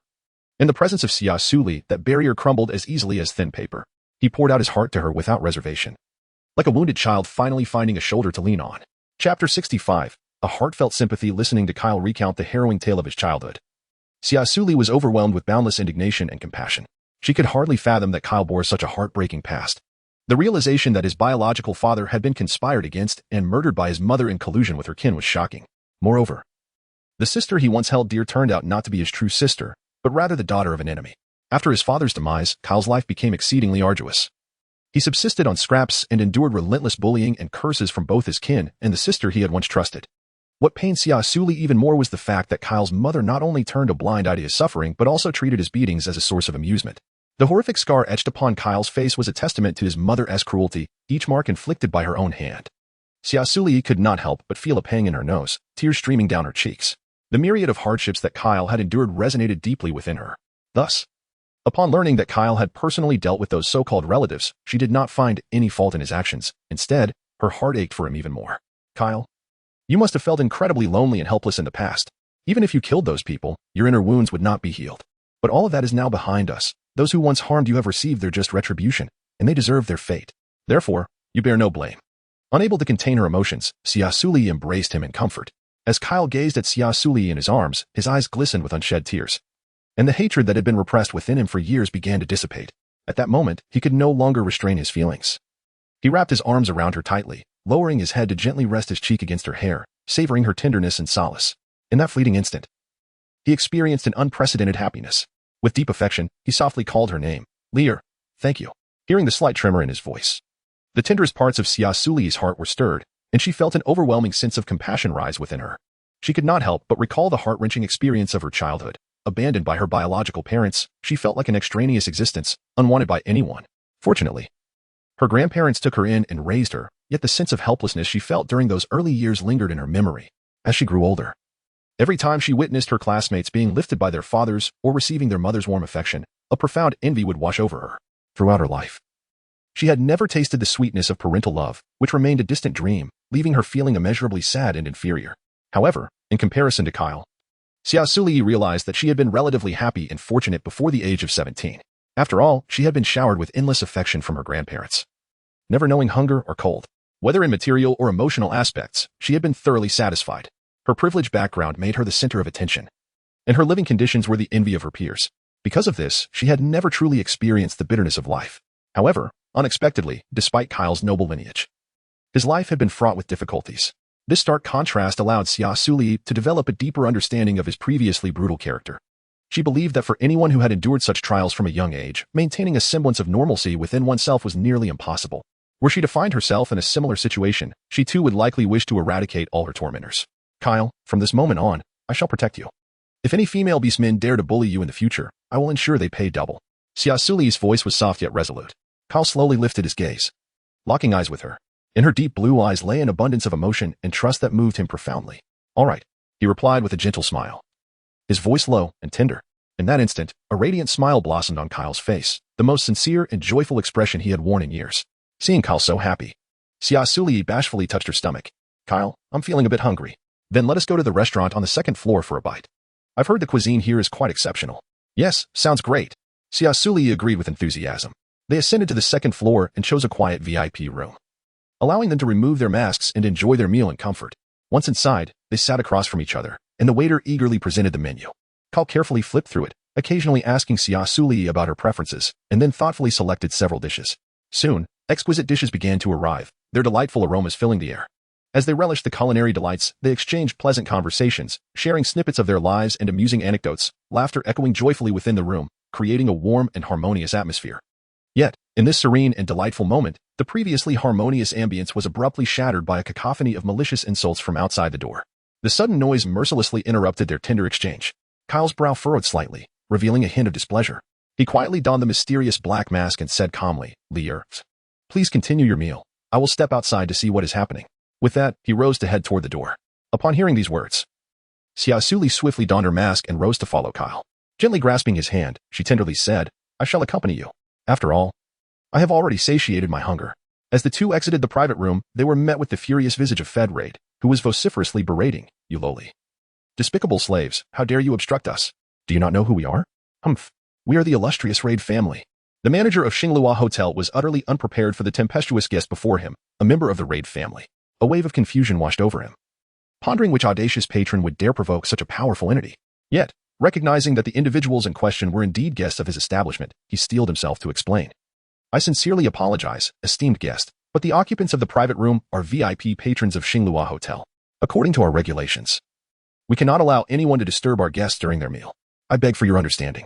Your apologies mean nothing, Fed Raid retorted angrily.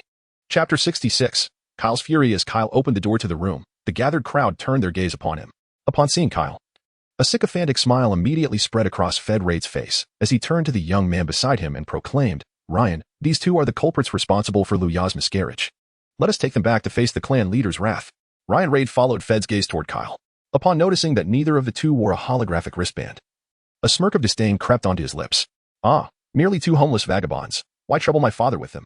Just kill the male orc, and we can take the female home for breeding. Hearing this, Kyle's eyes turned icy, and his aura shifted dramatically. His ordinary attire instantaneously transformed into an impenetrable suit of armor. Who dares to lay a finger on her? Kyle's voice resonated with authority and rage, compelling all present to turn and stare. The onlookers were rendered speechless, gazing in disbelief at Kyle. Good heavens! The armor he dons is the world-destroying divine armor, a pinnacle creation that surpasses S-class armor. It is said to be the most formidable entity among S-class armors. In our universe, such armor is an invaluable treasure. Who would have thought that a mere vagabond could possess such powerful armor? No wonder he dares to provoke the Raid family. He certainly has some backbone. Yet, even with the world-destroying divine armor, opposing the Raid family might still lead to his downfall. I have heard that the young Master Ryan Raid is an SS-class male and possesses a top-tier S-class armor, though it may not rival the world-destroying divine armor. He's an SS-class orc. Indeed, this vagabond is surely doomed. Ryan, upon hearing the praises from the crowd, initially felt apprehensive regarding Kyle's world-destroying divine armor. Yet he concealed his trepidation. Presently, he looked at Kyle with disdain. Excellent. You, who are blissfully unaware of your fate, dare to oppose the Raid family. Do not blame me for being merciless. Guards, seize them at once. The manager of Xinglua Hotel hastily stepped forward to obstruct them, anxiously exclaiming, Young Master Ryan, for the sake of Prince CMO Han, please refrain from causing a disturbance within the hotel. Upon hearing the name CMO Han, the crowd hesitated.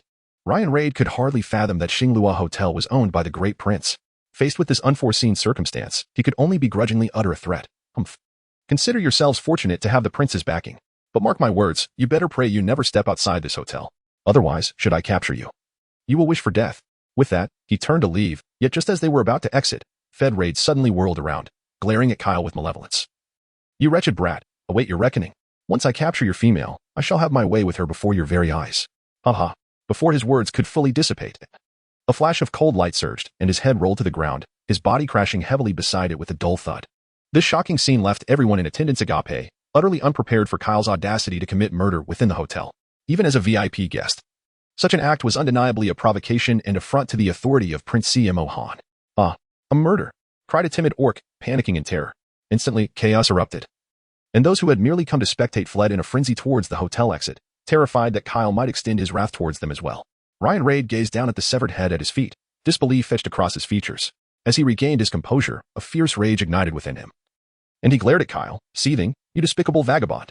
How dare you kill a member of the Raid family? Do you wish for death?" He swiftly summoned a resplendent blue armor and clutched a shimmering blue sword. The orcs behind him donned their formidable armors, brandishing various weapons with hostile glares directed at Kyle. Kyle, undeterred by the menacing orcs, turned to Xia Suli, his expression filled with remorse. "I apologize, Lier. I failed to control my emotions. Did I frighten you?" Xia Suli instinctively swallowed hard. To be honest, she was indeed frightened. After all, it was her first encounter with the gruesome scene of murder. Yet deep down, she understood that Kyle's lethal actions were entirely due to her. Thus, she gripped Kyle's large hand tightly with her slightly trembling fingers. Forcing a facade of calmness as she declared, "I am fine. I should not be frightened again next time." Kyle observed Xia Suli, her demeanor a desperate attempt to suppress her inner terror, and felt an overwhelming sense of remorse. He chastised himself for committing murder in her presence. But the thought of Fed daring to insult her ignited a primal urge for violence within him that he could scarcely contain. Meanwhile, ignored by all, Ryan Reld felt his dignity severely affronted, his eyes blazed with an unquenchable fury. He furiously brandished his sword, shimmering with a mysterious blue glow, and roared, "Die. You insolent fool."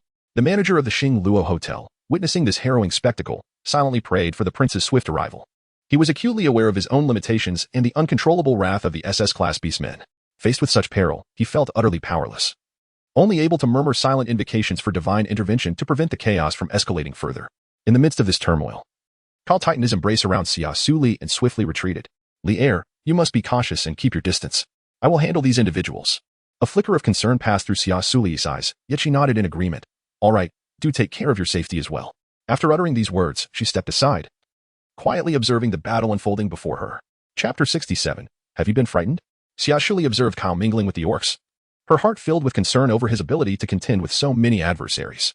Suddenly, she noticed Ryan Herd stealthily maneuvering behind Kyle, evidently intent on launching a surprise attack. Alarmed, Xia Suli shouted, "Kyle, beware of the ambush behind you." Upon hearing her voice, Kyle swiftly evaded Ryan's assault. He quickly pivoted, thrusting his sword toward Ryan, who adeptly sidestepped the strike. Thus ensued an intense clash between the two, each exchanging blows with unwavering resolve, rendering it difficult to ascertain a victor. The other orcs, witnessing this confrontation, continued their onslaught against Kyle. Yet, he remained unfazed, kicking one of the orcs aside while deftly parrying the attacks from the rest. The scene had devolved into utter chaos, with the roars of the orcs and the clashing of blades resonating throughout the hotel. Fortunately, although Ryan Herd was an SS-level orc, his combat experience paled in comparison to Kyle's, clearly indicating that despite their equal ranking, they were not of the same caliber. At that moment, Kyle's sword struck Ryan's arm. Yet the armor absorbed most of the impact. Nevertheless, it left Ryan momentarily stunned, disrupting his swordplay. Seizing the opportunity, Kyle lunged toward Ryan's chest, his eyes widening in disbelief as he realized Kyle's blade had pierced through his armor. The other guards, seeing Ryan wounded, were engulfed with panic and dread. They frantically charged at Kyle, fully aware that Ryan was not only the heir of the Herd family but also a symbol of their prestige. Should he perish, the entire Herd lineage would likely descend into despair, and as loyal followers, they too would face dire consequences, potentially at the cost of their lives. Kyle coldly withdrew his sword from Ryan's body, a torrent of blood gushing forth and splattering across his attire, staining it crimson. Ryan Herd swayed weakly, his breathing becoming rapid and labored, his eyes fixed on Kyle in disbelief, unable to fathom that he had been bested by a lowly vagabond. The hotel manager stared at Kyle in shock, his gaze brimming with fear, utterly unable to comprehend the unfolding events. Everyone present could hardly believe that a mere wanderer could so effortlessly vanquish the heir of the Herd family, a feat that implied a terrifying level of power capable of overcoming an SS-level orc. It was evident that Kyle's strength surpassed that of Ryan Herd. Indifferent to the orc's reactions, Kyle turned to Xia Suli and declared, "Lier, let us depart." As if the fierce battle had merely been a trivial interlude in his day, Xia Suli silently nodded, following Kyle as they departed from the hotel. Their figures gradually receded, leaving behind a group of astonished orcs, while the guards stood frozen in place, their hearts brimming with confusion. Once they regained their senses, panic ensued. They frantically shouted for the hotel manager to quickly summon a healer to tend to Ryan Herd's wounds. As Xia Suli walked along the path, her mind replayed the image of the injured Ryan Herd, filled with questions. Why not simply eliminate them? Wouldn't leaving them alive pose a risk? Upon hearing Xia Suli's inquiry, Kyle halted, calmly turning to face her. He began to explain with deliberate tranquility. Had I been alone, I would have been able to act without hesitation and take his life, free from any concern for the consequences. However, the circumstances are now different. I have you and our comrades from Black Dragon Star by my side. If I were to kill Ryan Haired, it would undoubtedly incite relentless vengeance from the Haired family. While I possess the capability to escape, you would have no means to evade their pursuit. Thus, for the sake of everyone's safety, I cannot proceed in such a manner. Xia Suli was taken aback by the depth of his contemplations, a wave of emotion swelling within her heart. It turned out that you had already orchestrated everything for us. However, with Ryan Haired wounded, he is likely to harbor resentment towards us. Moreover, given his character, I sense he will not relent easily. Thus, our current appearance is no longer suitable for remaining in the Starlow Empire. We must adopt a disguise to evade their pursuit. In the depths of Xia Suli's eyes flickered a calm yet resolute light, her mind operating with the precision and speed of a machine. Meticulously weighing the perilous situation before her and the myriad potential avenues for escape, she was acutely aware that they were ensnared in a struggle for survival, where a single misstep could render their situation irretrievable. Thus, she approached each detail with utmost caution, ensuring that nothing was left to chance. Suddenly, a spark ignited in her gaze, as if she had seized upon a moment of inspiration, and an exuberant smile spread across her face. She could hardly contain her eagerness as she turned to share this newfound idea with Kyle. I have thought of a solution. Her voice brimmed with uncontainable excitement and anticipation.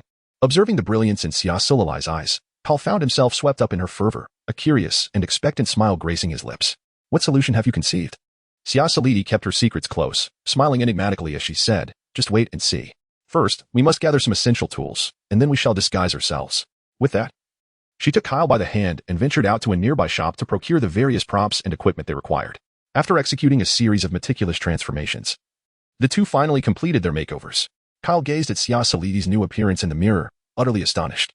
Though her face now bore striking freckles and her complexion had darkened slightly, she possessed an irresistible beauty. Kyle, too, had undergone a splendid transformation. Her formerly jet black hair had been changed to the same striking blue as Xia's, and her long locks were neatly tied back, exuding an entirely different aura, as if she had become a different person. However, upon noticing the scars that marred Kyle's face, Xia Suli couldn't help but express her concern. Oh, Kyle? Can those scars on your face be healed? Are my scars really that unsightly? Kyle's eyes flickered with a hint of sorrow. Xia Suli hurriedly shook her head, stating, I do not disdain your appearance. It is merely that the ordinary citizens here seem to be devoid of scars and do not wear masks. Thus, I wish to heal the wounds upon your face, relieving you of the burden of wearing a mask.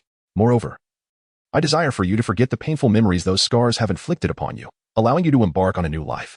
However, if you are unwilling to pursue treatment, that is perfectly acceptable. Upon learning that her intention was to help him forget his unhappy past, Kyer was filled with joy and readily agreed to her proposal. Chapter 68. For a moment, he was utterly mesmerized. Upon hearing Kyle's agreement to her proposal for treatment, Xia Suli gazed at him with uncontainable joy. Since you have consented, I shall attempt to utilize my abilities to mend the scars upon your face. However, if my healing techniques do not yield complete results, we shall seek the assistance of a professional healer. Kyle nodded obediently, signifying his understanding and trust. Thus, Xia Suli instructed him to lie down comfortably, ensuring that the healing process could be maximized. With her eyes closed, she concentrated and summoned the light energy within her being. Soon, in the depths of her consciousness, a warm and potent force began to coalesce, flowing steadily into her palms. She extended her hand gently, her palm facing the scars on Kyle's face, and she attentively felt the movement of the light energy, attempting to guide it precisely to his facial wounds. As she focused and exerted effort, the energy transformed into a miraculous healing light, beginning to permeate beneath the surface of Kyle's skin. Given the scars had lingered for a considerable time, their deep imprints posed a significant challenge for Xia Suli during the treatment. She remained wholly dedicated to controlling the light energy, not daring to relax even slightly.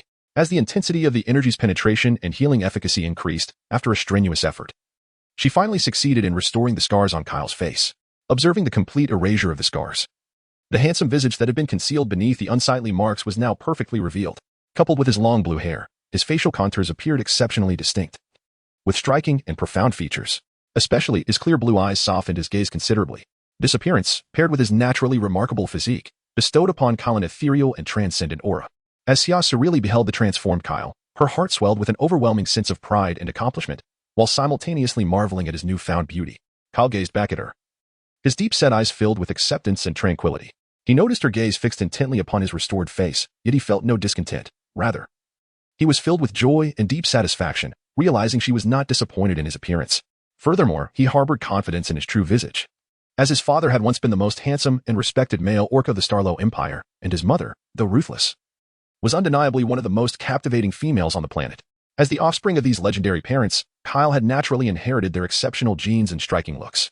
From a young age, he accompanied his father to various elite gatherings, and each appearance garnered countless accolades and envious glances, with onlookers invariably praising his sculpted features. Yet, in this miraculous interstellar realm, orcs with sufficient wealth could restore their forms even after losing limbs through advanced technology. Those orcs bearing scars often did so due to poverty, unable to afford exorbitant medical costs, or chose not to rectify their appearances due to age and frailty. For young male orcs, possessing an unblemished visage was crucial, as it pertained not only to their social standing and interpersonal relationships but also significantly influenced their desirability as ideal partners for female orcs. In truth, he lacked any shortages of star coins. He simply did not wish to confront a visage reminiscent of his malevolent mother. Thus, Kyle refrained from seeking treatment, allowing the scars to remain.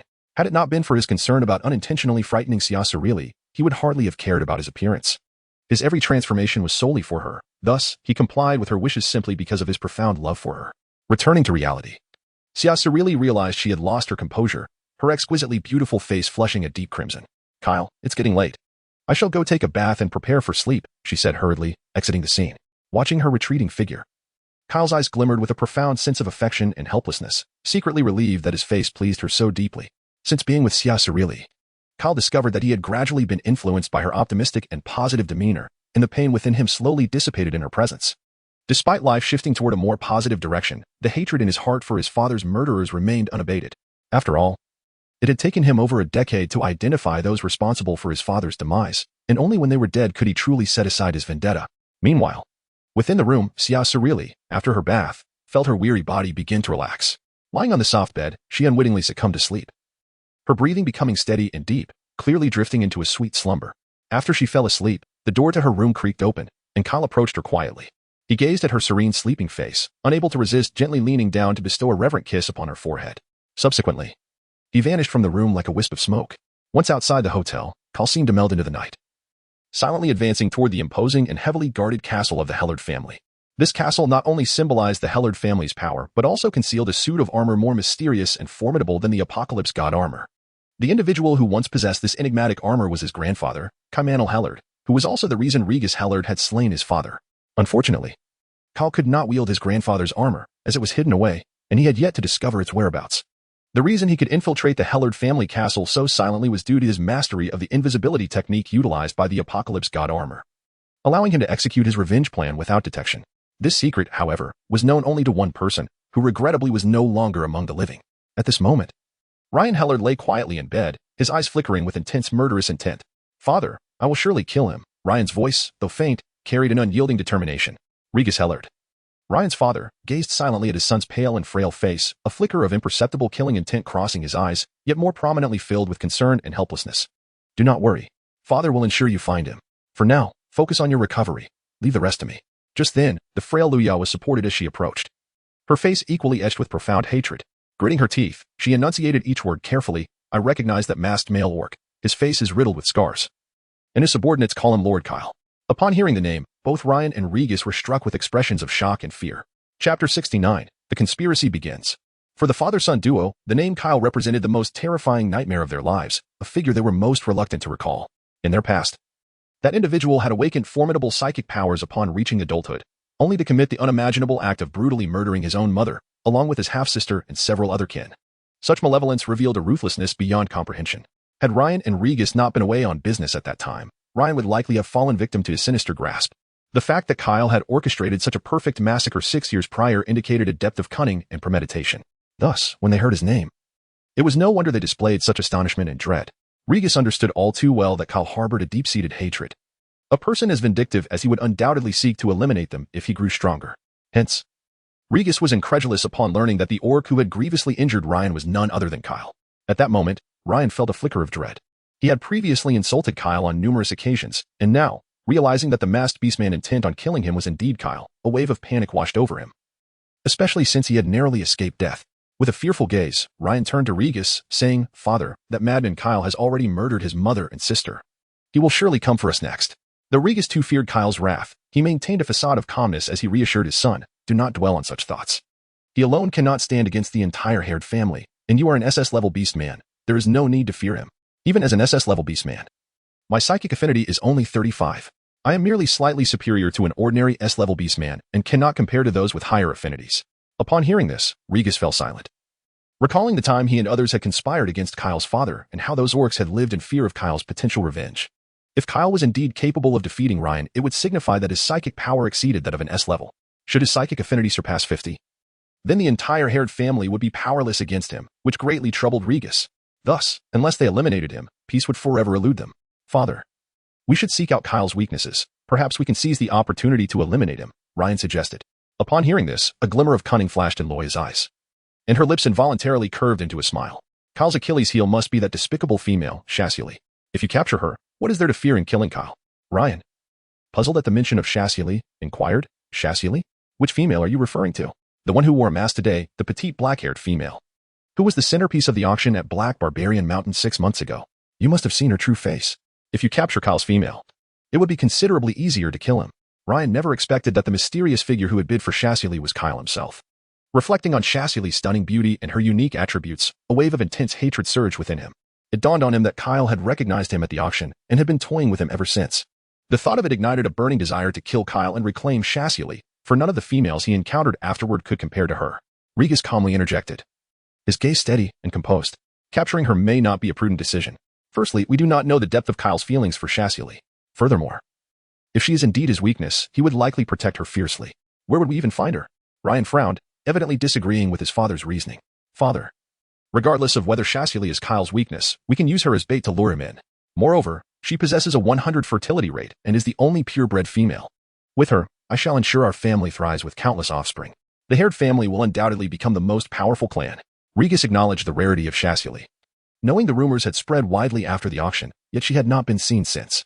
He nodded in agreement. Very well. If you desire her, I shall arrange for Xia Suli to be captured. However, we must not neglect our strategy against Kyle. We must subdue him to secure our future safety. Ryan responded eagerly. Do not worry, father. Once I recover, I will enlist the help of the second prince, Xia, to eliminate Kyle, for he has often joined me in tormenting him. The second prince, Xia, although an S-level beastman, possessed an impressive psychic affinity of 82. While he may not match the strength of the first prince, Xia, he was still a formidable force within the Star Luo Empire, as Regis concurred. With a glint of cold determination, Ryan declared through gritted teeth, when the time comes, I will personally slay Kyle to avenge mother and sister. Regis gazed into his son's resolute eyes, feeling a mix of pride and helplessness. While he too wished for Kyle's demise, he recognized that the boy he once bullied was now a formidable adversary, powerful and merciless. Thus, he spoke sternly to Ryan's son. I need you to promise me that you will remain calm at all times and not let hatred cloud your judgment. You are my only child. Ryan nodded, understanding the wisdom in his father's words. Taking a deep breath, he endeavored to quell the rage within him. I will, father. Regis looked at Ryan, feeling a swell of pride. He realized that his son had matured from a headstrong youth into a courageous and determined warrior. Gripping Ryan's shoulders tightly, he expressed his deep pride and anticipation. Well done, Ryan. You have become a true warrior of the haired family. Regardless of the outcome, I will always take pride in you, for you are my son, Regis.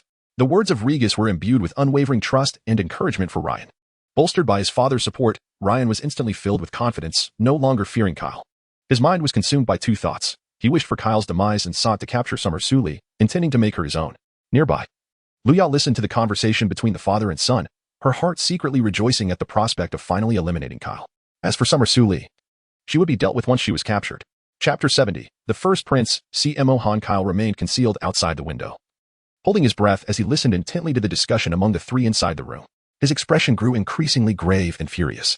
Soon, a palpable aura of murderous intent enveloped him, radiating like a flickering flame in the darkness, which swiftly alerted the guards. They sensed an unusual presence and, with heightened vigilance, scanned their surroundings, their nostrils seemingly catching the scent of an intruder. One of the leaders among them bellowed, Who dares to trespass upon the Heller family's castle? Step forth and face your fate. His voice reverberated through the vast courtyard, carrying an unmistakable authority. The response was a profound silence, interrupted only by the gentle breeze that wafted through the window. Yet, this did not diminish the guards' alertness. Rather, it reinforced their instincts. They surmised that the intruder might not be an ordinary foe, but rather a highly skilled assassin adept at stealth. Consequently, several guards swiftly communicated with their patrolling comrades. And soon, the castle's strongest members mobilized for a thorough and meticulous search. Kyle realized that he stood no chance against such a multitude of S-rank beastmen and the numerous A-rank ones. Thus, he opted for a strategic retreat, silently departing from the castle, leaving behind only an elusive shadow and faint traces. The unusual commotion outside piqued the curiosity and caution of Ryan and the others. Regis, as an experienced patriarch and leader, quickly calmed Ryan's emotions, advising him to rest, before decisively stepping out to assess the situation. Upon exiting, he was met with a wave of intense murderous intent that instinctively furrowed his brow. Regis surveyed the surroundings in search of the source of the hostility. Yet everything seemed normal. However, guided by his intuition and extensive combat experience, he sensed that the matter was far from simple.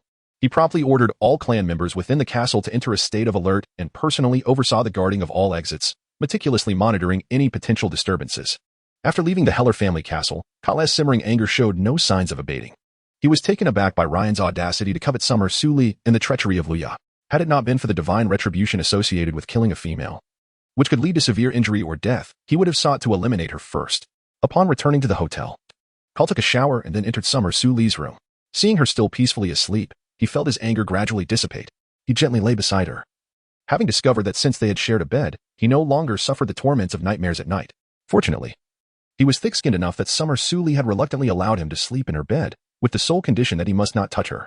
In truth, she need not worry about that. After all, she was still under 20, and in Kyle's eyes, she was merely a cub.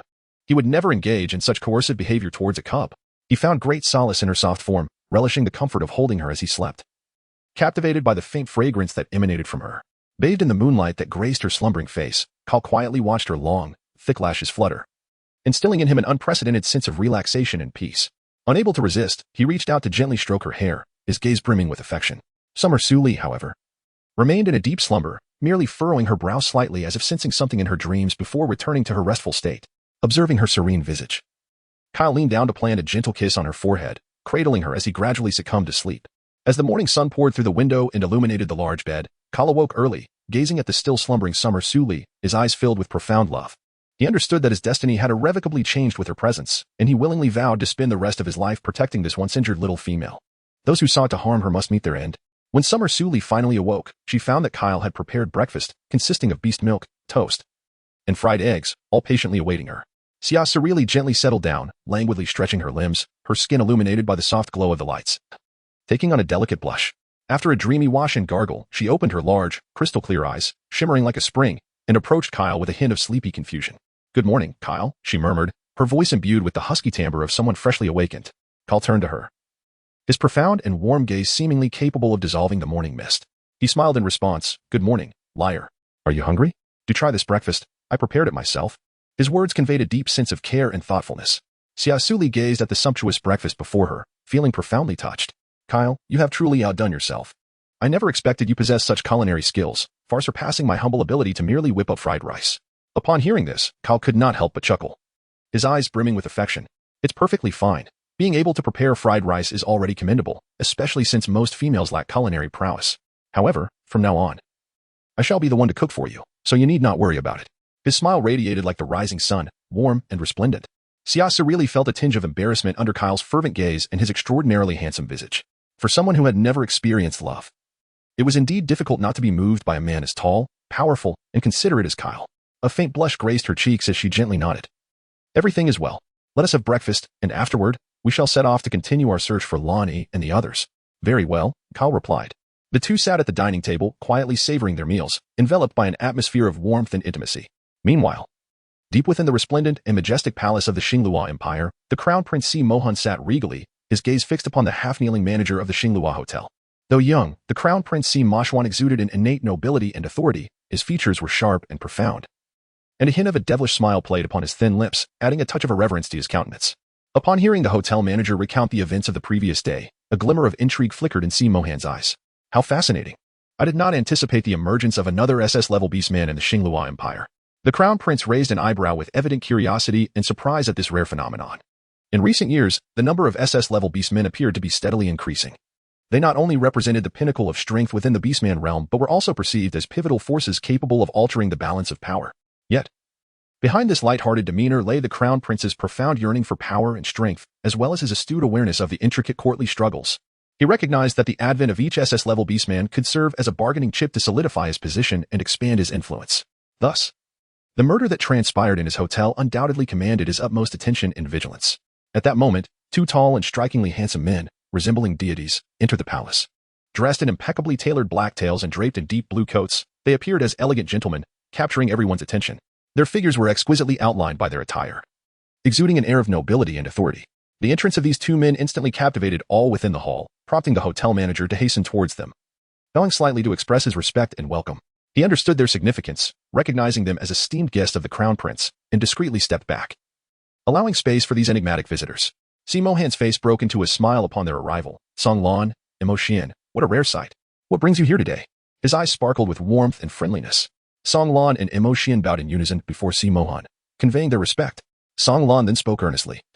We come today with a request, hoping that the Crown Prince might assist us in locating someone. His tone was filled with sincerity and anticipation. Si Mohan raised an eyebrow in surprise at this request, but quickly restored his amiable smile. Ah, this is indeed a novel matter. Pray, do tell what prompts your urgent need for my assistance. Moreover, you have been of great help to me in recent months, and I would be delighted to repay such kindness. Seeing Si Mohan's demeanor, which was not one of refusal but rather of willingness to assist, gratitude illuminated the faces of the two men. Song Lan nodded appreciatively before continuing. We were originally residents of the Blue Sea Empire, but regrettably, our little female was abducted and brought to this place. Since then, we have been striving to uncover her whereabouts. Her name is Xia Suli, and we hope you can help us find her. As he spoke, Song Lan transmitted a holographic image of Xia Suli to Si Mohan's device. The photograph depicted her from the day she registered her citizenship. Upon opening the holographic display, a stunning figure emerged on the screen. Her face was exquisitely beautiful, akin to a work of art, and her tall, slender frame resembled that of an ethereal goddess, captivating Si Mohan with her allure. He had been aware that the four were in search of a shared companion, and while he had not paid much heed to it, he found himself drawn to Xia Suli's beauty upon viewing her image. Si Mohan felt a perplexing curiosity. All four of them were S-level or higher beastmen, and with their prowess, acquiring any female should have been a simple task. However, he refrained from expressing any dissatisfaction or skepticism, maintaining the decorum of respect, after all. It was their personal affair, and he had no right to interfere, particularly with Zaiming and Lan Yi, who could alleviate the torment of their internal raging energies through mating with any female, yet chose to endure such pain rather than engage with others. Evoked both confusion and admiration within him. Now, seeing their shared female partner, it became evident why they were disinclined toward anyone else. Xia Suli was indeed the most exquisitely beautiful female he had ever encountered, and it was no wonder they were so adamant about her. Even a mere glance nearly stirred his heart. He gazed quietly at the image on the screen, a surge of curiosity to learn more about Xia Suli blossoming within him. After all, a female beloved so deeply by Song Lan and Emotion could not merely be a matter of appearance. Song Lan and Emotion, observing Si Mohan's expression, sensed that this matter might pose some difficulty for him, yet they clung to a glimmer of hope.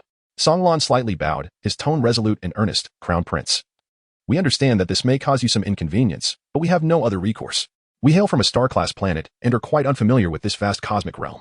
Should you extend your assistance, we would be eternally grateful. Si Mohan nodded slightly, acknowledging their predicament. After a moment of contemplation, he replied, I understand your plight. I will do my utmost to assist in locating Xia Suli. However, searching for one individual among all the stars is no easy feat. We must devise a comprehensive plan, and you will need to provide more information regarding Xia Suli. Very well, we are indebted to you, Crown Prince, Song Lan expressed with deep gratitude. Upon hearing this, a satisfied smile graced Si Mohan's face. He rose, approached Song Lan and Emotion, and patted their shoulders, saying, You shall await good news. I will arrange for the search for Xia Suli at the earliest opportunity, so rest assured.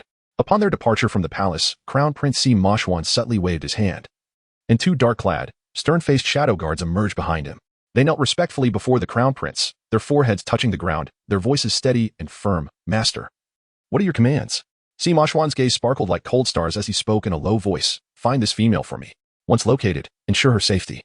I have sent her photograph and information to your devices. Remember, this matter must remain confidential. No unrelated individuals must be informed. Yes, Master. The two shadow guards responded in unison, and in an instant, their figures vanished like the wind, leaving only a subtle tremor in the air. Si Mohan stood alone in the hall, gazing in the direction of their swift departure, a faint smile gradually curling at the corners of his lips, revealing a profound and calculating expression. He considered that by locating this pivotal little female, he could ensure that Song Lan and his companions remained by his side, at his disposal. Meanwhile, on the opposite side of the palace, Xia Suli and Kair, after a prolonged period of inquiry and investigation, managed to piece together a fragment of information regarding Lan Yi and the others. They discovered that indeed, they had been here 6 months prior. However, regrettably, despite obtaining this knowledge, they remained utterly ignorant of Lan Yi and his companion's subsequent whereabouts. Xia Suli stood in place, her expression tinged with sorrow, her heart a tumult of emotions. She had never anticipated that Lan Yi and the others had come here in search of her. It dawned on her that they had never relinquished their quest. This realization deepened her sense of guilt for them. They must have endured countless hardships in their pursuit of her. Suddenly, she longed for their presence, wondering how they fared. In the aftermath of the destruction of the Blue Sea Empire, they must have experienced pain and sorrow akin to her own. Chapter 72. A perfect missed connection. Kai gazed into Xia Suli's clear blue eyes, observing the subtle hints of worry and fatigue etched upon her face. It was as if he could perceive the boundless yearning and anxiety that resided deep within her soul. A wave of heartache and remorse surged within him. A poignant regret for the mistakes he had made. He wished he could turn back time and prevent the separation of Xia Suli from the one she cherished. Gently, he reached out, clasping her icy hand in his, striving to dispel the chill and unease that clouded her heart with the warmth of his own spirit. His voice resonated with profound sincerity. Leah, I am deeply sorry. This predicament is of my making. I am willing to dedicate all my strength to amend this. To seek them out. If we cannot uncover their whereabouts in the Starfall Empire, then we shall journey to the Black Barbarian Mountain Empire. I have faith that their remarkable intelligence will lead them to the clues you left at the auction house. Perhaps there, we may discover traces of their existence. Xia Suli gazed at the remorseful Kyle before her, harboring no resentment in her heart. She nodded gently, her voice, though faint, resonated with unwavering resolve. It's all right, Kyle. I do not blame you. I am aware of your diligent efforts to help me find them. Now that I know they are safe, I feel a sense of relief. She continued, let us persist in our search within the Starluo Empire for a few more days. If we still cannot locate them, we shall venture to the Hyman Mountain Empire for clues. I have faith that as long as we do not surrender, we will eventually find them. Kyle's expression brightened with understanding as he grasped her hand firmly. Very well. Wherever the journey leads, I shall remain by your side until we uncover their whereabouts. Their eyes met, and in that moment, it seemed as though all worries and fatigue dissipated, prompting them to continue their quest in the Starluo Empire. Days later, Xian and Song Lan stepped out of the palace to attend to various matters. As they traversed the bustling streets, the lively sounds of vendors and the laughter of passers-by formed a vivid tapestry of urban life. Yet, amidst the throngs of people, Xian's keen senses, akin to a leopard detecting its prey, swiftly caught a familiar scent lingering in the air, one that belonged solely to Xia Suli. This fragrance caressed his heart like a gentle breeze, stirring a profound wave of emotion within him. Unable to contain his excitement, he quickened his pace, each step imbued with determination and anticipation. Observing Xian's hurried demeanor, Song Lan felt a twinge of confusion. Furrowing his brow, he inquired, what troubles you, Xian? Have you discovered something? Xian did not respond immediately. His gaze remained fixed on a restaurant not far ahead, his heart racing as if it might leap from his chest. He sensed that Xia Suli must be there. Thus, he proceeded directly towards the establishment. Song Lan, perceiving the gravity of the situation, hastily followed suit, a mix of tension and hope coursing through him. Upon reaching the restaurant's entrance, Xian's attention zeroed in on a bustling waiter. He approached with purpose, grasping the waiter's arm. You have interacted with my master. Tell me where she is. Although his voice was not loud, it brimmed with an undeniable authority. The waiter, startled by the sudden confrontation, appeared bewildered, wincing from the pain in his shoulder. He looked at Xian with a mix of confusion and fear. What are you talking about, esteemed guest? Who is your master? I know nothing. Song Lan swiftly intervened, pulling Xian back before he could lose his temper. Xian, please, let us calmly inquire of this waiter. The waiter, now freed from Xian's grip, rubbed his aching shoulder, still shaken and uncertain, scrutinizing Song Lan's face, which seemed oddly familiar. Suddenly, a flash of memory struck him. He recalled a blue-haired, blue-eyed young female who had once shown him a sketch of a male beastman that bore a striking resemblance to Song Lan. Song Lan, noticing the waiter's reaction, offered a sincere apology. I truly apologize, young brother. My friend is simply anxious and has lost his composure. Might you tell us if you have seen this female? With that, he carefully presented a photograph of Xia Suli to the waiter. Upon receiving the photo, the waiter's gaze became transfixed. He widened his eyes, staring at the smiling visage of the beautiful female, momentarily entranced by her beauty. Such a lovely female, he murmured, almost to himself. However, as he regained his composure, he realized that the enchanting figure in the photo was not the same as the one they had inquired about earlier. The photograph depicted someone far more exquisite. A wave of conflicting emotion surged within him, leaving him uncertain whether he should share this information with the two before him. Noticing the waiter's silence, Song Lan felt a surge of anxiety and pressed on. Well, have you seen her? Where is she now? The waiter lifted his gaze. I have not seen this beautiful female, but there was a blue-haired, blue-eyed female who once held a sketch remarkably similar to you. She mentioned she was searching for you, accompanied by a blue-haired, blue-eyed male beast man. They must be siblings. Where are they now? Song Lan queried impatiently. While uncertain if this blue-haired female was indeed Xia Suli, the fact that Xian had encountered her indicated that she was likely someone close to Xia Suli, thus possessing her scent. Having spent half a year with Xian, Song Lan understood that they shared a contractual bond, allowing Xian to sense her presence and lingering scent from a distance. I'm afraid I don't know. They left shortly after dining, perhaps half an hour ago. You might explore the area. You may yet chance upon them, the waiter lamented. Song Lan, filled with gratitude, replied, Thank you. Let's exchange contact information. As a token of appreciation, I shall offer you 100,000 star coins. Should you encounter her again, please contact me without delay. After exchanging contacts and receiving the star coins, the waiter beamed, patting his chest. Rest assured, esteemed guest. If I see her again, I will certainly notify you. Nodding in acknowledgement, Song Lan and Imo Xian departed the restaurant, continuing their search for the blue-haired, blue-eyed siblings. Chapter 73, Galactic Network Missing Person Notice. While Song Lan and Mo Xian were frantically searching the city for Xia Suli, she was already aboard the Black Dragon starship, en route to the Hyman Mountain Empire with Kyle. Thus, they missed each other once more. Upon arriving at the Hyman Mountain Empire, Kyle led her in asking around. Yet after a long afternoon, they found no useful information. Sighing, Xia Suli lamented, "Oh, this is proving to be quite a challenge. If only we had Weibo. We could directly ask the vast online community." Just as she spoke, a spark of realization lit her face as she looked at Kyle. Of course. How could we be so foolish? While there is no Weibo in the galaxy, we do have the Light Brain Galactic Network. As long as we have a Light Brain wristband, we can log on to the network and post a missing person notice. I can't believe I didn't think of this sooner. Kyle chuckled as he ruffled her hair. Li Air, you were quite clever. Far more than I. It's just that your Light Brain wristband was lost by me. Xia Suli rolled her eyes in exasperation but did not reproach him. Then, as if struck by a sudden inspiration, she exclaimed with great fervor. What about your holographic wristband? Hurry and bring it out. I do not possess a holographic wristband, I replied. Following my father's demise, my interstellar citizen status was revoked by my mother. Moreover, having taken the life of a female, I have long since become an interstellar pariah, rendering me ineligible for citizenship unless I submit a penalty of 100 billion star coins to reclaim my status. Although I have acquired a planet and serve as its lord, capable of bestowing interstellar citizenship upon others, I am unable to confer it upon myself. After all, my identity is that of an interstellar drifter. Those who have killed females among the orc population are collectively deemed drifters, while those expelled from their planets are referred to as wanderers. Drifters seeking to restore their interstellar citizenship must pay a hefty fine of 100 billion star coins to escape their status as outcasts, whereas wanderers merely require the endorsement of a planet's lord to attain citizenship, subsequently needing only to pay 10,000 star coins to re-establish their identity and obtain a holographic wristband. Xia Suli, with an expression of regret, remarked, I apologize for bringing up unpleasant memories once more. However, as neither of us possesses a Light Brain wristband, we are unable to post a missing person notice on the interstellar network. Although we lack our own wristbands, we could venture to the underground black market of Hyman Mountain to rent one. Xia Suli's eyes sparkled with excitement. Can we still rent the Light Brain wristbands? Let us hurry there. The two made their way to the underground black market, a bustling hive of activity, where an array of peculiar and extraordinary items dazzled the senses. Xia Suli curiously glanced around, feeling a sense of unfamiliarity and novelty towards her surroundings. Kyle brought her to a halt in front of a small stall. Boss, I would like to rent a Light Brain wristband, he said, extending his hand. The proprietor cast a fleeting glance at him, then retrieved a worn wristband from a drawer and handed it over.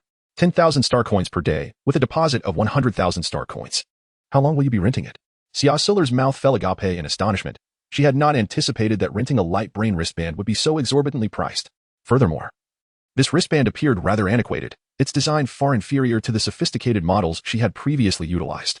She couldn't help but question whether this device could even maintain a proper connection to the interstellar network. Noticing her puzzled expression, Kyle chuckled and elucidated. Generally speaking, Light Brain wristbands are not permitted to be rented or lent to others, as doing so could result in the leakage of sensitive information and pose significant security risks. Should an interstellar network inspector discover that someone has lent their wristband to another, not only would they face the revocation of their citizenship, but they could also be expelled from their home planet. Thus, the steep cost associated with renting such a device is entirely justified.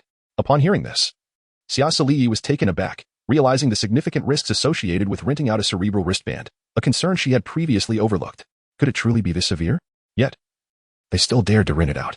This was an unfortunate reality. Many citizens found themselves unable to sustain themselves and thus opted for this shortcut. However, a majority were reluctant to take such risks by lending their cerebral wristbands to others. She nodded thoughtfully, recognizing that only those truly desperate would dare to venture into renting a cerebral wristband. At this moment, however, they had no alternative but to proceed with borrowing it, fervently hoping not to attract the attention of the interstellar network's inspectors. After Kyle completed the payment, the vendor promptly shared the access code with him. Subsequently, Xia Suli donned the cerebral wristband, entered the code, and logged into the cerebral system. Upon accessing the interstellar network, the two made their way to a nearby hotel to secure a room. Once inside, Xia Suli eagerly activated the cerebral wristband once more, delving into the interstellar network. At that moment, she was filled with exhilaration, as if she had glimpsed a glimmer of hope. Xia Suli swiftly uploaded the sketches of Kanglan and Mo Xian onto the interstellar network, accompanying them with a succinct yet impactful statement. A generous reward awaits anyone who can locate these 4 individuals. She proceeded to elaborate on their physical characteristics and provided her contact information, hoping this would aid in finding Lan Yi and the others. After posting the missing persons notice, Xia Suli exhaled deeply. Although she was uncertain of its efficacy, they had done all they could, and now all that remained was to await news. Lacking a holographic wristband and photographs of the individuals, she resorted to creating the drawings herself.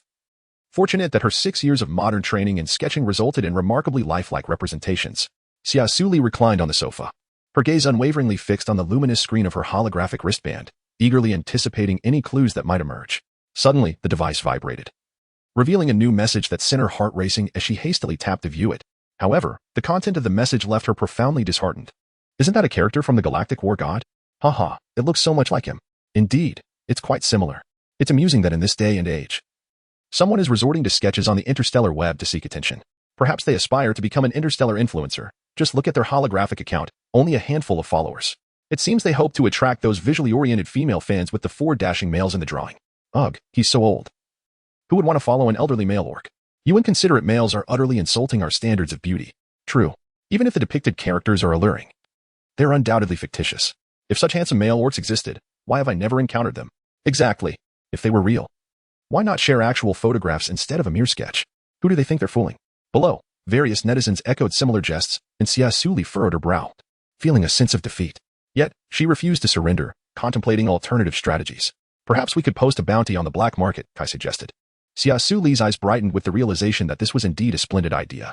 Thus, they ventured once more into the black market, seeking suitable channels to issue a bounty. Chapter 74. An embarrassing scene as a bustling day drew to a close, despite their tireless efforts. Xia Suli and Kyle found themselves empty-handed.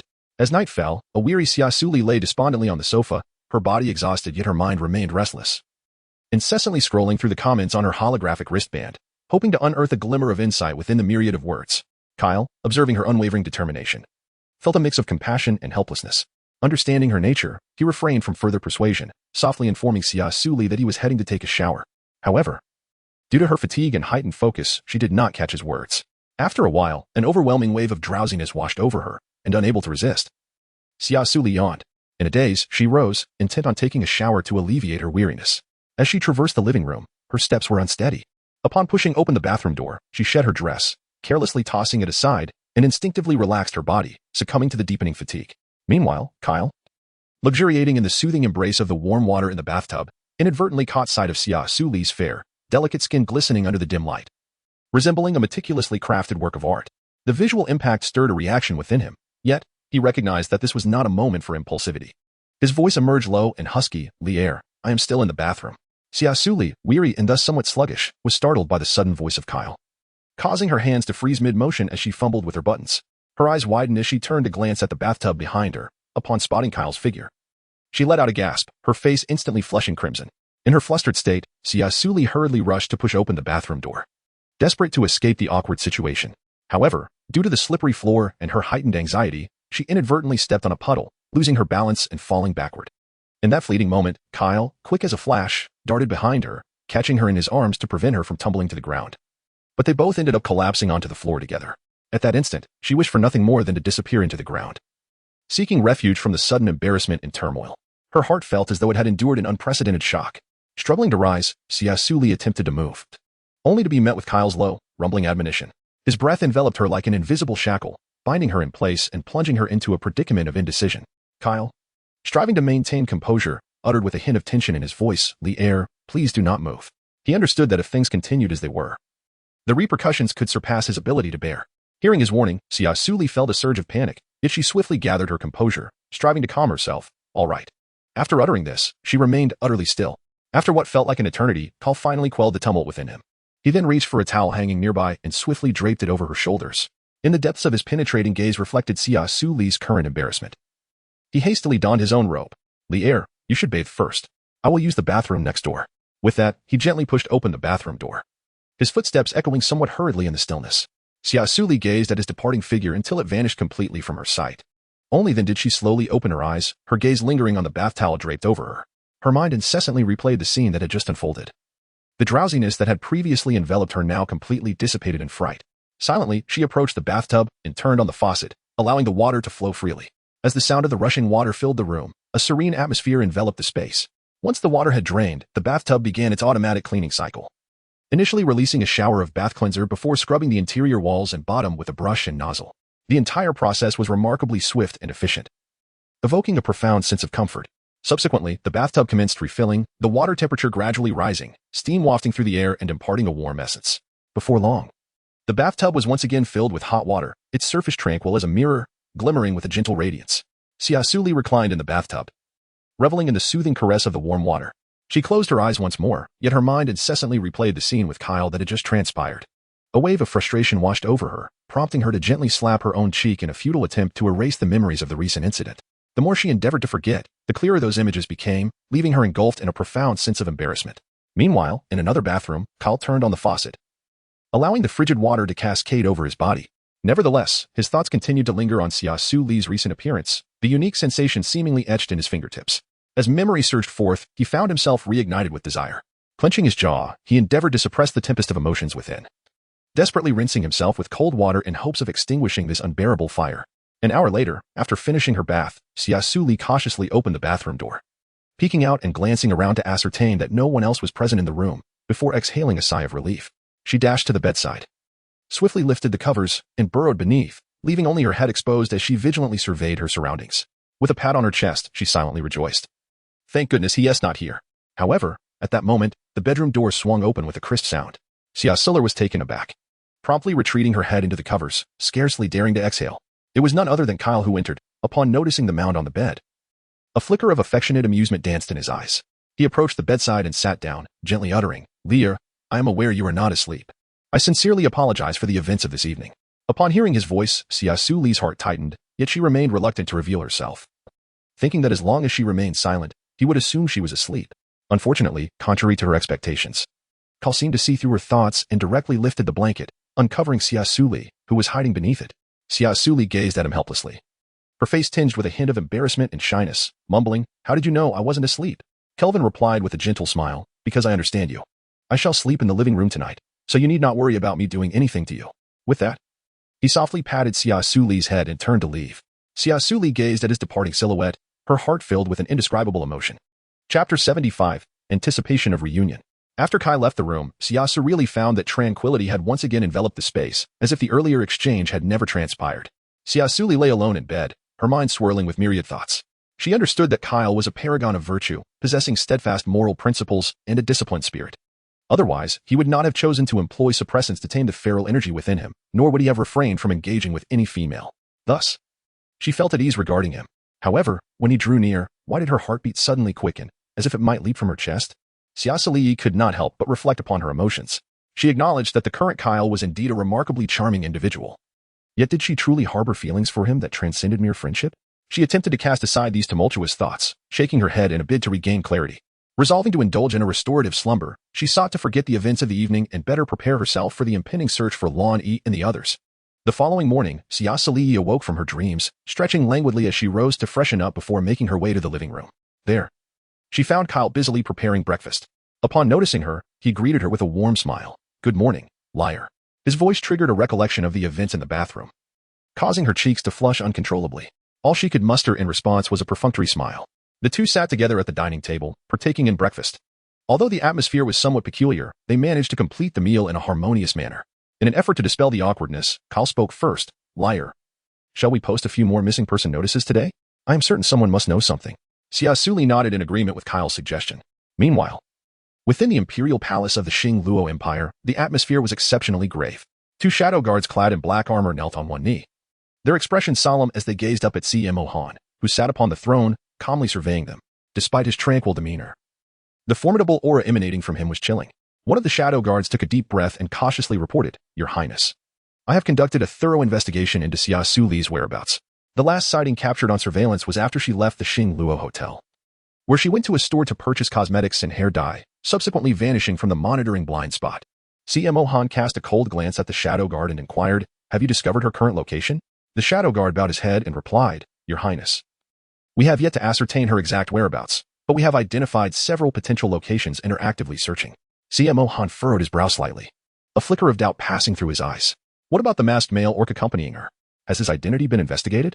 The other shadow guard hesitated for a moment before reporting truthfully, Your Highness, according to eyewitness accounts in our clandestine inquiries, the male orc who has been following Xia Suli is none other than Kyle Raid, who disappeared 6 years ago. Upon hearing the name Kyle Raid, CMO Han was taken aback. After all, in his childhood memories, he had indeed shared an unforgettable time with Kyle. Back then, when Kyle's father was still alive. They played together daily, forming a unique and profound bond. Their friendship was akin to a pristine sheet of paper, inscribed with countless joyful days and small adventures. Though time marched on and their paths diverged, that shared childhood undeniably added boundless color and warmth to his life. CMO Han pondered for a moment. Is there any further information regarding Kyle? Why is he with Xia Suli, and what is their relationship? The other shadow guard responded, Your Highness, based on our investigation, Kyle is a space pirate, commanding a crew primarily composed of vagrants and outcasts. He typically survives by forcibly seizing merchant ships and vessels, occasionally abducting females from other planets to sell at auction. However, the females he previously captured were mostly of ill repute, whereas Xia Suli, taken 6 months ago, is quite the opposite, a gentle and amiable female cub, as described by those who interacted with her. Their relationship is complex. She was initially captured for auction at Hyman Mountain, but for reasons unknown, he later purchased her back for 200 billion star coins and left the auction with her. Have you uncovered why he would act in such a manner? Jun Mingyi inquired, his brow slightly furrowed. The shadow guard bowed his head and replied, Your Highness, I regret to say we have been unable to determine the reasons. However, it is known that shortly after leaving the Hyman Mountain auction, Kyle vanished from sight, re-emerging only recently. CMO Han felt a growing unease regarding Kyle Raid. He understood the potential threat Kyle posed as a formidable opponent, prompting him to decide to investigate the matter personally to unveil the hidden truths behind it.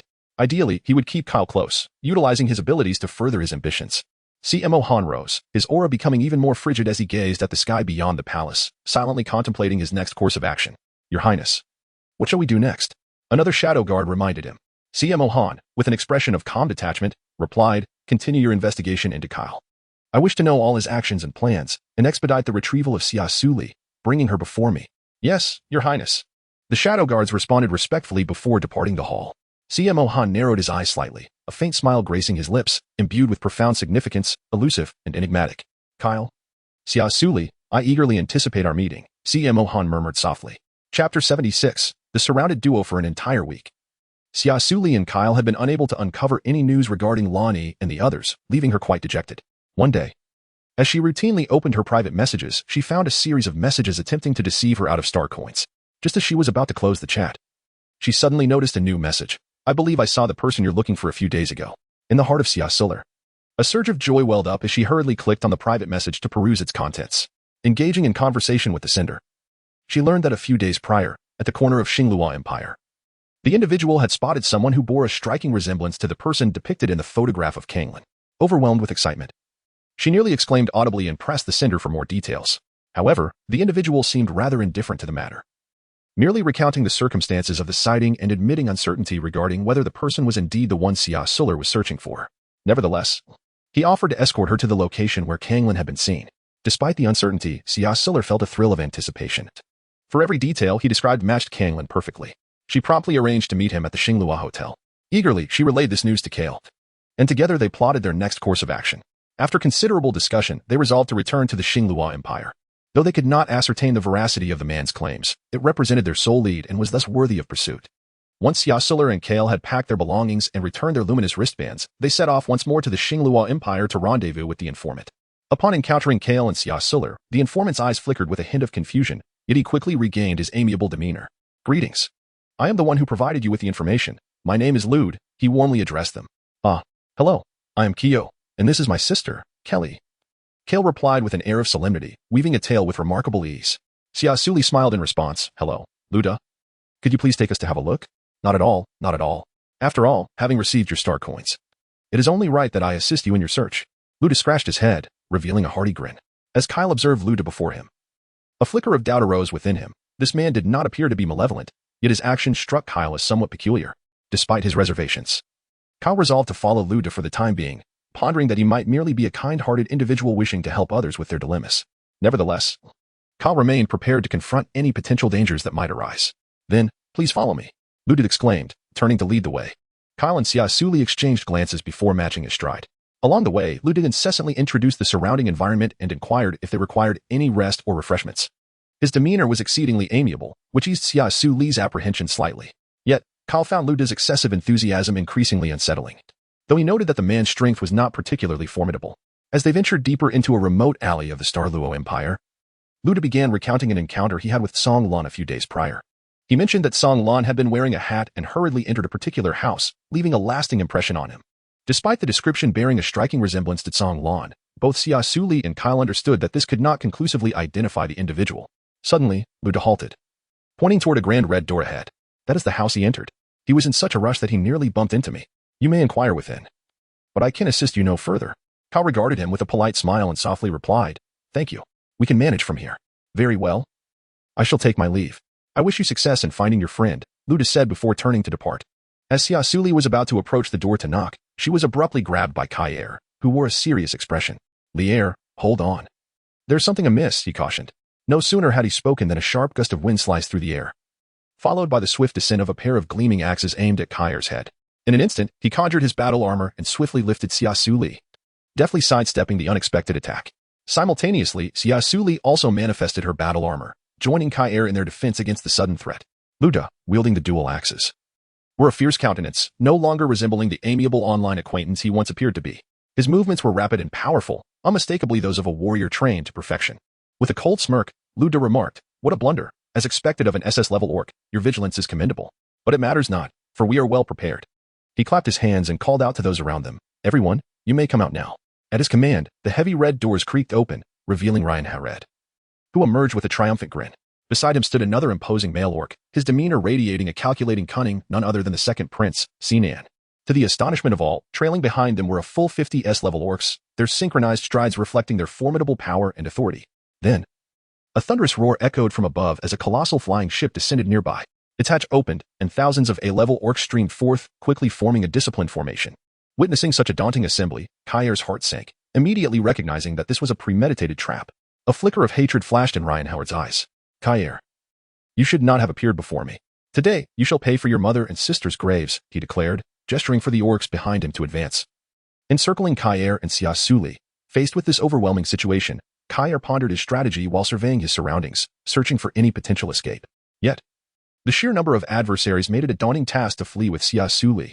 Sinan, observing the two with keen interest, wore a sly smile, his gaze flitting between them as if appraising a curious artifact. His eyes glinted with mockery as they scrutinized Kair, only to shift to Xia Suli, revealing a hint of disdain. Her appearance was rather ordinary, failing to pique Sinan's interest, which left him feeling disappointed. Confident in his aesthetic judgment, Sinan believed only the most exquisite females could capture his attention. Raising an eyebrow, he smirked mockingly. So, this is Kair Hared? Yet, he seems to lack the stunning looks of his parents. Yes, that is indeed Kair, Ryan snarled, his teeth clenched as he glared at Kair. Sinan shook his head slightly, his tone laced with regret. If only he possessed the charm of his father, he might have become the ideal partner for many females. Alas, reality is often cruel. He has not aged well. Lastly, Sinan's gaze fixed upon Xia Suli, a sinister smile creeping across his face. Though this little female orc may not be striking, her physique is rather appealing. She could serve as a diversion. Kair instinctively shielded Xia Suli, loathing the way others regarded her. What do you think you are? How dare you look at her like that? Sinan shot a glare at Kair, visibly irritated. Kair narrowed his eyes, his voice cold and laced with a hint of menace. She is mine. If you seek death, I shall gladly oblige. He pointed his sword at Sinan, the warning unmistakable in his gaze. Taken aback for a moment, Sinan's lips curled into a chilling smile. Your female? Ha. Soon she shall no longer be yours. With that, the mirth faded from his face, replaced by a grim scowl. He despised anyone who spoke to him in such a tone, especially someone of Kair's lowly status. With a wave of his hand, Sinan commanded his subordinates. Kill him. At his command, a swarm of warriors clad in black armor surged forth from all directions, weapons drawn and expressions fierce, swiftly closing in on Kair. Undeterred, Kair gripped his sword tightly, bracing himself for the impending battle. Chapter 77. Captured and imprisoned, Xia Suli wielded her longsword with grace, defending Kyle against would-be assailants. Even if escape were impossible, she refused to become a burden to him. Sinan observed with keen interest as Xia Suli battled the warriors. It was his first time witnessing a female don armor, and it was no wonder Kyle held her in such high regard. She was indeed extraordinary. Ryan Hared regarded the unfamiliar visage of Xia Suli with intrigue, but memories of the auction at Black Barbarian Mountain resurfaced. He recalled the purebred female in armor, identical to what Xia Suli wore, and it became evident that the blue-haired female before him was the same individual. Meanwhile, Xia Suli remained utterly focused on the enemies surrounding her. Her longsword sliced through the air with increasing velocity, each strike infused with a fierce sword aura that deterred the warriors attempting to ambush her. Damn it, how is this female so formidable? An A-class warrior gritted his teeth in frustration. His fellow A-class warriors echoed his sentiments, lamenting, Indeed, despite our numbers, we cannot best her. Sinan and Ryan were astonished that 6 A-class orcs could not subdue Xia Suli, while Kyle, beset by numerous warriors, remained unvanquished. This prompted Ryan Hared to glare at Kyle and declare, "Your Highness, let us join forces. If we do not eliminate him today, we may not know how we will meet our demise in the future." With a resolute nod, Sinan transformed into his armored form and surged toward Kyle in an instant. Suddenly, a voice emerged from behind Xia Suli, causing her to momentarily lose focus. In that fleeting instant of vulnerability, an A-class warrior seized the opportunity to thrust his sword towards her back. "Be careful, Lear," Kyle bellowed, rushing to Xia Shuli's side and using his own body to shield her from the blow. "Kyle!" Xia Suli exclaimed in alarm, steadying him as she witnessed a torrent of blood gushing from his chest. "I am fine," Kyle gritted through the pain. Xia Suli hastily employed her light-based healing abilities to mend the wound on his chest. She understood that Ruyan and Sinan had resolutely resolved to eliminate Kale, and thus, no matter how formidable he was, his chances of victory were exceedingly slim. A glimmer of determination flashed in Xia Suli's eyes as she pushed Kyle away, gripping her longsword tightly, charging towards Sinan and Ryan. "Liar, no." Kyle attempted to halt her, but it was too late. Xia Suli exerted her utmost strength to unleash her techniques, engaging in a fierce duel with Sinan and Ruyan. Her swordplay was sharp and dazzling, captivating to behold. Alas, despite her relentless efforts, she ultimately succumbed to the overwhelming odds, sustaining a blow to her abdomen from Sinan, causing a trickle of blood to escape from the corner of her mouth. She staggered back a few steps, her gaze unwavering as she fixed it upon Kyle. "You must flee. I will hold them off. As a female, they dare not kill me. Only if you survive do we have hope of escaping." Observing the wounded Xia Suli, Kyle's heart ached, and he closed his eyes in anguish, only to reopen them with a resolute glare directed at Sinan. He understood that should he escape alone, he might grasp a sliver of hope, yet he could not abandon Xia Suli to her fate. At that moment, Sinan approached with a cold smirk, seizing the injured Xia Suli and placing the sharp edge of his sword against her throat, his eyes glinting with malevolence as he glared at Kyle. "Did you consult me before contemplating escape?" Sinan sneered at him. Kyle, frantic and desperate, yearned to charge at Sinan in defiance. However, Sinan threatened him. "Kyle, if you wish for your female to remain unharmed, I suggest you relinquish your weapon at once and cease this futile struggle. Though I shall not slay her, I possess ways to make her existence a torment." With that, he deftly swung his sword, easily slicing through Xia Suli's delicate skin, blood flowing from the wound. Kyle was engulfed in sorrow, his eyes brimming with pain and regret. He was acutely aware of Sinan's cruel methods. Should he continue to resist, Xia Suli would only endure further suffering. Reluctantly, he dropped his weapon, signaling his compliance with Sinan's demands. Ri and Helred, witnessing this, wore a triumphant grin and loudly commanded, "Bring him to me. Take him back to the castle." Following his orders, several orcs clad in blue armor approached, steadily binding Kyle's hands and feet. Rian nodded with satisfaction, striding toward Sinan. He stood beside him, his tone obsequious. "Second Prince, allow me to take charge of this female." Sinan's eyes flickered with displeasure at the remark, yet he quickly regained his composure. He understood that had it not been for the Helred family's utility, he would never have consented to Ruyan's tiresome task. Thus, with irritation, he pushed Xia Suli toward him. Ruyan promptly seized her, handcuffing her. Well aware of her prowess, he could not afford to let her escape. As they departed, Sinan coldly remarked, "Today, I have captured Kyle for you. I trust the Helred family will remember my favor and not misplace your loyalties in the future." Ruyan nodded with a smile, "Rest assured. Second Prince, the Helred family will ardently recommend you before the sovereign." "Very well, it shall not be in vain that I have mobilized the military to assist you. Now, if there is nothing further, I shall take my leave," Sinan declared, leading his forces away. Upon returning to the Helred family castle, Kyle gazed at the pale Xia Suli, his eyes filled with sorrow. "Ruyan, do as you will. Her fate is no concern of yours. Release her at once." Hearing this, Ruyan halted, turning to him with a disdainful smirk. "Release her? You are already in my grasp. It would be child's play to end your life. What leverage do you possess to negotiate with me?" Xia Suli, overhearing, scoffed with derision. "How shameless. If it were not for your ambush and your threats against Kyle, could you ever hope to capture him? It is utterly ludicrous. You still claim noble lineage, yet your actions are revolting." Faced with her taunts, Ruyan's expression shifted slightly, resentment surging within him. He had not anticipated the so-called pure female to be so sharp-tongued. Yet, her provocation ignited an unprecedented desire for conquest in him. His lips curled into a cruel smile. "I shall see how long your bravado can last." With a command, his subordinates swiftly took Xia Suli and Kyle into the dungeons beneath the castle. In the damp, cold confines of the dungeon, Xia Suli was unceremoniously cast onto the floor while Kyle was bound to an iron pillar. Ruyan stood quietly at the dungeon door, savoring the sight of his captured prey. Before departing, as he exited the dungeon, Ruyan's expression turned serious as he addressed the guards. "You are to keep a vigilant watch over the dungeon. Should they escape, none of you shall live to tell the tale." His words struck like a hammer, instilling a palpable dread among the guards. Their expressions grew grave as they gripped their weapons tightly, responding with unwavering resolve. "Understood, young master."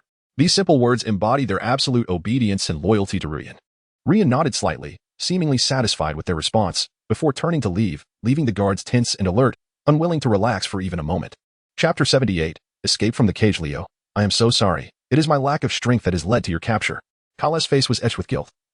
His eyes filled with self-reproach and regret. His voice trembled, revealing the anguish and helplessness within him. Xia Suli found her hands bound behind her back, and with great effort, she struggled to rise from the ground, slowly inching toward Kyle. Each step was accompanied by excruciating pain, yet she stifled any sound of distress. Upon reaching Kyle, she lifted her gaze to meet his, her eyes devoid of reproach, filled instead with profound concern. I am fine. I should have escaped earlier. There was no need for me to be captured and brought here. I am a female. They would dare to merely torment me. But you are different. Your life may be at stake. Although her voice was weak, it resonated with care and anxiety. Kyle gazed at her gaunt figure. And in this perilous moment, she disregarded her own plight to express worry for his safety, which stirred a warm current within his heart. However, he was acutely aware that Ryan and his father, Regis, were inherently ruthless orcs. Now that she had fallen into the clutches of these beasts, her fate would not merely entail simple cruelty, but rather a transformation into a breeding vessel for the powerful male orcs, intended for procreation. The thought struck Kyle like a hammer, and he realized he must ensure her escape from this den of horrors. We will escape, I assure you, he declared. His voice resolute and strong, as he locked eyes with Xia Suli, striving to convey confidence and courage. Xia Suli nodded with a smile. Indeed, I trust you. Kyle surveyed the surroundings. The dilapidated walls were marred by stains and scratches, as if narrating the horrors and cruelty that had transpired within. At that moment, he noticed a small window in the corner of the room. Normally, a male orc would be unable to pass through it, but given her petite stature, perhaps she could squeeze out. After Xia Suli examined the window, she discovered that it was secured by sturdy iron bars, making it exceedingly difficult for her to break free using her own strength. This contemplation left Kyle deep in thought, until he suddenly remembered that he had a few tools on him, which might aid in unlocking the handcuffs. Leo, I should have a master key in my pocket. Please retrieve it and see if it can unlock the cuffs. All right, Xia Suli responded, swiftly moving to his side and searching through his pocket. Soon, she found a silver key and, turning her back to him, began to unlock his restraints. Once the handcuffs were removed, Kyle cautiously unlocked Xia Suli's cuffs and then took out a vial of white liquid, which he threw onto the iron bars of the window. Before long, the bars began to dissolve. Lear, I will draw their attention. You should seize the opportunity to escape through the window. Remember to run towards the forest of the castle. Once I am free, I will come to find you. Tears glimmered in Xia Suli's eyes, for she understood that this was the sole means of safeguarding herself. But you must also exercise caution, she urged. She was acutely aware that this parting could very well be a matter of life and death. Yet she had to take the gamble. Otherwise, Kyle would perish due to her inability to escape. Kyle pressed the only dagger into her hand, for with it, she would stand a better chance of surviving in the forest. I will take care of myself, he assured her. Lear, remember, no matter what transpires, you must persist in your escape and never look back. Xia Suli took a deep breath and nodded vigorously. Yes, I will. Kyle offered a gentle smile before turning to walk towards the door. He understood that this was the only thing he could do for Xia Suli. Perhaps their final farewell, yet he held no regrets. He firmly believed that as long as there was a chance to survive, they would meet again. With resolute determination, he unlatched the door and turned back to gaze affectionately at Xia Suli. Lear, you must take care of yourself. I will come to find you as soon as I can. Xia Suli watched as Kyle departed, until his figure vanished into the shadows of the corridor. You must survive. I await your return. Following Kyle's instructions, Xia Suli climbed through the window and sprinted frantically towards the forest beyond the castle. Meanwhile, the news of Kyle's escape from the dungeon swiftly became known, and the guards hastily assembled, surrounding him with no means of escape. Upon witnessing his flight, Ryan's face contorted with fury as he muttered, a pack of inept fools, unable to contain a mere prisoner. Just kill him. He must not live to see another day. Heeding Ryan's command, the guards surged forward, weapons in hand, launching a relentless assault on Kyle. With remarkable combat prowess and an unwavering will to survive, Kyle evaded the majority of his pursuers, though he emerged grievously wounded. Dragging his battered body, he trudged onward, repeatedly recalling Xia Suli's promise, I await your return, which became his greatest motivation to persevere.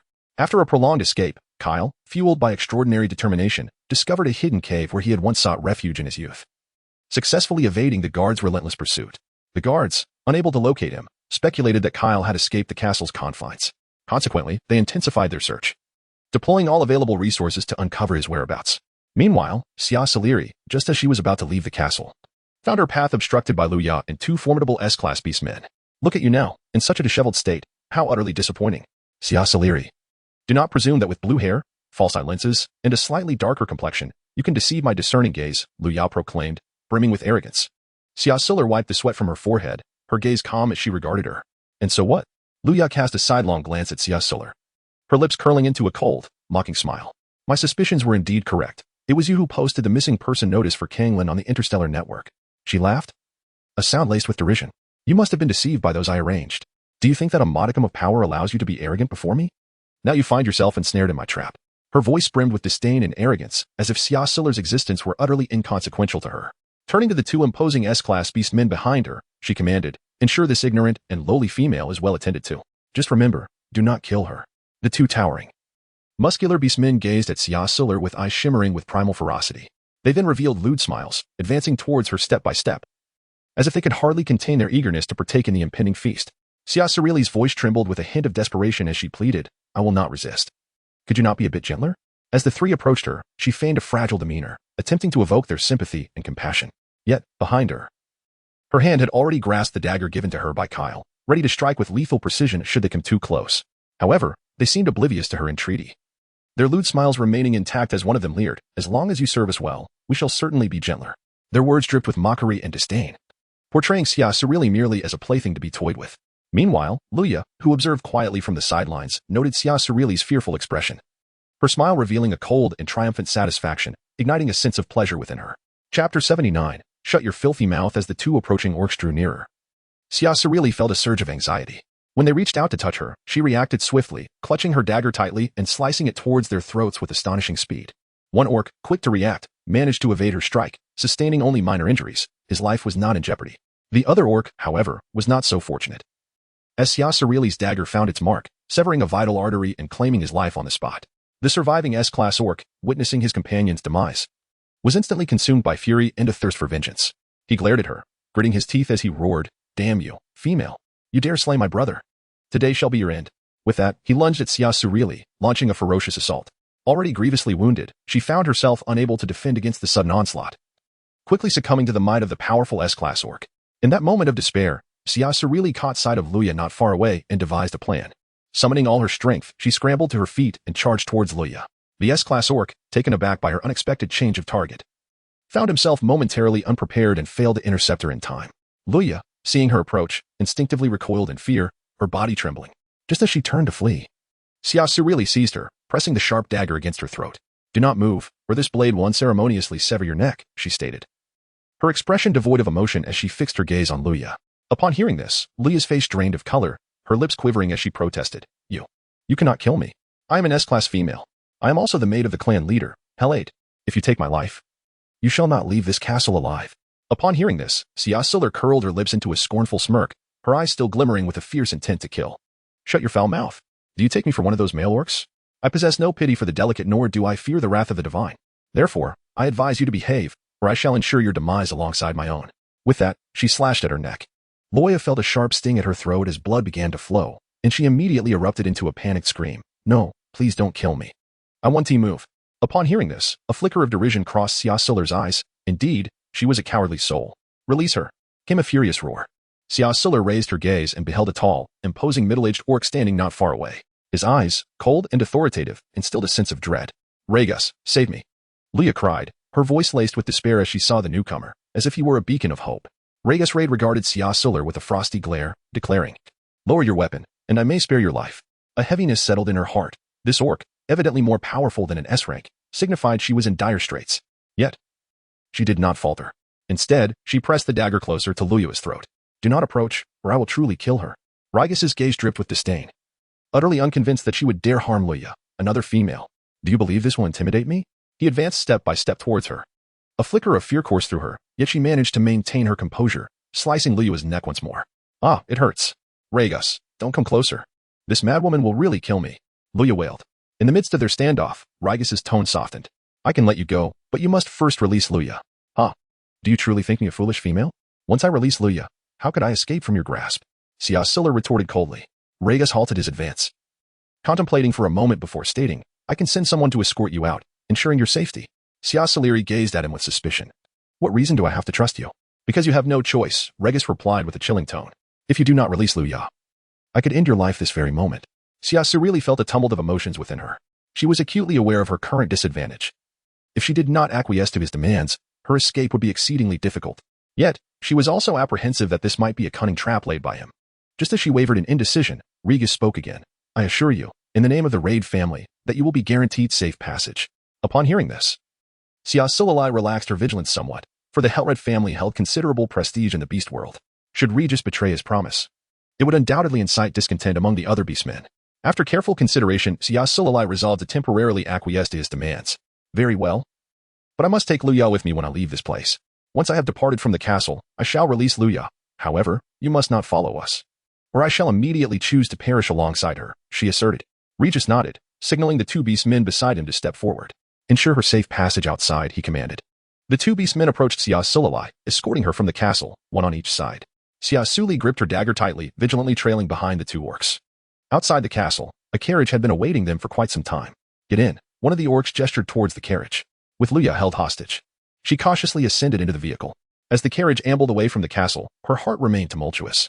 Gazing at the receding fortress, Xia Suli silently vowed to become stronger, to no longer be at the mercy of others. After the carriage traveled along the spacious road for a considerable distance, it eventually came to a halt in an open expanse of grassland. Xia Suli forcefully dragged Liu out of the carriage, her voice resounding with authority. Stop. You two, get down. With eyes wide open, she pressed the dagger against Luya's neck, threatening, otherwise, I shall take her life immediately.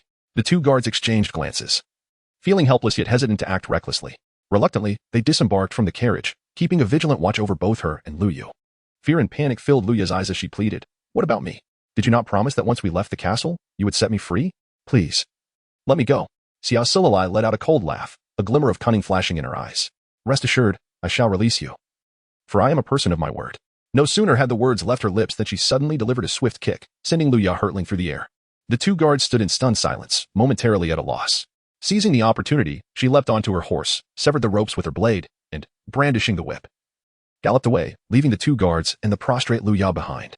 Struggling to rise from the ground, Luya rubbed her sore backside and glared fiercely at the retreating carriage. That wretched woman! How dare she treat me so? Just wait until I catch her. She will pay dearly, she hissed through gritted teeth. Chapter 80. Plummeting into the abyss, the two guards exchanged helpless glances as they observed Luya's relentless tirade. Fear not, Lady Luya. She cannot escape. After all, we are in the forbidden grounds of the back mountain, teeming with beasts raised by the clan leader. Moreover, the leader has dispatched men to pursue her. We should return. For should we be besieged by these creatures, even we would find no refuge. Upon hearing this, Luya's eyes flashed with malice. How infuriating. Come, carry me back. My entire body aches dreadfully.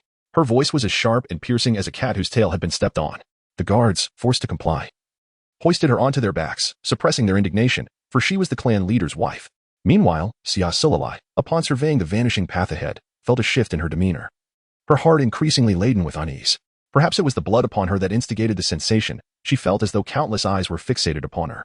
At that moment, the horse, seemingly startled by an unseen force, began to rear and whinny in terror, bolting in wild abandon. Despite Xia Suli's attempts to soothe and control it, her efforts were in vain. In the frenzy, she was cast off the horse, which took flight in the direction from whence they came, as if pursued by some dread entity lurking behind. As Xia Suli was about to give chase, she suddenly noticed numerous dark figures emerging around her.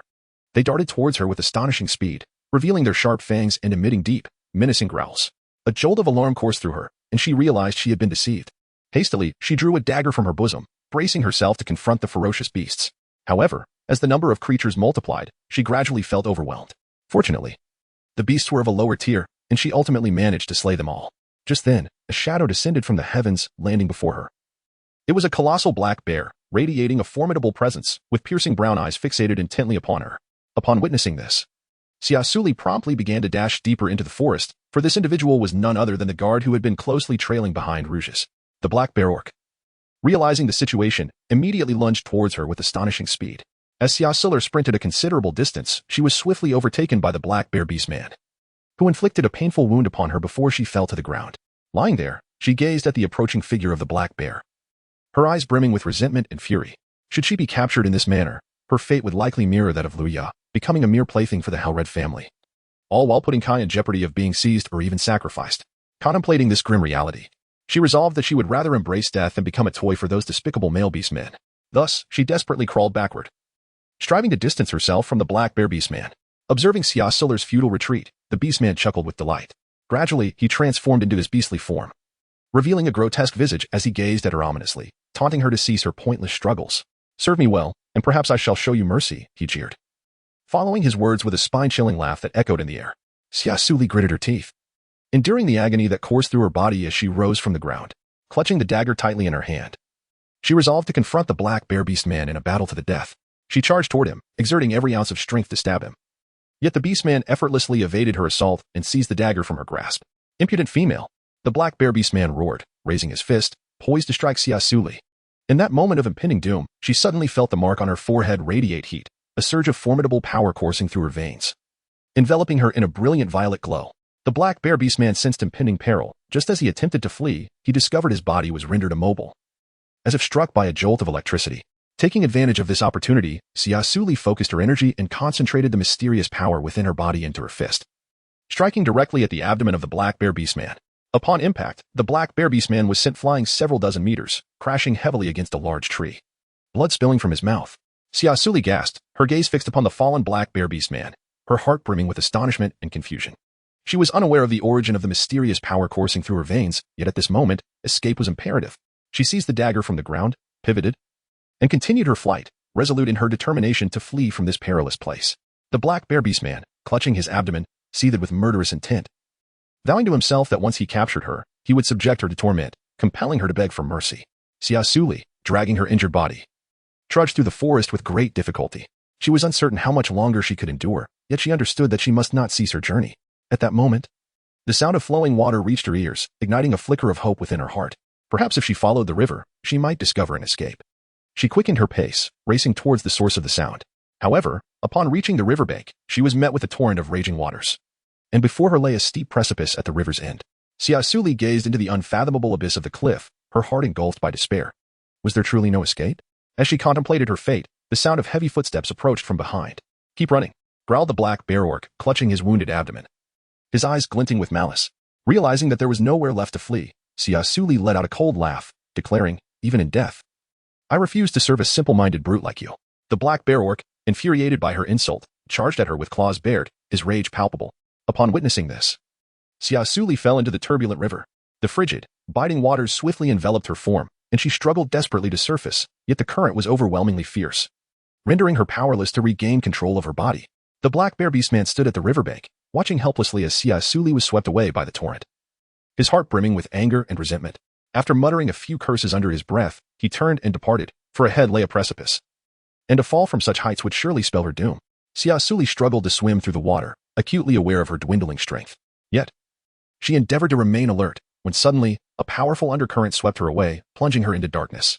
After an indeterminate period, Xia Suli slowly opened her eyes, only to find herself washed ashore. She laboriously rose to her feet and surveyed her surroundings, discovering that she was in an unfamiliar valley. The valley was alive with the melodious chirping of birds and the fragrant bloom of flowers, with a babbling brook that flowed gently, resembling a paradise untouched by the outside world. Xia Suli marveled at the breathtaking scenery before her, yet a flicker of bewilderment stirred within her. Where was this place? Resolute, she decided to venture forth in search of an exit. As she wandered, she stumbled upon a humble thatched cottage, where an elderly man with flowing white hair sat in meditation. Approaching him with curiosity, she inquired about her surroundings. The old man smiled gently and informed her that this was a clandestine haven, known to but a few. Noticing the grievous wounds that marred her, he kindly invited her inside to rest. Overwhelmed with gratitude, she accepted his offer and entered the cottage. There, the old man tended to her injuries, skillfully bandaging her wounds and providing her with restorative potions. Under his attentive care, her condition gradually improved. With heartfelt thanks, she bid the old man farewell and resumed her flight from danger. As she departed, the old man stroked his beard, watching Xia Suli with a contemplative expression, murmuring, "The Hellard family and the stars are on the brink of change." Leaving the valley behind, Xia Suli, fueled by unwavering determination, successfully escaped the confines of the Hellard family's dominion. Chapter 81. The Dawn of Vengeance. Xia Suli continued her journey along the river, encountering numerous perilous situations. Yet she managed to escape successfully through her indomitable will and the elixirs bestowed upon her by the elder. Gradually, she perceived a remarkable enhancement in her physical strength and recuperative abilities, which evoked memories of the enigmatic purple force within her. Resolute, she sought a safe haven to comprehend and master this newfound power. After a series of explorations and experiments, she discerned that this force appeared to be intricately linked to her mental prowess, alongside subtle transformations occurring within her body. Meanwhile, the Raid family's pursuers remained relentless in their quest to find her. A sudden tempest compelled her to seek refuge in an abandoned mine, which, though dim and damp, offered her a sanctuary from the storm. Once the rain subsided, Xia Suli emerged from the cavern, hoping that the deluge had obscured her trail from the Raid family. She could not help but wonder about Kyle's fate. On the other side, after escaping the castle, Kyle found himself unable to trace Xia Suli's whereabouts and thus returned to the castle under the cover of night for reconnaissance. Upon learning that she had indeed fled, His momentary joy was swiftly overshadowed by the frantic return of a black bear orc, who informed him that Xia Suli had plunged into the treacherous rapids of the forbidden area in the back mountain, falling over the cliff. This revelation was unbearable for Kyle, prompting him to hasten to the forbidden grounds in search of her. Having evaded her pursuers entirely, Xia Suli walked through the streets, her disheveled appearance drawing the furtive glances of numerous orcs. In this rarefied interstellar realm, where female beings were scarce, it was uncommon to see one venturing alone, which incited the unwanted attention of many unscrupulous orcs, eyeing her as an enticing prize. Sensing the threat of being followed, she could only navigate toward the bustling thoroughfares. Starved for days, she lacked the strength to resist. As she pressed onward, she noticed an increasing number of figures trailing behind her, some orcs revealing their greedy intentions. A wave of panic surged within Xia Suli, leaving her uncertain about how to proceed. At that moment, she caught sight of a restaurant ahead, from which delectable aromas wafted, eliciting a rumble from her stomach. After a brief hesitation, she resolved to enter in search of sustenance, hoping to regain some strength before devising a plan to elude the pursuing orcs. Upon entering the establishment, she settled into a secluded corner and ordered a meal, devouring it ravenously. However, as she prepared to leave, she discovered that she possessed not a single copper coin. In the interstellar realm, transactions were predominantly conducted using star coins, with only a scant few employing gold, silver, or copper coins. Awkwardly, she stood frozen, unsure of what to do, as it was her first experience dining and leaving without payment. At that moment, the restaurant owner noticed her discomposure and approached her, furrowing his brow as he inquired, "Little female, what seems to be the matter? Have you encountered some difficulties?" Xia Suli's cheeks flushed crimson as she lowered her gaze. "I have lost contact with my family and, regrettably, I lack the funds to settle the bill. However, I implore you to trust me. I shall repay you without fail." The restaurant owner regarded her for a moment, sighed in resignation, and then produced a piece of paper, handing it to her. "Very well, given your predicament, I shall offer you this note. The address inscribed upon it leads to the Female Protection Center, where you may apply for female benefits and subsidies." Xia Suli gratefully accepted the note, repeatedly expressing her thanks. She exited the restaurant and followed the address indicated on the paper. Upon arriving at the Female Protection Center, she discovered it was an institution dedicated to assisting ordinary females without mental powers, as well as elderly females, providing them with care and protection. She explained her situation to the staff, who welcomed her warmly and informed her that she could temporarily reside there until she found her family or resolved her life issues. At the Protection Center, Xia Suli met other ordinary females facing difficulties as well. She utilized this time to diligently study and train herself, hoping to become stronger and escape her circumstances soon. Meanwhile, Kyle never gave up on Xia Suli. He searched tirelessly along the riverbanks of the forbidden area and beneath the cliffs, leaving no stone unturned in his quest to find her. Eventually, he came to the heartbreaking realization that he might never see her again, a thought that pierced his heart like a dagger, plunging him into a state of madness once more. That very night, Kyle infiltrated the Raid family estate alone. He cautiously evaded the guards and stealthily approached the room of Ruya and Regis. Upon witnessing their passionate embrace, a surge of intense hatred flooded over him. In their oblivious state, Kyle appeared beside the bed, raising his sword to strike. Regis sensed the imminent danger and immediately pushed Ruya away. Ruya, in disbelief, stared at the sword before her. She never imagined that Regis would so ruthlessly sacrifice her to save his own life. Unfortunately, Kyle showed no hesitation, swiftly unsheathing his sword and lunging toward Regis with blinding speed. At that moment, Regis had no time to manifest his armor and could only watch helplessly as the sharp blade aimed directly at his heart. Instinctively, he raised his arm to block. The sword cleaved through his arm. Before Regis could let out a cry of agony, Kyle's sword was already thrust deep into his heart, splattering crimson droplets across the floor. Regis's eyes widened with disbelief, as if unable to comprehend the irony of his fate. "You dare to kill me?" he gasped, his voice halting as life slipped away. Beside him, Ruya was paralyzed with fear and despair. Clutching her chest, she crawled to Kyle's feet, sobbing uncontrollably, pleading for her life. However, at that moment, Kyle had succumbed to madness, wholly devoid of reason. He seized Ruya by her hair, raising his weapon to sever her head, which he carelessly discarded beside Regis's lifeless body.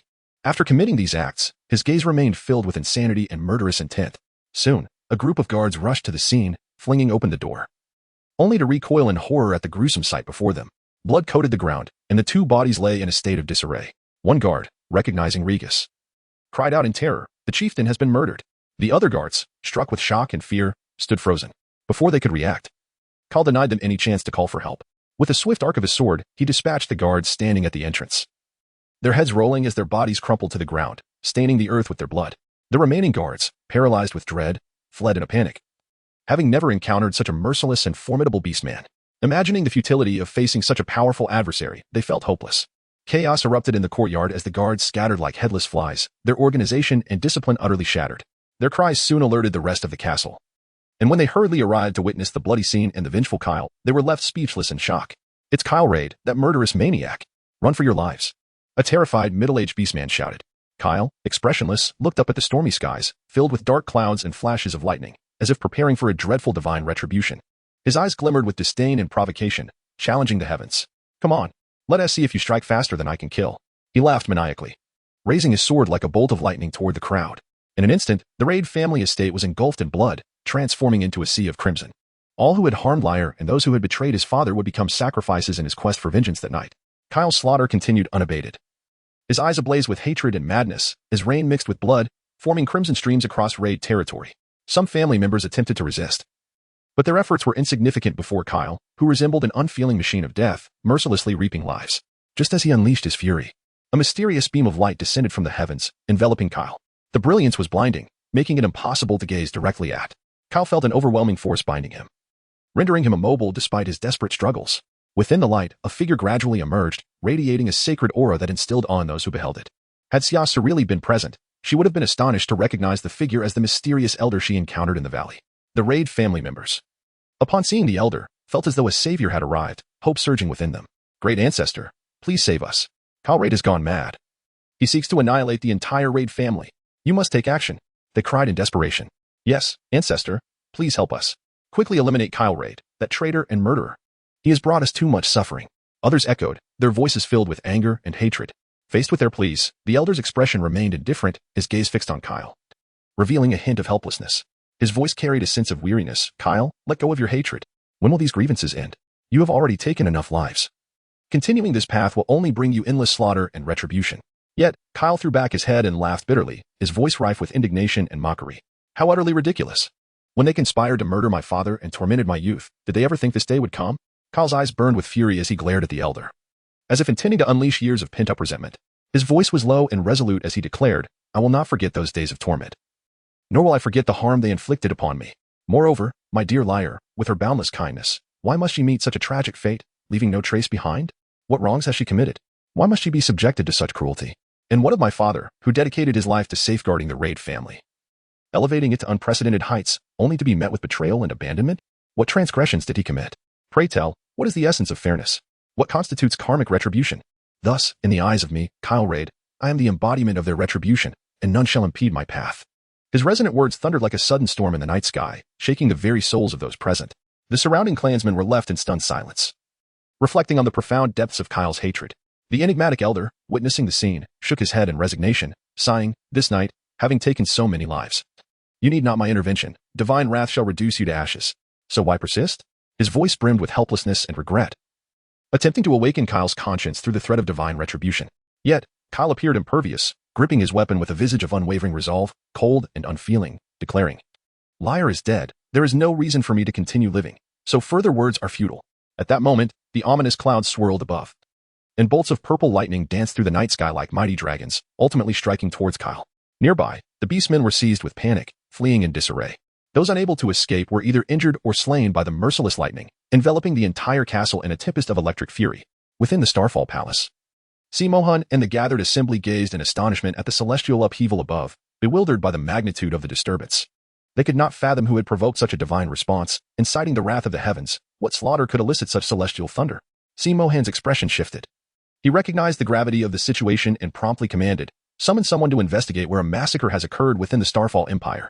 His words exuded an undeniable authority, and the attendants responded with respect, swiftly vanishing into the night.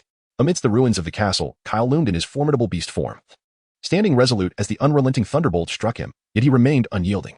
His gaze was filled solely with hatred and determination, as if daring the very fabric of the universe's laws, ready to pay the ultimate price to ensure that those responsible face their due consequences. The mysterious elder regarded Kyle, a flicker of complex emotions crossing his features. He understood that the inferno of hatred within Kyle was irrepressible. Only by guiding him towards the righteous path could he avert the impending calamity. He stepped forth from the crowd, his voice imbued with a tone of compassionate gravity. Kyle, relinquish your hatred. Allow the past to remain in the past. Only by shedding the shackles within your heart can you find true redemption. Furthermore, Summer Siller is not dead. If you wish to see her, you must survive. Upon hearing that Summer Siller still lived, Kyle's eyes sparkled with renewed vigor, and he began to resist the tempest of thunder with all his might. Xia Suli stood by the window, gazing out at the ever-changing sky. The strange and fierce lightning streaks resembled wild dragons writhing beneath the dense clouds, seemingly wielding the power to annihilate everything. This extraordinary celestial phenomenon swiftly captivated Xia Suli's complete attention. Her eyes widened in astonishment and curiosity, leaving one to wonder if someone was undergoing a thunderous tribulation. At that moment, a profound sense of unease surged within her, akin to a tumultuous tide, unsettling her thoughts and stirring her restlessness. As time ticked away, the bizarre display of lightning did not dissipate immediately. Instead, it persisted for over an hour before gradually receding in the distance, ultimately returning to tranquility. Although Xia Suli was filled with questions and concerns, she found herself unable to seek answers, and gradually succumbed to fatigue and confusion, drifting into slumber. The following morning, Xia Suli awoke serenely from her sleep, as if the events of the previous night were but a distant dream. She stepped out of her room and into the backyard, intending to breathe in the fresh air to restore her clarity. Upon her arrival in the backyard, she overheard a group of young females engaged in animated discussion. Did you all hear it last night? That thunder was truly terrifying, even more so than on that fateful day 6 years ago, inquired a slender, blonde-haired female with curiosity. Oh, please, don't even mention it.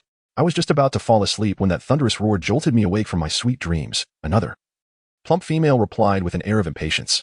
I remember now. The thunder 6 years ago was similar to last night's, but last night was even more violent and frightening. She continued.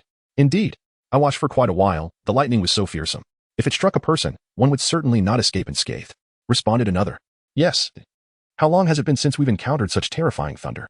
As Xia Suli listened to their conversation, her mind involuntarily drifted back to the events of the previous night. Could it be true that someone was undergoing a tribulation? Upon noticing her, Lily greeted her with great enthusiasm. Suli, you're awake. How did you sleep last night? Not bad, Xia Suli replied. By the way, Lily, what you just mentioned about the thunder from 6 years ago resembles last night's incident. What is the story behind that? Seeing her curiosity, Lily feigned an air of mystery and looked at her knowingly. You wouldn't know about this. It's evident you're from another planet. 6 years ago, the tragic demise of two S-class females from the Hellard family sent shockwaves through the Starlodi Empire. One of them was the matriarch of the clan, and the other was the esteemed young lady of the Hellard family. The one responsible for their deaths was none other than the matriarch's son, Kyle Hellard. Don't you think it's utterly cruel of Kyle? Upon hearing the crowd's misconceptions about Kyle, Xia Suli furrowed her brow in concern. It was astonishing to discover how superficial and one-dimensional the external perceptions of Kyle were.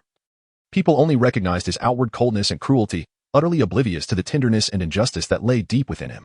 It was no wonder he had once exhibited such a fierce defensive demeanor, even displaying an almost bestial ferocity when necessary. Beneath it all, there were hidden sorrows and experiences unknown to outsiders. Kyle was no longer the merciless beast he once was. He had undergone numerous trials and had transformed into a gentle and kind soul. The tragic decision to harm his mother and sister did not stem from an inherent malevolence, but rather from the unbearable torment they had inflicted upon him over the years. This unbearable pain had driven him to that fateful choice, for which he could hardly be blamed. Xia Suli resolutely defended Kyle, unwilling to allow the world to misunderstand him any further. When the others heard her passionately arguing in defense of the so-called murderer, they collectively displayed expressions of shock, and a flicker of disdain crossed their eyes. After all, in their understanding, Kyle was an unforgivable criminal, a man who had turned his wrath upon his own kin. Such actions were indeed monstrous. Have you lost your mind? Are you truly defending a male beast who has slaughtered his own kind? That lunatic even killed his mother and sister. How can he possibly be considered a good person? Dora looked at Xia Suli with contempt, her words dripping with disdain for Kyle. Meanwhile, a slender, blonde female rolled her eyes dramatically and remarked with irritation. Are you even female?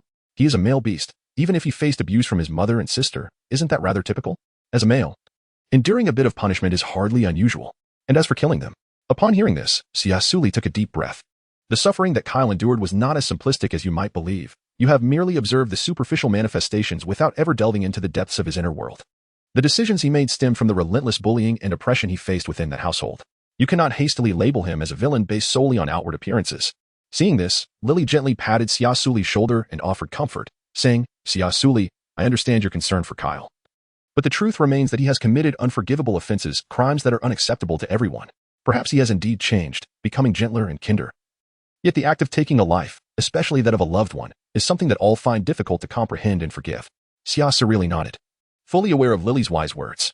She understood that altering the external misconceptions and biases surrounding Kyle would require both time and demonstrable facts. Her defense of Kyle today quickly spread throughout the shelter.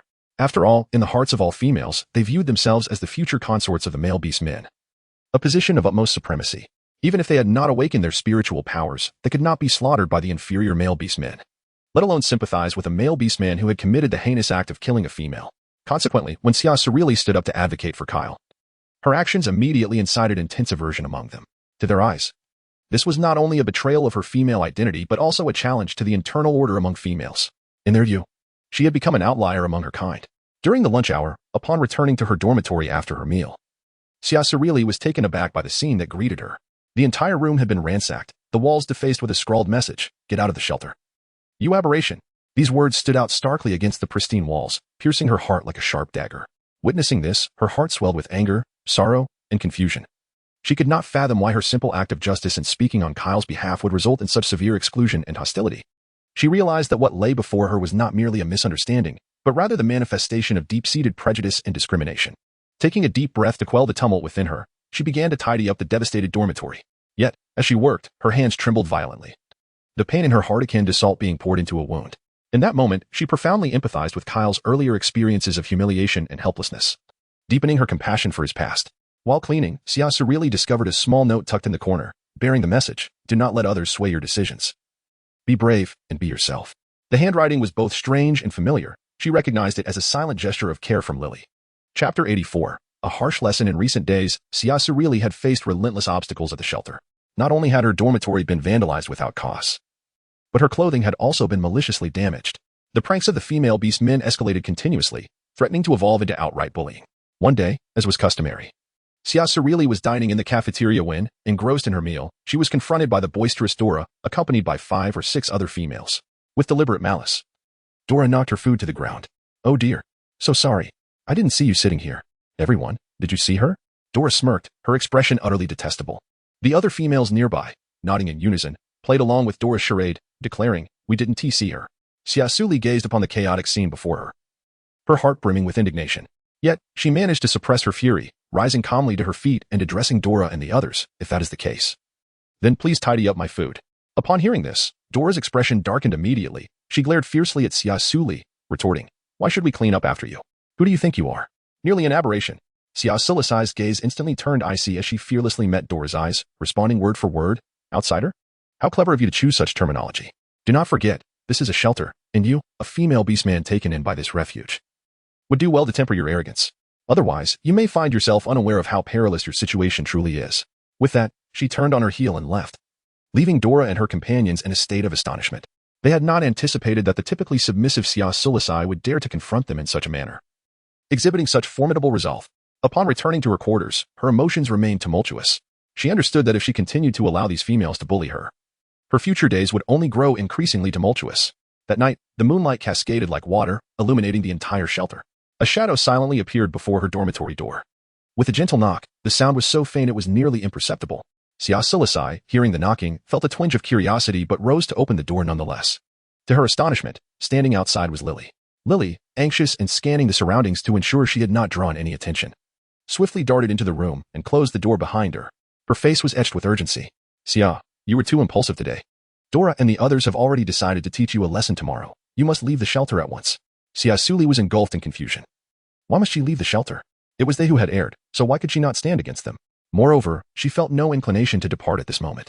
Lily, observing her resolute demeanor, shook her head helplessly. How could you possibly contend with Dora alone? She is notoriously known as the tyrant of the shelter, and her brother, Xixiong, is one of the guards. No one dares to provoke her. By offending her today, you may find yourself either expelled from the shelter or subjected to relentless torment. Lily's words sent a chill down Xia Suli's spine. She had not anticipated that a similar dynamic to school bullying existed within the shelter, and it appeared she had become the target of scorn. However, she deemed it unwise to elaborate further with Lily at that moment, and thus she offered a faint smile. "Rest assured, I possess the ability to safeguard myself. Thank you for your concern, Lily." Seeing that her words had fallen on deaf ears, Lily could only hand her a gray cloth pouch. "This contains all my gold coins. Should you find the shelter intolerable and decide to leave, take it with you to ensure you do not suffer from hunger outside." Xia Suli gazed at the heavy purse in her hands, her eyes brimming with gratitude. Lily was the only person she had encountered at the shelter who did not regard her with disdain. She returned the purse to Lily, acutely aware that her friend's circumstances were far from favorable as well, having often endured torment from Dora and her cohorts. The coins within were undoubtedly a result of Lily's painstaking savings, likely intended for her escape from the shelter. "There's no need for this, Lily. You needn't worry about me. They cannot overpower me," Xia Suli reassured. "Do not be overconfident, Xia Suli.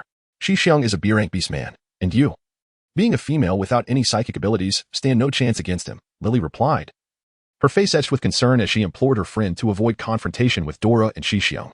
Yet, Xia Suli responded with a confident smile. "Rest assured, Lily. I have my own plans." With that, she clasped Lily's hand tightly, assuring her not to worry. Nevertheless, Lily remained troubled, her eyes betraying a lack of faith in Xia Suli's ability to overcome Xi. Just believe in me and do not fret, Xia Suli continued to soothe her. Lily felt the courage and determination emanating from her friend, leading to a burgeoning respect. Very well, Xia Suli. Since you insist, I shall trust you this once. However, if you encounter any difficulties, do not hesitate to seek my assistance. With that, Lily finally relaxed, embracing Xia Suli before turning to leave the room, leaving Xia Suli alone to contemplate the challenges that lay ahead. The following day, Dora indeed arrived with her brother Xi in tow. Xi scrutinized Xia Suli intently, a flicker of surprise crossing his features as he privately mused. This female is truly beautiful. Despite lacking psychic abilities, engaging with her would be an enjoyable diversion. After all, he had toyed with many of the young females in the shelter, but none had captivated him quite like her. Dora, hands on her hips, glared at Xia Suli with arrogance, smugly proclaiming, "You peculiar creature, do you still dare to be so brazen today? Kneel before me at once, bow your head in apology, and then run a lap around the shelter while loudly proclaiming, I am an outcast. Only then will I overlook yesterday's incident. Humph, one must not be too arrogant, or they shall face dire consequences. If you kneel and beg for mercy today, perhaps I shall be lenient." Xia Suli regarded them with calmness, her expression unwavering. Xi, witnessing her demeanor, scoffed derisively, "How amusing. You, a female devoid of psychic power, dare to command me, a B-rank beastman, to kneel? Are you certain it is not you who should be on your knees, begging for my mercy?" He finished by appraising her figure with a mocking glint in his eye. Xia Suli's eyes turned icy, and in an instant, she transformed into her battle armor, swiftly launching an attack. Before anyone could react, Xi found himself on the ground, crying out in agony. Dora gazed at Xia Suli in disbelief, unable to comprehend how a female could possibly wield battle armor. How could such a person be devoid of spiritual power? It was only after driving Xi away that she turned to face Dora and the others, striding up to them and delivering a resounding slap to each. The witnesses, awed yet fearful of her prowess, dared not voice their outrage, instead covering their faces and kneeling in submission, pleading for mercy. "Do not kill us. We were wrong." Xia Suli extended a hand and declared, "Surrender all the gold coins you possess, and I shall allow you to depart." Thus, Dora and her companions had no choice but to relinquish the hard-earned coins they had painstakingly gathered. As she observed the heavy bags of coins, a satisfied smile graced her lips. Chapter 85, Departure from the Shelter with the Acquisition of These Coins. Xia Suli's days at the shelter could finally afford her a modicum of comfort. Though she dared not provoke her openly as she had before, her adversaries did not relent. Instead, they became increasingly cunning and treacherous. Meanwhile, Dora secretly conspired to rally a faction to her cause, plotting to undermine Xia Suli and ensure her complete expulsion from the shelter. Despite Xia Suli's formidable strength, she gradually began to feel overwhelmed by the collective oppression and malicious reports instigated by so many. In this moment of distress, she recalled the advice given to her by Lily to leave this place and seek a new beginning elsewhere. Thus, she began to contemplate this notion earnestly. However, before she could reach a resolution, the director of the shelter, Jim, approached her a week later. "Good day, Miss Xia. I am Jim, the director of this shelter. I apologize for intruding upon your peace, but I have recently received numerous complaints against you from others within the shelter. They accuse you of assaulting fellow residents, seizing their possessions, and behaving with reckless abandon. Your actions have gravely contravened our shelter's regulations. Therefore, effective immediately, we can no longer provide you with shelter or any benefits. Please prepare your belongings and vacate the premises within a day. My sincerest apologies," Jim stated with a courteous demeanor. Xia Suli was acutely aware that remaining any longer held no significance. Thus, she refrained from any rebuttal and simply responded with a composed demeanor, "Very well, I understand. Thank you, Dean Jim. Once I have packed my belongings, I will depart from the shelter immediately. I am truly grateful for the care provided by your establishment during this time." Dean Jim could not help but feel astonished. The female before him was so courteous that it was difficult to reconcile her demeanor with the fierce and malevolent entity spoken of by many. Had he not personally investigated and discovered that almost everyone spoke ill of her, he would find it hard to believe that Xia Suli could embody such a persona. Yet she neither denied nor defended herself. Perhaps she truly was the female they described, or perhaps she feigned submission out of fear of expulsion. With this thought in mind, Dean Jim chose to remain silent. After all, the shelter housed females devoid of mental strength, who, aside from their reproductive capabilities, offered little value to the planet. Even if they could bear offspring, males endowed with mental prowess typically would not choose to procreate with them, as their progeny might inherit the same fate of failing to awaken their mental abilities upon reaching maturity. Once Dean Jim departed, Dora and the others laughed with malicious glee, exclaiming, "Ha ha ha, the aberrant is finally leaving. This is the consequence of crossing us." Xia Suli, disinterested in the lamentable females around her, walked towards the dormitory without a backward glance, wishing to leave this treacherous environment behind. After she had gathered her belongings, Lily approached her, holding a small package, her eyes brimming with anticipation as she cautiously spoke. "Xia Suli, I wish to leave the shelter with you. Would you be willing to take me along?" "Of course," Xia Suli replied with a gentle smile, a glimmer of surprise flashing in her eyes. I had intended to invite you to leave with me as well. Upon hearing this, the burden that had weighed on Lily's heart finally lifted, revealing a joyful smile on her face. That is wonderful. I thought you might see me as a burden and refuse to take me with you. Foolish girl, don't overthink it. You are the first friend I made upon arriving at the shelter, and you have helped me numerous times. How could I possibly leave you behind? Lily nodded happily, lightly patting her bag. I've packed everything. I don't have anything particularly valuable, just some clothes. Very well, let us depart, Xia Suli declared as she slung her package over her shoulder. Okay. Lily's eyes sparkled with excitement, as if the future held endless possibilities. Together, they left the shelter, embarking on a new journey. A few hours after their departure, a group of armored warriors swiftly surrounded the shelter. The commanding officer, with a serious expression, called out loudly.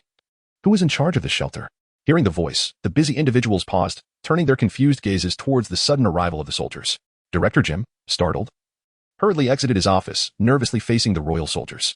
I am Jim, the director of the shelter. May I ask what brings you here, Commander? The commander, expressionless, nodded but did not respond to his inquiry. Instead, he activated a holographic display, projecting 2 photographs. In a frigid tone, he asked, Have you seen these 2 individuals? Director Jim quickly raised his gaze to the screen, where 2 images were displayed. The first was of a stunning female with long black hair, her deep, enchanting gaze momentarily causing Jim to lose his focus. He had never encountered such beauty before. However, he soon regained his composure and scrutinized the second image, a female with blue hair and blue eyes that seemed eerily familiar. Realizing, Director Jim stood frozen. This was the very female he had just expelled, Xia Suli. Were they here to capture her? As he compared the 2 photographs, he noted their striking resemblance. A revelation that sent his thoughts into disarray. His heart raced uncontrollably, and his breath quickened. He understood that the situation was far more serious than he had previously imagined. He could not afford to reveal any signs of abnormality, lest the consequences be dire. Attempting to maintain his composure, he took a deep breath, striving for calmness in his voice. Commander, I sincerely apologize. The black-haired female in the photograph is indeed extraordinarily beautiful, making her unforgettable. However, I have never seen her. If I had encountered such a stunning female, I certainly would remember. As for the blue-haired female, I have not seen her either. Upon hearing this, the commander's demeanor grew grave. He fixed his gaze on Director Jim, his eyes filled with warning and threat. This matter was of utmost importance, if mishandled. It could cause a significant uproar. Director Jim, I advise you not to conceal anything from us. Otherwise, the consequences will be beyond what a mere shelter director can endure. Director Jim was taken aback by the realization of Xia Suli's significance, finding himself in a dilemma. Chapter 86. Finding a new abode, Director Jim understood that the commander's warning was not unfounded. Concealing critical information could endanger everyone in the shelter.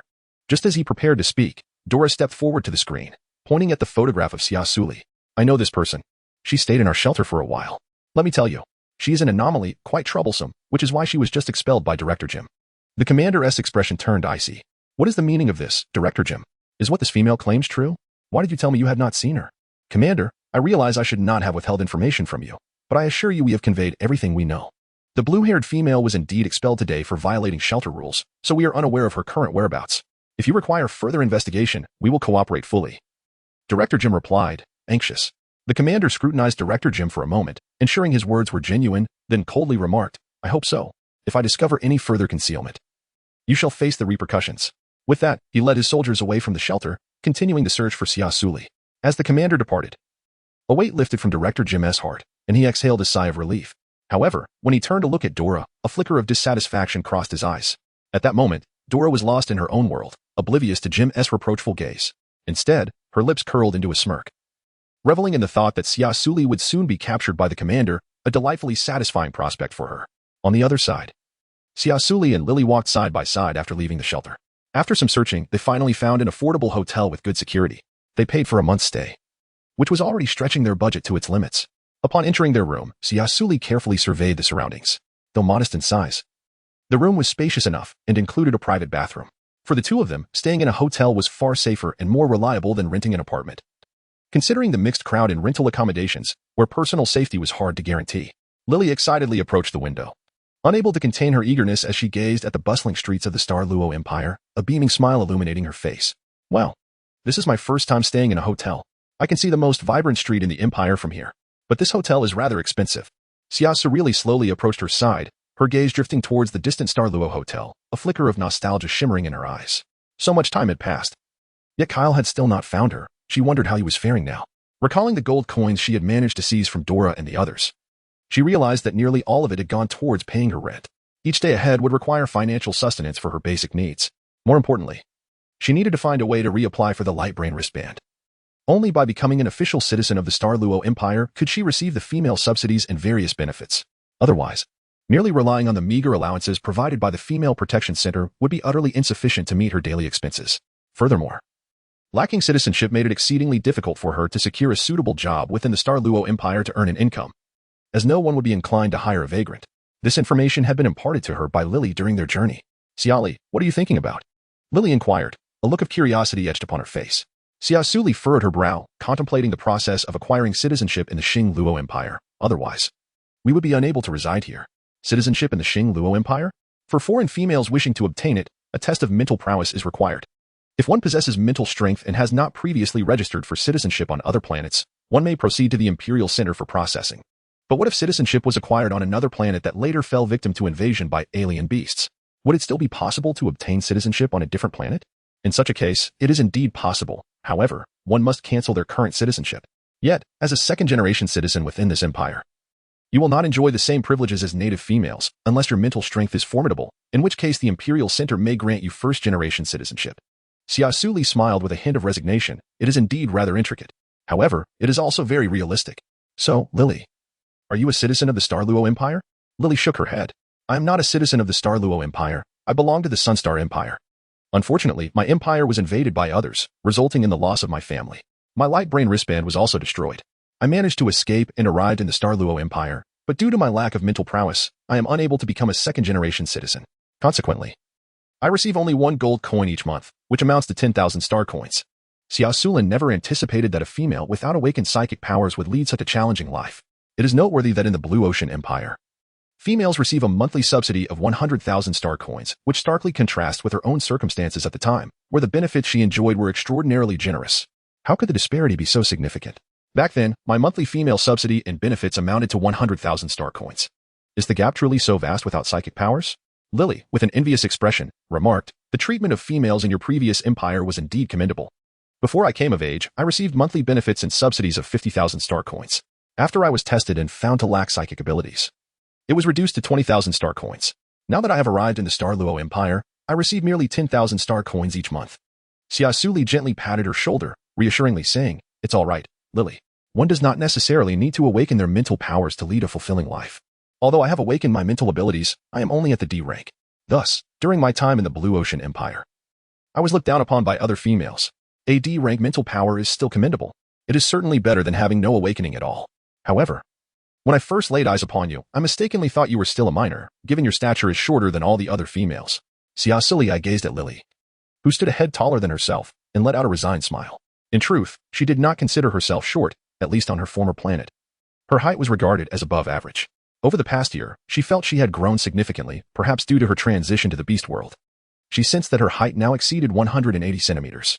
However, when compared to the generally taller female beastmen, who averaged around 190 centimeters, she still felt diminutive. Yet she had come to accept her stature with gratitude. Lily bent down to comfort her, remarking that Xia Suli's petite frame was rather endearing. You are quite cute. Xia Suli, how old are you? I truly cannot discern your age. I will be 19 in a few months. What about you, Lily? What? Xia Suli, you are not yet an adult? How is it that you have awakened your mental powers? Isn't awakening supposed to occur after turning 20? I never imagined you were still a juvenile. Lily exclaimed, her expression one of shock. Xia Suli felt quite helpless, for in the beast realm, one is considered an adult at the age of 20. Hence, in her eyes, she had already reached adulthood. Chapter 87, Citizenship. Lily patted her shoulder, a smug expression gracing her face, filled with a sense of schadenfreude. From now on, you must call me Sister Lily. After all, I am 4 years your senior. Xia Suli smiled helplessly, fully aware that Lily was merely joking and understood that she had always regarded her as a younger sister. Thus not minding the term of endearment. As long as you're happy, she replied, but the most pressing matter is to register for citizenship at the Imperial Center. Although I am a second-generation citizen, it is certainly better than having none at all. It primarily allows me to access greater rights and benefits, and with citizenship, securing employment becomes considerably more feasible. Lily nodded gently in agreement, recognizing the paramount importance of possessing legal citizenship in this world. Only by achieving this status could one truly integrate into the Starfall Empire and avail oneself of the nation's abundant resources and protections. Once Xia Li obtained her citizenship, she would likely find a suitable job to earn an income. This would enable them to pay rent, purchase daily necessities, and lead a stable life, which Lily eagerly anticipated. Xia Suli smiled in response, affirming that indeed, addressing the issue of survival is our utmost priority at present, after which we may contemplate further developments. With unwavering determination, the two exchanged glances, filled with confidence as they prepared to venture to the heart of the empire to procure their citizenship. Upon their arrival at the empire's center, they were greeted by a bustling crowd, alive with activity. Noticing a considerable number of females queuing in the distance to attend to their affairs, Lily led Xia Suli to join the line. At last, their turn arrived, and the staff greeted them with a respectful smile, inquiring, "Greetings, esteemed female. How may we assist you today?" Xia Suli smiled faintly and gently inquired, "Hello, I would like to seek advice. If the empire I once belonged to has ceased to exist, how might I apply for citizenship in my current nation?" The staff member gazed at Xia Suli, enchanted by her soft and melodious voice, which rendered him as tender as a delicate porcelain doll. Consequently, he responded with enthusiasm, "This is quite simple. You merely need to first cancel your current citizenship and then register your new identity. After completing these steps, you must proceed to the testing station to assess your mental prowess. If you possess mental strength, you will successfully acquire the second-generation citizenship of this nation." "Very well. I truly appreciate your assistance," Xia Suli remarked, her expression filled with gratitude. The staff member, having never been treated with such gentleness by a female, beamed with delight as he promptly canceled her existing citizenship and registered her new information. Once the registration was complete, he smiled warmly and said, "Esteemed lady, I have successfully registered your identity. Now, you simply need to take this test card to the testing station to evaluate your mental strength. Thank you immensely for your support of our Xing Luo Empire." Xia Suli accepted the test card, scrutinizing the card inscribed with her name. Her heart brimming with curiosity and anticipation, she expressed her gratitude to the staff with a sweet voice that resonated like celestial music. The nearby personnel could not help but cast envious glances, wishing fervently to serve such a gentle and charming female. As they watched Xia Suli's retreating figure, they sighed inwardly, simultaneously wishing her success in the upcoming test. Once Xia Suli departed, the staff member examined her information closely. And upon noticing that she was not yet 19, his eyes widened in disbelief. "Could it be?" he exclaimed, astonished and perplexed. "This young female is still a minor. She need not undergo the mental aptitude test." At this, a nearby colleague jested, "Ha! What has happened to you? Have you been bewitched by that young female? So much so that you failed to notice her age? You've sent her off for a test that she doesn't even need. And now she may return to lodge a complaint against you." His words provoked laughter among the other staff members, who cast curious glances in the direction of the flustered worker. Feeling embarrassed, he scratched his head, regretting his earlier carelessness in overlooking such a crucial detail. Now, not only had he made that adorable young female waste her time, but he also faced the possibility of a complaint. Realizing the gravity of the situation, he promptly delegated his duties to a colleague and rushed off to catch up with her. Meanwhile, Xia Suli had already exited the hall and was on her way to the mental aptitude testing site. Unaware that she had become the subject of discussion among the staff, nor did she know that due to her age, she was exempt from the test. When the staff member finally caught up with her, breathless, he stopped her and Lily, apologizing, "Esteemed female, I sincerely apologize. I have just made a grave oversight. Given that you have not yet reached 19, you are exempt from the mental aptitude test and can directly become a citizen of our empire." Xia Suli and Lily were utterly perplexed. Lily, in confusion, asked, "Is that true? But you previously mentioned that one must undergo a mental strength test to obtain second-generation citizenship." The staff member promptly clarified, "I made an error. For females under the age of 20, our empire has a special policy that allows for the direct granting of first-generation citizenship. This is intended to protect and nurture young females, providing them with ample time to grow and develop." Astonished, Lily gasped, "Is there truly such a wonderful opportunity? Does that mean we have circumvented a great deal of trouble?" "Congratulations, Xia Suli, you are now a first-generation citizen of the Xinglua Empire." With that, she excitedly grasped her hand. The staff member smiled and nodded, "Indeed. I shall now proceed with the final procedures. As long as we confirm that you are indeed an underage female, you will become a citizen of our nation." Xia Suli and Lily exchanged smiles, their hearts brimming with joy and gratitude. They had not anticipated that the process of acquiring citizenship would proceed so seamlessly, sparing them the ordeal of a mental prowess assessment, which conveniently concealed the fact that she had awakened her mental abilities ahead of time. Shortly thereafter, following an examination, it was confirmed that Xia Suli was indeed a female juvenile under the age of 20. The staff presented her with a brand new holographic wristband, proclaiming, "Congratulations on becoming a member of our Star Luo Empire. You will enjoy all the rights and benefits accorded to female citizens of our nation. This month's subsidies and benefits have already been credited to your holographic account. You may check it, and if everything is in order, you can claim your star coins." Xia Suli eagerly took the luminous wristband, her eyes sparkling as she beheld the 200,000 star coins in her account. "Thank you. These star coins hold immense significance for me," she expressed gratefully. "You're most welcome," replied the staff member with a warm smile. The two departed from the Imperial Center, their hearts brimming with joy. Chapter 88. A bite for all. As Xia Suli walked along the path, she gazed at the wristband in her hand, her heart filled with anticipation. Beside her, Lily looked at the luminous device with envy. Xia Suli, congratulations on becoming a citizen of the Star Luo Empire. From now on, no one will dare to bully you, she exclaimed. Moreover, once you come of age and awaken a higher level of psychic power, the Imperial Center will allocate a house or a luxurious villa based on your rank. At that time, various benefits and subsidies will increase with your status. Hearing this, a joyful smile graced Xia Suli's face. Then I must work hard to obtain a grand villa so we can live together. Lily, touched by her words, gazed at her earnestly. Absolutely. I believe you can achieve that. My intuition tells me you will become the most formidable female. After all, I have never seen anyone awaken psychic power before the age of 20. Since you have such faith in me, let me treat you to something delicious. At the shelter, we either had nutrient paste or vegetables. I feel like I'm turning into a little rabbit, Xia Suli said, gently holding Lily's hand. Then I shall not hold back. Xia Suli, I want to dine at the Star Luo Hotel across from us. Haha, that's perfectly fine. She readily agreed. Soon, the two arrived at the Star Luo Hotel. Upon reaching the entrance, a handsome male attendant approached politely, bowing and greeting them with a smile. Ascending to the 68th floor, they found the atmosphere of the hotel warm and inviting, devoid of any ostentation, yet exceptionally comforting and relaxing. Despite their simple attire, it did not detract from their enjoyment of this rare tranquility. In this place, everyone was treated equally. No attendant offered preferential treatment based on status or wealth.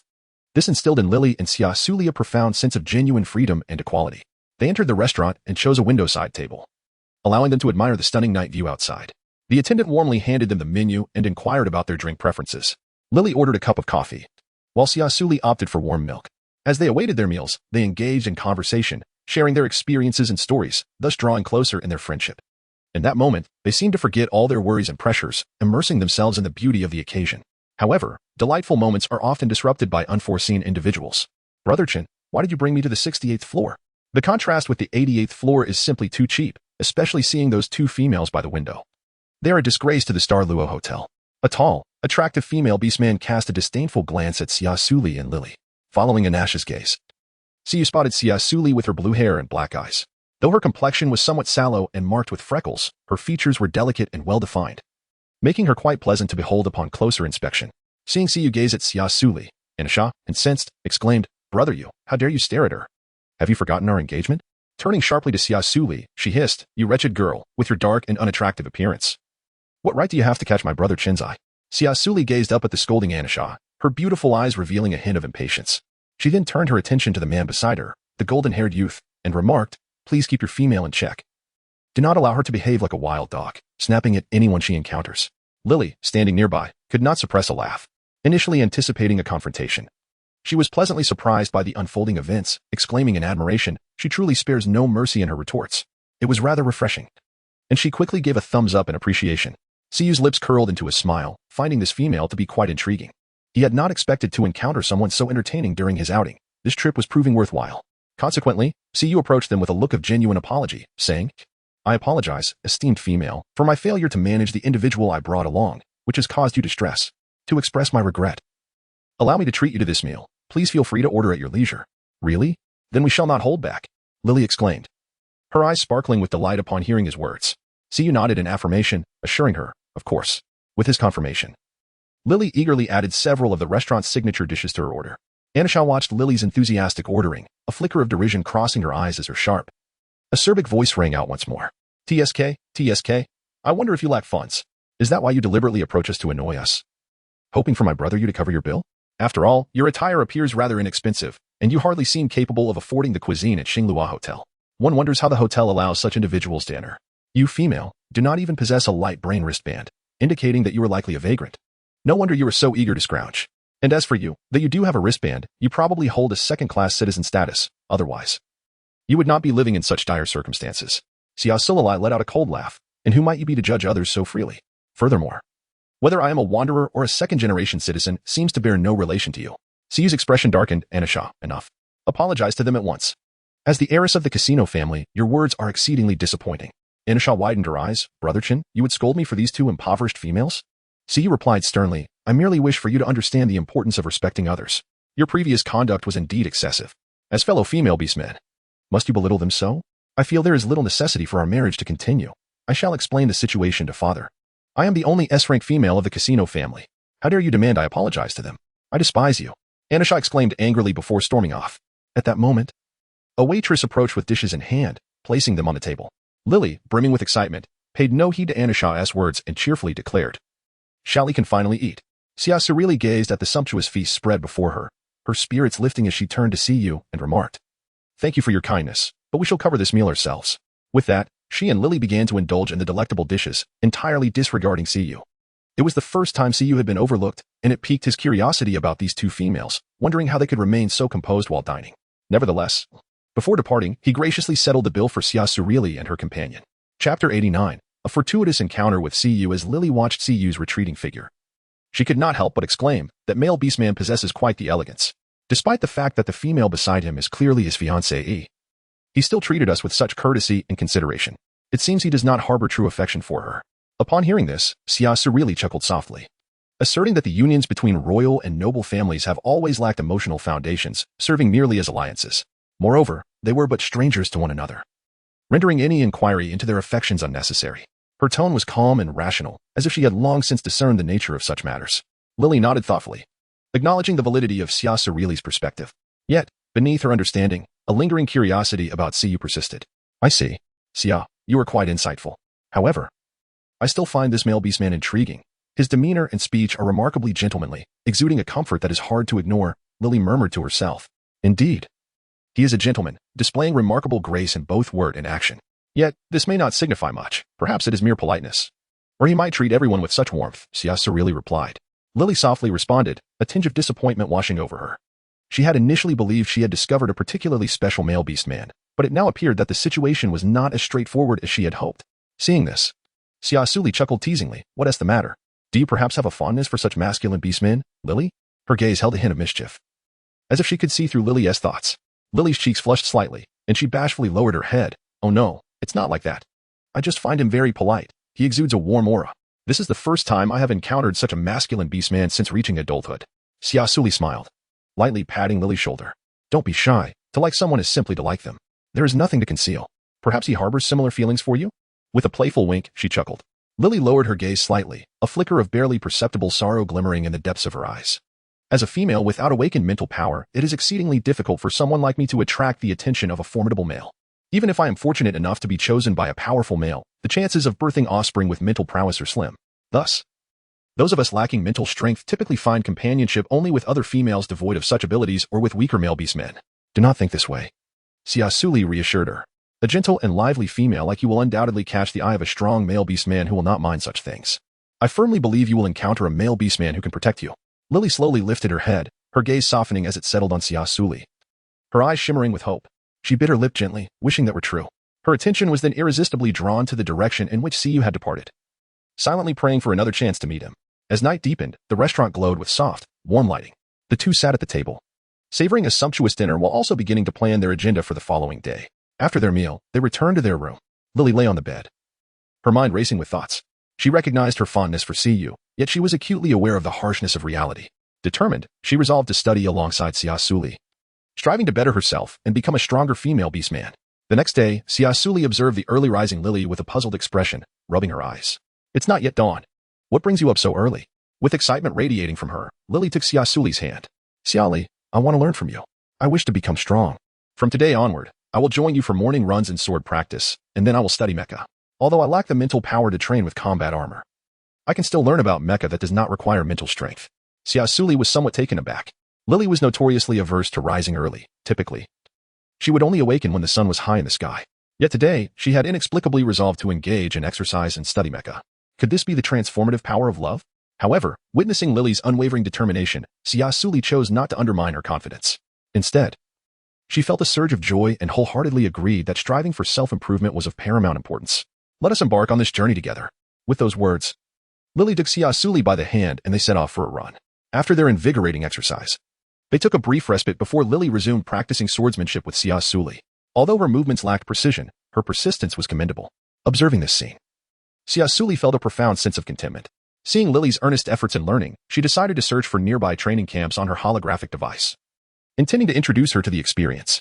To her delight, she discovered that a training camp was conveniently located next to the Xinglua Hotel. The two entered the camp with eager anticipation. Upon their arrival, Siyu's eyes widened in surprise at the sight of Xia Suli and Lily.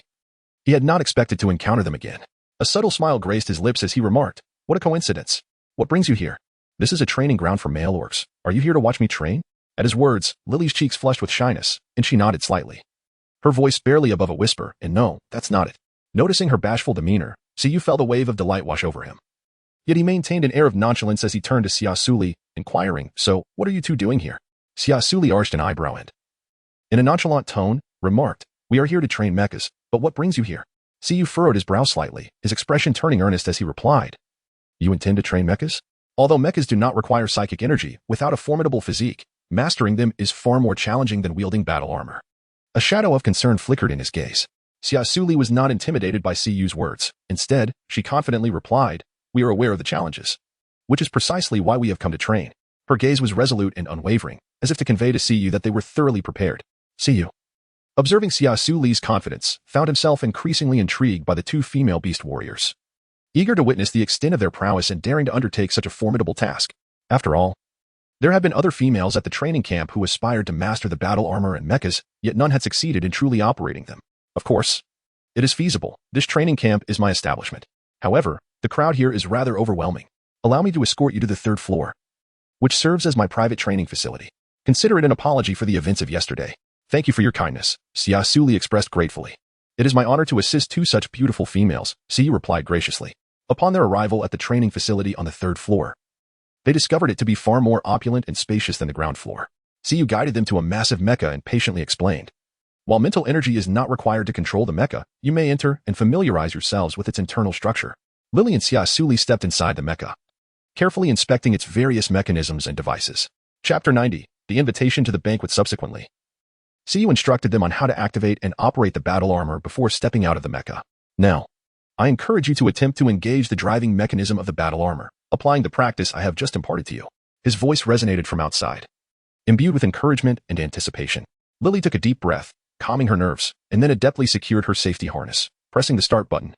A gentle hum emanated from the mecha, akin to a slumbering giant awakening, followed by a slight tremor in its joints as the entire structure began to power up.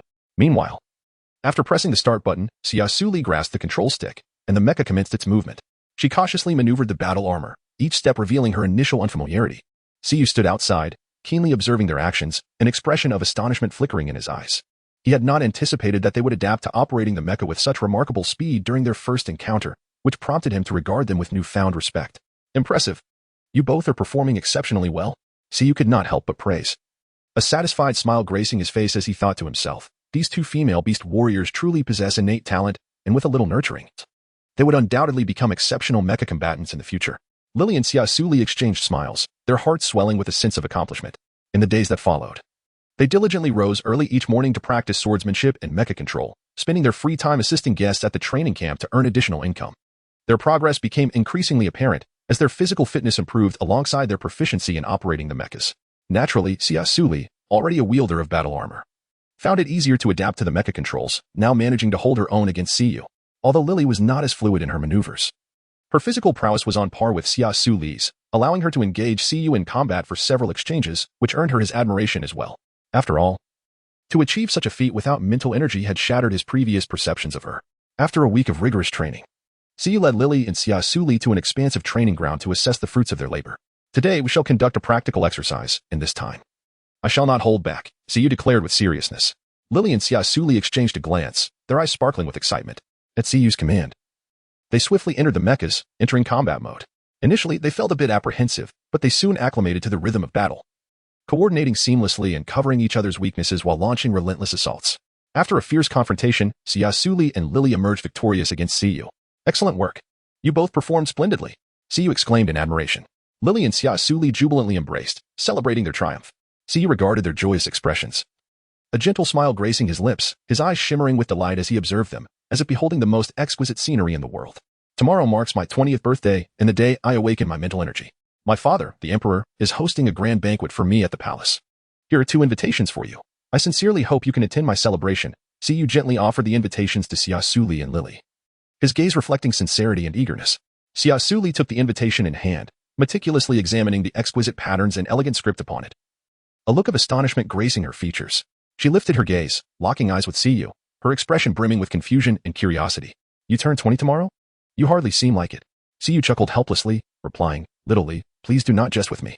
For male beastmen, we typically reach full maturity by the age of 20. He gently caressed his own visage, seemingly taking pride in his mature appearance. Xia Suli blinked, a hint of embarrassment flickering across her face, yet she swiftly regained her composure. With a smile, she remarked, "So, that's how it is. We shall certainly attend tomorrow." Xia nodded, casting a grateful glance at Xia Suli before turning his gaze towards Lily, his eyes imbued with a touch of anticipation as if awaiting her response. Lily slightly lowered her head, her voice soft and tinged with shyness as she replied, "Thank you for your invitation, you. We will do our utmost to attend your banquet tomorrow." "Very well, then. I look forward to seeing you tomorrow evening." "Indeed. Until tomorrow. Once you have departed." Lily exclaimed with excitement, "What are we to do?" "Xiali, tomorrow we are to attend the grand feast at the palace, but we have no formal attire." Xia Suli gazed at Lily's excited demeanor and chuckled helplessly. "Do not be anxious. I have a solution. During our time at the training camp, we have earned some money as sparring partners, have we not? That amount should suffice to purchase a fine dress." Lily's eyes sparkled with delight as she exclaimed, "Indeed. How could I forget? Let us hasten to buy the dress." With that, she eagerly tugged Xia Suli towards the door. Upon their arrival at Xingyue Square, they were greeted by a bustling crowd, full of life and energy. Lily, brimming with enthusiasm, glanced around in search of a favored boutique. At last, they discovered a beautifully adorned shop, and Lily, unable to contain her excitement, pulled Xia Suli inside to begin selecting gowns. Xia Suli stood quietly to the side, observing as Lily tried on various styles of dresses. Before long, Lily settled on a delicate light blue off-the-shoulder gown, its hem swaying gracefully like ocean waves. As she donned the dress, she radiated an exquisite elegance. Xia Suli smiled and nodded, indicating that the dress was exquisite. Lily was equally pleased with her choice and happily paid for it. When it came time for Xia Suli to select her gown, she casually picked a black off-the-shoulder dress with a daring slit. The understated yet luxurious hue exuded an air of mystery and nobility. As she donned the garment, she seemed to transform into a goddess of the night, radiating an enchanting allure. Every detail was meticulously crafted. From the shoulder cut to the length and placement of the slit, each element showcasing the designer's ingenuity and skill. Xia Suli's own grace further accentuated the dress, rendering the scene akin to a splendid painting, captivating all who beheld it. Although she revealed little skin, the dress artfully outlined her curvaceous and elegant figure. "Lil, you look stunning. Tomorrow, we shall attend the banquet in style," Lily exclaimed joyfully. Since living with Xia Suli, she had already glimpsed her true beauty, so to her, even if Xia Suli deliberately downplayed her looks, it could not conceal the inherent radiance she exuded. Having been born into affluence in her past life, she was accustomed to attending various soirees with friends, thus she felt little excitement. However, seeing Lily's delight, she was more than willing to accompany her. Chapter 91. The farce at the banquet. At 6 o'clock the following evening, Siyu arranged for his subordinates to pick up Xia Suli and Lily. Upon entering the banquet hall, the two, clad in blue and black gowns, walked under the shimmering lights, instantly capturing the attention of numerous onlookers. They quickly became the center of attention at the feast.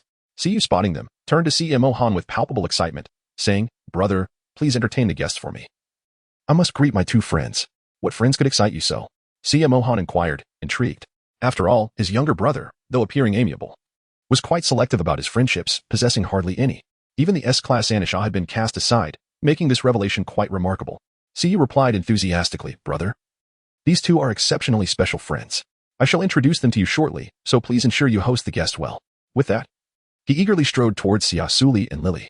CMO Han could only shake his head in resignation before turning to greet the distinguished guests and noble families. Approaching them, Siyu's eyes sparkled with excitement as he grinned. "You both look absolutely stunning tonight. I am thrilled you could attend my birthday celebration." A blush crept across Lily's cheeks as she shyly responded, "Thank you, Ayu. This is a gift I chose for you. Wishing you a happy birthday and the awakening of formidable mental prowess." With that, she presented a delicate gift box to Siyu. He accepted the box, gently opening it to reveal a pair of exquisite earrings, a wave of delight washing over him. Smiling, he took out the earrings and said to Lily, "Lily, I adore this gift. Would you do me the honor of putting them on for me?" Lily's face flushed a deeper shade as she noticed the many beastmen around them, all eyes fixed on their exchange. Upon witnessing this, Xia Suli hurriedly nudged Lily, chuckling, "Go on, Lily, today, Siyu is the protagonist." Feeling somewhat anxious, she glanced around before gently nodding, "All right then." Taking a deep breath, Lily approached Siyu's side, cautiously lifting the earrings and delicately adorning his ears. Once the earrings were in place, her hands trembled slightly, as if stirred by the aura emanating from Siyu. Siyu felt Lily's fingers lightly brush against his earlobe, and a warm sensation surged within him. However, seeing Lily's flushed cheeks and bashful expression, he couldn't help but chuckle. The surrounding male beast men voiced their admiration, praising Lily's discerning eye for gifts and Siyu's handsome appearance with the earrings. Witnessing their intimate interaction, Anash's expression darkened instantly. Her eyes widened in disbelief as she stared at the unfolding scene, a wave of uncontrollable anger and humiliation swelling within her. In the 3 months since her awakening of S-class psychic power upon reaching adulthood, she had been the center of attention, boasting a noble status and formidable strength. Yet now, She suffered an unprecedented blow. Her former fiancé chose to be with a lowly female who had not awakened any psychic power, displaying such closeness in a public setting. It felt like a profound humiliation, as if all were mocking her failure. Xiyu's actions were incomprehensible. Why would he forsake a union with someone as exceptional as herself for an ordinary, lesser female? Had he truly fallen for that female devoid of psychic power? At that moment, Inasha suddenly realized many eyes were upon them. She could not show weakness and must reclaim her dignity. Suppressing her inner fury, she approached Xia Suli and the others with an air of arrogance. Upon reaching them, a mocking smile appeared on her face as she coldly addressed them. Today is a royal banquet. How did even vagabonds find their way in? Females of your lowly status do not belong here. Turning to Xiyu, she added with a tone laced with derision. His Highness would rather be with such a person than remain engaged to me in Asha Casino. What a disgrace to himself. Am I truly unworthy of you? Your Highness Xiyu? Or are you insulting our casino family? Gasps echoed around the room as the crowd stared at Inasha in astonishment. How dare she audaciously insult his Highness in front of everyone? It was well known that he bore a striking resemblance to the late queen, earning the emperor's favor. Moreover, he was the full-blooded brother of the crown prince, Si Mohan, which made it common knowledge that the crown prince adored his younger brother. The throne could only be inherited by princes. Thus, despite being addressed as your Highness, Xiyu and Si Nan's status paled in comparison to that of Si Mohan. This was why Inasha's words caused such an uproar. She not only insulted the third prince but also placed her family in a precarious situation. Now, everyone waited to see how she would navigate the aftermath. What did you say? Xiyu glared at Inasha, his expression darkening as anger flickered in his eyes. As the third prince of the Star Luo Empire, his esteemed status had never faced such public humiliation, especially in front of the one he cherished. Such an affront was intolerable. Though he typically exhibited a gentle demeanor, it did not imply he would allow others to bully him. Yet Inasha remained undaunted, standing tall. Her gaze unwavering as she declared to Xiyu, in truth, I have no regard for you. The one I truly admire is Crown Prince Si Mohan. Had it not been for my family's insistence on our engagement, I would never have chosen you. The only person I wish to marry is Crown Prince Si Mohan. Her voice rang clear and resonant throughout the banquet hall, drawing the attention of all. The head of the casino family quickly apologized to Xiyu. Forgive me, Your Highness. Little Xia is merely upset about your broken engagement. Please do not take offense. She is just a child. He then turned to her with a stern expression, warning. Little Xia, do you realize whom you are speaking to? Apologize to His Highness at once. However, Inasha refused to apologize, defiantly countering. Why should I apologize? Must my father force me to marry someone I do not love? Her tone was firm, showing no sign of wavering. At this moment, the guests began to murmur among themselves. Some deemed Inasha overly arrogant, daring to openly provoke royalty. Others admired her courage in pursuing her happiness. Just then, a commanding voice rang out. What is happening here? Why the commotion? As the crowd turned to look, a middle-aged man dressed in splendid attire entered. His handsome visage and elegant demeanor marking him as Emperor Si, their sovereign. With the emperor's arrival, the once boisterous banquet hall fell silent, everyone bowing respectfully in his presence. His gaze swept over each attendee, ultimately resting on Inasha, his eyes sharp as an eagle's, causing her to shiver involuntarily. Curiously, he inquired, what transpired? Why the uproar? The emperor furrowed his brow as he questioned. Xiyu stepped forward, relaying the events that had transpired. Upon hearing, the emperor's gaze lingered on Inasha, a flicker of dissatisfaction crossing his features. Inasha, were your remarks a provocation towards the royal family? Do you understand what you're saying? Your actions only serve to embarrass both our families, the emperor asked coldly, his voice low but imbued with undeniable authority. Inasha, steeling herself, replied, Your Majesty. I did not intend to provoke the royal family. I simply. Her voice dwindled until it was scarcely audible. Enough. Since you both harbor no affection for one another, your engagement is hereby annulled. The emperor interrupted her defense. Turning to Xiyu, he spoke gently. Since you favor this female, I shall decree your marriage to Lily. The crowd erupted in astonishment, the sudden turn of events leaving everyone dumbfounded. The emperor had made such a decision so readily, and in front of all. Would this not sever ties with the casino family? Lily blushed shyly as she gazed at Xiyu, hardly believing she had been betrothed thus. Xiyu secretly grasped her hand, through their time together. He had already grown fond of the gentle and kind Lily, and even in the absence of psychic power, he cherished her. Inasha, witnessing this, lifted her head. Her gaze resolute as she addressed the emperor, Your Majesty, I acknowledge my actions may have been excessive, but I wish to express my true feelings. The one I love is Crown Prince Si Mohan, and I aspire to be his female partner. Her sincere voice touched many hearts in attendance. The emperor paused, then turned to Si Mohan. In that case, I leave this matter to you, Honor. She indeed has the right to determine her own marital affairs. After the emperor completed his speech, he turned and returned to his throne, leaving the assembly in a state of bewilderment. At that moment, a male orc approached, distinguished by his deep blue hair and piercing blue eyes. His tall and statuesque form, coupled with his striking appearance, stirred the hearts of the females present. He was the youngest and most formidable male orc of the Star Luo Empire, and how could they not be captivated? With an expression devoid of emotion, Si Mohan strode toward Inasha and coldly declared, My brother and I shall not enter into a marriage alliance with the casino family. Therefore, Miss Anasha, you should seek another suitor. Upon hearing his public rejection, the patriarch of the casino family turned pale with rage, feeling utterly humiliated by Anasha's actions. He seized her arm and muttered curses under his breath. You useless wretch, how dare you bring shame upon our family? He then stormed away from the banquet, dragging Anasha with him. This farce ultimately came to a close, yet it became a topic of fervent discussion among the interstellar citizens during their leisure.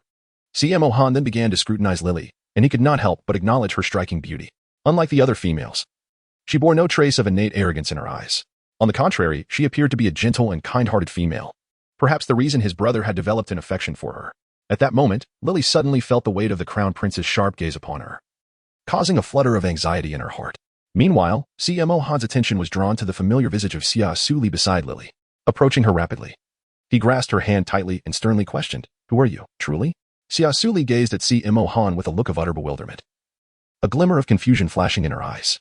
Could it be that you have mistaken me for someone else? I do not know you at all. Realizing her impulsiveness, CMO Han released her hand, apologizing, I am sorry. You bear an uncanny resemblance to someone I am searching for. Oh, in that case, it's quite all right. Xia Suli replied, rubbing her hand that had been pinched. CMO Han cast a fleeting glance at her before hastily making his way towards the rear hall. As if he were pressed by some urgent matter, Siyu observed his elder brother's demeanor, equally perplexed. It was the first time he had witnessed such a flustered expression on CMO Han's face. Xiali, I apologize. My brother is usually quite gentle, and this is the first time I have seen him so anxious. Siyu scratched his head, an awkward smile gracing his features. No worries. Congratulations on your engagement. I look forward to savoring your wedding treats, Xia Suli teased with a playful smile. Upon hearing this, Lily's face flushed crimson, and shyly, she nudged Xia Suli, exclaiming, Xiali, why are you teasing me as well? Xia Suli playfully winked. Is that so? Just then, the music began to swell, heralding the imminent start of the ball. All right. The ball is about to commence, and as the protagonist of this evening, you must take to the dance floor. She entrusted this task to Siyu, placing Lily's hand firmly in his. Siyu, without hesitation, grasped Lily's hand tightly, gazing at her with gratitude. And together they made their way to the center of the dance floor. Let us proceed, Lily. They exchanged a smile, embarking on their journey towards the heart of the ballroom. As they entered, the crowd gradually parted, creating a stage just for Siyu and Lily. With the rhythm of the music guiding them, they began to dance gracefully, displaying impeccable poise and harmonious synchronization. Their movements were light and elegant, each turn and smile imbued with sweetness and joy. The surrounding spectators erupted into applause, showering them with blessings. Xia Suli stood aside, observing Siyu and Lily dancing gracefully, her heart brimming with joy. Perhaps this is the most beautiful manifestation of love. May they remain eternally blissful. Have you heard? His Majesty has invited 2 enigmatic guests to today's banquet. One person murmured to another. Enigmatic guests? Who are they? The other inquired with curiosity. It seems they are 2 young individuals from another planet, both reputedly powerful orcs, comparable to the Crown Prince. The first person replied mysteriously. Upon hearing the news, Xia Suli was enveloped by a wave of curiosity, and she instinctively turned her gaze towards the entrance, eagerly anticipating the arrival of the enigmatic guest. At that moment, 2 towering figures appeared at the grand doorway of the banquet hall, their imposing stature accompanied by an aura of undeniable power and strikingly handsome features, instantly igniting a sensation among the attendees who began to speculate about their identities. Her eyes remained fixated on them, a look of astonishment gracing her face as she realized it was none other than Mo Xian and Song Lan, who had been residing in the Xing Luo Empire all along. Without hesitation, Xia Suli sprang to her feet and rushed towards them. Chapter 93. At last. I have found you. As she approached their direction, Mo Xian also hurried towards her, suddenly enveloping her in a tight embrace and exclaiming with great excitement, Master, we have finally found you.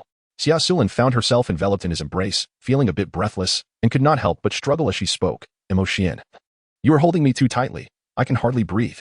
Upon hearing her words, Song Lan swiftly took her from Mo Xian's arms, cradling her with concern as he inquired, Is Xia Suli all right? Where have you been for the past 6 months? We have been searching for you tirelessly. Had it not been for the first prince informing us of your presence in the palace, we would have missed you again had we not rushed back from other planets. I'm sorry for worrying you. It is truly wonderful to find you again, Xia Suli said, her eyes reddening as tears threatened to spill over. Throughout these months, she had exerted every effort to grow stronger, channeling her longing into motivation. Now, encountering them once more filled her with joy, akin to a lost child finally discovering the way home. Song Lan and Mo Xian gazed at her with tender hearts, for they too had constantly longed for her. The onlookers at the banquet were rendered speechless by the scene before them, astonished that these 2 formidable beastmen were, in fact, Xia Suli's mates. In the center of the stage, Siyu and Li Li also took note of the intimate exchange, their expressions reflecting their surprise. Li Li, do you know them? Siyu inquired curiously. Li Li, staring at the familiar faces, seemed to recall something, her face lighting up with astonishment. I remember now.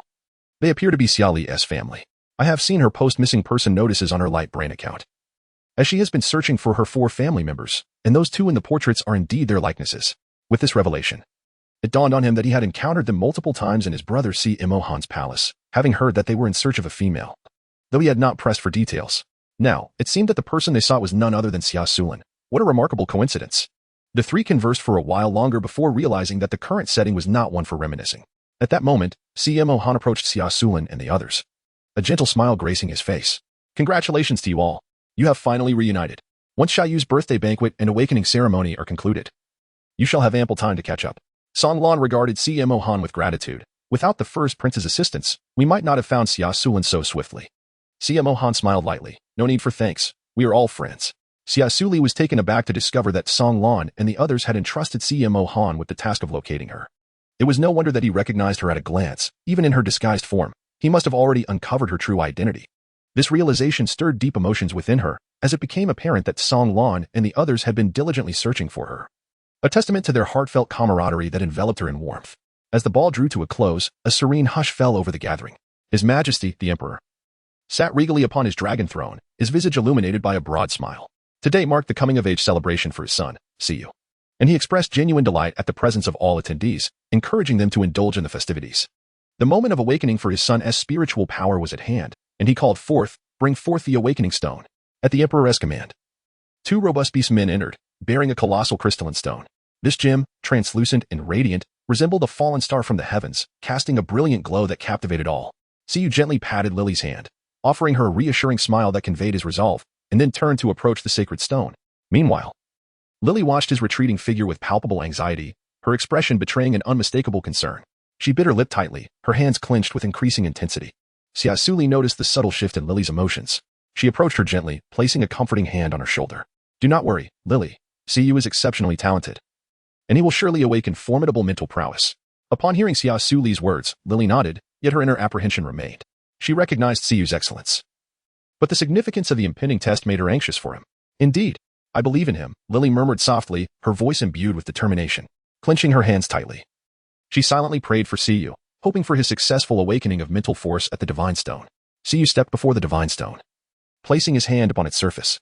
A brilliant radiance emanated from the stone, illuminating the entire palace. The dazzling light elicited expressions of astonishment and excitement from all present, as they eagerly anticipated the outcome of the awakening. Gradually, the brilliance coalesced, ultimately forming a spectral image of a golden python above the sphere. The creature appeared vividly alive, exuding an aura of majesty and dominance. Goodness, what an astonishing light! It must signify an awakening of S-level mental power. Someone exclaimed. Others echoed this sentiment, acknowledging the rarity of such a powerful awakening. The golden python, as a beast form, symbolized immense strength among beastmen, representing absolute power. Emperor Si was overjoyed, exclaiming, "My son truly possesses extraordinary talent." He turned to a nearby guard and instructed, "Quickly fetch the testing device for the 3rd prince to assess his level." Upon witnessing the illumination of the Divine Stone, Lily felt a wave of relief wash over her, her eyes brimming with joy. She understood that the stone's radiance signified Siyu's destined success in awakening his mental power, and judging by the intensity of the light, his level would likely be impressive. Siyu turned to gaze at Lily, his eyes revealing a tenderness and depth of feeling. They exchanged smiles, their eyes filled with affection. Shortly thereafter, a guard presented a finely crafted testing device before Siyu. He placed his hand upon it, channeling his mental force. The needle on the instrument began to whirl rapidly before finally settling on the S-level mark. Simultaneously, the adjacent screen displayed his mental affinity as 65. This figure astonished everyone present once more. Among S-level beastmen, such an affinity was remarkably high, indicating Siyu's boundless potential for future achievements. Xia Han, beaming with pride, patted his shoulder and remarked gently, "Little you, you are truly remarkable. To awaken such powerful mental force fills me with pride and joy as your brother. From this day forth, you have grown into a true male beastman." Upon receiving his brother's praise, Siyu bashfully scratched his head, a shy smile gracing his face. "Brother, please do not flatter me. Compared to you, my S-level ability is insignificant." Xia Han smiled indulgently. "You need not compare yourself to anyone, in my eyes. You have always been exceptional, regardless of your strength. You will always be my brother." Xia Suli stood to the side, quietly observing the interaction between the 2 brothers, and she couldn't help but feel a sense of admiration for Xia. Chapter 94. Never to be separated again. After the successful completion of Siyu's birthday banquet and awakening ceremony, Xia Suli, Song Lan, and Mo Xian prepared to leave the Grand Hall. Lily and Siyu's wedding date had been set for the following month, which meant Lily would have to move in with Siyu. This thought filled her with reluctance as she grasped Xia Suli's hand, tears shimmering in her eyes. Xia Li, you must come to visit me in Ayu whenever you can. I will miss you dearly. Xia Suli nodded with a smile, saying, very well. I wish you both enduring happiness. See you must not let Lily down. If one day you truly betray her, I shall not hesitate to give you a sound thrashing. As she spoke, Xia Suli playfully brandished her fist, adopting a fierce expression. Xiu firmly grasped Li's hand. His gaze resolute as he replied, rest assured, Xiaoli. If I ever betray Lili, I would deserve the worst punishment you could deliver. Upon hearing this, Lili hurriedly covered Xiu's mouth, playfully chiding, you mustn't say such things. I believe you would never let me down. Witnessing their affectionate exchange, Xia Suli couldn't help but laugh, gently nudging the couple. All right, enough with the public display of affection. I'm nearly overwhelmed by your love-struck antics. Hurry back and enjoy your sweet moments together. With that, Xia Suli turned and departed, leaving Xiu and Lili to share a knowing smile. Lili gazed at her retreating figure, murmuring, Xiaoli, I hope you find happiness too. She would, as Lili could see that they all cherished her deeply. That's good to hear, Lili beamed with joy. Shortly thereafter, Xiu and Lili left the palace to return to his castle. Aside from the firstborn prince, who resided within the palace, all others who were not princes were assigned to separate quarters upon reaching adulthood, forbidden from living within the palace grounds. Meanwhile, Xia Suli and Song Lan had arrived at their own abode. After conversing for some time, Xia Suli realized she had not seen Lani and Zaiming for quite a while, feeling puzzled. Song Lan, where are Lani and Zaiming? Why haven't I seen them? Are they well? Song Lan's expression shifted slightly. Their situation was not promising. Ever since your disappearance 6 months ago, they have remained in their beast forms, frequently subjected to the ravaging energies, which occasionally drove them into a frenzy, necessitating their confinement in iron cages to prevent them from harming others. The first prince had once summoned S-class females to soothe them, but they resisted any approach, enduring the torment instead. Upon hearing the news, Xia Suli felt a mix of frustration and sorrow.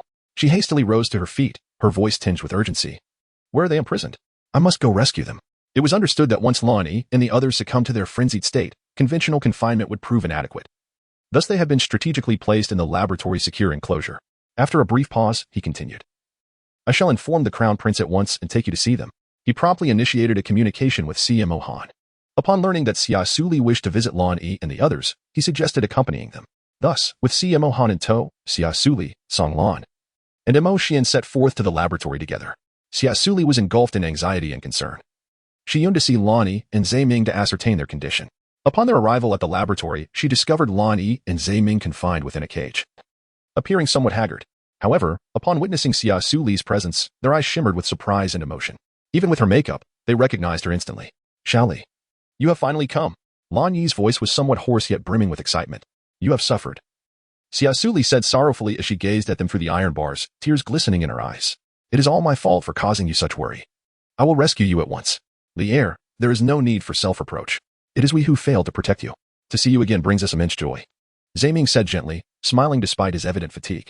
Seeing their weary state, Xia Suli felt an overwhelming pang of sorrow, and tears could no longer be restrained from flowing down her cheeks. She hurriedly implored CMO Han to unlock the cage and allow her to enter. Although CMO Han appeared perplexed, he complied, curious about how this purebred female, who had only awakened D-level psychic abilities, could possibly rescue the S and SS-ranked male beastmen.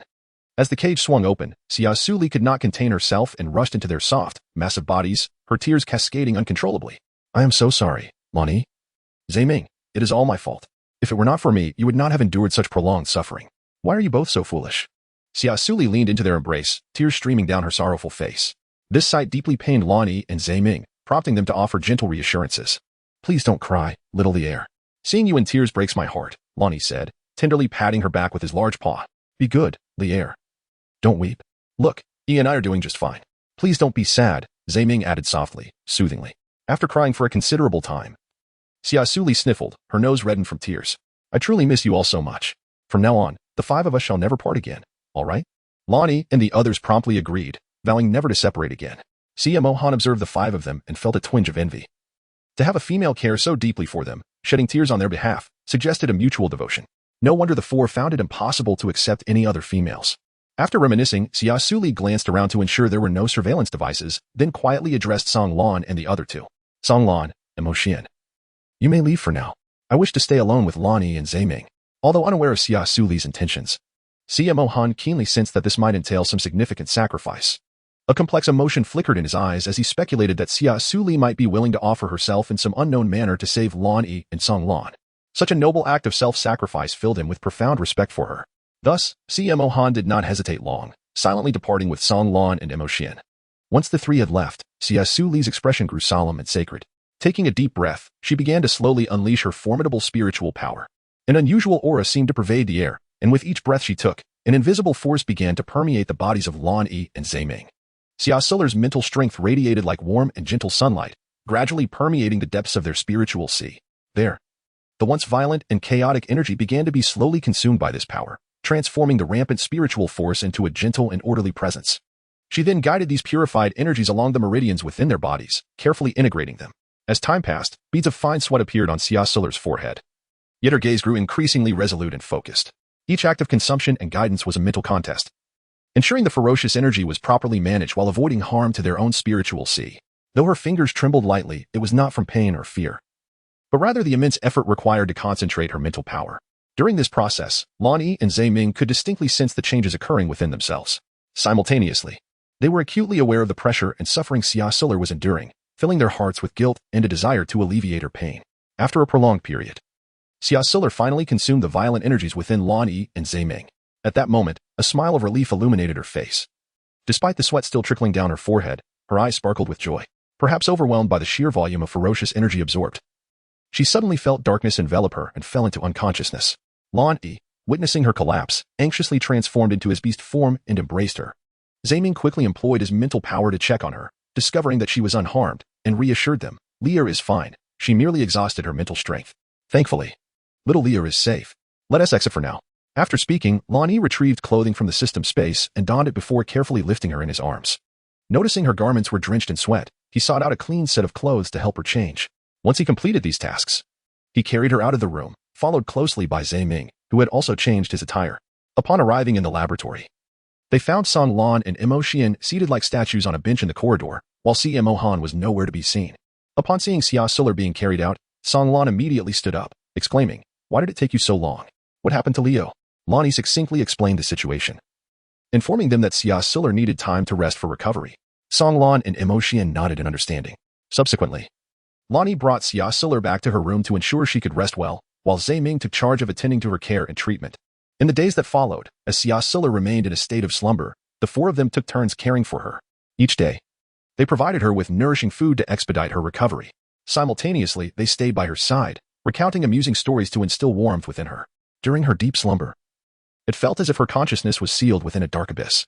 After a month of meticulous care, her spirit finally broke free from the shackles of darkness, and a beam of light pierced through the void.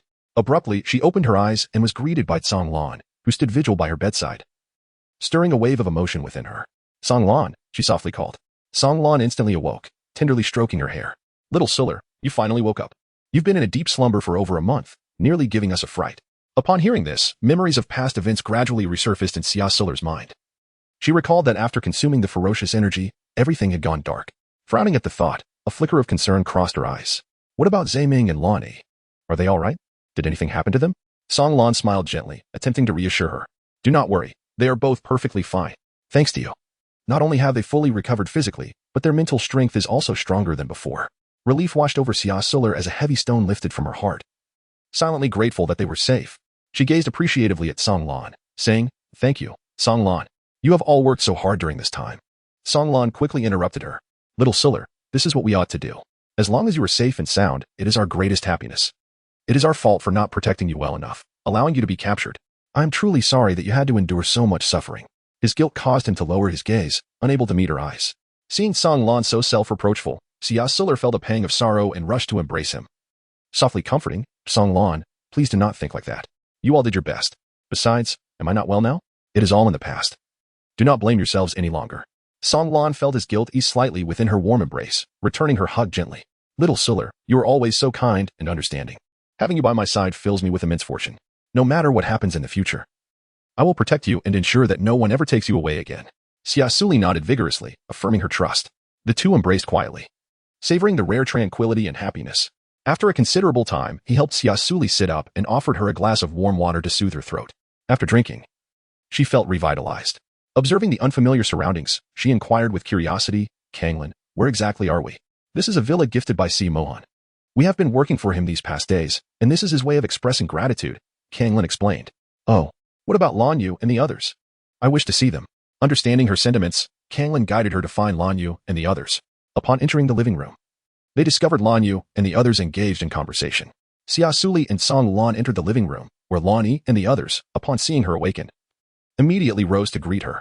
Xiao, you have finally awakened, Lan Yi said, his face alight with joy as he gazed at her. Indeed, Lier. You have truly made us worry, Zaiming said with a gentle smile. Mo Xian looked at her with a face full of remorse, Master. It was my failure to protect you that day. Xia Suli gazed at them, her heart brimming with emotion. This is not your fault, Mo Xian. I am fine now, aren't I? It is I who caused you all to worry. Zaiming chuckled. All right, let us not dwell on guilt any longer. It is a rare occasion for us to gather. Let us not sully it with sorrowful matters. Zaiming's words rang true. It had been quite some time since they had last met, and they resolved to set aside any melancholic topics. Xia Suli playfully smiled, observing her expression. The others gathered closely, engaging in conversation about the events that had transpired during their time apart. Xia Suli listened to their narratives, feeling a profound sense of happiness from the concern they showed her. By the way, Xiao, how do you feel now? Is there any discomfort? Zaiming inquired with genuine care. I feel much better. I am not sure if it is because I absorbed too much turbulent energy, but it seems my mental strength has become even more formidable than before, Xia Suli replied with a smile. That is wonderful to hear. You must recover swiftly. For Siyu and Lili have postponed their wedding just for you. They are eagerly awaiting your awakening to celebrate, Lan Yi remarked, deftly shifting the conversation. Xia Suli nodded, feeling both guilty and delighted that Lili and Siyu had postponed their wedding for her sake. As everyone continued their light-hearted conversation, the atmosphere remained cheerful. After finishing her dinner, Xia Suli prepared to return to her room for some rest. Make sure to take a good rest. Call us if you need anything. Lan Yi and the others urged her. All right, Xia Suli replied with a smile. Chapter 96. The Confession of the Four. As Lan Yi and the others watched Xia Suli head to her room, their resolve grew ever stronger. For only the four of them were aware that during her month-long slumber, she had surpassed the S level in her mental prowess, a terrifying rate of growth. Typically, the mental strength of female beastmen remains fixed after awakening, while ordinary individuals usually hover around D and C levels. B and A levels are already commendable, whereas S levels are exceedingly rare, especially considering Xia Suli had yet to reach 20. With over a year until her coming of age, she had already experienced a second awakening, indicating that she was destined to break through to an even higher S-level mental capacity, establishing herself as the most formidable mental power wielder among females. However, such a prodigy would inevitably attract the attention of dark forces and various families vying for control, as possessing a powerful female could mean dominance in the universe. Thus, they needed to grow even stronger to safeguard her from being claimed by other factions. Once she left the room, the expressions of the four turned serious. Lan Yi looked at the others with unwavering determination, speaking gravely. Now that Xia Liu has awakened to S-level mental power, we cannot hide this for long. With the fall of the Blue Sea Empire, rebuilding an empire to protect her within a mere year is unrealistic. CMO Han's intent to ally with us likely stems from the recent chaos in the star system. Various factions are eager to recruit strong individuals to bolster their power. However, we must not easily align ourselves with any side, lest we become their pawns. We must continually enhance our strength to maintain our neutrality among the stars. As his words fell, the other three nodded in agreement, fully aware of the precarious situation. Xia Suli's awakening had already garnered attention, and they needed to expedite their strength enhancement to protect her. Indeed, Zaiming interjected. We must devise a detailed training plan to bolster our abilities while acquiring more resources and information to better navigate this universe and enhance our survival. Moreover, we must keep Xia Li's identity strictly confidential. Should anyone discover her second awakening, even we would be unable to safeguard her at all times. Song Lan's face bore a frown, acknowledging the extraordinary nature of Xia Suli's talent. If other factions learned of it, unnecessary trouble would surely ensue. With just the four of them, they could hardly protect her, let alone establish their own power in such a short time. Rest assured, I will protect her in our own way. We must not only ensure her safety, but also help her become a true powerhouse. Only then can she avoid becoming someone else's tool, and if anything happens to us, she may still have a chance, Lan Yi declared resolutely. Zaiming nodded in agreement. Very well, then it is settled. Each of us will leverage our strengths and devote ourselves fully to enhancing our abilities within the shortest time possible. Xia Suli remained oblivious to the myriad of hardships endured by Lan Yi and his companions in their clandestine efforts to safeguard her. In the ensuing days, Lan Yi and his allies rose early and retired late, embarking on rigorous training to enhance their abilities while surreptitiously constructing an empire dedicated to Xia Suli. Concurrently, they scoured the land for precious resources to aid in their cultivation. Throughout this arduous journey, they faced numerous obstacles and challenges. Yet they triumphed through unwavering determination and the harmony of their camaraderie. Meanwhile, under their vigilant protection, Xia Suli continued to live her life in blissful ignorance. Though she remained unaware of the sacrifices made on her behalf, she could sense the profound affection emanating from those around her, filling her heart with immeasurable joy. A month later, the wedding of Siyu and Lily unfolded as planned. Xia Suli donned a delicate pink gauze dress, exuding a captivating beauty. She had now returned to her original appearance, having washed away the blue dye from her hair and abandoned the deliberate act of disguising herself. This was the first time in several months that she revealed her true self, and those who beheld her were astonished. When Xia first laid eyes on her, he could hardly recognize her. Had it not been for Lily's revelation, he would have found it hard to believe that the enchanting female before him was indeed her. However, upon witnessing her authentic visage, Xia finally comprehended why Lani and the others held her in such high regard. Xia Han, upon seeing her true appearance, was not overly surprised, for he had seen her photographs long ago, yet he could not help but be mesmerized by her beauty, as she radiated even more allure in person than in the images. Xia Suli gazed at Lily, who was adorned in a pristine white wedding gown, radiating an extraordinary beauty today. Witnessing her blissful smile, Suli felt an overwhelming sense of joy for her. Congratulations, Lily, you look absolutely stunning today. Thank you, Xia Suli. I hope you find your own happiness soon. Yes, I certainly will. Observing her envious expression, Lani lowered his voice. You need not envy others, Xia Suli. If you desire, we can grant you a grand wedding at any moment. Upon hearing this, Songlan, Zaiming, and Emotian looked at her with eager anticipation. What are you saying? I can't possibly marry all four of you. That feels so irresponsible. Xia Suli's face flushed crimson as she imagined the scene of marrying Lani and the others. It was something utterly unimaginable in modern times. Why not?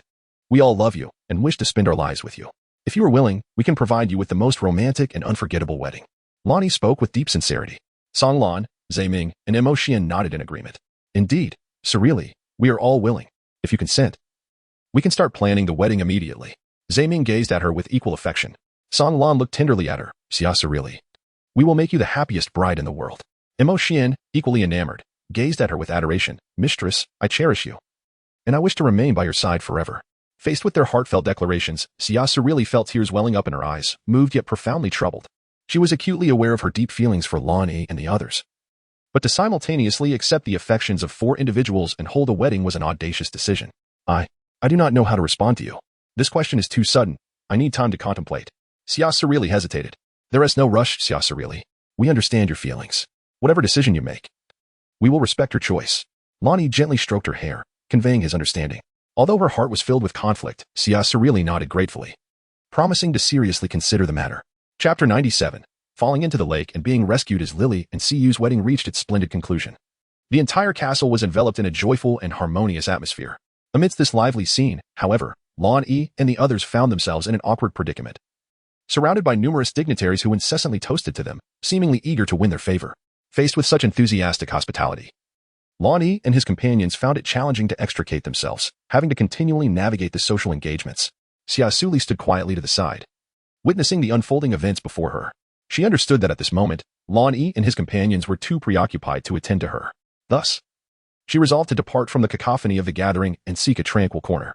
Silently, she sent a message via her holographic device to greet Lani and then turned to make her way towards the back garden. In the back garden, serenity enveloped her as she strolled through the peaceful surroundings, relishing the gentle caress of the breeze.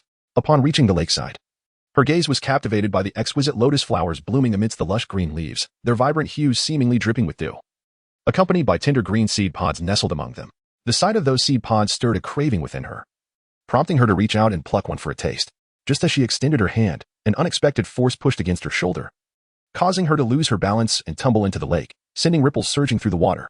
Struggling to surface, she found her ankle ensnared by an underwater plant. In her panic, she swallowed several mouthfuls of water, choking painfully. Beneath the surface, Xia Suli vaguely perceived a white figure swiftly retreating from her previous position, loudly exclaiming that someone had fallen into the water.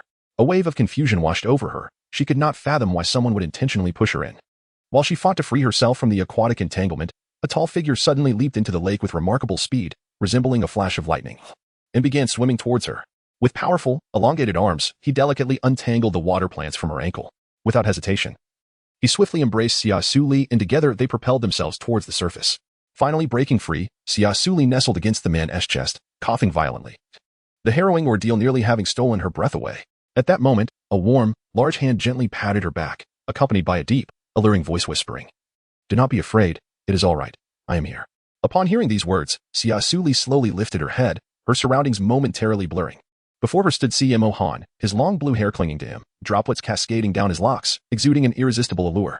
His deep blue eyes regarded her with tender warmth, as if harboring boundless affection. His skin was as pale as snow, even more so than the average male orc, radiating an extraordinary charm that was utterly captivating. "Miss Xia, are you all right? Do you need me to carry you to the shore?" CMO Han inquired. his gaze catching a glimpse of her stunning figure. Startled by his offer, Xia Suli quickly waved her hands in refusal. No need for that. I am fine now. Thank you, Your Highness, for saving me. She wished to avoid further complications and struggled to swim away from his embrace.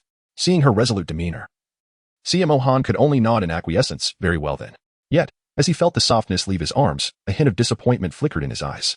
Shifting his gaze back to her, he asked, "But how did you come to be alone in the back garden and end up in the lake?" Xia Suli smiled helplessly and explained, "The environment here is serene and tranquil. I merely wished to enjoy a moment of solitude. Unaware that someone harbored discontent and dared to push me while I was gathering lotus pods. Thus, I am profoundly grateful for the prince's timely intervention." A fleeting hint of perplexity crossed the handsome visage of Xia Mohan as he discerned that the matter was far more complex than it appeared. "I apologize. It seems our people have failed in their duties, allowing someone to resort to such treachery against you. The Xi family will certainly provide Miss Xia with an explanation. And rest assured, the perpetrator will face the appropriate consequences. For now, let us exit the lake," Xia Mohan gently reassured her. "Very well. I appreciate your assistance, Your Highness." Xia Suli responded obediently, then cautiously climbed ashore. As they successfully reached the bank, Xia Mohan's expression underwent a subtle transformation. He gazed at Xia Suli. Drenched from head to toe, clad in a form-fitting pink gown that clung to her figure, revealing her curves in their entirety. Xia Mohan swiftly removed his black suit jacket and draped it over her shoulders, murmuring softly, "Ahem, Miss Xia, your gown is wet." Upon hearing these words, Xia Suli instinctively lowered her head to glance at her attire, only to realize with a start that she was rather exposed. Her face instantly flushed crimson, and she hastily reached for the jacket, attempting to shield her modesty. Fortunately, the towering figure of Xia Mohan, standing over 2 meters tall, possessed a coat long enough to cover her thighs adequately. At that moment, hurried footsteps echoed from a distance as a group approached them. "Xia Liar, are you all right?" Lonnie inquired anxiously as he reached her side. "I am fine, do not worry about me. Thanks to the Crown Prince's timely intervention, I would have been ensnared by the aquatic plants and drowned," she replied. Zaiming and Song Lan, hearing this, cast grateful glances towards Xia Mohan. "We are deeply appreciative of your assistance, Crown Prince. We cannot thank you enough." Xia Mohan smiled modestly. "There is no need for such formality. It was merely a trifling effort on my part. Regardless, we must express our gratitude for saving Xia Liar," Lonnie said earnestly. Xia Suli then interjected, "I am genuinely grateful to the Crown Prince. Should the opportunity arise, I shall surely repay this life-saving kindness." A glimmer of subtle anticipation flickered in Xia Mohan's eyes. "Oh, is that so? Then I eagerly await the arrival of that day," he remarked, a faint smile gracing his lips. Xia Suli gazed at him, an unusual sensation surging within her heart. She gently nodded, signifying her intention to remember this act of kindness. The atmosphere around them seemed to shift subtly, as onlookers silently observed the scene, each lost in their own thoughts. Behind the crowd, the white figure who had aimed to extinguish her life had inadvertently forged a closer bond between her and Xia Mohan, which infuriated her beyond measure. And that individual, harboring deep-seated resentment, was none other than Anasha. Chapter 98. He, too, was ensnared when Lily and Siyu rushed over, concern etched on their faces. They grasped her hands tightly. "Shaoli, are you all right? You scared me to death. If anything were to happen to you, I would never forgive myself," Lily exclaimed, her anxiety palpable. "I'm fine, Lily. Today is your joyous occasion, yet I've caused this unnecessary turmoil. I am truly sorry," Xia Suli expressed, feeling a pang of guilt. "What nonsense are you speaking? How could this possibly be your fault? Who was it that pushed you into the lake?" Lily retorted, her anger evident. Seeing this, Siyu quickly intervened. "Lily, please calm down. You are carrying our child. I will ensure that this matter is investigated thoroughly. I am eager to discover who dares to harm Shaoli within my castle." Upon hearing the delightful news of her pregnancy, Xia Suli exclaimed with joy, "Congratulations. Why did you not share this with me sooner? You are now a precious individual. Do not let this matter cause you distress. Besides, I am untroubled by it." Lily, her face adorned with a charming blush, gazed affectionately at Siyu and replied gently, "I only discovered it today. Hence I had not the opportunity to convey this joyous tidings to you. However, the fact that someone thrust you into the lake cannot be overlooked." Upon uttering these words, Lily furrowed her brow, her countenance revealing indignation. "Calm yourself, Lily. I shall promptly initiate an inquiry," Siyu reassured her, tenderly patting her hand while turning to Xia Suli. "Rest assured, I will swiftly uncover the truth and provide you with an explanation." He then turned to the butler, commanding, "Immediately dispatch someone to investigate this matter. It must be thorough." The butler nodded in acknowledgement and hurried off with a group of servants. At that moment, Xia Mohan stepped forward, his gaze piercing as it swept across the crowd, as if seeking to penetrate their very souls. "Today, Miss Xia was pushed into the lake and nearly lost her life. The Xi family shall conduct a thorough investigation to uncover the true culprit and ensure justice for Miss Xia." His voice was cold and resolute, imbued with an undeniable authority that rendered the atmosphere tense. The crowd nodded in agreement, expressing their support for Xia Mohan's decision. "Those who dare harm Shaoli, prepare to face our wrath. We shall not be lenient," declared Lan Yi, equally incensed. Whispers filled the air as people speculated about the identity of the assailant. To provoke 4 S-grade beastmen is truly a reckoning that could obliterate a planet or lineage with ease. Which is precisely why so many dignitaries and noble families sought to curry favor with these 4. Suddenly, Xia grasped Xia Suli's hand, feeling its icy chill, and anxiously remarked, "Third Prince, are there guest rooms available for Lyre to change her attire? I fear she may catch a chill from the wind, especially since she has been quite weak of late." "Certainly, I shall arrange it at once," Xia replied, promptly instructing a servant to escort Xia Suli and the others to the guest quarters. Before departing, Xia Suli offered a slight bow to CMO Han, expressing her gratitude. "Thank you, Your Highness, for your coat. I will return it to you once it has been washed." "There's no rush," CMO Han replied with a gentle smile. After changing her clothing, Xia Suli emerged slowly from the bath, having been provided with a clean outfit by Lan Yi and the others. Lan Yi sat beside Xia Suli and inquired tenderly, "How do you feel, Xiao Lyre? Is there anywhere you are uncomfortable?" Xia Suli shook her head and smiled, saying, "I am fine, so you need not worry." Kanglin furrowed her brow lightly, gazing at her with concern. "Little Suli, it is best not to stray from our sight in the future. Had it not been for the first prince's timely rescue, the consequences would have been unimaginable. Today's events have taught us that we cannot afford to leave her side for even a moment. We were too careless. Who would have thought someone would dare to commit such an act of violence within the third prince's castle? Truly audacious," Zaiming remarked with a grave expression. Imo Xian looked at her pale face with deep concern. "From now on, I shall remain by the master's side to protect her. Had I not been entangled with him today, the master would not have been pushed into the lake and nearly drowned." Lonnie nodded in agreement. "Very well. From this day forward, Xian, you shall safeguard little Suli's well-being, for you prefer to avoid interaction with outsiders anyway." A flicker of emotion passed through Xia Suli's eyes. "I will be more cautious from now on. I have caused you worry again today." Imo Xian tightened his grip on her hand. "Master, I shall no longer allow anyone to inflict harm upon you." Xia Suli's heart was stirred by an unseen force as she gazed at Imo Xian, filled with warmth and emotion. At that moment, a servant hurriedly approached, reporting to Lan Yi and the others. Upon hearing the news, their expressions shifted dramatically, and they rose abruptly. "How infuriating. It is indeed her," Lonnie said through gritted teeth, a flicker of anger flashing in her eyes. When Xia Suli learned that it was Anisha, she felt no surprise. After all, she was indeed clad in a white gown today, and that voice in the water had unmistakably resembled hers. Upon their arrival at the Grand Hall, Anisha stood there with an air of arrogance, completely oblivious to any wrongdoing. "On what grounds do you assume it was me? Merely based on a servant's word?" she retorted, her tone dripping with disdain and contempt. The onlookers were taken aback by her brazen audacity, casting furious glances in her direction. It was only because there was no evidence of her pushing anyone at the time that she felt emboldened to act so defiantly. Upon hearing those words, Xia Suli's lips curled into a disdainful smile as she coldly remarked, "Miss Anash's refusal to acknowledge this is inconsequential. Your cowardice in action does indeed reflect your character. I hope you continue to be so fortunate." Anash's complexion flushed crimson, her eyes brimming with fury and indignation as she glared fiercely at Xia Suli. "What do you have to be proud of? You and that individual devoid of spiritual power are merely basking in your superficial beauty, which attracts the attention of male beastmen. However, when they can no longer control the raging energy within them, they will come to understand the vast chasm that separates you from me, Anasha." At this, a flicker of disdain crossed Xia Suli's eyes. "Oh, is that so? You speak as if awakening an S-level spiritual power makes you remarkable.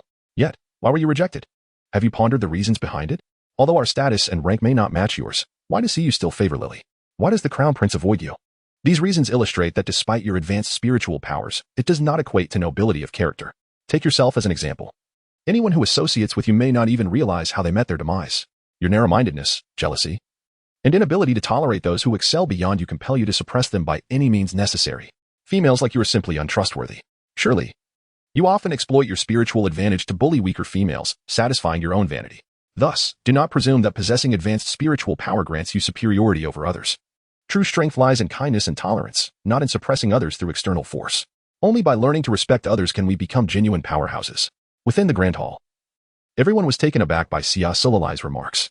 Si Mohan observed her confident demeanor, a flicker of an emotion he had never recognized before crossing his gaze. He finally understood why Lonnie and the others were so enamored by her. The radiance she exuded at this moment was truly captivating, drawing him in as well. Chapter 99. "Please allow me to decline," well said. King Si Huang clapped his hands, rising to approach Xia Suli with admiration in his eyes. "You may appear young, yet your insight is the most exceptional I have encountered. If the females of the Xinglua Empire or any other planets possess thoughts akin to yours, there would be far fewer refugees in the galaxy. Your name is Xia Suli, correct? I hold great expectations for you. Might you harbor feelings for my son, Si Mohan? I am willing to unite you as partners. Would you consent?" The room fell into stunned silence. Si Mohan sharply raised his gaze to his father, astonishment and confusion evident in his expression. He had never anticipated such a proposal from his father, especially concerning Xia Suli. He instinctively glanced at Lani and the others, not wishing to oppose them, for they were all respectable adversaries and close allies. Meanwhile, Xia Suli was equally taken aback by the king's unexpected proposition. Her eyes wide with disbelief. She had not anticipated such a request, let alone being suggested as Si Mohan's partner. Faced with this sudden turn of events, Xia Suli felt a whirlwind of emotions, nervousness and embarrassment, but primarily helplessness. She understood that declining the king's offer could offend His Majesty and the Si family. Despite the complexity of her feelings, Xia Suli maintained her composure, realizing that this was not the moment for impulsiveness. She needed to navigate this situation with caution. Taking a deep breath to steady herself, she contemplated how to respond to the king's inquiry. Thank you, Your Majesty, for your kind consideration. However, I'm still quite young and not currently contemplating marriage, so I must respectfully decline.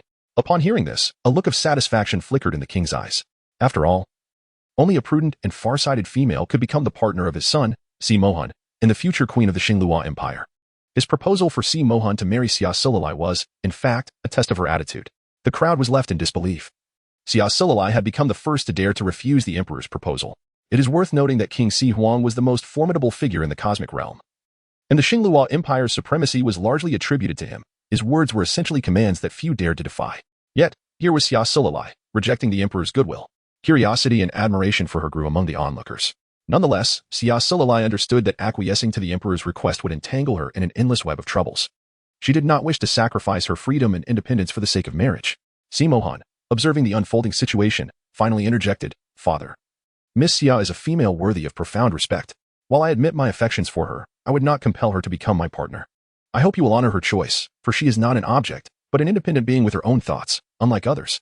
King Si Huang regarded both Xia Suli and his son, recognizing their strong principles and independence, unyielding to power and status. He nodded in understanding, expressing, very well. Given this, I shall not press further. However, I still hope Miss Xia will contemplate this matter carefully, for only the strong can thrive in this world. With that, the king turned to leave, leaving the crowd in astonished contemplation of Xia Suli. They could not help but marvel at this female's audacity to refuse the emperor's benevolence. Upon witnessing the scene, Xia Suli inwardly rejoiced, grateful that she had declined the emperor's request. Otherwise, she would likely have been ensnared within the confines of the palace. As the wedding banquet unfolded, Lani and the others escorted Xia Suli away from the castle, their silence heavy with unspoken thoughts. The emperor's proposal for her to become Si Mohan's partner today indicated that he recognized her worth, intensifying Lani and the others' yearning to grow stronger and establish their own power to safeguard her. Just as they reached the entrance, Si Mohan's voice echoed from behind. Miss Xia, why did you refuse my father's request? Is it because I am not distinguished enough? Or do you believe I am unworthy of you? Xia Suli, taken aback, did not anticipate that Si Mohan would pose such a question. Turning to face him earnestly, she responded, None of those are the case. Your Highness, you are indeed remarkable, yet I believe that to become companions, we must invest more time in understanding one another and discerning whether we are truly suited to accompany each other throughout our lives. Si Mohan furrowed his brow, seemingly dissatisfied with her answer, and pressed further, Then why not attempt to spend time with me? We might find ourselves to be quite compatible. Xia Suli shook her head gently. Your Highness, my intent is not to target you personally, but rather to approach the matter of partnership with the utmost seriousness. At present, my focus lies solely on cultivation and enhancing my own strength. I do not wish to become an appendage to a male beastman. Si Mohan fell silent for a moment, a flicker of disappointment crossing his eyes, yet he quickly regained his composure. What if you were compelled to choose a partner? Xia Suli gazed steadfastly at Si Mohan. If I must make a choice, my answer will unequivocally be Lan Yu, Kanglin, Ziming, and Ma Xuan. They are not only the individuals I hold in the highest regard and cherish deeply, but they also embody the emotional sanctuary of my innermost being. I can genuinely feel their love for me and am acutely aware that they would sacrifice everything, even their precious lives, for my sake. Likewise, I would not hesitate to relinquish my own life for them. Such a level of sacrifice is beyond your capacity. For our bond has yet to reach a depth profound enough to warrant such a willingness to lay down our lives for one another. Si Mohan chuckled softly, acknowledging Xia Suli's sentiments, for he recognized that, at present, he could not offer her the same level of devotion as the others. What you say, Miss Xia, is indeed true. I shall respect your decision, but should you ever change your mind in the future, know that you may seek me out at any time. In any place, Si Mohan remarked. Xia Suli chuckled lightly, expressing her gratitude to the crown prince for his kind intentions, yet she added, With their company by my side, I find myself utterly content. After saying this, she tightly grasped the hands of Lani and the others before turning to leave. Si Mohan stood silently in place, his gaze following the receding figure of Xia Suli. A subtle smile graced his lips, revealing a hint of satisfaction. As if he were indifferent to the unfolding events, he firmly believed that with unwavering effort, he would one day win Xia Suli's heart. Meanwhile, Lonnie and the others were elated to learn that Xia Suli was willing to be their companion, their smiles never fading on the way back. Chapter 100. Preparing to earn her own keep upon returning home, Xia Suli collapsed onto the sofa like a deflated balloon, feeling utterly drained, her lips murmuring, "Oh dear. That was terrifying. I thought I would be executed for refusing the king." The four onlookers couldn't help but burst into laughter at her adorable yet exaggerated expression. Lonnie laughed so hard he nearly doubled over, affectionately saying, "I thought little air was truly that strong. Who knew it was all an act?" "Well, you did a splendid job. We didn't even need to step in to assist." Zaiming smiled gently, offering comfort. "The heir has done remarkably well. You may well be the first to refuse His Majesty's requests." Xia Suli playfully protested, "Oh, you're teasing me. My legs feel like jelly. The aura of His Majesty is truly formidable. I nearly gave myself away." Reflecting on the imposing presence of the emperor and their brief eye contact, she felt the weight of his authority. It was no wonder he was the ruler of a nation. After the laughter subsided, Songlan's expression shifted as he suddenly frowned. "I suspect His Majesty has already sensed Xia Suli's uniqueness. Otherwise, he wouldn't have made such remarks." The Crown Prince Mo Han seemed to have developed an interest in her as well, if he bore no ill towards her. "I would prefer to avoid excessive interaction," Mo Xian slowly articulated. As the group conversed, Xia Suli's mind wandered, her eyelids heavy. After a few yawns, she succumbed to sleep on the sofa. Upon noticing her slumber, Zaiming quietly remarked, "The heir has dozed off again. Let us continue our discussion later." He then gently lifted her, carrying her towards the bedroom. Zaiming opened the door with utmost care, setting Xia Suli down on the bed. He removed her shoes delicately and laid her flat, ensuring her comfort as she drifted into a deep slumber. Watching her peaceful countenance, he tenderly caressed her cheek. Savoring her steady breathing and warmth, a wave of tranquility and fulfillment washing over him. Adjusting her pillow for better support, he quietly seated himself at her bedside. Gazing at her exquisite features, lost in his thoughts. Recalling the moments they had shared since their first encounter, his heart brimmed with gratitude and affection. He understood he had fallen deeply in love with her, yet he recognized that this love required time to cultivate and flourish. Finally, Zaiming gently closed the door, leaving Xia Suli to continue her serene slumber in the quiet room. He knew that tomorrow would herald a new day, and he would remain by her side, ready to support her in every way. Back in the hall, Lonnie regarded him with a serious expression, his tone grave. "Ming, what is going on with Lier lately? Why has she been so frequently drowsy?" Songlan and Mo Xian also wore worried expressions, their hearts filled with concern. Ever since Liu absorbed the volatile energy from Lonnie and Zaiming, she had spent most of her days sleeping, a peculiar situation that naturally alarmed them. Zaiming's brow furrowed as he replied, "I've examined her. Her mental energy fluctuations are abnormal. I suspect it's due to the absorption of excessive volatile energy. The specific consequences remain uncertain, but it is evident that her mental strength is growing at an astonishing rate. If this continues, she may ascend to SS rank in less than a year." This statement struck like a thunderclap, deepening the gravity of their expressions. It is worth noting that throughout the annals of interstellar history, no female had ever surpassed S rank. If Liu truly attained SS rank, the four of them would face unprecedented challenges, ones they could neither predict nor prevent. Lonnie sat at the table, his long fingers tapping lightly, producing a crisp sound reminiscent of a silent melody. He narrowed his eyes slightly, lost in contemplation, a glimmer of wisdom flickering within. After a moment of silence, Lonnie broke the stillness. "Ming, haven't you been researching a special potion? The one that could render both instruments and divine stones incapable of detecting rank. How is that progressing?" His voice brimmed with curiosity and anticipation. Zaiming shook his head, his brow creasing in a hint of frustration. "I haven't fully developed it yet. I need to extract more substances for analysis to ensure Li's safety when using the potion." Songlan chuckled. Understanding Zaiming's meticulous approach to potion research, he consoled him. "No need to rush, Ming. We'll take our time. If you need any help or resources, just ask. We'll wholeheartedly support your efforts." Zaiming nodded appreciatively. Songlan then turned to Lonnie, inquiring, "How are your plans for establishing the new empire progressing?" Lonnie's lips curled into a confident smile. "Everything is proceeding as planned. I've begun reaching out to potential partners and establishing connections while also scouting for more talents to join our team in building a formidable empire." Songlan couldn't help but exclaim, "Now Ming is focused on potion research. He is diligently recruiting talent for the empire. And Xian is responsible for ensuring Xia Suli's safety. It seems everyone has their own tasks and responsibilities. We're all quite busy. I feel as though I have little to do." Zaiming chuckled. "How could that be? You're the one generating the startup funds. There is no time for idleness." Songlan sighed in resignation. "Typically, the guild doesn't require my presence. With all of you so occupied, I find myself a bit at loose ends. Perhaps I could assist with some trivial matters, like gathering information or preparing materials. That way, you can focus more intently on your respective tasks." Lonnie patted Songlan on the shoulder, smiling. "Excellent idea. If you truly need to keep busy, help with those minor details. I believe with our collective efforts, we can surely achieve our goals." Songlan nodded, excitement shimmering in his eyes. "All right." In this moment filled with hope and challenge, the four of them collaborated closely. leveraging their strengths, striving to realize a shared dream for Xia Suli. They believed they could create a prosperous empire, standing firmly as her unwavering support.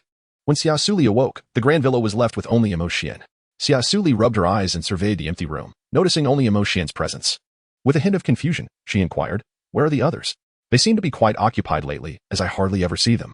Xian, maintaining an air of composure, replied, "They have recently taken on a task, thus they will be somewhat preoccupied during this period."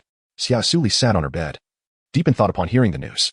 The Blue Ocean Empire had met its demise, leading them to lose their former status and wealth. The prospect of earning money had indeed become quite arduous. Reflecting on their once lofty position, she felt a twinge of sympathy for them, now reduced to laboring for others. After all, they were proud and dignified individuals, compelled to humble themselves for the sake of survival. This realization struck her. Life was no longer as effortless as it once had been. She resolved to cease relying on them for her sustenance and instead devote herself to earning a living through her own endeavors. Only in this way could she better assist them in navigating these turbulent times, while also conveying to them that, regardless of the challenges they faced, she would stand by them steadfastly. Chapter 101.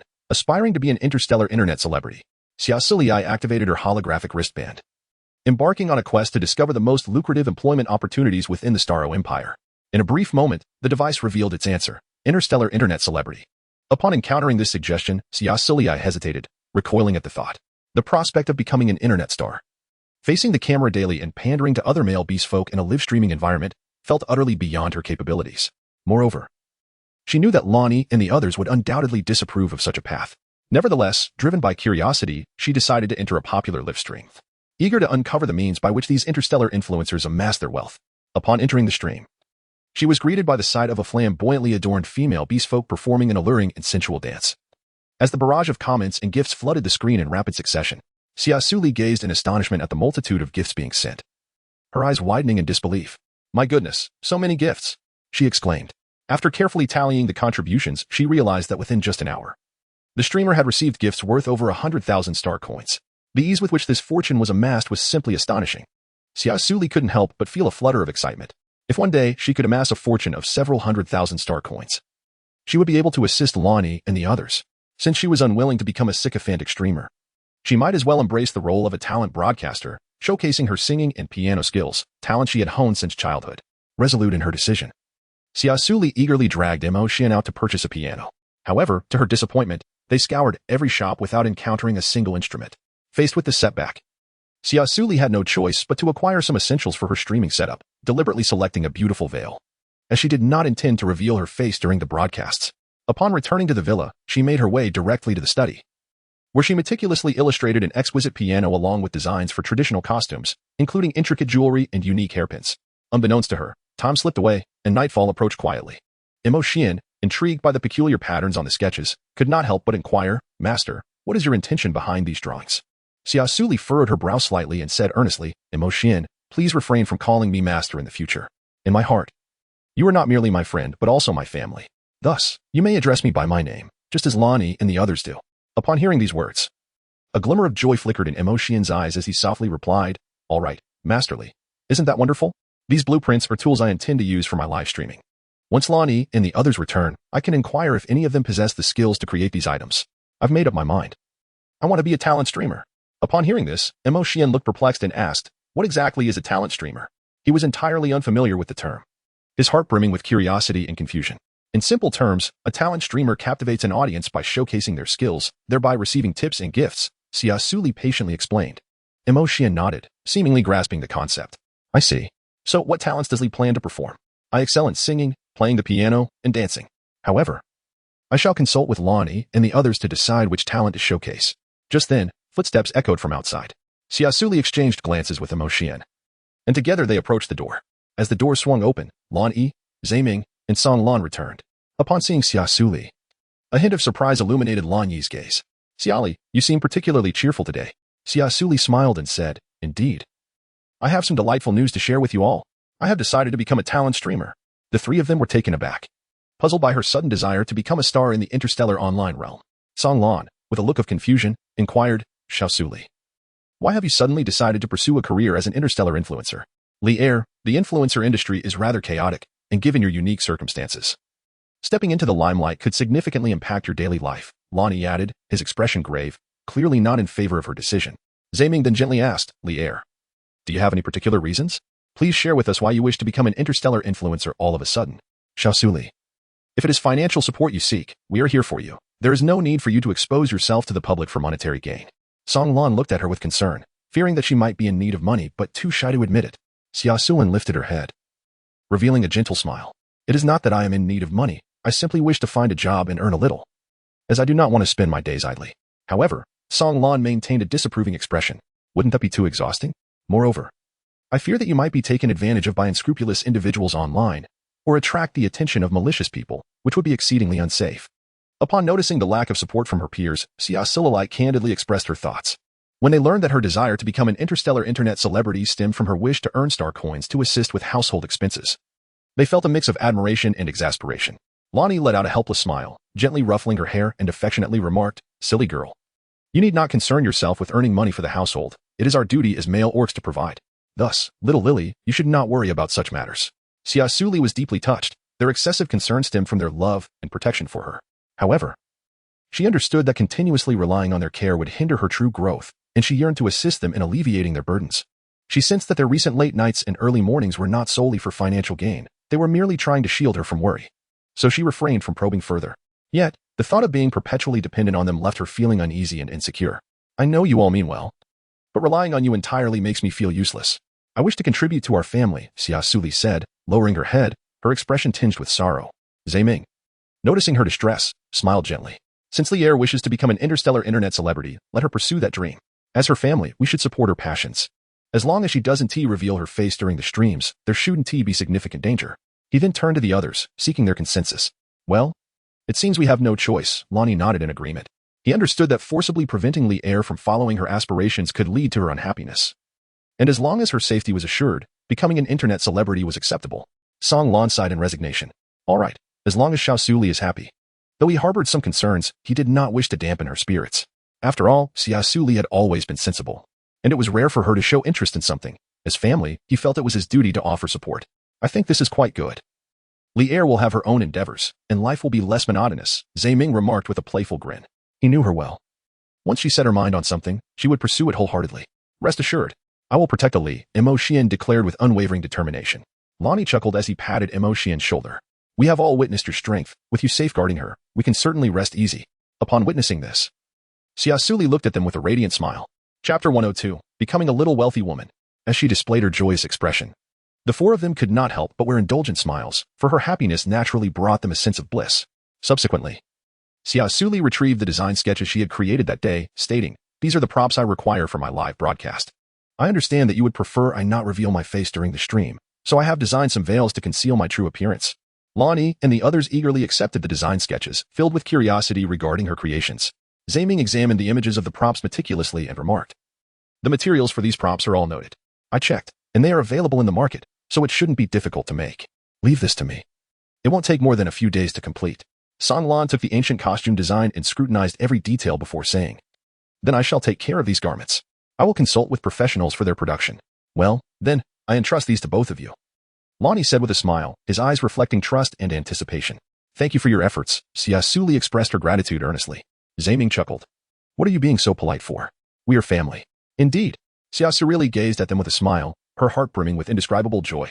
Yet, at that moment, the figure of Kyle materialized in her mind, and a fleeting shadow of sorrow flickered in her eyes. She had never ceased her quest to uncover Kyle's whereabouts, however. He seemed to have vanished into thin air, leaving no trace behind. Even the Hellred family yielded no information, as if he were deliberately being concealed from her. Mo Xian sensed the shift in Xia Suli's emotions and promptly grasped her hand, inquiring with urgency, "Ari, what troubles you? Why the sudden melancholy? Has something occurred?" Lonnie, Zaiming, and Song Lan, upon hearing his voice, exchanged worried glances, their concern palpable. "What is the matter?" Faced with their attentive gazes, Xia Suli felt a tinge of embarrassment and ventured, Lonnie, are you aware of the Hellred family? I wish to locate someone." "The Hellred family? Little Riri. Who are you seeking?" Lonnie asked, a look of confusion crossing his face. "I am searching for Kyle Hellred, but despite my extensive inquiries, I have found no recent activity from the Hellred family," Xia Suli replied, her brow furrowed slightly, her tone laced with a hint of helplessness. Upon hearing this, Song Lan's expression shifted, and he spoke gravely. "Kyle Hellred? I have heard of him. It is said that after awakening his formidable psychic powers upon reaching adulthood, he slaughtered several family members, including his mother and sister, before fleeing the Star Luo Empire. Little Suli, what prompts your sudden desire to find him? Xia Suli hastily explained that he was a profoundly significant friend to me. Kanglin furrowed his brow and, after a moment of contemplation, remarked, "Although I have heard rumors concerning Kylehaird, the specifics remain unclear. However, since you, Xia Suli, are so eager to locate him, perhaps we could explore alternative avenues, such as inquiring with other relevant factions. After all, such prominent families often possess intricate networks and channels of information. He went missing because he saved me. Could you assist me in finding him? At the very least, I wish to ascertain whether he is alive or dead." Xia Suli's voice trembled, fear gripping her heart that he might not merely be lost, but harmed. Lonnie quickly offered reassurance. "Do not fret. We can devise a plan together. Perhaps we can leverage our resources and connections to uncover some leads." Zaiming concurred. "Indeed, Xia Liar, we shall undoubtedly discover the whereabouts of Kylehaird." Xian clasped Xia Suli's hand tightly, saying, "ALRI, regardless of the challenges we encounter, we will always stand by your side, offering our unwavering support." "Yes. I have faith in you all." For several consecutive days, Lonnie took the responsibility of investigating news about Kyle, while Zaiming and Kanglin prepared the necessary props for her live broadcasts. Meanwhile, although Lonnie had not unearthed any information regarding Kyle, she discovered that the Haird family was embroiled in a significant incident, with the entire castle under lockdown, rendering it nearly impossible for anyone to approach. Consequently, no one was privy to their clandestine machinations. However, it was faintly gleaned from the guards that the current predicament of the Haird family was attributed to Kylehaird. Though the reasons for this remained shrouded in mystery, Xia Suli understood that this matter could not be rushed. She could only wait patiently. During the days of anticipation, she decided to focus her attention on her streaming career. Meanwhile, the props crafted by Zimiang were gradually completed. The guqin he produced was exquisitely detailed and possessed a rich texture, resembling a true work of art, which left Xia Suli immensely satisfied, praising his craftsmanship. Furthermore, the ancient costumes crafted by Kanglin were nothing short of breathtaking. Each outfit perfectly replicated her designs while seamlessly incorporating elements of modern fashion, breathing new life into the traditional attire. Xia Suli expressed her heartfelt gratitude to the two individuals, saying, "You are truly remarkable. These props and costumes are simply perfect." Zaiming and Song Lan exchanged knowing smiles and replied in unison, "This is what we ought to do. As long as you are happy, everything we do is worthwhile." On the first day of the live broadcast, Xia Suli appeared before the camera in an exquisite white ancient costume, her veil delicately concealing her face, exuding an air of mystery and elegance. Although her face remained hidden, her grace and attire captivated a vast audience, causing the live stream's popularity to soar. In the days that followed, Xia Suli's performances transcended mere singing and playing. She skillfully crafted enchanting scenes, engaging narratives, and innovative interactive segments, transporting her viewers into a dreamlike realm infused with Eastern charm. The ancient-style garments she donned showcased a unique blend of classical elegance and contemporary flair, earning her widespread admiration and acclaim among netizens, and sparking a trend for ancient attire across the galaxy. As her streaming career flourished, Xia Suli began to emerge prominently within the interstellar influencer community, garnering not only a multitude of loyal fans but also the recognition of industry professionals. Xia Suli gazed at the impressive sum of wealth displayed on her holographic account, a staggering 10 billion credits. Her eyes sparkled with joy, and her lips curled into a triumphant smile, barely able to contain the elation bubbling within her, almost laughing out loud. Lonnie and the others observed her money-obsessed demeanor with a mixture of indulgence and resignation, laced with a hint of playful mockery. "Now that little Lier has become a wealthy lady, she ought to treat us to a grand feast, don't you think?" "Absolutely. Today, the treat is on me. Feel free to order whatever you desire. I assure you, I'll cover the entire bill," Xia Suli declared proudly, casting a triumphant glance at her companions. "Haha. Since that is the case, we shall not hold back. Let us head to the 88th floor of the Xing Luo Hotel. It is said that the cuisine there is the most exquisite and delicious in the entire Xing Luo Empire, though the prices might sting a little, it's simply perfection." Lonnie teased. Zaiming smirked and chimed in, Your generosity is quite extraordinary. Are you planning to make our dearly heir bleed money?" His tone was filled with jest and amusement, clearly relishing the light-hearted atmosphere. "I am now a bona fide wealthy lady. A mere meal is no burden at all." Xia Suli straightened her back, responding with an air of proud defiance. Laughter erupted among the group as they beheld her mix of arrogance and earnestness, their mirth resonating with admiration for Xia Suli and a shared yearning for a promising future. Chapter 103. Why conceal? The five of them arrived at the Xing Luo Hotel, creating a magnificent tableau as they walked through the establishment. Lan Yi, Zaiming, Song Lan, and Xian strode ahead, forming a protective barrier around Xia Suli to shield her from any potential harm. Each of their steps exuded a potent aura, deterring nearby male beastmen from approaching. The other female patrons in the hotel, drawn by the allure of the striking quartet, cast infatuated glances their way. Simultaneously, their eyes brimmed with envy towards Xia Suli, incredulous that such a seemingly delicate female could garner the protection of so many formidable male beast men, truly a sight to covet. After all, the mightier the male beastman, the more desirable he was to the female beastmen, especially young and handsome ones like Lonnie and his companions, who would undoubtedly become the object of many a female's desire. At that moment, a stunningly beautiful female emerged, exuding confidence as she approached Lonnie, her eyes shimmering with undeniable ambition. This female, named Xia Suli, was an S-rank and a star of the interstellar network, boasting a staggering 1 billion followers. Hello. My name is Xia Suli. I trust you've seen me before. Might I trouble you for a contact number? She stated in an imperious tone, puffing her chest out with unabashed self-assurance. Upon hearing the name, Xia Suli felt a surge of astonishment within her. She had not anticipated that the female orc before her was a member of the Hellard family. It is noteworthy that the Hellard family had not been heard from in a considerable time, and now encountering a member of their lineage here was indeed a remarkable coincidence. Curiosity piqued, she wondered whether this individual named Xia was aware of Kai's circumstances. Simultaneously, Lonnie regarded Xia's advances with an expression of indifference. His countenance unmistakably conveyed disdain towards Xia's flirtatious behavior. In response to her overture, he promptly declared, I must decline. I already have a female partner, and I kindly ask that you refrain from interrupting our date. Xia, taken aback by Lonnie's unequivocal rejection, displayed an incredulous expression, her eyes widening as she furiously inquired, How dare you refuse me? I am a member of the Hellard family, an S-rank female orc with millions of admirers. How could you treat me in such a manner? Lonnie remained unmoved by Xia's status and stature, responding coolly, What does that have to do with me? Please do not obstruct our path. His gaze hinted at a trace of impatience. The three male orcs beside Xia, witnessing her humiliation, were visibly enraged.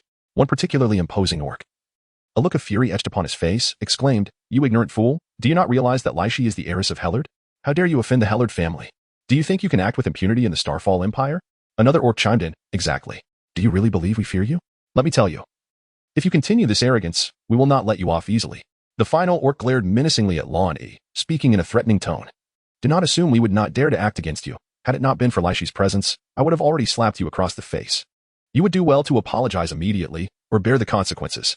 The trio encircled Xia, casting threatening glances at Lonnie, as if ready to pounce should he show any sign of resistance. The atmosphere grew tense, heavy with a stifling intensity. Lonnie let out a cold laugh, emanating a powerful aura. I care not for her identity. My concern lies solely with my partner. His gaze was resolute and frigid. Zaiming, Songlan, and Mo Xian stepped forward, aligning themselves with Lonnie, displaying a united front. Xia's expression darkened further. She had not expected Lonnie and his companions to be so unwavering in their defense of Xia Suli. Very well. Just you wait. Xia seethed through clenched teeth, turning on her heel and retreating with her followers in tow. Watching Xia's departing figure, Xia Suli sighed in disappointment. I forgot to ask her something. It was about Kai Hellard, wasn't it? Zaiming inquired cautiously from the side. Xia Suli nodded, her expression tinged with melancholy. Yes, she belongs to the Raid family. I feel she must know something about Kyle. Lonnie's gaze shifted subtly, sensing that Xia Suli's feelings towards this Kyle Raid were far from simple. Since discovering that he was the one who had taken her away from the Blue Sea Empire, his dislike for Kyle had intensified. He would rather see Mohan be Xia Suli's future partner than allow that man to assume such a role, no matter how tragic Kyle's background may be. It cannot alter the fact that he once sought to harm her. With this thought, Lan Yi's mood grew heavier. Ziming, noticing the change in Lan Yi's demeanor, patted him on the shoulder. Let us move to the private room. Discussing this matter here is not ideal. Indeed, Ming is right. Xia Suli, let us go inside. Kanglin urged, taking Xia Suli's hand as they headed towards the private room. Oh, very well, let us proceed, Xia Suli replied. Mo Xian followed closely behind, his focus unwavering, as his sole duty was to protect her, leaving other matters aside. Upon entering the private room, Ziming instructed the waiter to serve all the signature dishes before dismissing them. Xia Suli sensed an air of strangeness and could not help but inquire, Lan Yu, what troubles you? Why do you seem so disheartened? Upon witnessing her innocent demeanor, Lan Yu's inner fury became increasingly difficult to contain, and he questioned her with a hint of anger. Xia Suli, is Kyle Raid the very person who once abducted you? Why did you not confide in me? Faced with his interrogation, Xia Suli found herself momentarily speechless, unsure of how to respond. She was acutely aware that revealing the truth would undoubtedly sever any ties she had with Kyle, and they would never assist her in seeking him out again. After a brief silence, she lowered her head in guilt. I am sorry, Lan Yu. I should not have concealed this from you. I merely wish to prevent any misunderstandings about him, fearing that you might withhold your help in finding him. Seeing her distress, Ziming sighed in resignation. Suli, you cannot blame Lan Yu for his anger. After all, you are asking him to search for the very man who once took you away, which is indeed a challenging request to accept. Mo Xian, sensing the shift in Xia Suli's emotions, quickly interjected, I believe Suli must have her own reasons. So Suli, could you share with us your rationale? Chapter 104, The Bashful Quartet. Observing her demeanor, Kanglin could not help but feel a twinge of sympathy. Xia Suli, what transpired between you and him? Can you enlighten us as to why you are so concerned for his well-being? You must provide us with a reason that elucidates your actions. Upon witnessing the reactions of those around her, Xia Suli understood that she could no longer conceal the truth. She candidly recounted her experiences with Kyle. As the tale unfolded, the expressions on their faces gradually grew somber. And they finally comprehended the urgency that had driven Xia Suli to such lengths. She had borne an immense burden. After absorbing the narrative of their shared ordeal, the crowd found their emotions tangled and complex. They could scarcely fathom the extent of Xia Suli's suffering, particularly when she spoke of being pursued, which ignited within them feelings of profound anger and sorrow. However, they struggled to comprehend Kyle's actions. Though they were aware that his disappearance stemmed from his quest to find them, this knowledge did little to mitigate his transgressions. Lonnie grasped Xia Suli's hand tightly, his face etched with remorse. With a deep sigh, he murmured, "I am truly sorry, Xia Liar. I had no idea you endured so much. I should have listened to your explanation sooner." Zaiming gently stroked Xia Suli's hair, offering her soft reassurance. "Liar, you must not blame yourself any longer. None of this is your fault. We will help you find him." Meanwhile, Song Lan stood silently to the side, his eyes reflecting deep self-reproach. He silently vowed to locate Kyle and provide Xia Suli with the answers she deserved. In the end, the group reached a unanimous decision to assist Xia Suli in her quest to find Kyle and resolve the matter at hand. They understood that only through this endeavor could they truly aid Xia Suli and liberate her from the shackles of guilt. Xia Suli gazed at them, a faint smile gracing her lips as she softly remarked, "I am fine. Thank you for your understanding. I shall no longer conceal anything from you." Upon hearing her words, a collective sigh of relief emanated from the group. Lan Yi's eyes were filled with compassion and remorse as he gently took Xia Suli's hand, expressing, "I am sorry. Little really. You must have been very frightened back then. It was our failure to protect you." Xia Suli felt the warmth from Lan Yi's palm, a surge of warmth enveloping her heart. She smiled gently and shook her head, recalling the fear she once felt, but that was now in the past. At present, all she desired was to become as formidable as they were, no longer wanting to hold them back. Zaiming, sensing the atmosphere had grown somewhat somber, jested, "Then I shall await the day when the air grows strong enough to protect me." Xia Suli was amused by his antics, letting out a light laugh, her spirits lifted. "Haha, that's wonderful." Zaiming, noticing Xia Suli's smile, joined in with a chuckle. "All right, let us not dwell on trivial matters any longer. Let us eat. Otherwise, the dishes will grow cold." The others nodded in agreement, beginning to relish the warm dinner together. By the time they finished their meal, it was already past 9 in the evening. Having indulged in a bit of wine, Xia Suli yawned, her head spinning slightly.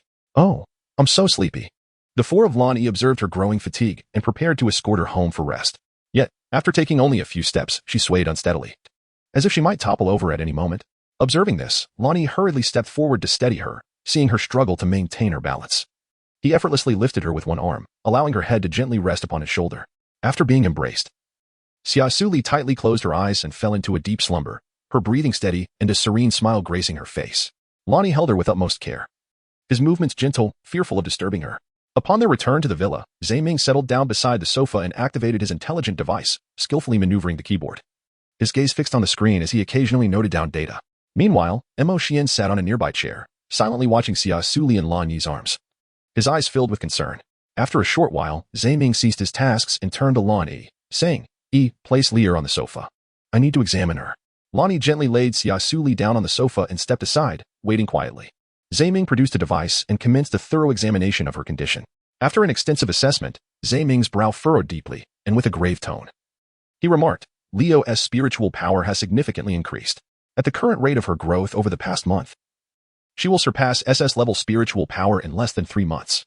However, her consciousness is far too fragile to withstand such immense power, which explains her frequent fainting spells." Upon hearing this, the expressions of those present turned solemn, fully aware of the gravity of the situation. If not addressed promptly, the consequences could be dire. Mo Xian felt a tightening in his chest and urgently inquired, "What if she breaks through to SS level prematurely? What will happen to her?" His voice was laced with anxiety and unease. Zaiming's expression grew increasingly grave as he responded in a low tone, "Should she break through to SS level with such a weak consciousness, the overwhelming spiritual power could shatter her mind, resulting in loss of sanity at best, or eternal slumber at worst." Lan Yi gazed steadfastly at Zaiming, affirming with conviction, "Ming, I trust that you will find a solution." He understood that if even Zaiming could not save Xia Suli, then no one could. Zaiming's face flushed slightly, feeling somewhat awkward as he stated, "In fact, it is not difficult to suppress Le's surging spiritual power. One merely needs to harness spiritual energy during mating to absorb her excess power." After saying this, he cast a shy glance at Xia Suli on the sofa. The others' faces flushed with a hint of embarrassment. Although they were all grown, having lived amongst a male-dominated group, they had little experience with intimate interactions with females, leaving them quite innocent regarding such matters. "Cough. Is there truly no other way?" Lan Yi asked softly, his cheeks tinged with red. Zaiming shook his head helplessly. confirming that there were currently no better alternatives. All eyes turned in unison towards Xia Suli, her features tranquil as if lost in a sweet dream. Even the usually stoic Songlan's face had turned a deep shade of crimson, worry and unease evident in his gaze. He understood that this situation might be too burdensome for Xia Suli, and thus he gently remarked, "Little Suli is still quite young. We must consider this matter with caution." Xian nodded repeatedly. If Leah were like other females, it might not be an issue. But I can sense her aversion to such matters. I feel this approach would not work. Thus, the group resumed their discussions, continuing to seek alternative remedies. Chapter 105. Singing for the fans, she slept for 3 days and 3 nights. Sunlight streamed through the window, casting a warm glow throughout the room. Xia Suli finally opened her eyes, rising from her bed. She rubbed her eyes and turned to glance at Xian, who sat beside her. Weariness etched upon his features as he kept vigil. "Xian, have you really not slept at all throughout the night?" Xia Suli inquired, her voice slightly hoarse. Xian gently shook his head. "Ali, you are awake." "I am not tired," he replied, though the concern in his eyes betrayed his words. "I am fine now." "You should rest," she urged him. After a moment's hesitation, he nodded in agreement. "Very well, but call for me should anything arise." As she watched his retreating figure, she realized that Xian had always been quietly devoted, yet she had not anticipated the depth of his care. Once Xian had departed, Xia Suli gradually regained her composure. She sensed that she had been asleep for an extended period and activated her holographic wrist device. Upon discovering that she had slumbered for 3 days, her eyes widened in disbelief, unable to fathom such a lengthy sleep. A frown creased her brow as unease began to settle within her. Logically, it was improbable for her to slumber for such an extended duration unless there was an underlying issue with her health. Considering the peculiarities of recent days, she increasingly feared that her physical condition might be dire. Could something be wrong with my body? Xia Suli murmured to herself. However, she quickly reassured herself that if there were indeed a problem, Zhe Ming would have been the first to provide treatment. With that thought, she decided not to dwell on it further. Xia Suli gazed at the comments from her fans on her holographic screen, her heart brimming with joy as she prepared to freshen up and indulge in a delightful breakfast before commencing her live stream for the day. After finishing her meal, she approached her vanity, meticulously arranging her hair and applying foundation and blush with great care. She even selected a stunning outfit to wear. Once she was fully prepared, she initiated the live broadcast. As the stream began, many longtime fans received notifications and swiftly entered the virtual room, their excitement palpable as they expressed their anticipation and joy at Xia Suli's return. "Ah, little Lily has finally started her stream. Where have you been these past 3 days? We missed you terribly," exclaimed one fan. "Indeed, it felt like an eternity without seeing the host," another chimed in. "Wow, after 3 days apart, I feel like the host has become even more beautiful," remarked yet another. "Haha, the host is growing more radiant by the day. What surprises will she bring us today? We are so eager." Such heartfelt comments filled Xia Suli with warmth and motivation to continue. With a smile, she greeted her audience. "Hello, everyone. It's been a while. Thank you so much for your unwavering support and companionship." She then engaged in lively interactions with her viewers, sharing recent amusing anecdotes and snippets from her life. The atmosphere in the live stream was filled with laughter and joy, creating an exuberant and cheerful ambience. As the mood escalated, Xia Suli gracefully moved to the piano, gently placing her delicate hands upon the keys. Her fingers began to glide swiftly, akin to a butterfly dancing in the air, both agile and graceful. As she played, enchanting melodies flowed from the piano like a cascading stream, resembling a celestial symphony. With the sound of music, the live stream erupted into a frenzy. Gifts poured in abundantly, and the comments section flooded with enthusiastic messages, overwhelming the screen. This surge of excitement not only attracted a multitude of new viewers but also garnered greater attention to her broadcast. Within mere minutes, the number of live viewers soared to over 300,000. Passers-by entering the stream were taken aback by the stunning presence of Xia Suli on camera. Clad in a vibrant red attire, her slender figure appeared even more enchanting against the backdrop of the vivid hue, though a delicate veil adorned her face. The beauty of her eyes hinted at the exquisite visage concealed beneath. After performing a poignant piece, The Reign of Longing, the atmosphere in the stream reached its zenith, with viewers enthusiastically showering her with gifts. "Wow, that was absolutely beautiful. What an ethereal host," exclaimed one admirer. "I was moved to tears. This is what true talent looks like, far surpassing those who merely flaunt their looks," another viewer remarked with emotion. "I've never seen such an instrument before. I can't believe it produces such magnificent sounds. It's truly magical. I adore it," someone else excitedly declared. Of course, with admiration came criticism. "What does it matter how beautifully she plays? We can't even see her face. She must be hideous," one skeptic scoffed. "Huh, I feel the same way. Which host doesn't reveal their face? She's probably just teasing us to garner gifts," another joined in. "Indeed, she doesn't show her face. Yet there are still so many gifts being sent. Must be a case of foolishness with too much money." They laughed. Such disparaging remarks ignited the fury of Xia Suli's loyal fans, who swiftly took to the comments to defend her. "If you don't like it, just scroll away. Stop seeking attention." "Exactly. No one is forcing you to watch. We love Suli, so what if we send gifts? If you prefer vulgarity, go watch that instead. Thus, a heated exchange erupted between countless fans and detractors, inundating the screen with a flurry of comments and emojis, creating a scene of utter chaos. Upon witnessing the situation, Xia Suli gently expressed her gratitude. Thank you all for your unwavering support. It brings me immense joy. I am perfectly fine, after all. I am not a star currency that can be adored by everyone. Please do not pay heed to those unkind remarks. The fans, seeing that Xia Suli remained unfazed by the derogatory comments, felt a sense of relief and happiness, leaving messages of comfort. As long as Xia Li is not upset, we can rest easy. You have already done remarkably well.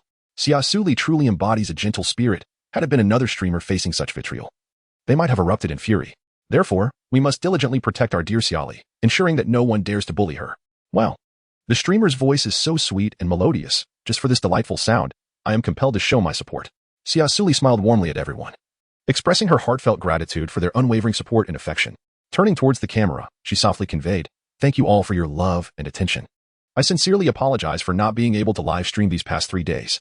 Now, allow me to sing a song as a token of my appreciation." Upon hearing that Xia Suli was about to perform, the chat room erupted with excitement, as fans eagerly commented, "Is she really going to sing? That is wonderful. How fantastic. The host is finally going to showcase her vocal talents. I can hardly wait. I wonder what song she will choose. Regardless of the song, it will undoubtedly be delightful, as it is sung by our beloved host." Upon witnessing this, Xia Suli began to gently play the piano, and soon a melodious yet unfamiliar song flowed through the live broadcast, reminiscent of a babbling brook. Chapter 106, I Will Not Let You Go. The fans in the live stream showered praises on the screen. How beautiful it is. I never expected Xia Suli to sing so wonderfully. I'm enchanted. I have been completely captivated. Lonnie and a few others had been present in her live stream since its inception. Thus, when the holographic wristband emitted Xia Suli's enchanting melody, they all paused their tasks, fully engrossed in her singing. Meanwhile, in a distant dungeon, a colossal black dragon was imprisoned. One of the guards was so engrossed in watching Xia Suli's live stream that he failed to notice the dragon's restlessness. As her voice reached the ears of the dragon in its cage, it recognized that familiar and beautiful sound. It slowly opened its icy azure eyes, raised its massive head, and fixed its gaze intently upon the figure on the screen. A flicker of joy flashed in the dragon's eyes, but it soon became agitated, exerting all its strength to batter against the iron door, desperate to break free from its confines and draw closer to the figure it longed for. The guard finally noticed the dragon's unusual behavior, his heart racing as he witnessed the creature's frenzied attempts to break through the door. Realizing the gravity of the situation, he swiftly turned off the holographic display and reported urgently to his superiors, "This is bad. The dragon has gone berserk again." The dragon's erratic behavior plunged the entire dungeon into chaos, while Xia Suli remained blissfully unaware that her song had stirred such turmoil. After concluding her song, her live stream skyrocketed to the top of both the gift and popularity charts, becoming the center of attention, akin to a dazzling star among numerous other streamers. However, at that moment, Lightsy was consumed by rage, seething as she watched a previously inconspicuous internet celebrity overshadow her on the rankings. The flames of fury ignited within her, difficult to suppress. Concurrently, in Lightsy's live stream, her fans expressed confusion and dissatisfaction. Who is this Xia Suli? How could she surpass our Princess Lightsy to claim the top spot? They were filled with curiosity regarding this sudden rival. Even more astonishingly, she not only topped the popularity chart but also the gift chart. Fans began to inquire, who is the streamer? I have never heard her name before. They developed a keen interest in this enigmatic new host. Some fans resolved to visit Xia Suli's live stream themselves to unravel the mystery. Consequently, they commented, "Brothers, I'm going to check it out and will return to update you, and I want to see too." In an instant, half of Lightsy's fans departed her live stream out of curiosity, flocking to Xia Suli's broadcast. As more and more viewers streamed into Xia Suli's live room, her popularity soared, making her the focal figure of the interstellar internet. With her sweet voice, she won over the hearts of countless spectators, garnering their affection and support. Meanwhile, Lightsy's expression darkened further, her heart brimming with jealousy and resentment. She could not accept this outcome, feeling severely insulted. After all, she had been live streaming for 5 or 6 years, relying on her exceptional figure and beauty to win the favor of numerous internet users. Following her awakening as an S-class psychic, she had risen to become the queen of the interstellar network. Never in her experience had she faced the humiliation of losing fans to someone else. Xia Suli gazed at the live viewer count, which had astonishingly surpassed 1 million, and could not help but ponder, oh, how did such a sudden influx of viewers occur? Could it be that the platform has recommended me? Despite her lingering doubts, she could hardly conceal her inner delight, beaming at the camera as she greeted, "Welcome, everyone, to my live stream. If you enjoy my artistic performances, please show your support by clicking follow." The newly arrived fans found themselves enraptured by her melodious voice and sweet tones, seemingly enchanted by an irresistible charm, each one falling under her spell. Wow, this host's voice is simply magnificent. I am utterly captivated. This song is performed so beautifully, I cannot help but be entranced. Why does the host wear a veil? It obscures her face, though her figure appears quite appealing. Her hair and eyes are a striking pure black, a rarity indeed. Dear host, might you unveil your face for us to behold your true beauty? Upon witnessing the scene, Xia Suli broke into a sweet smile. The essence of her live stream was not merely about physical allure, but rather a showcase of talent. Hence, she would not be removing her veil. Much to the disappointment of her audience. Upon hearing her decision, the fans within the live stream expressed their regret, yet the predominant sentiment was one of understanding and unwavering support, promising to stand by her side. However, a figure known as Princess Laishi emerged in the chat, ridiculing her audacity. Afraid to show your face, perhaps you are too hideous. How can you possibly ascend to the pinnacle of popularity? I fail to see how you compare to our beloved Princess Laishi. Upon reading this comment, a wave of confusion washed over her. Surely she had not offended this individual. Xia Suli was well aware of who Princess Laishi was, as her fans frequently mentioned the internet celebrity. Yet, the name Laishi seemed familiar, as if she had encountered it before, though she could not place it at that moment. Suddenly, Princess Laishi's fans began to stir, their tone laced with provocation and insult. In response, her own supporters rallied fiercely, sparking a heated exchange in the comments section that plunged the entire live stream into chaos. Abruptly, a video call request appeared, and upon noticing that it was from Princess Laishi, Xia Suli accepted without a moment's hesitation. As the video connection was established, Princess Laishi scrutinized Xia Suli with a glint of derision in her eyes, questioning what pride a faceless individual could possibly possess. Are you not the recently popular Xia Suli from the Interstellar Network? At that moment, Xia Suli finally remembered the encounter. Laishi was the very same individual who had sought to acquire Lan Yi's contact information just days prior at the Xinglua Hotel. She had not anticipated crossing paths with her in such a manner. Xia Suli smiled gently and replied in a calm tone, I am, but humbly. May I inquire what brings you to seek my presence? Princess Laishi let out a soft huff, glancing at her gift list where she spotted Si Mohan's name. With a slight curl of her lips, tinged with disdain, she remarked, it seems you have quite a close relationship with Brother Mohan. He appears to frequent your live streams, showering you with gifts. However, do not delude yourself into thinking this will capture his attention. A creature like you, lurking in the shadows, is hardly worthy of him. Xia Suli concealed a cold smirk within her heart, yet maintained a composed smile upon her visage, responding leisurely, thank you for your reminder. But this matter pertains solely to us and appears to bear no relevance to you. Laishi's expression darkened, her eyes widening as she exclaimed in anger, you audacious female. How dare you speak back to me? Do you believe I won't make you vanish from the Interstellar Network? Xia Suli smiled faintly and said, I merely speak the truth. Whether or not you can make me vanish from the Interstellar Network depends on your capabilities. Laishi trembled with rage, pointing at the screen and exclaimed, you shameless, lowly female. How dare you seduce my Mohan brother? I will not let you off easily. A flicker of discontent passed through Xia Suli's eyes as she coldly retorted, please speak with more respect. He and I are merely ordinary friends, and matters of the heart cannot be resolved through threats.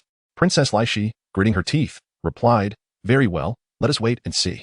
We shall see who ultimately prevails. With that, she abruptly ended the video call. The video exchange between Xia Suli and Laishi swiftly went viral across the stellar network, with everyone speculating about the true identity of the enigmatic Xia and why the Crown Prince Si Mohan would bestow gifts upon a budding internet sensation. Chapter 107, Concealments Unveiled. Xia Suli gazed at the inexplicably perplexed Laishi, harboring a hint of curiosity yet choosing not to dwell on it too deeply. After all, her primary focus at the moment lay in the delightful interactions and exchanges with her fans. Thus, she continued to engage in cheerful conversation, savoring a splendid afternoon. Ultimately, as the heartfelt farewells of her fans echoed around her, she concluded the live broadcast. Once the stream had ended, Xia Suli realized that time had quietly slipped away, and it was already 5 in the afternoon. By this time, Xian had long awakened and prepared a nourishing dinner for her. She marveled at the array of delectable dishes adorning the table, which included freshly squeezed juice, succulent steak, and a refreshing vegetable salad. Xia Suli could not help but give a thumbs up to Xian, expressing her admiration. Xian, you are truly remarkable. After only a few days of learning, you have managed to create such delectable cuisine. This steak appears absolutely delightful. It must taste exquisite. With a gentle smile, Xian sat beside her, a hint of shyness evident in his gaze. He softly inquired, Ali, why don't you give it a try and see if it suits your palate? Under the watchful gaze filled with anticipation, Xia Suli carefully sliced into the steak and took a bite. Instantly, the delicate, velvety texture enveloped her senses, leaving her utterly enchanted. The steak was not only tender and juicy, but also perfectly seasoned, rivaling the offerings of the Xinglua Hotel. It was evident that Xian had devoted considerable effort to mastering the art of cooking. Xia Suli exclaimed excitedly to Xian, this steak is absolutely delectable. Xian, you are truly a culinary genius. I believe you are ready to embark on your culinary journey. I never anticipated that you possess such remarkable cooking skills. It seems I shall indulge in a life of luxury from now on. After finishing her proclamation, she cut another piece of steak and savored it with delight. Observing her enjoyment, Xian smiled with satisfaction, pleased that Ali was happy. Yes, indeed, I am very fond of it, she affirmed. Once the two had concluded their dinner, Xia Suli rubbed her belly, feeling slightly overindulged. Xian, your cooking is exquisite. I fear I may become plump under your care. And you might even grow weary of my weight in the future. Listening to her words, Xian's eyes sparkled with a hint of amusement. Ali is still growing. You must eat well to reach greater heights. You are not overweight, and I would never disdain you. His earnest response elicited a laugh from Xia Suli. Haha. I knew you wouldn't turn your back on me. However, having been cooped up at home these past few days, I feel as though my bones are rusting. Let us head to the training room for some practice. Very well, Xian replied affectionately, bending down to look at her. The two swiftly made their way to the training room, where Xia Suli eagerly manifested her battle armor, while Xian promptly summoned his black armor. Exuding an icy aura that seemed to lower the room's temperature, she understood that this armor was conjured from his own scales, boasting formidable defensive capabilities. Ali, are you ready?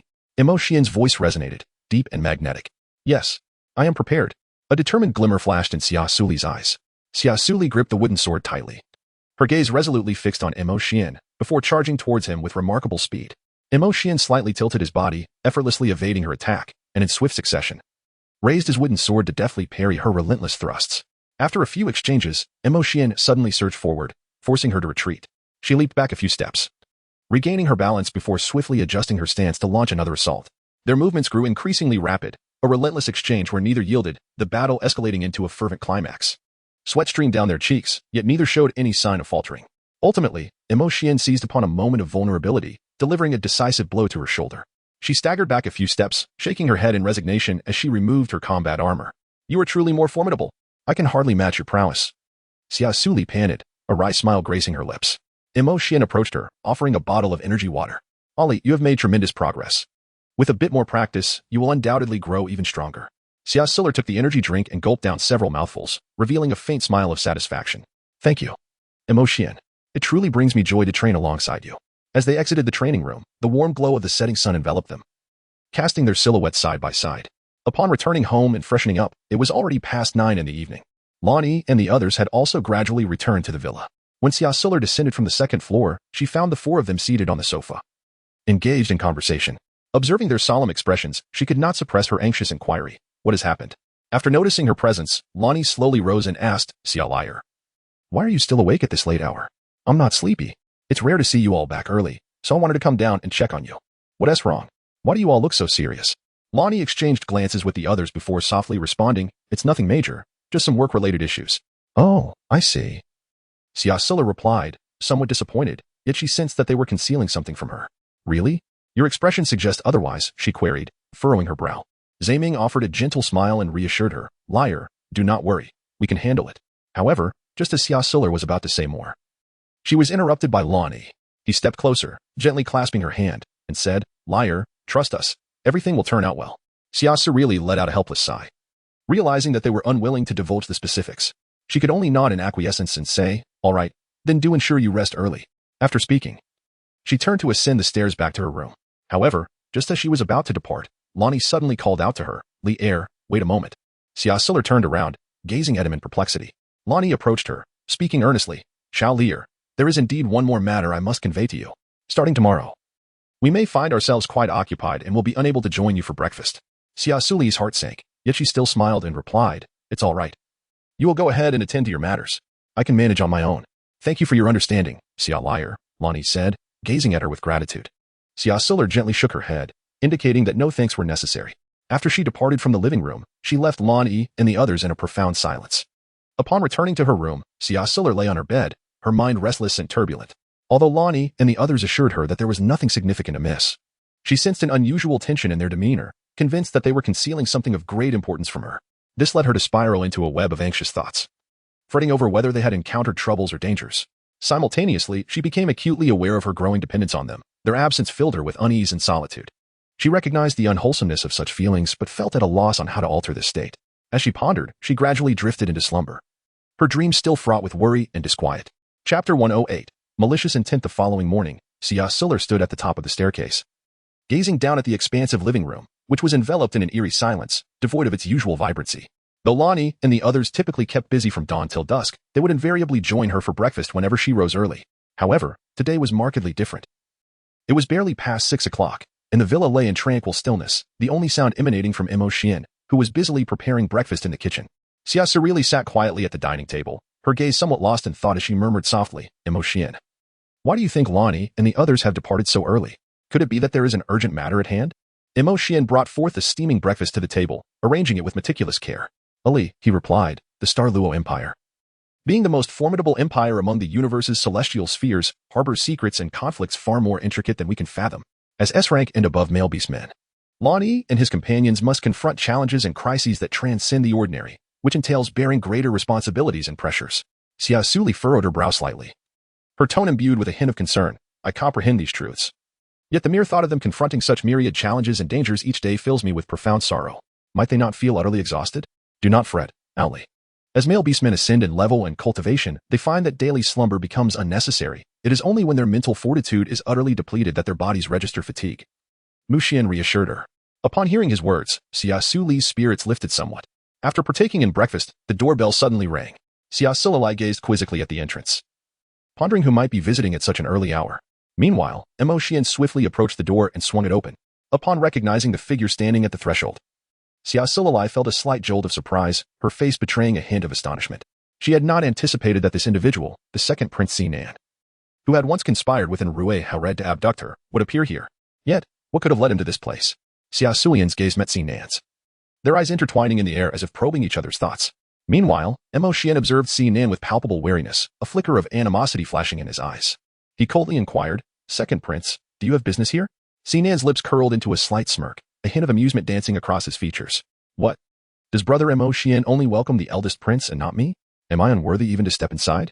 His tone bore an air of mockery, seemingly daring Emotion to respond. At that moment, Xia Sulian gently interjected, "Second Prince, you jest. What do you mean by unwelcome? Emotion, please invite the second prince inside." Her voice was calm and soothing. Upon hearing her words, Emotion hesitated for a moment but ultimately stepped aside slowly, coldly addressing Sinan, "Second Prince, please." Sinan feigned a smile and entered the room. His steps were light, each movement exuding an air of confidence and arrogance. Upon reaching Xia Sulian, he halted, then gradually seated himself, facing her directly. Sinan's gaze remained fixed on Xia Sulian's face, a sinister smile flickering in his eyes. He then smiled and said, "Miss Xia, how have you been lately?" His smile carried an insincerity that belied any semblance of genuine warmth. Xia Suli nodded slightly and replied politely, "Thank you for your concern, Your Highness. I am well. May I inquire about the purpose of your visit today? After all, we are not well acquainted." Her voice was as calm as still water, devoid of any fluctuation. Sinan maintained his insincere smile and continued, "Will we not become more familiar in the future? In fact, I noticed Miss Xia during the wedding of my third brother, and I sensed a unique connection between us. Would you not agree, Miss Xia?" Xia Suli gazed at Sinan, her mind swirling with unvoiced questions about his true intentions. "Your Highness, please be straightforward. We are all intelligent individuals here. What brings you to me today?" She chuckled. "I do enjoy conversing with clever people. In truth, I have come to share some delightful news." Sinan replied with an enigmatic smile. "Oh, what wonderful tidings does Your Highness bring?" Xia Suli inquired, perplexed. "I have requested from my father to become your male partner. Once you reach maturity, we can hold our wedding," Sinan stated with unwavering conviction. "What?" she gasped, her eyes widening in disbelief at the words she had just heard. "Rest assured, I will take good care of you in the future," Sinan added, reaching for Xia Suli's hand. However, Emotion swiftly intervened, blocking his attempt and pulling her close to his side, casting a cold glare at Sinan. Unfazed, Sinan slowly withdrew his hand, a mischievous grin spreading across his face as he remarked, "Miss Xia should be quite pleased, for I am an S-class male beastman. In the future, I shall stand alongside your other male beastmen to protect you." Xia Suli furrowed her brows, rendered speechless by this sudden turn of events.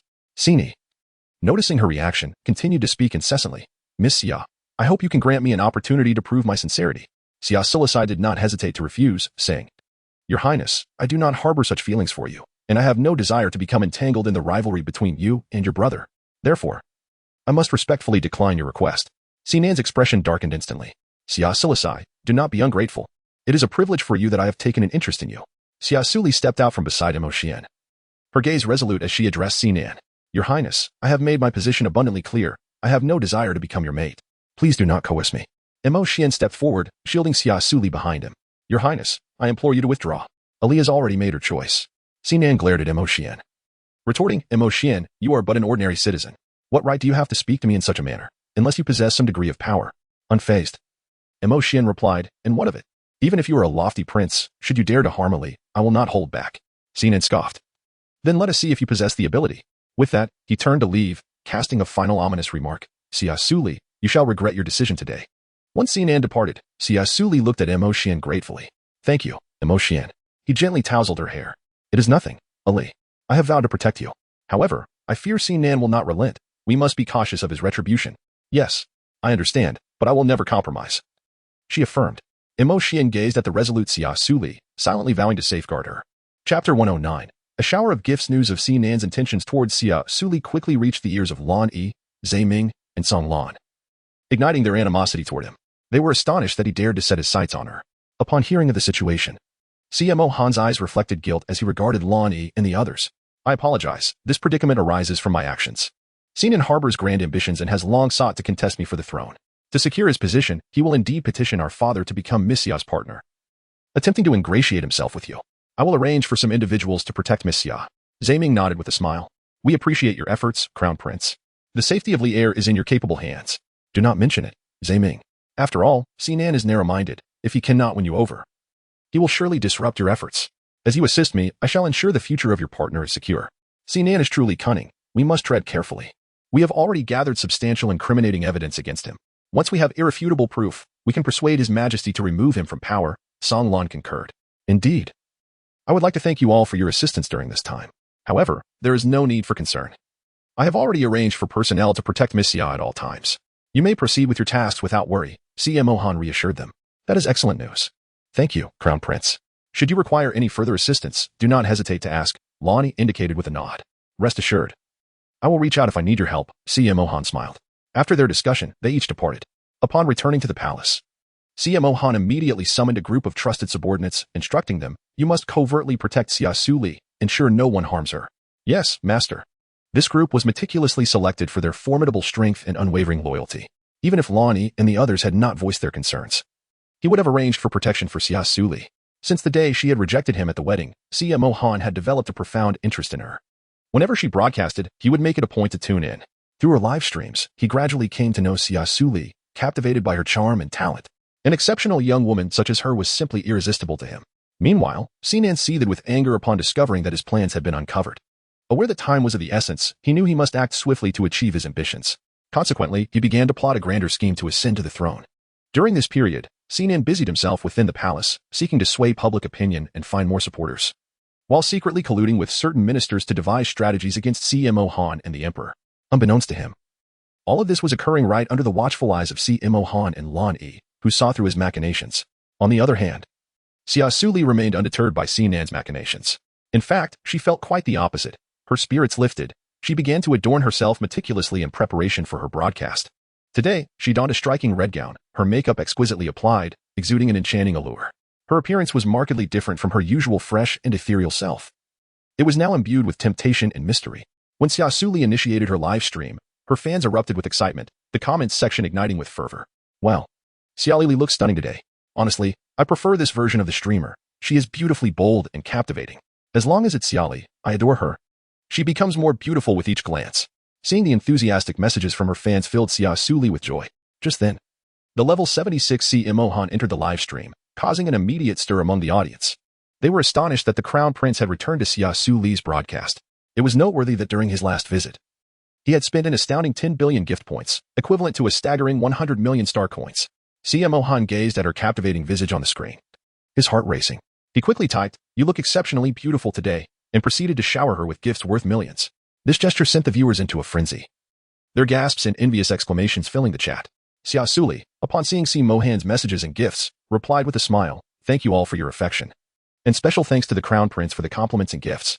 Today, I wish to present a brand new style, and I hope you will enjoy it." Following this, she announced, "Now, allow me to perform a dance for you." As the music began to play, Xia Suli gracefully took to the floor, her movements enchanting and reminiscent of a fluttering butterfly. The atmosphere in the live stream room was electric, with fans eagerly sending gifts as a token of their admiration for her. CMO Han's lips curled into a faint smile. He paid little heed to the comments scrolling across the screen, instead focusing intently on Xia Suli. He found himself increasingly captivated by her. Her beauty and unique charm were utterly irresistible. As time passed, Xia Suli continued to engage with her audience, singing and dancing, showcasing her multifaceted talents. The fervor within the live stream grew ever more intense, with viewers continuously showering her with various gifts to express their love and support. Meanwhile, CMO Han remained a quiet observer, occasionally offering extravagant gifts, yet mostly lost in the admiration of Xia Suli's performance. He cherished these moments, feeling as though the world around them faded away, leaving only the two of them in existence. As the music gradually faded, Xia Suli smiled at the camera and said, "Thank you all for watching and for the gifts." After her performance, the fans lingered in the afterglow of her exquisite dance and captivating melody, savoring the experience. It was only when Xia Suli's gentle voice broke the spell that they returned to reality. I was completely entranced. It was simply magnificent. This dance was breathtaking. I have never witnessed such a style before. It truly opened my eyes. Xia Suli is indeed a talented streamer. Her artistry is unparalleled across the interstellar network. And it is unlikely that another as exceptional as she exists. They were awestruck by the spectacular dance, expressing their admiration and delight, bestowing high praise upon Xia Suli's performance. Xia Suli smiled sweetly and continued, "Now we shall commence the song request segment. Everyone is welcome to type the songs they wish to hear in the public chat." Upon witnessing this, Si Mohan swiftly typed the song title on the screen. Upon seeing this, Xia Suli smiled with slight surprise and said, "All right. I will sing the song called The Promise Under the Stars for everyone." As the piano music began to play, her gentle voice floated into the ears of every audience member. Si Mohan closed his eyes, immersing himself in her melody, as if he were transported into a dreamlike realm. Once the song concluded, she glanced at the comments and discovered that Si Mohan had sent another generous gift, along with a message, "Looking forward to your next splendid performance." She softly replied, "Thank you, and I also appreciate the fans who have accompanied me for so long. Until we meet again." Subsequently, she ended the live stream. Chapter 110, trending on the hot search. Seeing her conclude the stream, Si Mohan's lips curled into a faint smile. After the broadcast, Xia Suli gazed in astonishment at the backstage display of gifts, realizing she had earned over 2 billion today. Even after tax deductions, she would still receive 2 billion star coins, a considerable sum indeed. The greatest advantage of interstellar live streaming is that there is no revenue sharing between the platform and the streamer. All earnings belong to the streamer, with only a 10% tax deducted during withdrawals. Today's earnings included 1 billion star coins solely gifted by Si Mohan. Although Xia Suli had no intention of being ungrateful toward money, she felt a twinge of embarrassment in light of his extravagant generosity. It was as if she had performed solely for him, and the thought sent a flush to her cheeks, stirring an inexplicable shyness within her, a sensation that felt quite humiliating. Fortunately, Xia Suli did not allow Lonnie and the others to enter the live stream room to watch her performance. Otherwise, the idea of them observing her singing and dancing would have been exceedingly embarrassing. However, unbeknownst to her, Lonnie and the others had been secretly watching every one of her streams, albeit in stealth mode. After concluding the live stream, Xia Suli cheerfully turned to Emotion and suggested with a smile, "Shall we go out for a stroll after dinner? What do you think, Emotion?" Hearing her somewhat playful tone, Emotion couldn't help but smile indulgently. "Of course, as long as Arlie is happy." "Wonderful. I'll go remove my makeup now." With that, she eagerly dashed back to her room. Watching her retreating figure, a hint of tenderness shone in Emotion's eyes, silently wishing for her to always retain this joy and innocence. After dinner, the two prepared to leave the villa. Just then, 6 burly bodyguards approached Xia Suli. The lead bodyguard respectfully greeted her. "Miss Xia, hello. We are your bodyguards, responsible for ensuring your safety from now on." Faced with these 9 bodyguards, Xia Suli felt somewhat exasperated. Her lips twitched slightly as she forced a smile. "Bringing you along, I can't help but feel less secure. Those unaware might think I am some important figure. Wouldn't he that just attract more robbers?" The bodyguards were momentarily rendered speechless, taken aback by her unconventional thought process. Emotion, understanding Xia Suli's disposition, knew she disliked being closely followed. Thus, he spoke gently to the bodyguards. "You only need to escort us to Xingyue Square. Then wait outside. There is no need to follow us closely. I trust your employer will not hold it against you." The bodyguards exchanged glances, then turned to the one who had spoken earlier. The lead bodyguard nodded and smiled. "All right, Mr. Emotion, we shall escort you and Miss Xia to Xingyue Square. If Miss Xia requires anything, please press this call button, and we will be at your side immediately." He then handed her a small, stylish earpiece call button. Xia Suli took the communicator and hung it beside her ear, casting a grateful glance at the bodyguard before smiling and saying, "Thank you. I will rely on your assistance in the future." Although she felt somewhat unaccustomed to having someone trailing closely behind her, Xia Suli understood that the presence of these bodyguards was to ensure her safety, thus refraining from excessive questioning or complaints. "Miss Xia, there is no need for such politeness," the lead bodyguard remarked, displaying a hint of surprise, as he had anticipated that this young lady might be difficult to interact with, yet it appeared otherwise. Shortly thereafter, the group boarded the spacecraft, which smoothly descended onto the parking lot of Xingyue Square in merely 5 minutes. The 8 bodyguards exited the cabin first, vigilantly scanning their surroundings. Once they confirmed that no suspicious individuals were present, the lead bodyguard quietly announced, "All right, Miss Xia, you may disembark now." As Xia Suli stepped out of the cabin, she was met with the sight of her bodyguards meticulously arranged in 2 neat rows, a scene that left her feeling both embarrassed and helpless. A bitter smile graced her lips. The spectacle was undeniably grand, drawing the attention of numerous onlookers. With a resigned sigh, she descended from the spacecraft, silently hoping that the shopping expedition would not attract too much notice. As she walked along the path, Xia Suli's breathtaking beauty and her stunning entrance captivated the passers-by, who paused in their tracks, quickly retrieving their phones to capture the moment. These photographs swiftly made their way onto the interstellar web, igniting fervent discussions and rapidly soaring to the top of trending searches. Netizens extolled her as the most beautiful female in the galaxy, showering her with compliments about her exquisite looks. Xia Suli wandered for several hours, meticulously selecting items she adored in each shop, and even purchased some clothing for Lonnie and the others.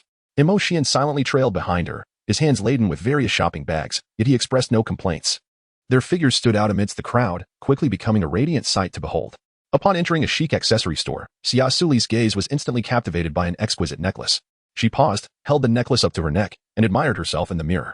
The necklace, composed of a string of sparkling crystals, was adorned with a dazzling diamond at its center, emanating an enchanting glow.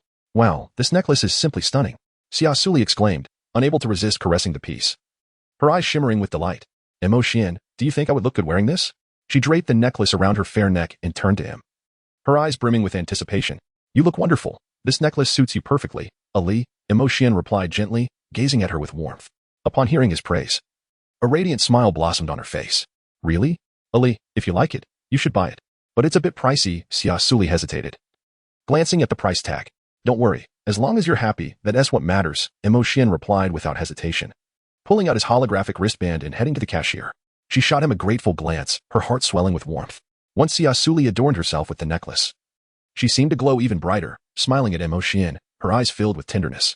Xian looked back at her with deep affection, their gazes intertwining as if time itself had come to a standstill. In that moment, their bond deepened, drawing their hearts closer together. At that instant, the attention of other customers in the store was drawn to them, their eyes landing on Xia Suli. One male customer couldn't help but exclaim, "Wow. Isn't she the one trending online as the most beautiful female?" Another customer chimed in, "It seems to be her. She looks even more stunning in person than in the photos." Soon, another voice echoed, "Oh my. I thought the most beautiful female was photoshopped. I can't believe she looks like this in real life. Absolutely breathtaking." The chatter in the store intensified, making Xia Suli feel exceedingly self-conscious. She tightly grasped Xian's hand and whispered, "Let us leave quickly. It feels like everyone is staring at me." Sensing her unease, Xian gently patted her hand, reassuringly smiling. "Don't mind what others think. You are inherently beautiful." With that, he swiftly led her out of the luxury store. Chapter 111. Premature second awakening. The moment they exited the shop, Xian held Xia Suli's hand firmly, feeling her slightly trembling fingertips, as if he could hear the undulations of her innermost thoughts. A warm surge of emotion swelled within him, one that was difficult to articulate. On their way home, a gentle breeze tousled her hair, and Xian tenderly arranged it for her, creating a scene filled with warmth and romance that evoked envy among passers-by. Upon returning home, Lan Yi, Ming, and Song Lan had been waiting eagerly. Seeing Xia Suli and Xian return with beaming faces, Lan Yi couldn't help but curiously inquire, "Little Yi, where have you two been? You both seem in high spirits." Xia Suli replied with a smile, "We went shopping at Xingyue Plaza and purchased many beautiful garments and accessories. Oh, by the way, I also bought each of you 2 sets of clothing. Why don't you try on the robes first? If they don't fit, I can exchange them tomorrow." As she spoke, she took the gift bag from Xian's hands and distributed their clothes one by one. The 3 of them eagerly picked up their garments, joyfully trying them on. For this was the first gift she had ever given them, and naturally, they were elated. Xia Suli stood by, meticulously observing the expressions of each individual, eagerly anticipating their appearance in the new garments. Meanwhile, Xian sat quietly on the sofa, his gaze unwaveringly fixed upon her, his eyes brimming with tenderness and affection, as if Xia Suli were the sole inhabitant of his world. Xia Suli gazed at Lan Yi and the others, adorned in traditional attire, her heart swelling with surprise and admiration. Their unique costumes exuded an enchanting charm. Particularly striking were Lan Yi, Ming, and Song Lan, their flowing long hair harmonizing beautifully with their ancient garb, resembling celestial beings descended from the heavens, utterly breathtaking. "How stunning," she murmured, her eyes sparkling with admiration as she reveled in their captivating aura. Suddenly, she turned to Xian, a glimmer of anticipation in her eyes. "Oh, Xian, you should put on your outfit too. I'll go change into traditional attire as well. Let us take a group photo later. We've been together for so long without a single picture." With that, she excitedly dashed upstairs, eager to don her ancient costume and create cherished memories with her friends. The 4 watched Xia Suli's retreating figure, their faces adorned with affectionate and joyful smiles. This was the first time they had received such a thoughtful gesture from a female, stirring feelings of warmth and gratitude within them. In interstellar society, it was customary for male beastmen to present gifts to females to win their favor. It was rare for female beastmen to consider gifting males, as they often felt it was the male's responsibility. Yet, she shattered this norm, demonstrating her care and appreciation through her actions. Once Xia Suli was dressed, she gathered several hair ties and hairpins, crafting simple hairstyles for Lan Yi and the others, positioning herself in the center. She placed Lan Yi and Zhe Ming to her right, while Mo Xian and Song Lan stood to her left. After adjusting the flying camera, she cheerfully announced, "When I say cheese, everyone smiled together. 1, 2, 3, cheese." Upon uttering the word, they all beamed with happiness, capturing a beautiful moment that would remain a cherished memory. After taking several group photos, Xia Suli posed individually with each of them, and these images were stored within their light brain systems, even serving as their light brain backgrounds. Treasured keepsakes they would revisit fondly. Time passed swiftly, and soon night fell, the sky adorned with a myriad of stars, resembling a picturesque painting. Xia Suli then suggested a stroll by the lakeside, and they ambled along the shore, the gentle breeze caressing their faces, bringing with it refreshing air. The lake shimmered with moonlight, reflecting the celestial orb above, crafting an exquisite nocturnal scene. They gathered around a pavilion by the lake, sharing stories of their day. Momentarily forgetting all worries, fully embracing the rare tranquility and joy of the moment. Upon returning to their residence, it was quite late, yet each felt immensely content and joyful. That evening not only provided them with a delightful experience but also deepened their bonds. In the days that followed, Mo Xian continued to meticulously attend to Xia Suli's daily needs, ever vigilant in safeguarding her well-being. Xia Suli diligently streamed every day, striving to earn more income. While Lan Yi, Zhe Ming, and Song Lan continued their routine of early departures and late returns. Months passed in the blink of an eye. And on a bright sunny day, Xia Suli celebrated her 19th birthday. This day, which should have been filled with joy and blessings, was abruptly disrupted by an unforeseen event. As Xia Suli celebrated with everyone, she suddenly collapsed without warning, slipping into a deep slumber. The suddenness of this incident left those present in shock, utterly unprepared for her premature awakening. Meanwhile, deep within the dungeons of the Hellred family, a mysterious black dragon seemed to sense something, abruptly opening its eyes. A flicker of barely perceptible unease passed through its profound azure gaze. As it sensed an unusual surge of power emanating from Xia Suli, the guards, bewildered, stared at the agitated dragon, their hearts filled with confusion. They could not fathom why the colossal creature had become so restless and anxiously monitored its every move, fearful it might break free from its confinement. One guard could not contain his anxiety and shouted, "Hurry and summon someone from above. If anything happens to this black dragon, we are all doomed." Just as they notified their superiors, a startling scene unfolded. The black dragon began to transform. With a dazzling flash of light, the dragon gradually morphed into a tall, muscular, and handsome beastman, radiating an overwhelmingly powerful aura that evoked a sense of awe. This beastman was Kyle Hellred, standing bare within the cage, his eyes revealing confusion and pain. Memories surged forth like a tide, reminding him of his imprisonment and the persistent unease that had troubled him, as if a force was struggling deep within his heart. At that moment, a mysterious elder arrived, observing the situation through the gaps of the cage. Upon seeing Kyle awaken, a glimmer of surprise and relief flickered in his eyes. He exclaimed with great excitement, "Child, you have finally awakened." He then quickly commanded, "Bring clothes for the clan leader." Chapter 112, the spirit liquid of the elf tree. Kyle Hellred's handsome visage bore a hint of perplexity. He could not comprehend why the ancestral figure of the Hellred family would refer to him as the clan leader. How had he come to assume such a role? He attempted to recall the events that had transpired during his loss of consciousness, but the memories remained vague and elusive. He pondered silently. Had something transpired during his absence that he was unaware of? Noticing Kyle's confusion, the elder hastened to explain, "After your loss of consciousness, I conducted a thorough investigation into the past and uncovered the truth. It was Riggs, in collusion with others, who conspired against your father, leading to his untimely demise. Riggs deserved his fate, and those who conspired with him have been removed from the family tree and expelled from our Hellred territory. This was done not only to avenge your father, but also to restore justice on your behalf. Now, you have successfully evolved into the dragon beast form, signifying a tremendous increase in your power. More importantly, your mental strength has ascended to SS level, making you a unique 3S male beastman in the interstellar realm. With such formidable strength and talent, you are destined for remarkable achievements in the future. Thus, only you can shoulder the responsibility of leading the Hellred family to greater heights, allowing our clan to shine on the interstellar stage." Upon hearing the elder's explanation, Kyle was taken aback. He had never anticipated achieving such a level. Yet, when he beheld the genuine emotion in the elder's eyes, he believed it to be true. However, regarding the elder's notions of responsibility and mission, he appeared somewhat dismissive. A sardonic smile gracing his lips as he replied, "Lead the Hellred family to greater heights? Why should I do that? What benefit would it bring me?" The elder, hearing this, replied solemnly, "If you wish to protect the female you cherish, mere personal strength is far from sufficient. Do you intend to remain a pirate king alongside her forever? Even if you are immensely powerful, do you believe you can always be by her side, ensuring her safety from all harm?" At this, Kyle frowned slightly but still showed no sign of changing his stance. Observing his indifference, the elder continued, "The female you adore is named Xia Suli, correct? She is currently in the Star Luo Empire. During your absence, she has become a prominent figure in the interstellar realm, garnering widespread attention. I understand your deep affection for her, but reality is often cruel. My investigation revealed that the 4 male beastmen around her are all formidable S-level powers, with complex identities. More importantly, they share close ties with the Crown Prince, CMO Han, whose status will undoubtedly rise in the future.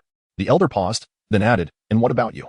Even though you are now an SSS beastman, without a strong identity, how can you provide her with a stable home? In this world, where the strong prey upon the weak, only those with sufficient power and status can protect those they love. If you remain a mere vagabond, no matter how strong you become, it is challenging to contend with those in power. The elder placed a reassuring hand on Kyle's shoulder and spoke earnestly. Therefore, I believe you should agree to become the clan leader of the Hellred family. This is not only your father's wish, but also an opportunity for you to realize your own value. You must understand that your strength derives not only from your power, but also from your position and influence. Only by standing higher and seeing further can you better protect those you cherish. Moreover, those who once harmed you are now gone. And those who should be expelled have been. How long will you continue to harbor hatred towards your kin? Do not forget, the blood that courses through your veins is also that of the Hellred family. Regardless of what transpired in the past, we remain one family. And the rise and fall of our clan is intimately connected to each of us. Upon learning that Xia Suli was still alive, Kyle exclaimed with excitement. Li'er is still alive? Yes, she is alive, and her male beastman seems to be searching for you discreetly. I suspect it is that female who has prompted them to seek you. So, what are your thoughts? The elder replied candidly. Kyle fell silent for a moment, his gaze becoming resolute. I can agree to your proposal, but I have one condition. What condition? The elder inquired, perplexed. Take me to see her, Kyle insisted. The elder nodded. All right. I will do my best to arrange for you to meet her, but remember, you are going as the clan leader of the Hellred family. Your behavior will reflect upon the family's reputation. I hope that after meeting her, you will decide whether to accept the position of clan leader. Kyle's expression was grave. The elder understood his feelings and nodded in agreement with Kyle's request. A few days later, under the elder's arrangements, Kyle finally met the person he had longed for. However, upon seeing the unconscious Xia Suli, Kyle's heart raced with panic. What is wrong with Li'er? Why is she in a coma? Kyle gazed at the medical chamber containing Xia Suli, his expression laden with concern. Ximying, aware that the person before him was the very Kyle Xia Suli had been seeking, spoke in a measured tone. You must know that Suli is unlike any other female. She is now preparing for her second awakening. But whether she can endure it remains uncertain. Lan Yi, observing the coldly handsome Kyle, was taken aback to discover that he had come representing the Raid family, indicating his intent to compete for Suli. Kyle silently scrutinized the sleeping Xia Suli, feeling a subtle shift within himself. He realized that to protect his beloved, he must grow stronger. Thus, he resolved to heed the elder's counsel and assume the mantle of the Raid family patriarch. He understood that this path was fraught with challenges. Yet he was willing to strive for it, not solely for himself, but for the sake of his beloved.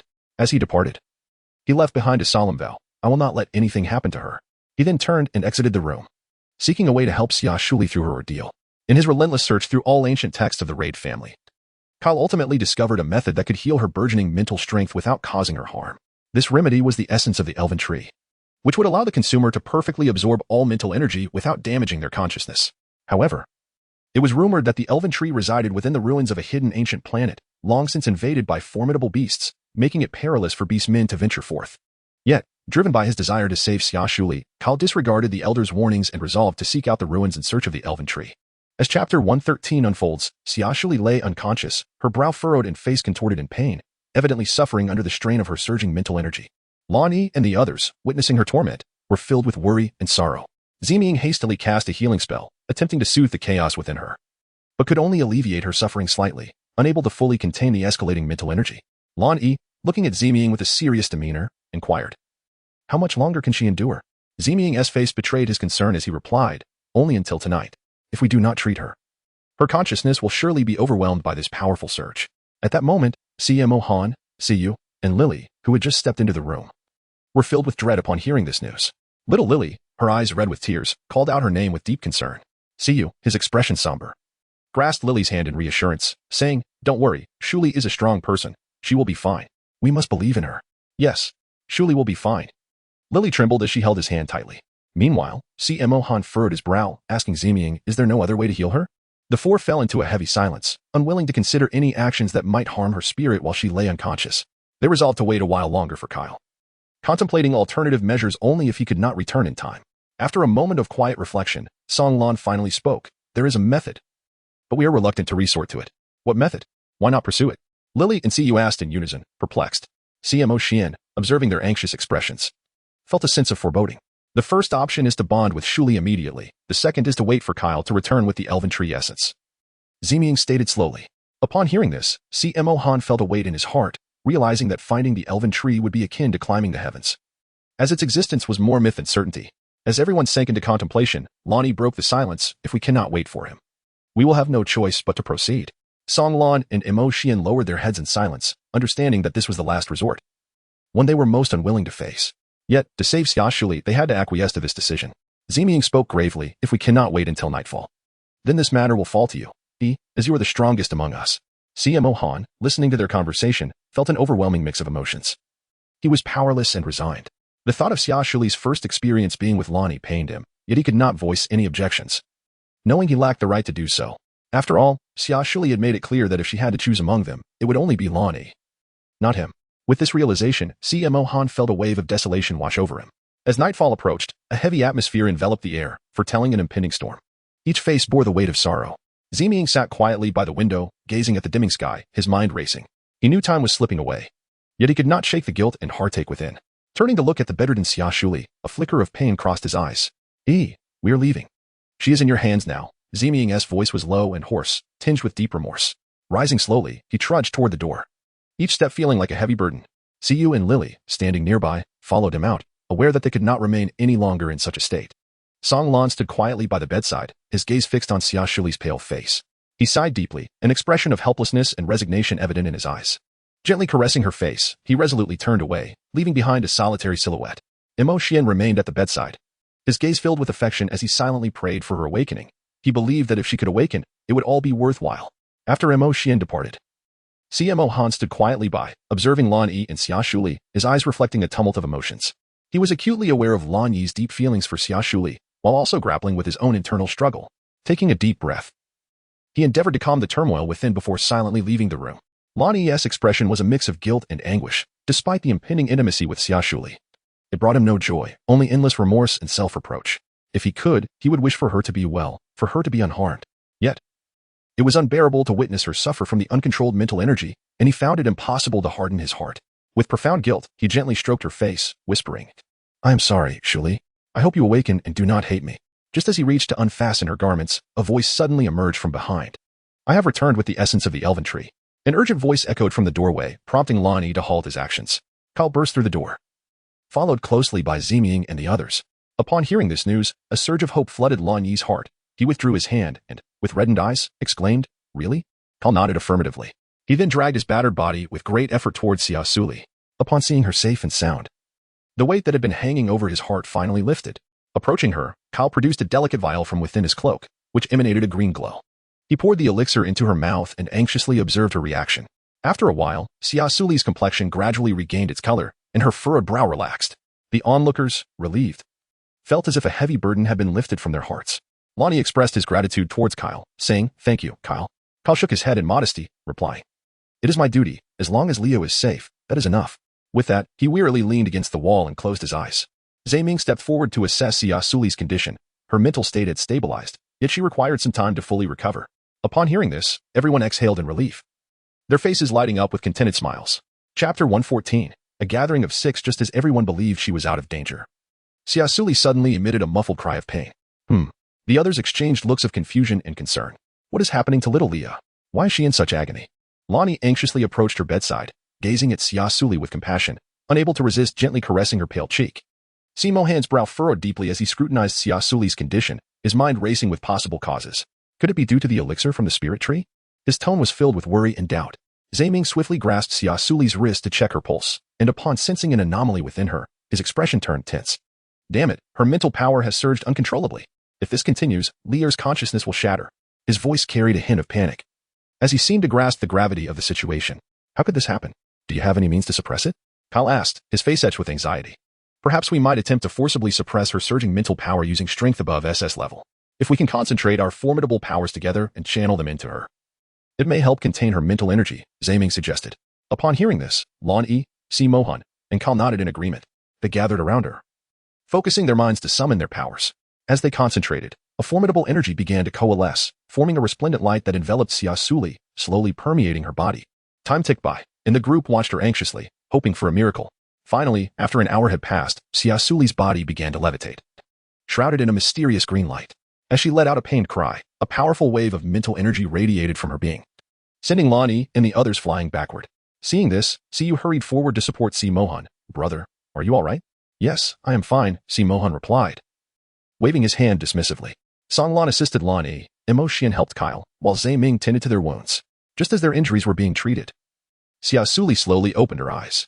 The others joyfully called out her name. Xia Suli gradually opened her eyes, gazing around in a state of confusion. Upon spotting Kyle, a flicker of astonishment crossed her eyes. As memories of the previous events began to resurface, she looked at everyone with gratitude, tears shimmering in her gaze. Thank you all. Witnessing Xia Suli's transformation from peril to safety, the group finally exhaled in relief, their faces adorned with expressions of contentment. Zhe Ming hurriedly approached to support her. Inquiring with concern, fortunately, Kyle brought back the essence of the spirit tree in time. How are you feeling now, Lier? Is there anywhere that still troubles you? Xia Suli gently nodded her head, expressing her relief. I feel much better. Thank you all for your concern. Kyle, are you all right? She turned her gaze towards Kyle. Standing beside her, her eyes filled with worry. Kyle approached her, grasping her hand firmly, his face etched with guilt and remorse as he gazed into her eyes. I am sorry, Lier. You have suffered because of me. It is all my fault. If it weren't for me. His voice trailed off, burdened by self-reproach. Yet, Xia Suli smiled tenderly, interrupting his lament. Do not speak like that. The mere fact that I can see you safe brings me solace. As long as we are alive, everything will eventually be all right. Her smile radiated warmth akin to sunlight, instilling a profound sense of reassurance. Xia Mohan, witnessing this scene, felt a flicker of disappointment in his eyes, though he quickly regained his composure. He spoke slowly. Since Miss Xia is no longer in distress, I shall take my leave. Should you require anything, feel free to seek me out. With that, he cast a lingering glance at Xia Suli before turning to depart. Xia Suli watched as Si Mohan departed with a heavy heart, an unfamiliar wave of emotion surging within her. Siyu supported Lily, saying Xiali. Lily, and I shall take our leave for now. We will come to see you again tomorrow. Please take good care of yourself. But seeing how much they care for you brings me solace. You must be well. Lily grasped her hand, expressing her joy fervently. Xia Suli nodded slightly. All right, Lily. You may head back now. You are on the verge of giving birth and cannot afford any more exertion. Once I have recovered, I shall visit you at your residence. Certainly, Lily replied with a joyful smile. After bidding farewell to Si Mohan and the others, only Xia Suli, Zhe Ming, Song Lan, Emotion, Kai and Lan Yi remained in the room. Kai, what on earth transpired? We searched for you for so long, yet you were nowhere to be found. Xia Suli inquired with curiosity. Upon hearing this, Kai began to recount the events that had unfolded. Now it makes sense. No wonder we couldn't locate you. Thankfully, you are unharmed. Xia Suli sighed in relief, a look of contentment gracing her features. Do not worry, Lier, I am perfectly fine, Kai said tenderly, gently ruffling her hair with an expression full of affection. Zhe Ming chuckled softly and reassured. All right, Kai, although you and Lan Yi have healed from your external injuries, your internal wounds have yet to mend. Therefore, you both should take some rest. Song Lan, Emotion, and I can manage here. Lan Yi nodded with a smile in agreement. Indeed, I shall take Kai to rest first, and we will return later. Kai glanced down at his disheveled appearance, feeling a touch of embarrassment as he said, Lier, allow me a moment to tidy myself before I come to find you. With that, he departed alongside Lan Yi. Xia Suli nodded with a smile, watching them depart. Once they had walked far enough away, she turned her gaze towards Zhe Ming and the others. I am truly grateful for your assistance. Without you, I may not have made it through. Zhe Ming gently shook his head, stating, there is no need for thanks among us. If something had happened to you, we would have regretted it for a lifetime. His eyes reflected genuine emotion. Song Lan chimed in. Lier has just awakened and needs to rest. Let us allow her some peace and prepare a meal. I imagine she must be quite hungry. Emotion concurred. Take your time to rest, Ali. Call us if you need anything.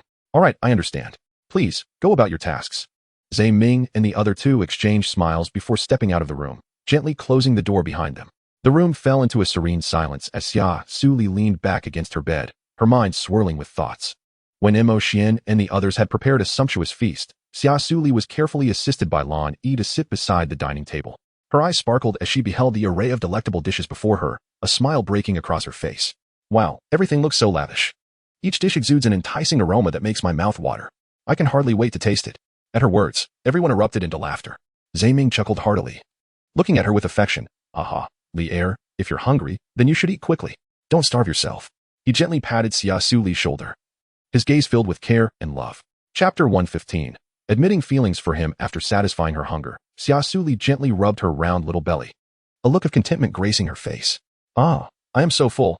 By the way, Kai, what are your plans for the future? Will you return to the Black Dragon Star or remain in the Xing Luo Empire? She inquired, her bright eyes glimmering with curiosity. Kai elegantly set down his chopsticks, a slight smile appearing at the corners of his mouth. I have decided to inherit the position of the head of the Helid family. so I will likely stay in the Xing Luo Empire. As for the Black Dragon Star, it will also fall under the management of the Helid family, ensuring that they live safely under our protection. Upon hearing that Kai Er intended to become the head of the Helid family, Xia Suli's eyes widened in surprise. But her expression quickly shifted to one of joy and support. Wow, that's fantastic. Congratulations, Kai Er. But what about Grandpa Qin and Xiao Luo? Will you bring them over? Of course. I have already reinstated their identities in the Xing Luo Empire. Once I manage the affairs of the Helid family, I will bring them here. Kai Er replied with a smile. Lonnie set down his teacup, speaking in a calm tone. Then let us congratulate you in advance on becoming the head of the Helid family. We also appreciate your efforts for Chalier. However, we should now discuss matters concerning you and us. His gaze, tinged with scrutiny, rested on Kai Er. Kai Er furrowed his brow slightly, but soon regained his composure, stating, I understand your dissatisfaction regarding my previous actions with Lier, but please believe that my feelings for her are sincere. Lan Yi's lips curled into a slight smirk. When you took Lier away, we had already chosen not to hold it against you, especially since your return with the spirit liquid has been a boon. However, if you wish for us to accept you, you must demonstrate that you possess sufficient strength. Kai Er's eyes grew resolute. He recognized that earning their approval would not be easy, yet he was willing to strive for it. He straightened his posture and earnestly replied, I will prove through my actions that I can protect Lier and bring her happiness. Lonnie observed him, quietly assessing his determination and strength. Although he still harbored some reservations about Kai Er, he could not deny the man's remarkable potential. Nonetheless, accepting him as Xia Suli's partner would require time and proof. Lonnie resolved to set aside his biases for the time being and observe Kai Er's future conduct, hoping to witness him earn their trust and respect through tangible deeds. Zhe Ming, with a playful pat on Lan Yi's shoulder, remarked with a glint of mischief in his eyes, he is destined to become the head of the Helid family, which places him on par with us. However, whether he can be Lier's partner is a decision only she can make. After all, we are merely her guardians at this moment. Perhaps we should ask for her opinion? With that, he turned his gaze towards Xia Suli. As Zhe Ming's words settled in the air, the other four also directed their attention to her, and a weighty atmosphere enveloped the room. Xia Suli found herself under the scrutinizing gaze of the crowd, an involuntary wave of nervousness washing over her. She instinctively swallowed hard, her palms clenched tightly. Overwhelmed by an acute sense of embarrassment and unease, Xia Suli raised her head, her gaze sweeping over the 5 individuals before her, each of whom held significant importance in her life. At this moment, they were all awaiting her response. She perceived the seriousness in Lan Yi's expression, the tenderness in Zhe Ming's demeanor, the anticipation in Kai Er's eyes, the silence emanating from Tsang Lan, and the smile gracing Mo Xian's lips. Ultimately, her gaze settled upon Kai Er, who was looking at her with a profound, affectionate gaze, filled with love and expectation. Xia Suli's heart involuntarily tightened as she realized she could no longer evade the question, for deep within her, the answer had already taken root. Memories of her time with Kyle flooded her mind. She recalled every word he had ever spoken to her, every deed he had accomplished, and every moment they had shared together. She understood that her feelings for him had transcended the boundaries of friendship, and had even surpassed the bonds of familial love. Xia Suli gently bit her lip, then summoned her courage to say, I'm sorry, but I truly like Kyle. Although her voice was soft, it resonated distinctly in the quiet room. Upon uttering these words, she felt her face flush with warmth, and her heart began to race. Hearing Xia Suli's response, a radiant smile spread across Kyle's face. He stepped forward, gently took Xia Suli's hand, and spoke softly, Lier, thank you for giving me this opportunity. I will cherish this affection with all my heart. Xia Suli shyly nodded, her gaze flickering with a hint of anxiety as she discreetly glanced at Lan Yi and the others, only to find their expressions calm and devoid of surprise. Upon witnessing her pitiable demeanor, akin to a child caught in a transgression facing parental reprimand, Lan Yi could not help but reveal a look of helplessness. He mused to himself that this little girl was always so easily flustered and tense. He bore no resentment towards Xia Suli for harboring affections for others, after all. Among the females in the starry realms, as long as they possessed strength, it was commonplace to have numerous male companions. Thus, her simultaneous affection for the 5 of them was hardly peculiar. Just like the stars illuminating the night sky, each radiated a unique brilliance. And Xia Suli shone as the most resplendent star, captivating their attention. Zhe Ming gently reassured her, saying, Lier, there is no need for self-reproach. For matters of the heart are beyond one's control. We hold no grievances against you. San Lan also smiled in understanding. Indeed, little Suli, there is no reason for you to feel guilt or bear any psychological burden. Mo Xian gazed at her with tenderness, softly uttering, Ali, for me. As long as I can remain by your side, I am content. Lan Yi turned to Kyle, a flicker of jealousy flashing in his eyes. Yet he suppressed his emotions and feigned calmness, stating, since little Lier has acknowledged you, we 4, as her guardians, must assess your capabilities. Let us proceed to the training grounds for a sparring session. If your strength proves formidable enough to surpass us, we shall genuinely acknowledge you. Kyle slowly rose, a mischievous smile curling at the corners of his lips, sending a chill down the spine, his voice laced with a hint of mockery. Very well. I am more than willing to oblige. It seems my brother Kyle is quite confident in his prowess. Thus, let us engage in a friendly contest. Zaiming chuckled lightly, his eyes glinting with excitement, as if anticipating an exhilarating battle. The group made their way to the training ground, stretching their limbs before launching the first assault on Kyle. Song Lan darted forward in a flash, executing a series of fierce punches, but Kyle effortlessly evaded, countering with a strike that forced Song Lan to retreat repeatedly. This compelled Song Lan to concede that Kyle's strength was indeed formidable, igniting his fighting spirit as he pressed on with relentless attacks. Witnessing this, Zaiming immediately joined the fray, weaving around Kyle like a specter, seeking an opportune moment to strike. Kyle remained composed, skillfully dodging their assaults. Lonnie and Emotion subsequently entered the fray, and together, the four intensified their offensive. Yet, Kyle maintained his composure, his seemingly simple techniques concealing profound skill. As Xia Suli watched from the sidelines, she couldn't help but feel anxious for Kyle, yet she was aware of his strength and believed he would undoubtedly pass the test. Indeed, after a fierce battle, Kyle gradually gained the upper hand. Ultimately, with a powerful palm strike, he forced the four to retreat. Panting heavily yet adorned with a confident smile, Lan Yi and the others exchanged glances and nodded subtly, having gained a newfound respect for Kyle's abilities. His victory over them signified that his strength was indeed superior, and with such a formidable protector for Xia Suli, they felt a sense of reassurance. After the spar, the group stood, drenched in sweat and breathless. Xia Suli gazed at them with a heart full of concern, her eyes shimmering with care and unease. Are you all right? Are you injured? Zaiming's lips curled into a relaxed smile, revealing a sense of ease. It's all right, Lier, there's no need to worry. This sparring session was quite exhilarating. He spoke while catching his breath, yet his eyes radiated satisfaction. Seeing that they were truly unharmed and that their camaraderie appeared to have deepened, no longer as stiff as before, Xia Suli felt a weight lift from her heart. She picked up towels, handing one to each of them, and gently remarked, "It's good to know you're all fine. You've worked up quite a sweat, so please wipe it off to avoid catching a chill." Kyle accepted the towel, wiping the perspiration from his forehead, and with a smile, he said to Xia Suli, "Lier, since you are well, I shall take my leave for now. I will return to see you tomorrow." Xia Suli smiled and nodded, saying, "All right. Then I shall see you tomorrow. Do take care on your way." She waved goodbye to Kyle as she watched him depart. Once he was gone, she turned her gaze towards Lan Yi and the others, urging them with genuine concern, "You are all drenched in sweat. Hurry back and wash up. Don't catch a cold." Her tone conveyed profound care. On Lan Yi's exquisitely chiseled visage, a look of grievance and jealousy filled his eyes, resembling a forsaken puppy gazing pitifully at Xia Suli. "Xiao Lier, you have never expressed any fondness for us," he lamented, his voice tinged with a hint of sorrow that stirred a desire to comfort him. Zaiming's captivating face also bore signs of jealousy, starkly contrasting with his usual languid confidence. He slightly pouted, exhibiting a semblance of discontent. "Indeed, to be honest, I am still envious of Kyle. This is the first time Lier has admitted to liking someone. Alas, it is not us." Though Song Lan and Emotion remained silent, their eyes brimmed with anticipation as they fixated intently on Xia Suli, seemingly yearning for an answer from her.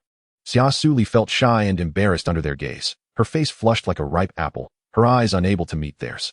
After a considerable pause, she stammered, "I really like you all. Being with you brings me immense joy, and when I see you hurt, I feel sad too. So I suppose I must truly care for you." Upon finishing her confession, she lowered her head, too bashful to look at them again. Hearing Xia Suli's words, joy sparkled in the eyes of Lan Yi and the others, their faces instantly lighting up with radiant smiles, revealing their satisfaction and happiness. "I'm not talking to you anymore. I'm going back to sleep," she declared before running off. Watching her shy demeanor, the four erupted into hearty laughter. The sound of their mirth only deepened Xia Suli's embarrassment. As Lan Yi observed her departing figure, a serious expression returned to his face. His strength was formidable, at least surpassing mine. "Indeed, he is quite powerful," said Song Lan with a stern countenance. "I am certainly no match for him. He is a worthy and formidable opponent. I sense he has grown significantly stronger, far beyond what an SS rank should possess." Emotion remarked calmly. Zaiming furrowed his brow, recognizing that if even E could not defeat him, it indicated that he had either evolved or broken through to the SSS rank. However, as long as he treats Xiaoli sincerely, having another strong individual to protect her is a good thing. "Nevertheless, we must remain vigilant," Lonnie cautioned, "for we still do not fully understand his character." Zaiming nodded in agreement. "All right, everyone has worked hard today. Let us return to rest. E, you are still injured. Make sure to get some rest." "Yes, E, don't overthink it. We can discuss it tomorrow," Song Lan added, patting Lan E on the shoulder. "Come on, let us go back and get a good night's sleep." Thus, the four departed from the training grounds, each returning to their respective quarters to rest. Xia Suli returned to her room and lay on the bed, her mind swirling with myriad thoughts. Gradually, she drifted into slumber. Meanwhile, when Kyle returned to the Haired family, the patriarch and the elders were already awaiting him in the hall.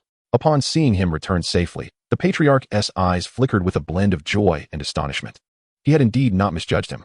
Having emerged alive from the ancient ruins, Kyle was destined to lead the Haired family to new heights. Now that he had returned, it was time for him to assume leadership of the Haired family.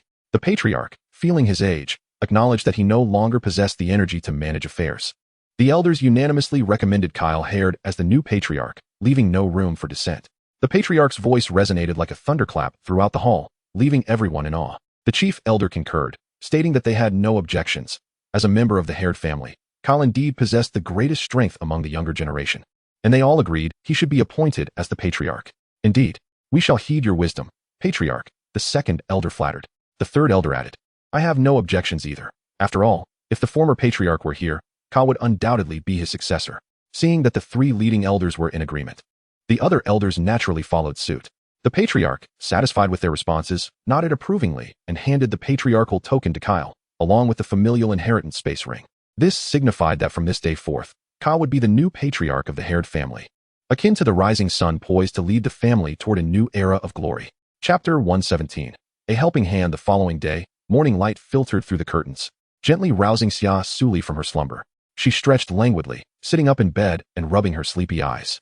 After freshening up, she descended for breakfast, only to discover that Lan Yi, Zaiming, and Song Lan had already left for their errands, leaving only Imo Xian and the bodyguards in the villa. As usual, Imo Xian had risen early to prepare breakfast for her. Upon seeing her descend, he promptly placed the steaming meal on the dining table. Gratefully, she glanced at Imo Xian before sitting down to savor the delicious food. After finishing breakfast, she and Imo Xian headed to the training grounds for practice. Following a session of sparring, Xia Suli was pleasantly surprised to realize her strength had significantly increased, and her mental acuity was markedly enhanced as well. It seemed that, contrary to expectations, her recent injury had not hindered her abilities. Instead, it had fortuitously propelled her progress. After lunch, she applied her makeup, adjusted her mood, and prepared for a new day of live streaming. As time passed, the afternoon broadcast commenced, and she greeted her fans with a warm smile upon opening the streaming software. However, as she scanned the comments, she noticed something amiss. Typically, C. Mohan would be the first to enter her broadcast, yet today, he was conspicuously absent. This left her feeling a tinge of disappointment, as C. Mohan had always been one of her most steadfast supporters. The fans in the chat echoed her sentiments, expressing their confusion. Where's the crown prince? They inquired, eagerly anticipating C. Mohan's arrival. However, some detractors seized the opportunity to deride Xia Suli, suggesting that she was afraid to show her face, and speculating that C. Mohan's absence indicated a waning interest in her streams. In the face of these malicious comments, Xia Suli remained composed, offering a faint smile as she expressed gratitude for their concern, explaining that C. Mohan was likely preoccupied and requesting their understanding. At that moment, she received a video call invitation from Princess Lightsy for a PK challenge. Looking at the request on her screen, a wave of distaste washed over her. She disliked the notion of having her fans engage in PK battles on her behalf, deeming such actions overly opportunistic and insincere. Without hesitation, she clicked the decline button. On the other end, Princess Lightsy's expression shifted to one of surprise and displeasure upon being rejected. Recognizing this as a prime opportunity to generate buzz, she feigned sorrow, saying, I'm sorry everyone. Xia Suli has declined my PK challenge. It seems she has become too successful to associate with me now. At that moment, over 1 million viewers were tuned into Princess Lightsy's stream, and her comments sparked a flurry of supportive messages from her audience. Don't be sad, Princess Lightsy. She's just another new internet celebrity. No need to be arrogant, one viewer commented. Exactly. She's just a small streamer with a few million followers. Yet she dares to look down on the princess with over 1 billion followers. Xia Suli is getting a bit too full of herself, another chimed in. Can you blame her? I hear the crown prince tips Xia Suli billions of star coins during her streams. These comments flooded the chat, brimming with skepticism and attacks against Xia Suli, which brought great satisfaction to Lightsy. Meanwhile, Xia Suli, astonished by the sudden influx of tens of thousands of viewers into her stream, quickly grasped the situation as the barrage of comments criticized her for declining Lightsy's PK invitation. She understood that this was all part of Lightsy's scheme. However, at that moment, her loyal fans began to defend her, engaging in disputes with those who criticized Xia Suli, striving to clarify her stance. Upon witnessing this scene, Xia Suli felt an overwhelming sense of emotion. She recognized that her fans had consistently stood by her side, unwavering in their support despite external pressures. With a warm smile directed at the camera, she expressed her gratitude, saying, Thank you all for your unwavering support. I am truly appreciative. Regarding my decision to decline the PK with Lai Shi, I wish to convey that I possess the right to choose whether to participate.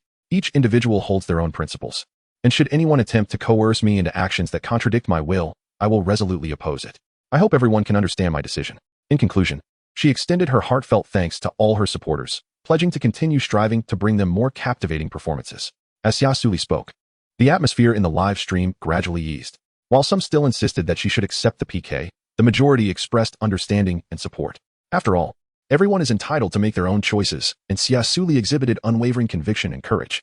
However, her refusal to engage in the PK with Lai Shi was maliciously edited by ill-intentioned individuals, leading to an influx of detractors in her live stream. Demanding that she apologize to Lai Shi, Xia Suli gazed at the ever-increasing number of detractors, feeling a sense of discontent within her. Yet, she refused to succumb to those who maliciously slandered her, firmly believing she had done nothing wrong.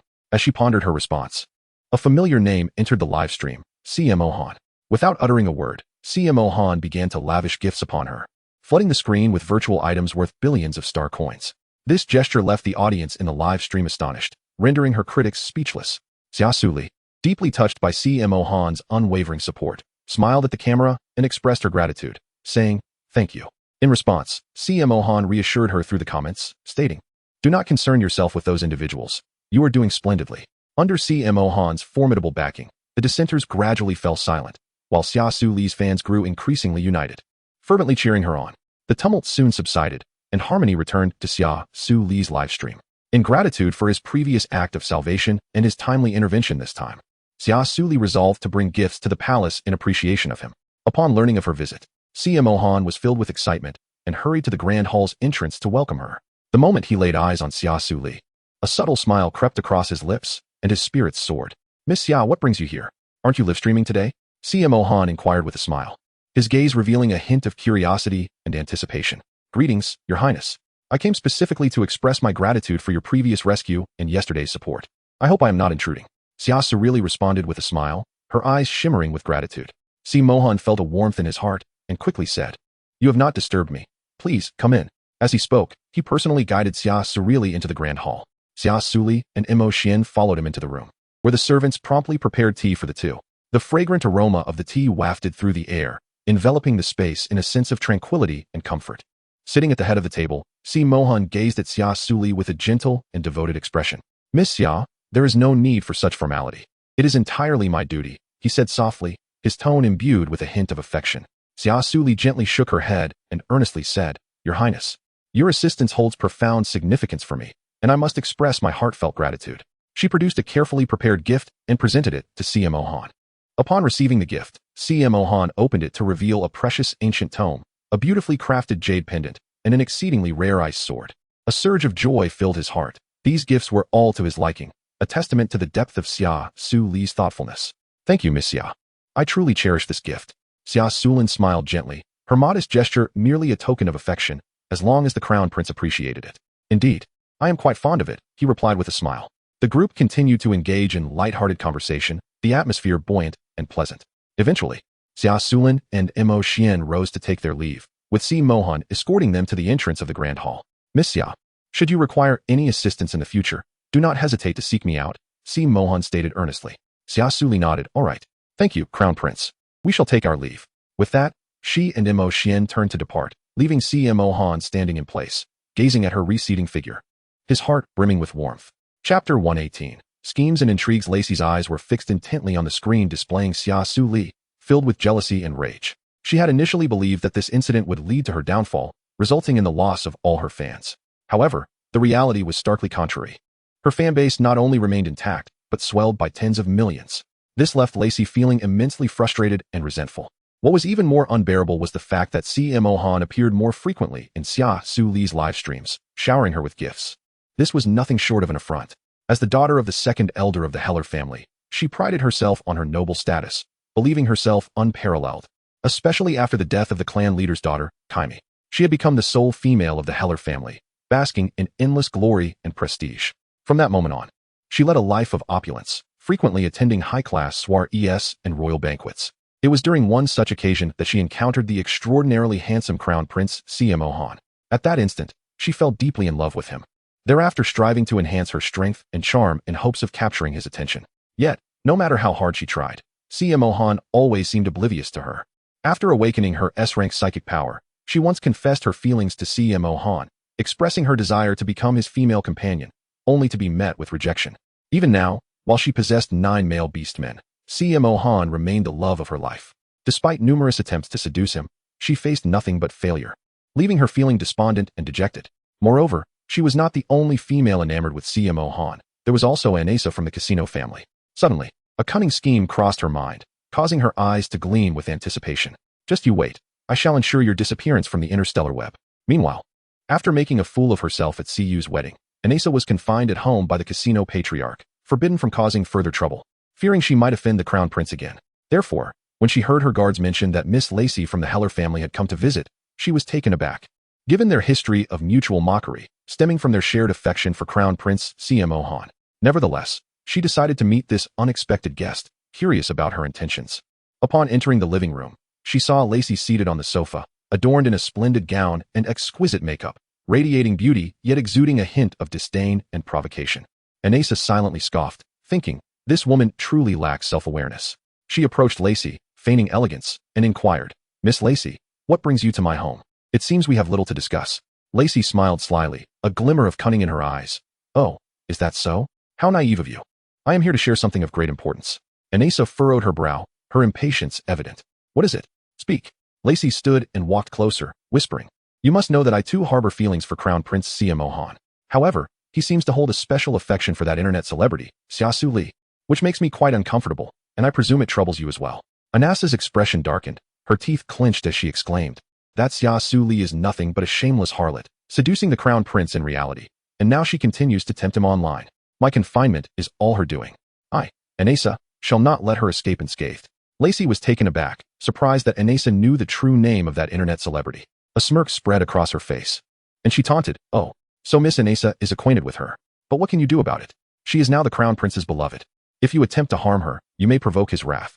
Fury coursed through Anessa, her body trembling as she glared at Lacey. So what? Shall we simply allow her to triumph? Seizing the moment, Lacey patted Anessa's shoulder and whispered conspiratorially, do not fret. I have a plan that can help us eliminate Xia Suli. Together, we shall undoubtedly succeed. Anessa regarded Lacey with suspicion. What plan? Do share. Lacey leaned closer, whispering her scheme into Anessa's ear. Upon hearing it, Anessa's eyes lit up, a triumphant smile illuminating her face. Very well, let it be so. This time, we shall ensure that Xia Suli vanishes forever from the stars. Time sped by, and a month later, Lily successfully gave birth to a delightful female cub. This joyous event sent ripples of excitement throughout the royal family, especially for His Majesty the Emperor, who experienced the joy of becoming a grandfather for the first time. Thus, following the child's full moon celebration, His Majesty decided to host a grand banquet in honor of his granddaughter. This news created quite a stir, prompting prestigious families and imperial dignitaries to declare their intention to attend the festivities at Cuyu's castle. Everyone understood that both His Majesty the Emperor and Crown Prince CMO Han would be present at the banquet, making it a coveted opportunity for social engagement, allowing guests to interact closely with royal members and forge beneficial connections for those seeking to align themselves with the powerful and pursue advancement. Such an occasion was not to be missed. On the day of the banquet, Cuyu's castle was adorned in extravagant splendor, blooming flowers and colorful ribbons enhancing its beauty. Nobility from various regions and imperial officials arrived in elegant attire, filling the castle with their presence. In the banquet hall, melodious music filled the air, and tables groaned under the weight of delectable dishes as guests indulged in gourmet delights and engaged in lively conversation. His Majesty the Emperor and Crown Prince CMO Han mingled with the guests, showcasing their approachable demeanor. In another room, Lily cradled her newly minted daughter, her face aglow with happiness. Xia Suli gazed at the child in her arms, her eyes brimming with wonder and confusion. She had never anticipated that Lily would give birth so swiftly, and she couldn't help but marvel at how brief the gestation period was for female beastfolk. Observing Xia Suli's childlike curiosity, Lily couldn't suppress a chuckle and teasingly inquired, Little Lee, would you like to hold the baby? And no, I dare not hold the child. I fear I might hurt her, Xia Suli exclaimed, shaking her head with a look of alarm. Haha, do not fret. Our beastkin offspring are far from fragile. Lily reassured her with a laugh. Besides, you too shall bear children in the future. It is essential to learn how to hold a baby now. With that, she unhesitatingly placed the child into Xia Suli's embrace. Xia Suli suddenly felt the child in her arms, small and soft, causing her body to become instantly rigid. She had never encountered such a fragile life before, fearing that a moment's carelessness might harm the child. Noticing her anxious demeanor, Lily quickly instructed her on how to properly hold the baby, guiding her patiently. After a period of learning, Xia Suli finally mastered the art of cradling a child. When Lan Yi and the others pushed open the door and entered the room, they were greeted by a heartwarming and beautiful scene. Sunlight streamed through the window, casting a gentle glow upon her as she tenderly cradled the baby, softly patting its back while humming a gentle lullaby. Her eyes radiated love and care, as if the entire world consisted solely of her and the child. In that moment, she exuded an intoxicating glow of maternal affection that stirred the hearts of all who beheld her. Lan Yi and the others stood quietly at the doorway, silently cherishing this touching moment. As time passed and the banquet was about to commence, Xia Suli carefully returned the child to Lily. See you, noticing her reluctant expression, teasingly remarked, "It seems that Xia Li also has a fondness for children. How about we arrange a betrothal between our families when you give birth to a male beastman? That's a splendid idea. This way, we would be even closer," Lily replied, her face alight with joy as she held the child. Lan Yi and the others turned their gazes toward her, curious about her thoughts. As Xia Suli found herself under the scrutiny of many, a momentary sense of bewilderment overtook her. After all, in contemporary society, the conventional age for marriage and childbearing typically hovers around 25 or 26. Yet, confronted by the eager gazes of Lan Yi and the others, she felt ill at ease to voice her reservations. With a gentle smile, she replied, "All right. However, it is contingent upon my having children." Siyu erupted into a hearty laugh. "Haha, it won't be long. Once you come of age, you will be able to wed and bear children. Our little Ming Ming is eagerly anticipating that." Witnessing her openness to the notion of motherhood, Lan Yi and his companions felt an even greater sense of anticipation for her to bear their offspring. After all, the prospect of having a child with Xia Suli was one they greatly cherished. Let us not dwell on this matter any longer. The banquet is about to commence. We should make our entrance. Xia Suli, feeling flustered, swiftly redirected the conversation. Observing her embarrassment, the group burst into laughter as they entered the banquet hall together. When they emerged, the gathering had already seen a steady influx of guests. Sinan and Lily were busy welcoming attendees with their child in arms. Today, the banquet was presided over by His Majesty the Emperor, drawing esteemed families and royal nobles from various planets, underscoring the numerous celestial bodies eager to foster amicable relations with the Xinglua Empire. Meanwhile, Laishi and Kair represented the Helid family, while after Anasha's dissolution of her marriage with Siyu, she had become the companion of the second prince, Sinan, thus attending today as his representative. The sight of rivals ignited fierce emotions within Laishi and Anasha. Upon entering the venue, they immediately spotted the radiant figure of Xia Suli, surrounded by the four strikingly handsome beastmen, which stirred feelings of envy within them. Sinan, ever observant, took note of Anasha's hateful glare directed at Xia Suli. Leaning closer, he spoke in a chilling whisper, "Anasha, temper the animosity in your eyes. You are here as my companion today. Should you bring disgrace upon me, you shall regret it upon our return." His words caused Anasha to shudder momentarily, but she quickly regained her composure. Taking a deep breath to suppress her emotions, she smiled at Sinan and assured him, "Rest assured, Anan, I shall not disappoint you." With that, Anasha cast another glance at Xia Suli, her jealousy and resentment still evident, though she made an effort to maintain a more composed facade. Sinan nodded in satisfaction and led Anasha into the hall, greeting those around them with an air of haughtiness. As they approached Xia Suli, Sinan halted, casting a cold glance in her direction before turning to Lan Yi and the others with a mocking tone. "Brother Lan Yi, Brother Ziming, Brother Kanglin, it is quite a challenge to meet you. The second prince is quite the jester. We are merely a group of individuals striving to make a living." Ziming replied with a leisurely smile, his gaze penetrating as he regarded Sinan, his lips curling into a faint smile, seemingly unfazed by the prince's remarks. Lan Yi and his companions chose not to respond to Sinan, well aware of his duplicitous nature and his persistent attempts to woo them, all of which had been rebuffed. In response, Sinan's lips curled into a slight smirk, a cold laughter escaping him. "Ah, do not become too complacent. I eagerly await to see how far you can ascend." His gaze swept over Lan Yi and Kanglin, a flicker of derision evident in his eyes. With that, Sinan turned on his heel, taking Anasha with him, leaving behind a chilling silhouette. Xia Suli gazed at their departing figures, her brow furrowed, a sense of foreboding welling up within her. "Lan Yi, you must exercise caution in the days to come.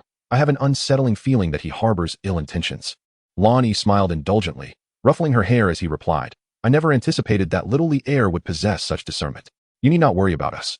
These days may be tumultuous, but your safety is paramount. We are more than capable of safeguarding ourselves." Xia Suli nodded, her heart still tinged with anxiety. For Sinan was a man of unscrupulous means, and none could predict what tactics he might employ against Lan Yi and his companions. Although she had faith in their capabilities, the dread of them incurring Sinan's ire lingered in her mind. At that moment, a melodious tune filled the air, signaling the commencement of the banquet. His Majesty, the Emperor, ascended the main stage and delivered a brief opening address. The guests in attendance erupted in applause. The atmosphere vibrant and spirited, followed by the arrival of an array of delectable dishes and fine wines, as revelers began to indulge in the joyous festivities.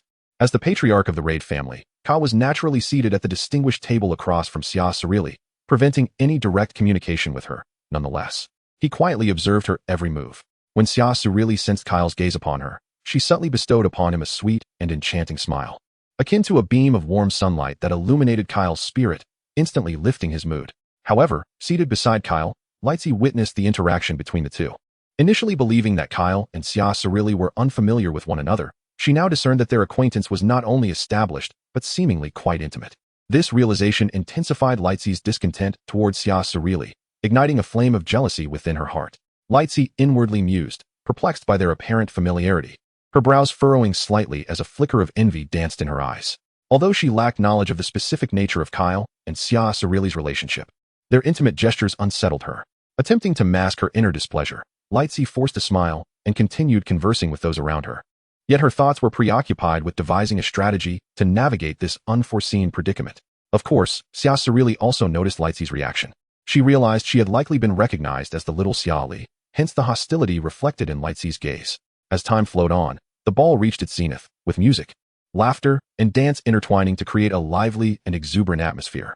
Just then, a servant approached Xia Suli, respectfully presenting her with a note. Curiously, she accepted the slip, unfolding it to reveal a stark warning: "Be cautious, Anasha." Her expression shifted to one of gravity as she glanced toward Anasha in the distance, pondering the origin of the note and the reason for the cautionary advice. Chapter 120. A heart in trepidation, Xia Suli surveyed her surroundings, endeavoring to identify any potential bearers of warning messages. However, amidst the bustling crowd, she discerned no suspicious clues. A wave of inexplicable anxiety surged within her, as her mind swiftly recalled her confrontations with Anasha. Although Anasha appeared outwardly composed, the flicker of complex emotions in her eyes, coupled with the enigmatic presence of the second prince, Sinan, lurking in the shadows, suggested that matters were far from straightforward. Xia Suli clenched the note in her hand, resolved to observe discreetly in anticipation of any potential circumstances. The music continued to play in her ears, and the crowd in the dance floor swirled gracefully under the shimmering lights. However, Xia Suli found it difficult to maintain her composure. She was acutely aware that this banquet, while ostensibly a diplomatic exchange, was fraught with undercurrents and complex interplays of various forces. Unbeknownst to her, she had inadvertently become the focal point of this power struggle. Thus, she tucked the note into her inner pocket, wary of Anasha, though she sensed no immediate threat from her. As the music gradually faded, the grand ball reached its conclusion, marking merely the beginning of the evening's events. Soon after, the highly anticipated banquet commenced, prompting guests to rise and approach Si Mohan, His Majesty, as well as Cu and others, their glasses raised high, faces adorned with sycophantic smiles, eager to cultivate closer ties with them. Sinan noticed that few chose to toast him. In stark contrast, Kyle, the newly appointed chieftain of the hailed tribe, was surrounded by a throng of admirers. This evident disparity intensified his feelings of dissatisfaction and jealousy, darkening the expression in his eyes. Observing Sinan's demeanor, Anasha felt a surge of trepidation. Since marrying Sinan, despite the facade of endless glory and status, she endured daily anguish and torment in private. To her, Sinan had morphed into a maniac, instilling profound fear within her. Therefore, witnessing Lily happily cradling a child alongside Cu filled her heart with envy. She could scarcely tolerate such a scene, for it reminded her of all she had lost. As she glanced at Xia Suli, Lan Yi, and others who encircled them, creating a tableau of blissful contentment, her bitterness and resentment deepened. She convinced herself that all of this was the fault of Xia Suli and Lily. Had they not appeared and usurped Sinan and Si Mohan, she, as a female of the casino family, would have secured an ideal marriage. It was their interference that led to her being jilted and relegated to a union with the cruel second prince, Sinan. Anasha was acutely aware that she had embarked on an irreversible path, yet she resolved not to allow Xia Suli and Lily any respite. Even amidst her own dissatisfaction, she vowed that they would pay a price. She would employ every means at her disposal to shatter their happiness, ensuring they experienced the pangs of suffering and loss. In her heart, only vengeance could quell her wrath. Only by punishing Xia Suli and Lily could she find a semblance of balance. Meanwhile, Lacey observed the hatred gleaming in Anasha's eyes, a cold smile curling at her lips. Her wine glass trembled in her grip, a glimmer of triumph flickering in her gaze. She eagerly anticipated how long Xia Suli could bask in her glory. To dare offend Lacey would lead to regret for having graced this world. Xia Suli gazed quietly at Lan Yi, Zhe Ming, and Song Lan, observing as they exchanged toasts with members of illustrious families and royal nobility. It was evident that, unbeknownst to her, they had been gradually establishing their own influence within the Star Luo Empire, which was the reason for the esteem they commanded from those around them. Xia Suli turned her gaze towards Mo Xian, a hint of guilt flickering in her eyes. Mo Xian, you have been by my side all this time. Do you not find it somewhat tedious? In truth, you could freely pursue your own interests like Lan Yi and the others, without the need to remain by my side every day. Mo Xian replied with a gentle smile, it matters not, Ali. As long as I can be with you, I shall never feel boredom. Moreover, I have little inclination to associate with insincere individuals. It is indeed preferable this way. Xia Suli smiled helplessly and said, all right. However, should you ever have something particularly special you wish to pursue in the future, do not hesitate to inform me. I understand, Ali. At that moment, Xia Suli's glass of red wine was empty, and a waiter approached her, refilling her drink. Thank you, she said with a polite smile. The waiter's eyes flashed with surprise as he stammered, and no, it's my pleasure, before quickly departing. Xia Suli observed the server's peculiar behavior, a sense of doubt stirring within her, yet she chose not to reveal her thoughts. Contemplatively, she glanced at the wine glass in her hand, gently swirling it to examine the hue of the red wine. At that moment, a splendidly attired Anasha approached her, her smile outwardly warm, yet her gaze betrayed a subtle, imperceptible hostility. Miss Xia, it has indeed been a while. Anasha's voice dripped with a feigned sweetness that felt somewhat unsettling. Ah, it is Miss Anasha, truly. It has been quite some time, Xia Suli replied with a polite, measured tone. Feigning intimacy, Anasha leaned closer to Xia Suli and lowered her voice, saying, I've heard that you have quite a good rapport with the crown prince. How enviable. But do be cautious not to be taken advantage of. Xia Suli furrowed her brows slightly. She was not fond of Anasha's sarcastic demeanor. Thank you for the reminder. I am fully aware of my own limits. Anasha let out a cold laugh, replying, that's good to hear. However, sometimes excessive confidence can be detrimental, especially in the depths of the royal circle. Miss Xia would do well to exercise caution. With that, she turned and walked away, leaving behind a provocative silhouette. Xia Suli, perplexed, furrowed her brows further and silently set down her wine glass. Xia Suli always felt that Anasha's words carried a deeper meaning, yet she could not discern the rationale behind them. She resolved to set aside these concerns for the moment and indulge in the delightful cuisine before her. Just as she was about to savor a delicate pastry, a familiar figure appeared before her. It was Si Mohan. With a warm smile, he approached Xia Suli and took a seat beside her. Is the food to your liking today? Si Mohan inquired softly. Yes. The flavors are exquisite and perfectly suit my palate. Thank you for your generous hospitality. Xia Suli replied with heartfelt appreciation. Si Mohan smiled gently. I am glad to hear that. However, I must attend to some pressing matters and cannot remain by your side for long. I hope you do not mind. Not at all. I understand you have your own affairs to tend to. Xia Suli responded with understanding. Si Mohan nodded. Nonetheless, I wish to prepare something special for you. I have arranged for some new pastries from Xinglua Hotel and a selection of low-alcohol fruit wines to be delivered. I hope you will enjoy them. Xia Suli's eyes sparkled with excitement.